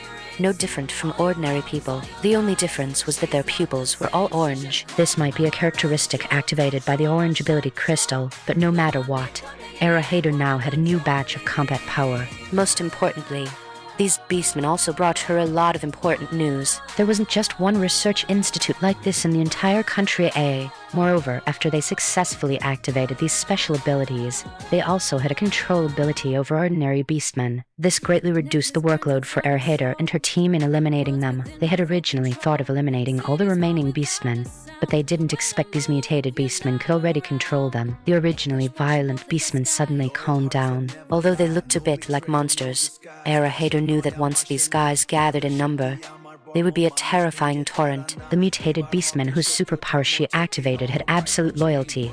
This was an ability granted by the space, and she could take away their lives at any time. So at this moment, she had an additional beastman army, and this army should grow larger and larger, because according to her previous life's memories, this beastman army had occupied half a country A's territory. They formed their own faction, and seemed to have completely adapted to the survival conditions of the apocalypse. They were more suited to survive in that environment than humans. This is interesting. Among them, the future mermaid woman Anna undoubtedly became the strongest. Anna's half-mermaid woman state possessed extremely strong water ability. With water, it was equivalent to having life. In the future progression of the apocalypse, water was a very important resource. Anna's skills undoubtedly provided everyone with an extremely powerful guarantee. All right, Anna, are you familiar with the other parts of this base? Introduce them to us. 2 levels had already been opened, and Hader had gained huge harvests. Now, only the more core areas remained, and Hader felt that even bigger surprises might be waiting for her. Anna immediately responded respectfully. "Master,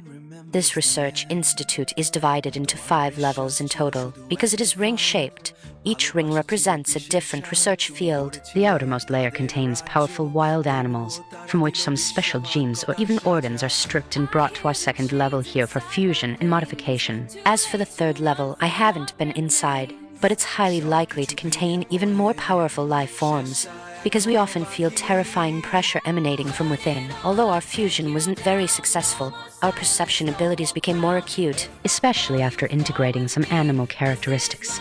We also gained beast-like intuition. The life forms inside the 3rd level are powerful existences that can threaten us, or even suppress us. Master, you must be very careful if you go in. Anna was undoubtedly very grateful to Hader at this moment. After all, she used to be an experimental subject, injected with various genes and nutrient solutions every day to accelerate her fusion. But the rejection effects were extremely strong, causing her unparalleled pain, making her feel as if she was in purgatory every day. As a result, Hader just took her to a room and didn't do anything, yet she felt a warm energy pass through her body, and everything naturally fused together. Her body gained powerful strength, making her more toned and robust. The key was that she no longer had to endure the previous pain, and she could also possess special abilities. At this moment, Anna was undoubtedly devoted to Hader.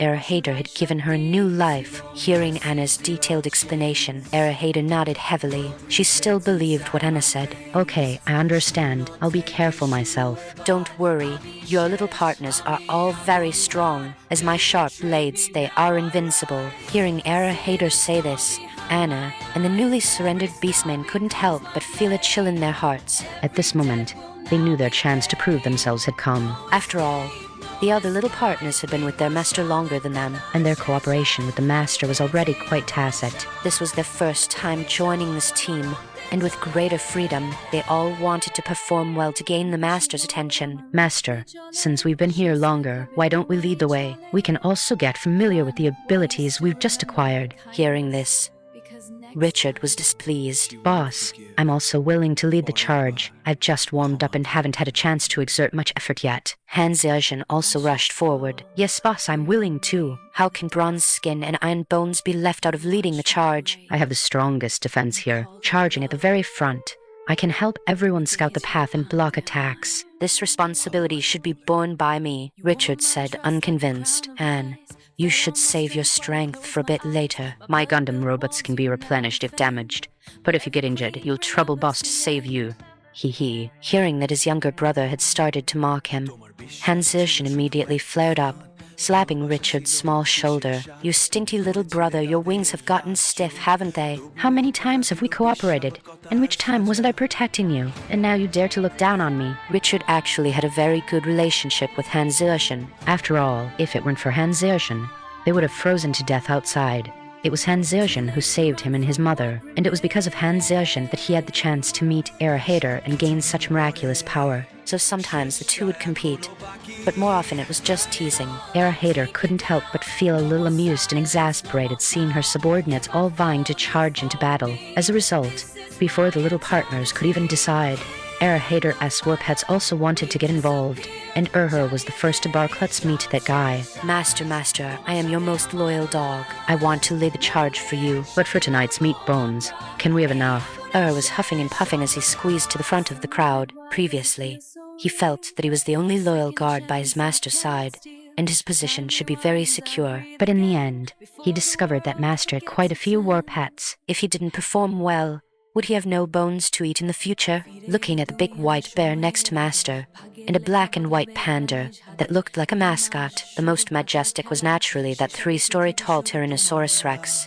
It was so imposing that people couldn't even lift their heads. Each of them was so fierce that felt his position was no longer secure. Hearing Urher's words, Hader couldn't help but smile. Ur's dog legion was indeed very powerful. However, while they were fine for dealing with ordinary people, it was a bit much to ask them to handle the big guy inside. Moreover, the 3rd level contained even more powerful life forms. Hader felt it was better to be cautious. All right, This next level is too dangerous. It's not suitable for you to go over. Wait until your dogs become stronger before we talk about it. However, I still have great use for your dogs. For now, it's better to preserve your strength. Howard, let your zombie brothers charge forward. It's time they made their final contribution. Hearing Hader's words, Colonel Howard, who had only recently been recruited, couldn't help but twitch the corner of his mouth. However, after feeling his own powerful strength and the unique changes he had undergone, he no longer had any intention of resisting Hader. Most importantly, even if he wanted to resist, he couldn't. The woman in front of him was simply too eerie. She seemed able to predict everything about their group. Furthermore, their current power was given to them by this Eastern woman. He had a strong premonition that if he dared to do anything untoward, his power would not only be taken back, but he would also turn into one of those half-human, half-ghost zombies. Unlike now, where he could still maintain his rationality, it was better to be obedient. Besides, he felt that following such a master would surely lead to a prosperous future. It was better than staying in that underground shelter base where they couldn't see the light of day. Yes, master. I will have them attack forward immediately. A group of mindless zombies, under the command, instantly surged toward the third level like a tide. Hader, her war pets, and a group of new little partners followed closely behind to see what kind of obstacles lay ahead. In fact, Richard's skills were already at work. The traps intended to damage the zombies were instantly dismantled and neutralized by him. The advance was like a hot knife through butter. When they reached the coded door, Richard easily unlocked it, and the door broke open. Hader led her army and charged straight ahead, soon seeing the layout of the Research Institute's third level. However, to her surprise, the interior was already in a state of ruin. It had clearly been destroyed. Severed limbs and bones were everywhere, and the internal organs of various animals and humans were scattered across the floor, as if they had just been gnawed on by something. The blood had dried, and the surroundings were a patch of red, appearing exceptionally cruel and bloody. Hader couldn't help but raise an eyebrow. Perhaps this was the big guy's lair. She hadn't expected the third level to already have such a scene. It seemed very dangerous here, and that big guy would certainly not be easy to deal with. The Tyrannosaurus Rex let out a sharp and domineering roar, as if it wanted to penetrate the entire third level and reach the ears of that big guy. At this moment, the echoes of the Tyrannosaurus Rex's roar continuously rang out, the domineering sounds seemingly bouncing off the walls and striking everyone's hearts. The group of little partners, who were initially a bit uneasy, instantly felt at ease. This Tyrannosaurus Rex was too impressive. Although they hadn't seen its true combat power, they still felt that among this group, the only one who could defeat the Tyrannosaurus Rex was probably their boss, Hader. At the same time, their admiration for Hader reached the heights of a mountain. Even such a powerful creature had been tamed by Hader. Was there anything she couldn't do? Furthermore, with this Tyrannosaurus Rex, wouldn't they be able to walk tall in this apocalypse? Howard and the group of mutated soldiers had complicated feelings. Just how foolish had they been to want to start a war with such an opponent? In fact, proved their choice was incredibly stupid. And in the end, they had cost themselves everything. However, Hader didn't give them time for sentimentality. She led everyone deep into the third level, exploring at a steady pace. She knew that big guy must be nearby, and in a circular research institute building like this, there wasn't anywhere he could hide. Because she had enough war pets, she left one or two behind to stand guard every short distance. Once the war pets discovered the lurking big guy, she could teleport to its location and take immediate action. It would be a waste not to recruit such a powerful life form as her own enforcer. Hader was definitely going to strike it rich this time. Originally, her war pet legion mostly consisted of dogs, but now it included a wide variety of species. But no matter which one it was, it could sweep through an entire area. What's more, the one they were looking for this time was a powerful life form that could rival the Tyrannosaurus Rex. However, as they walked slowly along the path with so many war pets spread out, they still hadn't discovered the opponent's figure. This stealth ability was quite impressive. Hader had already summoned Chameleon Lightning as well. Chameleon Lightning's own invisibility was very strong, but its ability to detect invisibility was equally potent. With it around, it was like having an extra anti-stealth radar. Hader felt that this hidden powerful being should be like lightning, possessing the ability of optical color change to hide itself well. As a result, Hader became even more interested. A massive assassin, how interesting. As Hader explored further, she saw that the surrounding scenes were all bloody, with claw marks covering the entire passage. Seeing these claw marks and the skeletal remains left on the ground, Era Hader knew that this opponent must have sharp claws and teeth. It was a formidable opponent by now. Era Hader had explored more than half of the circular passage and was almost back to the starting point. Just then, a dark shadow suddenly lunged onto the Tyrannosaurus Rex's neck. In a flash, it seemed the opponent was about to use its sharp claws and teeth to slit the Tyrannosaurus Rex's throat. At that moment, Era Hader revealed a triumphant smile. Time, stop. Little one, come into your sister's bowl. Suddenly, an attack startled everyone, especially Hans Illusion and Richard, who were still normal humans. It was fortunate that the opponent had attacked the strongest Tyrannosaurus Rex first. Otherwise, with their current reaction speeds, they probably wouldn't have been able to block that strike. Just as everyone was stunned, they suddenly realized that the attacker had already been frozen. Everyone felt as if many things had happened in an instant. However, because Era Hader's time stop superpower had been activated, everyone stopped moving, except for Era Hader herself. At this moment, she took a closer look and realized that she had thought the opponent was a big guy, but it turned out to be a little cutie. The opponent's body was only about 1 meter long, a small, pink flying dragon with wings. That's right, the kind of dragon species that has 4 claws and a pair of long wings. Era Hader simply couldn't believe her eyes. How was this light pink creature created? Was this the powerful life form created by the Underground Research Institute? However, through her own perception, Era Hader could clearly feel that a great life potential was hidden within its small body. It was indeed a very formidable life form, although it was small in size. In a sense, this pink little dragon was in existence on par with the Tyrannosaurus Rex,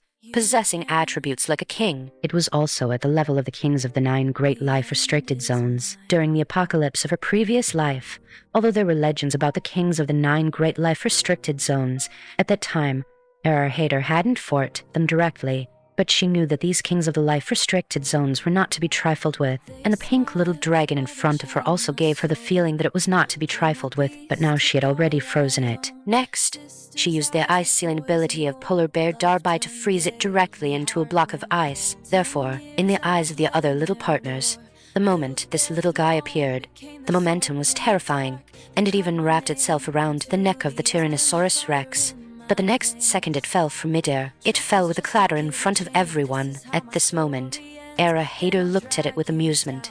She could even see the pink little dragon blinking its eyes inside the ice block. Little one, you are very fierce. However, now you need to come into Sister's Bowl. I know you can understand me. Submit to me and become my little partner, and we can discuss everything. Otherwise, you will have to wait to starve and thirst to death. Era Hader revealed a kind and gentle smile, but everyone in the Warpats could clearly feel that even inside the ice block, the pink little dragon couldn't help but shudder. If you agree, then blink your eyes. If you don't agree, then widen your eyes and tell me your answer. As a result, the moment Era Hader finished speaking, the pink little dragon began to blink its eyes frantically. Seeing this performance, Era Hader couldn't help but laugh, and then she directly stored the ice block into her space. Era Hader had already seen clearly just now that this pink little dragon was super cute. Its eyes were very large, and its expressions were very funny. The whole dragon body was the appearance of a legendary Western dragon. It could be seen that this pink little dragon was good at speed and assassination. Looking at the various animal remains and body fragments in this 3rd-level laboratory,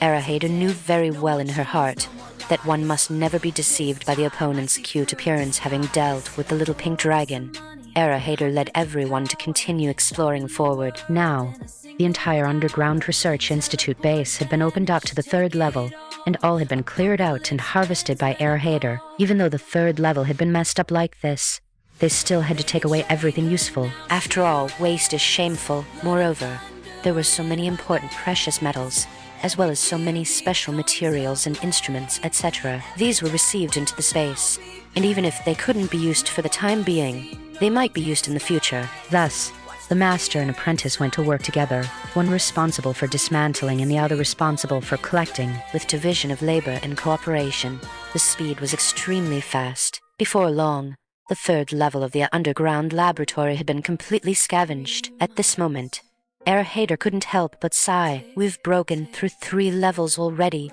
Could the remaining 2 levels also be full of these life forms? If so, well, it's cheap for me. It won't be much of a surprise. Hearing Era Hader say this, the other little partners couldn't help but roll their eyes. This is still not enough. Just how big is their boss's appetite, however?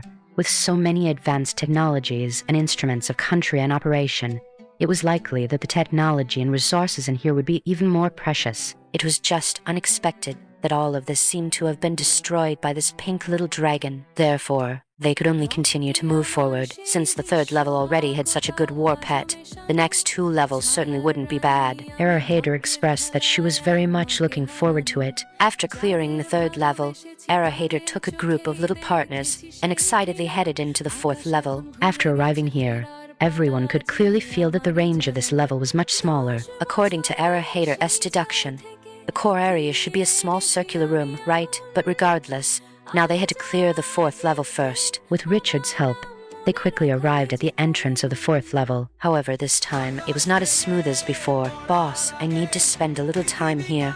These defensive measures are very precise, and the door lock is quite difficult to dismantle. Hearing Richard's words, Hader couldn't help but smile. No problem, as long as you can open it. We have plenty of time.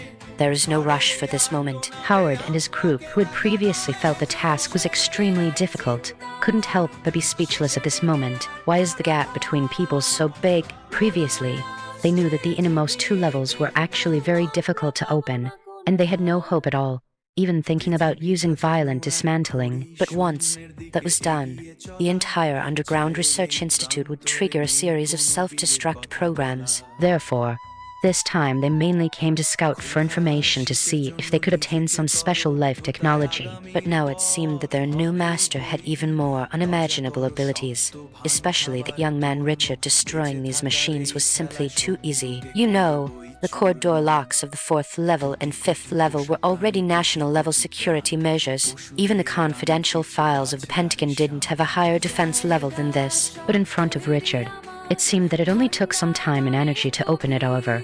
Before this, Howard still kindly reminded her, Master, please be extremely careful when dismantling this. Once the self-destruct program here is triggered, there will be big trouble. Special hidden life. Howard's words did not slow Richard down. At this moment, the teenager just revealed a bright, sunny smile. Rest assured, Uncle Howard, this little thing can't stump me. Boss, just watch. Richard still possessed the pride and drive of a teenager. Having been suppressed too heavily for a period before, he now possessed powerful strength, and the regret of his mother passing away in his previous life had not occurred, so his personality had also become much brighter. In his previous life, Richard was heartless and wouldn't care about much at all. If he found someone unpleasant, he would just eliminate them. But now, most of the time, he was very sunny, a warm and gentle teenager, especially since Hader had given him so much help and had led him onto a new path. Therefore, no matter what, he had to do more things for Hader. Furthermore, he also wanted to help his mother activate her superpower. The only one who could accomplish this was his boss, Hader. Therefore, he had to work even harder so that there would be a chance for his mother to also obtain more powerful strength. In this way, he and his mother could survive better in the apocalypse. And he believed that with his current strength, it was enough for the 2 of them to live a happy life in the difficult apocalypse. Seeing Richard's current appearance, Hader couldn't help but smile even more happily. Actually, this was the apocalypse she wanted, where the people she cared about, her subordinates, and her friends could all obtain a better future. She was cold-blooded and cruel to her enemies, but she was always tolerant and generous to her own people. Moreover, these brothers and sisters would absolutely not betray her now. After all, she had already experienced many things in her previous life, which was enough to verify these people's feelings for Hader. On the other hand, the spatial power that Hader now controlled, along with various special abilities, could give her very clear guidance. She could clearly know who had hostility towards her and who was loyal to her. She could perceive everyone's loyalty towards her. It was precisely because of this that she dared to share those skills like this. Moreover, she could now clearly feel the mysterious aspects of the space. As she absorbed more and more museum collections, the space became increasingly powerful, and perhaps there would be more surprises for her later. All right, Richard, of course I believe in you. Go ahead and do it. As long as you safely open all the door locks in this building today, I will give you the reward you want when we go back. Hader naturally knew what this teenager wanted, but she couldn't give it away so easily. People were just like that. They often didn't know how to cherish things that were easily obtained. Wanting to make Richard's mother, Katie, an ability user was something that could be done effortlessly for Hader.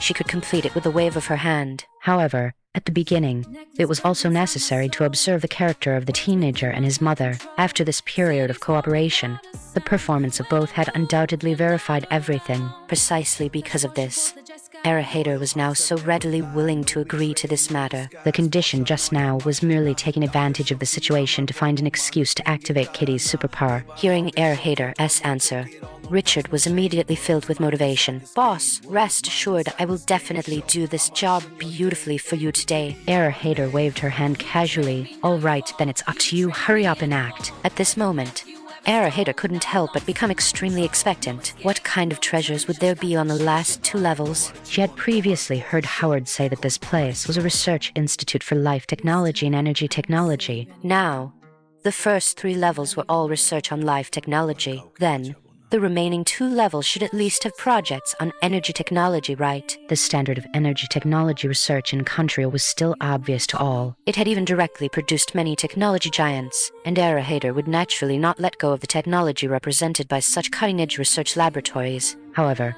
this research institute had previously experienced some unexpected events, and the personnel inside had all run away. She didn't know if they had taken all the core data with them. And just at this moment, Richard had successfully cracked the defense of the 4th level, and the central gates swung wide open. Just when everyone was excitedly wanting to go in, Hater made a gesture to stop. Wait a moment.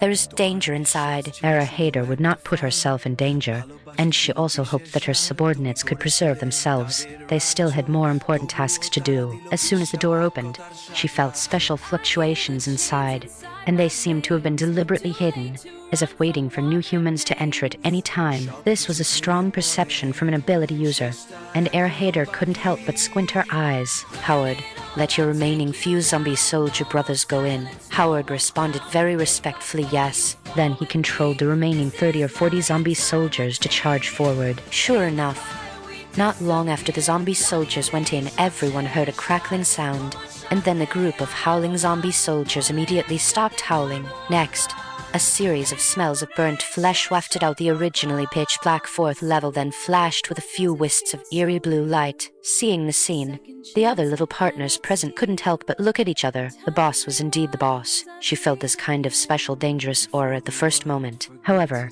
the opponent's attack just now was still a bit too weak for the war pets and ability users present. Was the boss being too cautious? Seeing everyone's expressions, Hater knew what they were thinking. Rest assured, caution is never a mistake. I have already seen their means of attack just now. Do not underestimate every opponent. If you are careless, it is easy to fall into their trap. However, it is not suitable for you to deal with these few opponents. I will use the Lion King instead. With a thought, the mutated Lion King, who was galloping in the African savannah, received the signal. With one thought, Hater collected it into the space, and then it arrived by their side. This was the treatment that the kings of the 9 Great Life Restricted Zones now enjoyed. They could return to Hater at any time, and they could also carry out their path of seizing heaven in the fields they were familiar with. The so-called path of seizing heaven was the process of these mutated beasts attacking each other and constantly becoming stronger. When they became the strongest in that field, they would be the favored ones of heaven, and they would activate the strongest superpower. The kings of the 9 Great Life Restricted Zones were all born this way. And now, their path of seizing heaven was obviously much smoother than in the previous life. After all, having had their superpowers activated by Hater with the best resources, their physical fitness and various other abilities had all been greatly improved. How could other wild mutated beasts be their opponents? The Lion King was a Lighten-type mutated war pet, and in its original field, it almost couldn't encounter any decent opponents just right. A few unknown powerhouses who were good at using lightning abilities had come here. If they could be devoured by the Lion King, what kind of result would that be? Hater was very expectant, bowing to the king. At this moment, the Lion King was still in the state of a cute pet, looking just like a fluffy lion-headed cat. However, as soon as he arrived, all the war pets present lowered their heads, prostrated themselves on the ground, and one after another made way for him. Even the mischievous husky did the same. The mutated beasts that had just been subdued by Hater earlier didn't dare to move at all, trembling slightly one by one. The only one present capable of rivaling the Lion King was the Tyrannosaurus Rex. It could be seen that the Tyrannosaurus Rex simply nodded gently at the Lion King, signifying its acknowledgement and status as a little partner. The Lion King likewise nodded at the Tyrannosaurus Rex from a distance to acknowledge it. Both raised their proud heads. The two kings of war pets even had a hint of mutual appreciation at this moment. Hater found it amusing and simply snapped her fingers, signaling the Lion King to come over quickly. The Lion King immediately dropped his previous demeanor, ran over happily, and then rubbed against Hater's hand. Sister, I'm here. Is there some good news you thought of me for? Ever since the Lion King had his superpower activated, his entire demeanor had become much more lively. In the past, he was a high and mighty king, the apex ruler within his pride, having guarded the pride for a very long time. But after he fell into a weakened state, other male lions came to take his place, usurping his territory and his harem. The places he once guarded were gone forever. When he thought his life was nearing its end and he was about to kick the bucket, Hater saved him. She was like an angel, leading him from hell to heaven. The Lion King had always remembered this kindness. Moreover, with so many little partners afterwards, he suddenly discovered that his world wasn't just limited to the lion prides for lionesses and the like. He had no interest in them anymore. They would only slow down the speed of his claws. Interestingly, after Hater sent him back to the African savannah, the Lion King went back to check on his territory. He discovered that the pride had long since vanished under the hail. He could feel that his former companions buried under the ice and snow, as well as the lionesses who had betrayed him, had all been buried underneath. Without exception, everything was like passing smoke. The Lion King, having gained great intelligence, felt as if a shackle in his heart had been opened. Thus, his only goal now was to become even stronger to protect his master, sister. Moreover, he had many little partners, companions who would accompany him through the long years to come. The Lion King was still very happy to be suddenly recalled by Hater. He had indeed bullied a few mutated beasts on the African savannah, but it was very boring because there were no opponents capable of withstanding a single blow from him. Therefore, he didn't recommend those mutated beasts to Hater. He just continued to search for the next enemy and opponent on the African savannah by himself, while also using his powerful superpower to continue surviving in the world of ice and snow. In fact, Hater had placed special spatial power on every king of the Forbidden Life Zone. As long as they were willing, they could return to the space at any time. However, they all had their own pride.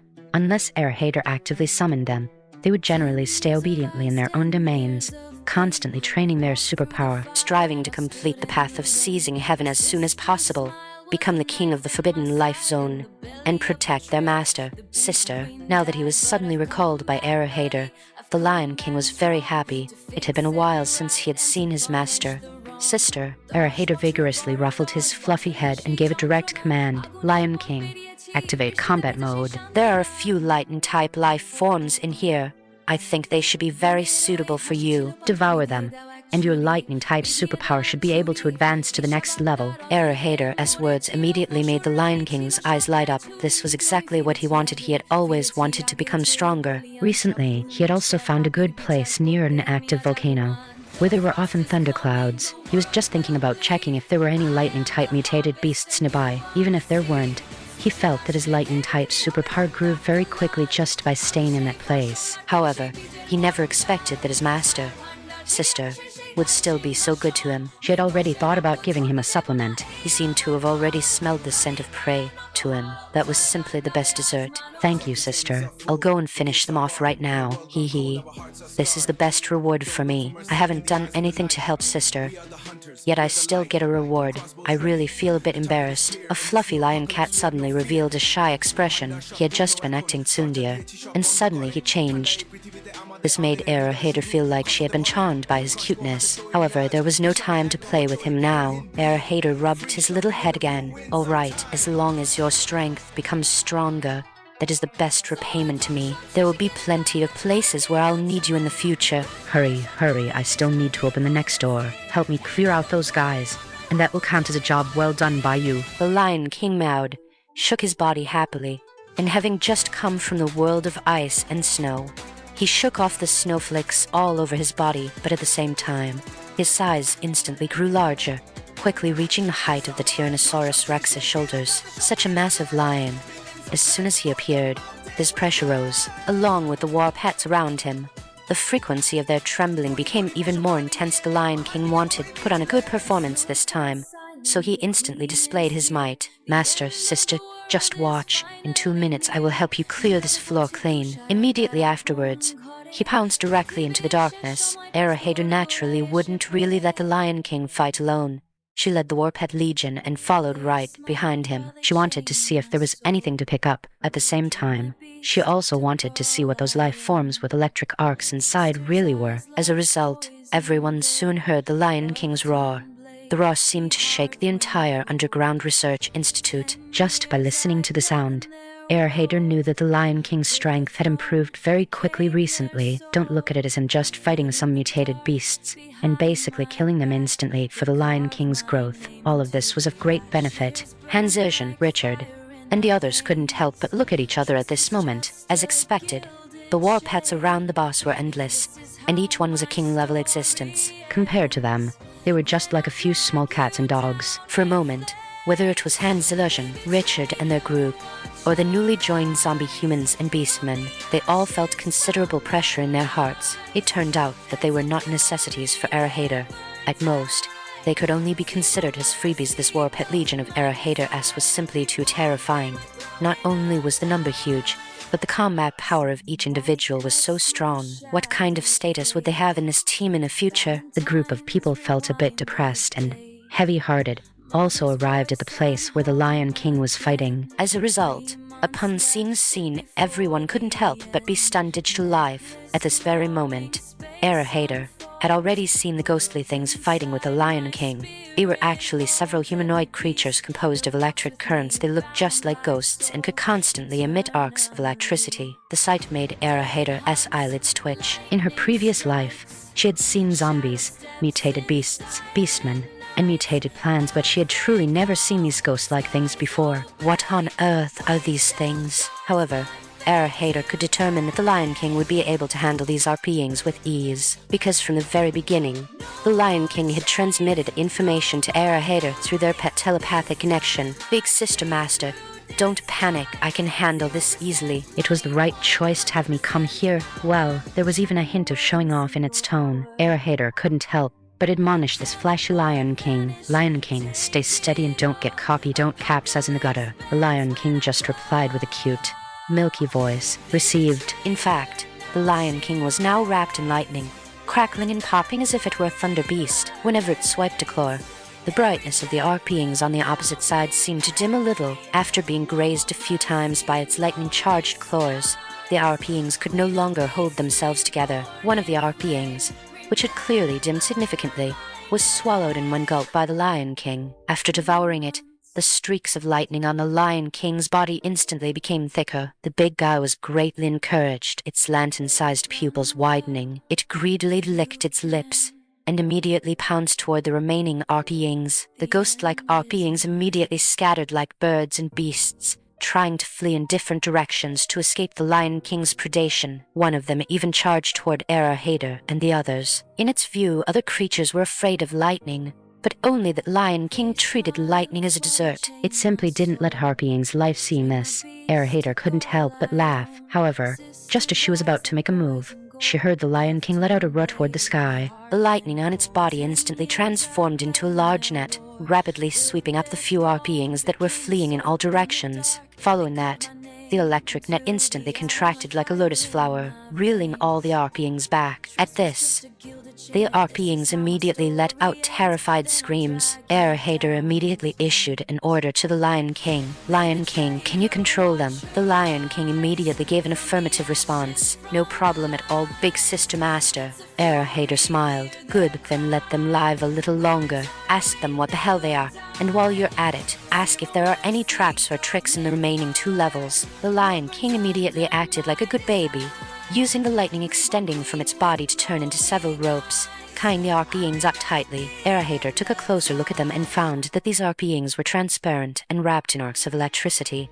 but their humanoid bodies and facial features could be vaguely discerned. At this moment, the Lion King quickly used its own method to ask for all the information Erahater wanted. Not long after, the few wailing beings seemed to fall silent, and the Lion King had asked everything it wanted to know. Big Sister Master, there are digital life forms researched here because of a sudden accident that happened before.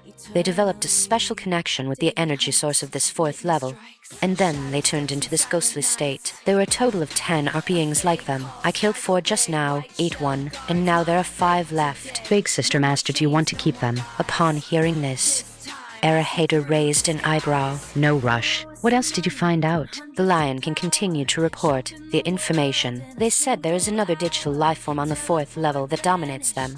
But after they became beings, they lost contact with it and became independent individuals. But that digital life form must still be there, and it even controls the energy system of the 4th level in the entire underground research institute. That's why this place is completely without power and pitch black. It must be that digital life form, absorbing all the energy sources to sustain its own survival. Hearing this feedback from the Lion King, Hater couldn't help but be stunned. What the hell? Digital life forms. Does this thing really exist? Moreover, shouldn't digital life forms exist in the virtual world? How could they break free and form separate individuals? Now, Hater was truly interested. Furthermore, his being said that the strongest digital life form was hiding on the 4th level. It had also drained the energy source of the entire underground research institute. Big Sister Master, their abilities are passable. They can quickly build network data and also provide good artificial intelligence applications for our defense systems. Are you willing to use them? If you don't need them, I'll just eat them as dessert. As soon as it said this,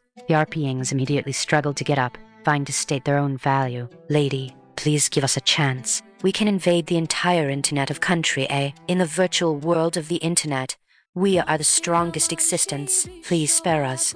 Give us a chance. At this moment, Hater revealed a beautiful smile. The internet world? In less than 2 months, the internet won't even exist anymore. What use are you then? The few digital life forms couldn't help but struggle to survive again. Lady, we can also control various electric currents to generate power for you and control various energy conversions. We are still very useful. This was a point that interested Hater. After all, there would be many places where energy would be needed in the future. How did these digital life forms end up in this state?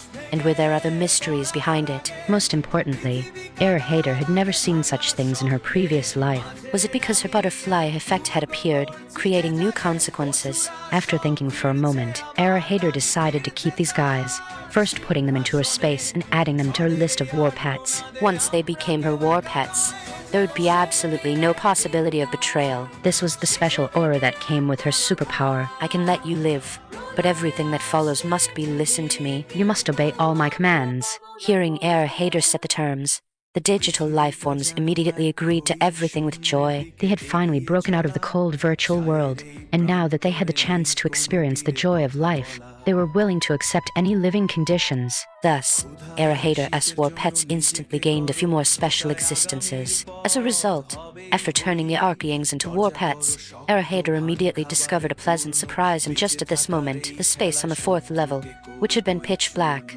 suddenly lit up with bright lights. Following that, a gentle mechanical voice rang out, "Welcome, everyone, to the 4th level of the Cost Research Institute. Little Pullman."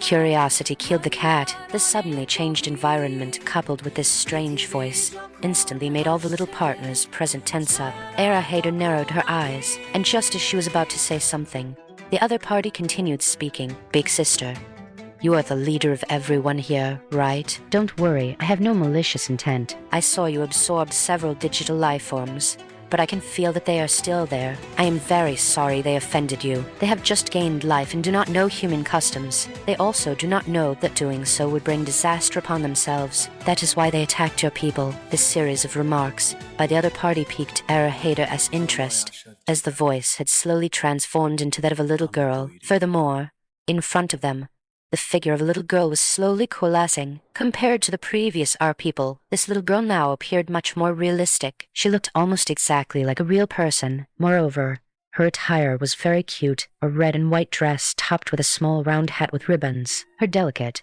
petite features and large, blinking eyes all gave her an adorable aura. However, upon a closer inspection, one could see that it was actually just a virtual projection of light and shadow. "Are you the more powerful digital life form they spoke of? Are you the one who dominates this 4th level and has devoured the energy source within it?" Upon hearing this, A light projection little girl gently raised her hand, and everyone saw a special device floating in midair. Era Hader took a closer look and discovered that this thing looked somewhat like the controllable nuclear fusion core on Iron Man's chest. Big sister, is this what you are talking about? The controllable nuclear fusion they just developed. The energy core in the little girl's hand rotated continuously, flashing with a dazzling light. Era Hader was shocked.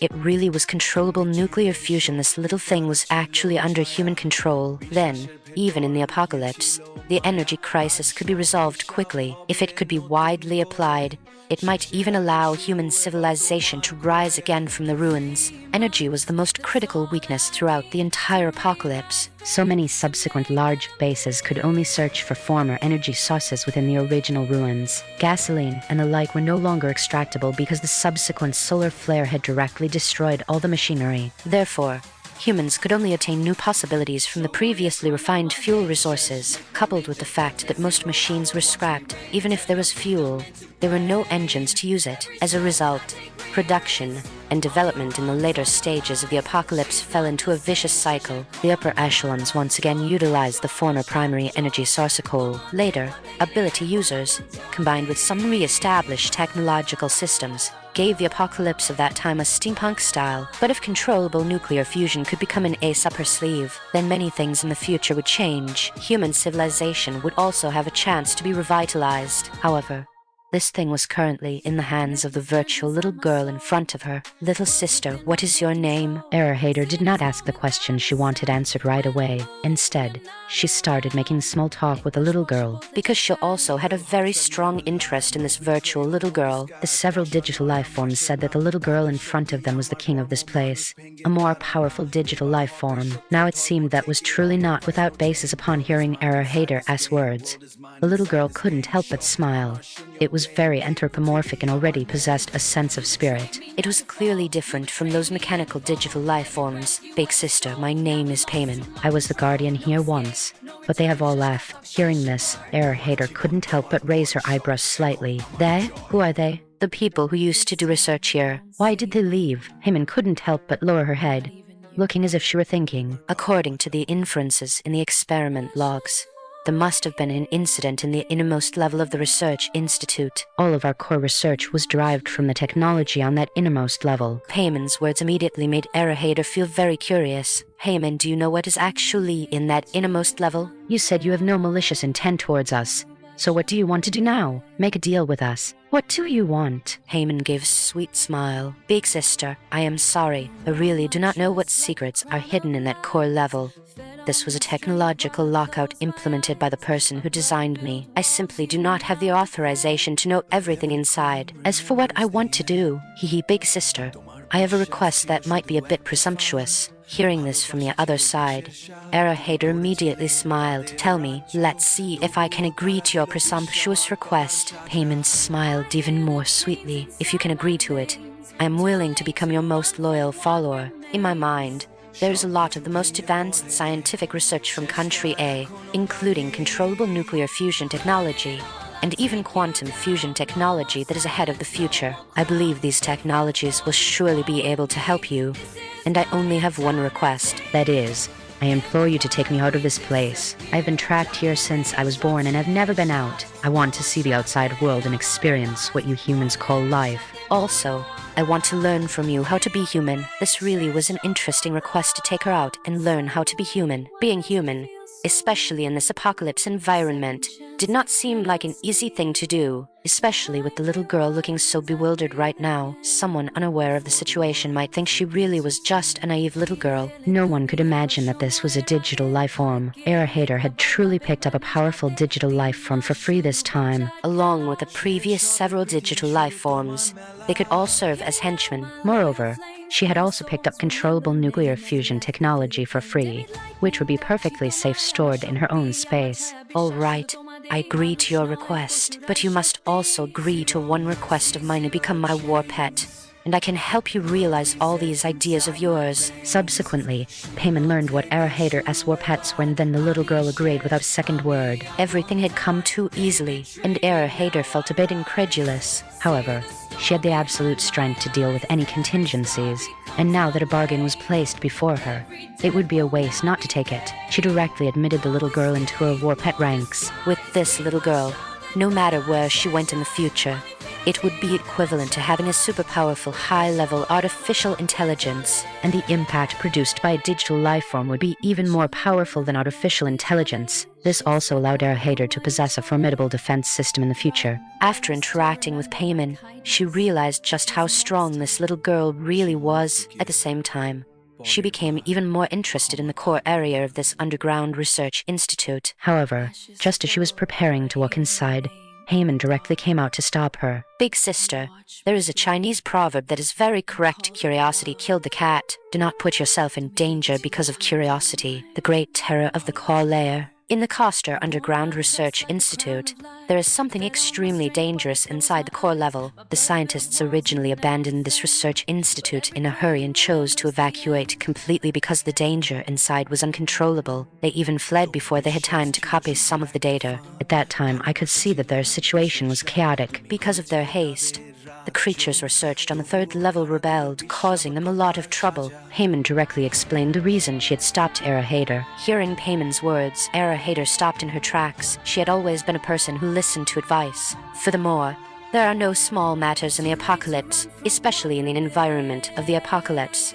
Many things have undergone drastic changes. Who knows if this change would affect this underground research institute? Perhaps that great danger inside had undergone a violent mutation due to the arrival of the apocalypse. Everything is uncertain in her previous life. She had only learned about the situation in Country by chance through some special channels. She understood the general situation, but she did not know the specific details inside. Perhaps this Koster laboratory had also experienced some major events in her previous life, and they might have been covered up. Perhaps there were still many secrets she did not know anyway. She had never heard of this Koster laboratory in her previous life. Moreover, as an intuition of a powerful ability user, she indeed felt that the thing locked behind the last password door was extremely dangerous. At this moment, she directly summoned her Egyptian cat, Schrödinger, who could predict good and bad fortune as a result.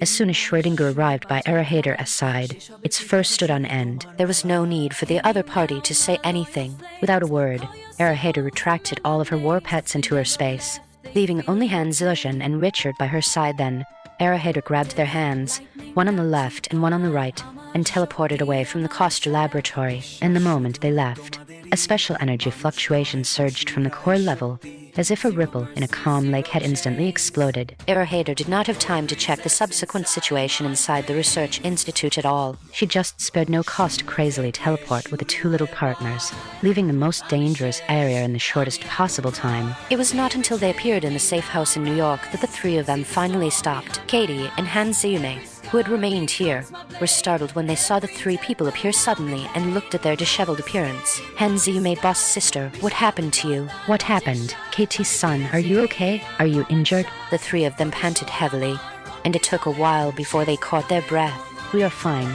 We just encountered some special danger, and I brought them both with me to run away. Hearing Hader say this, Hans Zeume and Katie could not help but breathe a heavy sigh of relief. At the same time, they could not help but feel a new sense of tension. Boss, you are already so powerful. Is there still anyone who can make you feel danger at this time? Hader just smiled indifferently. What made me feel dangerous might not be a human. This answer immediately made everyone present look at each other. However, Hans Zilligen and Richard nodded in agreement. They had also felt the crisis that had suddenly appeared just now. Even if Hader had reacted a second slower, the few of them, along with those war pets, would likely have all been left in the Koster Underground Research Institute. Sure enough, Payman had not lied to her. Curiosity killed the cat. This should be the first time Hader had encountered such a dangerous situation in the apocalypse. Since she started hoarding supplies, she had been unstoppable and smooth sailing all the way, never failing. She even felt that she would be able to continue like this in the future, staying ahead until she rebuilt the rules and order of the apocalypse. Perhaps she could even lead the remaining elite humans toward a new future. But the danger that appeared suddenly now made her realize that she did not seem to be invincible. Moreover, because she had already used the superpower of time stop, it had now entered a cooldown period. She could not use it when she encountered danger just now. It seems that in the future, she will have to be more cautious when using a time stop superpower. Otherwise, failing at a critical moment would also be very deadly. However, Era Hader had another intuition that even if she had used the time-stop superpower just now, it probably would not have left any impact on that great terror in the core level. For a moment, Era Hader felt as if she had been targeted by a natural predator,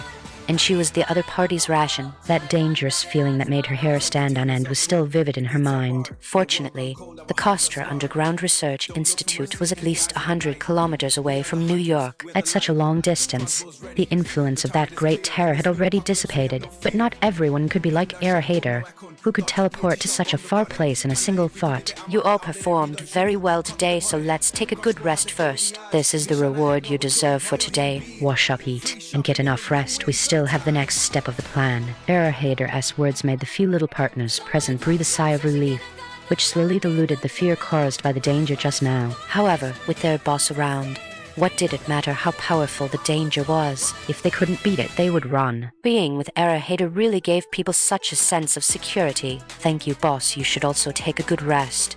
Today's matter was really too thrilling. However, this wave of exploration today could be said to have made Era Hader rich in one go. Although she did not uncover the secrets of the core level of Costa, Era Hader felt that when her strength reached the SSS level in the future, trying again would definitely be no problem.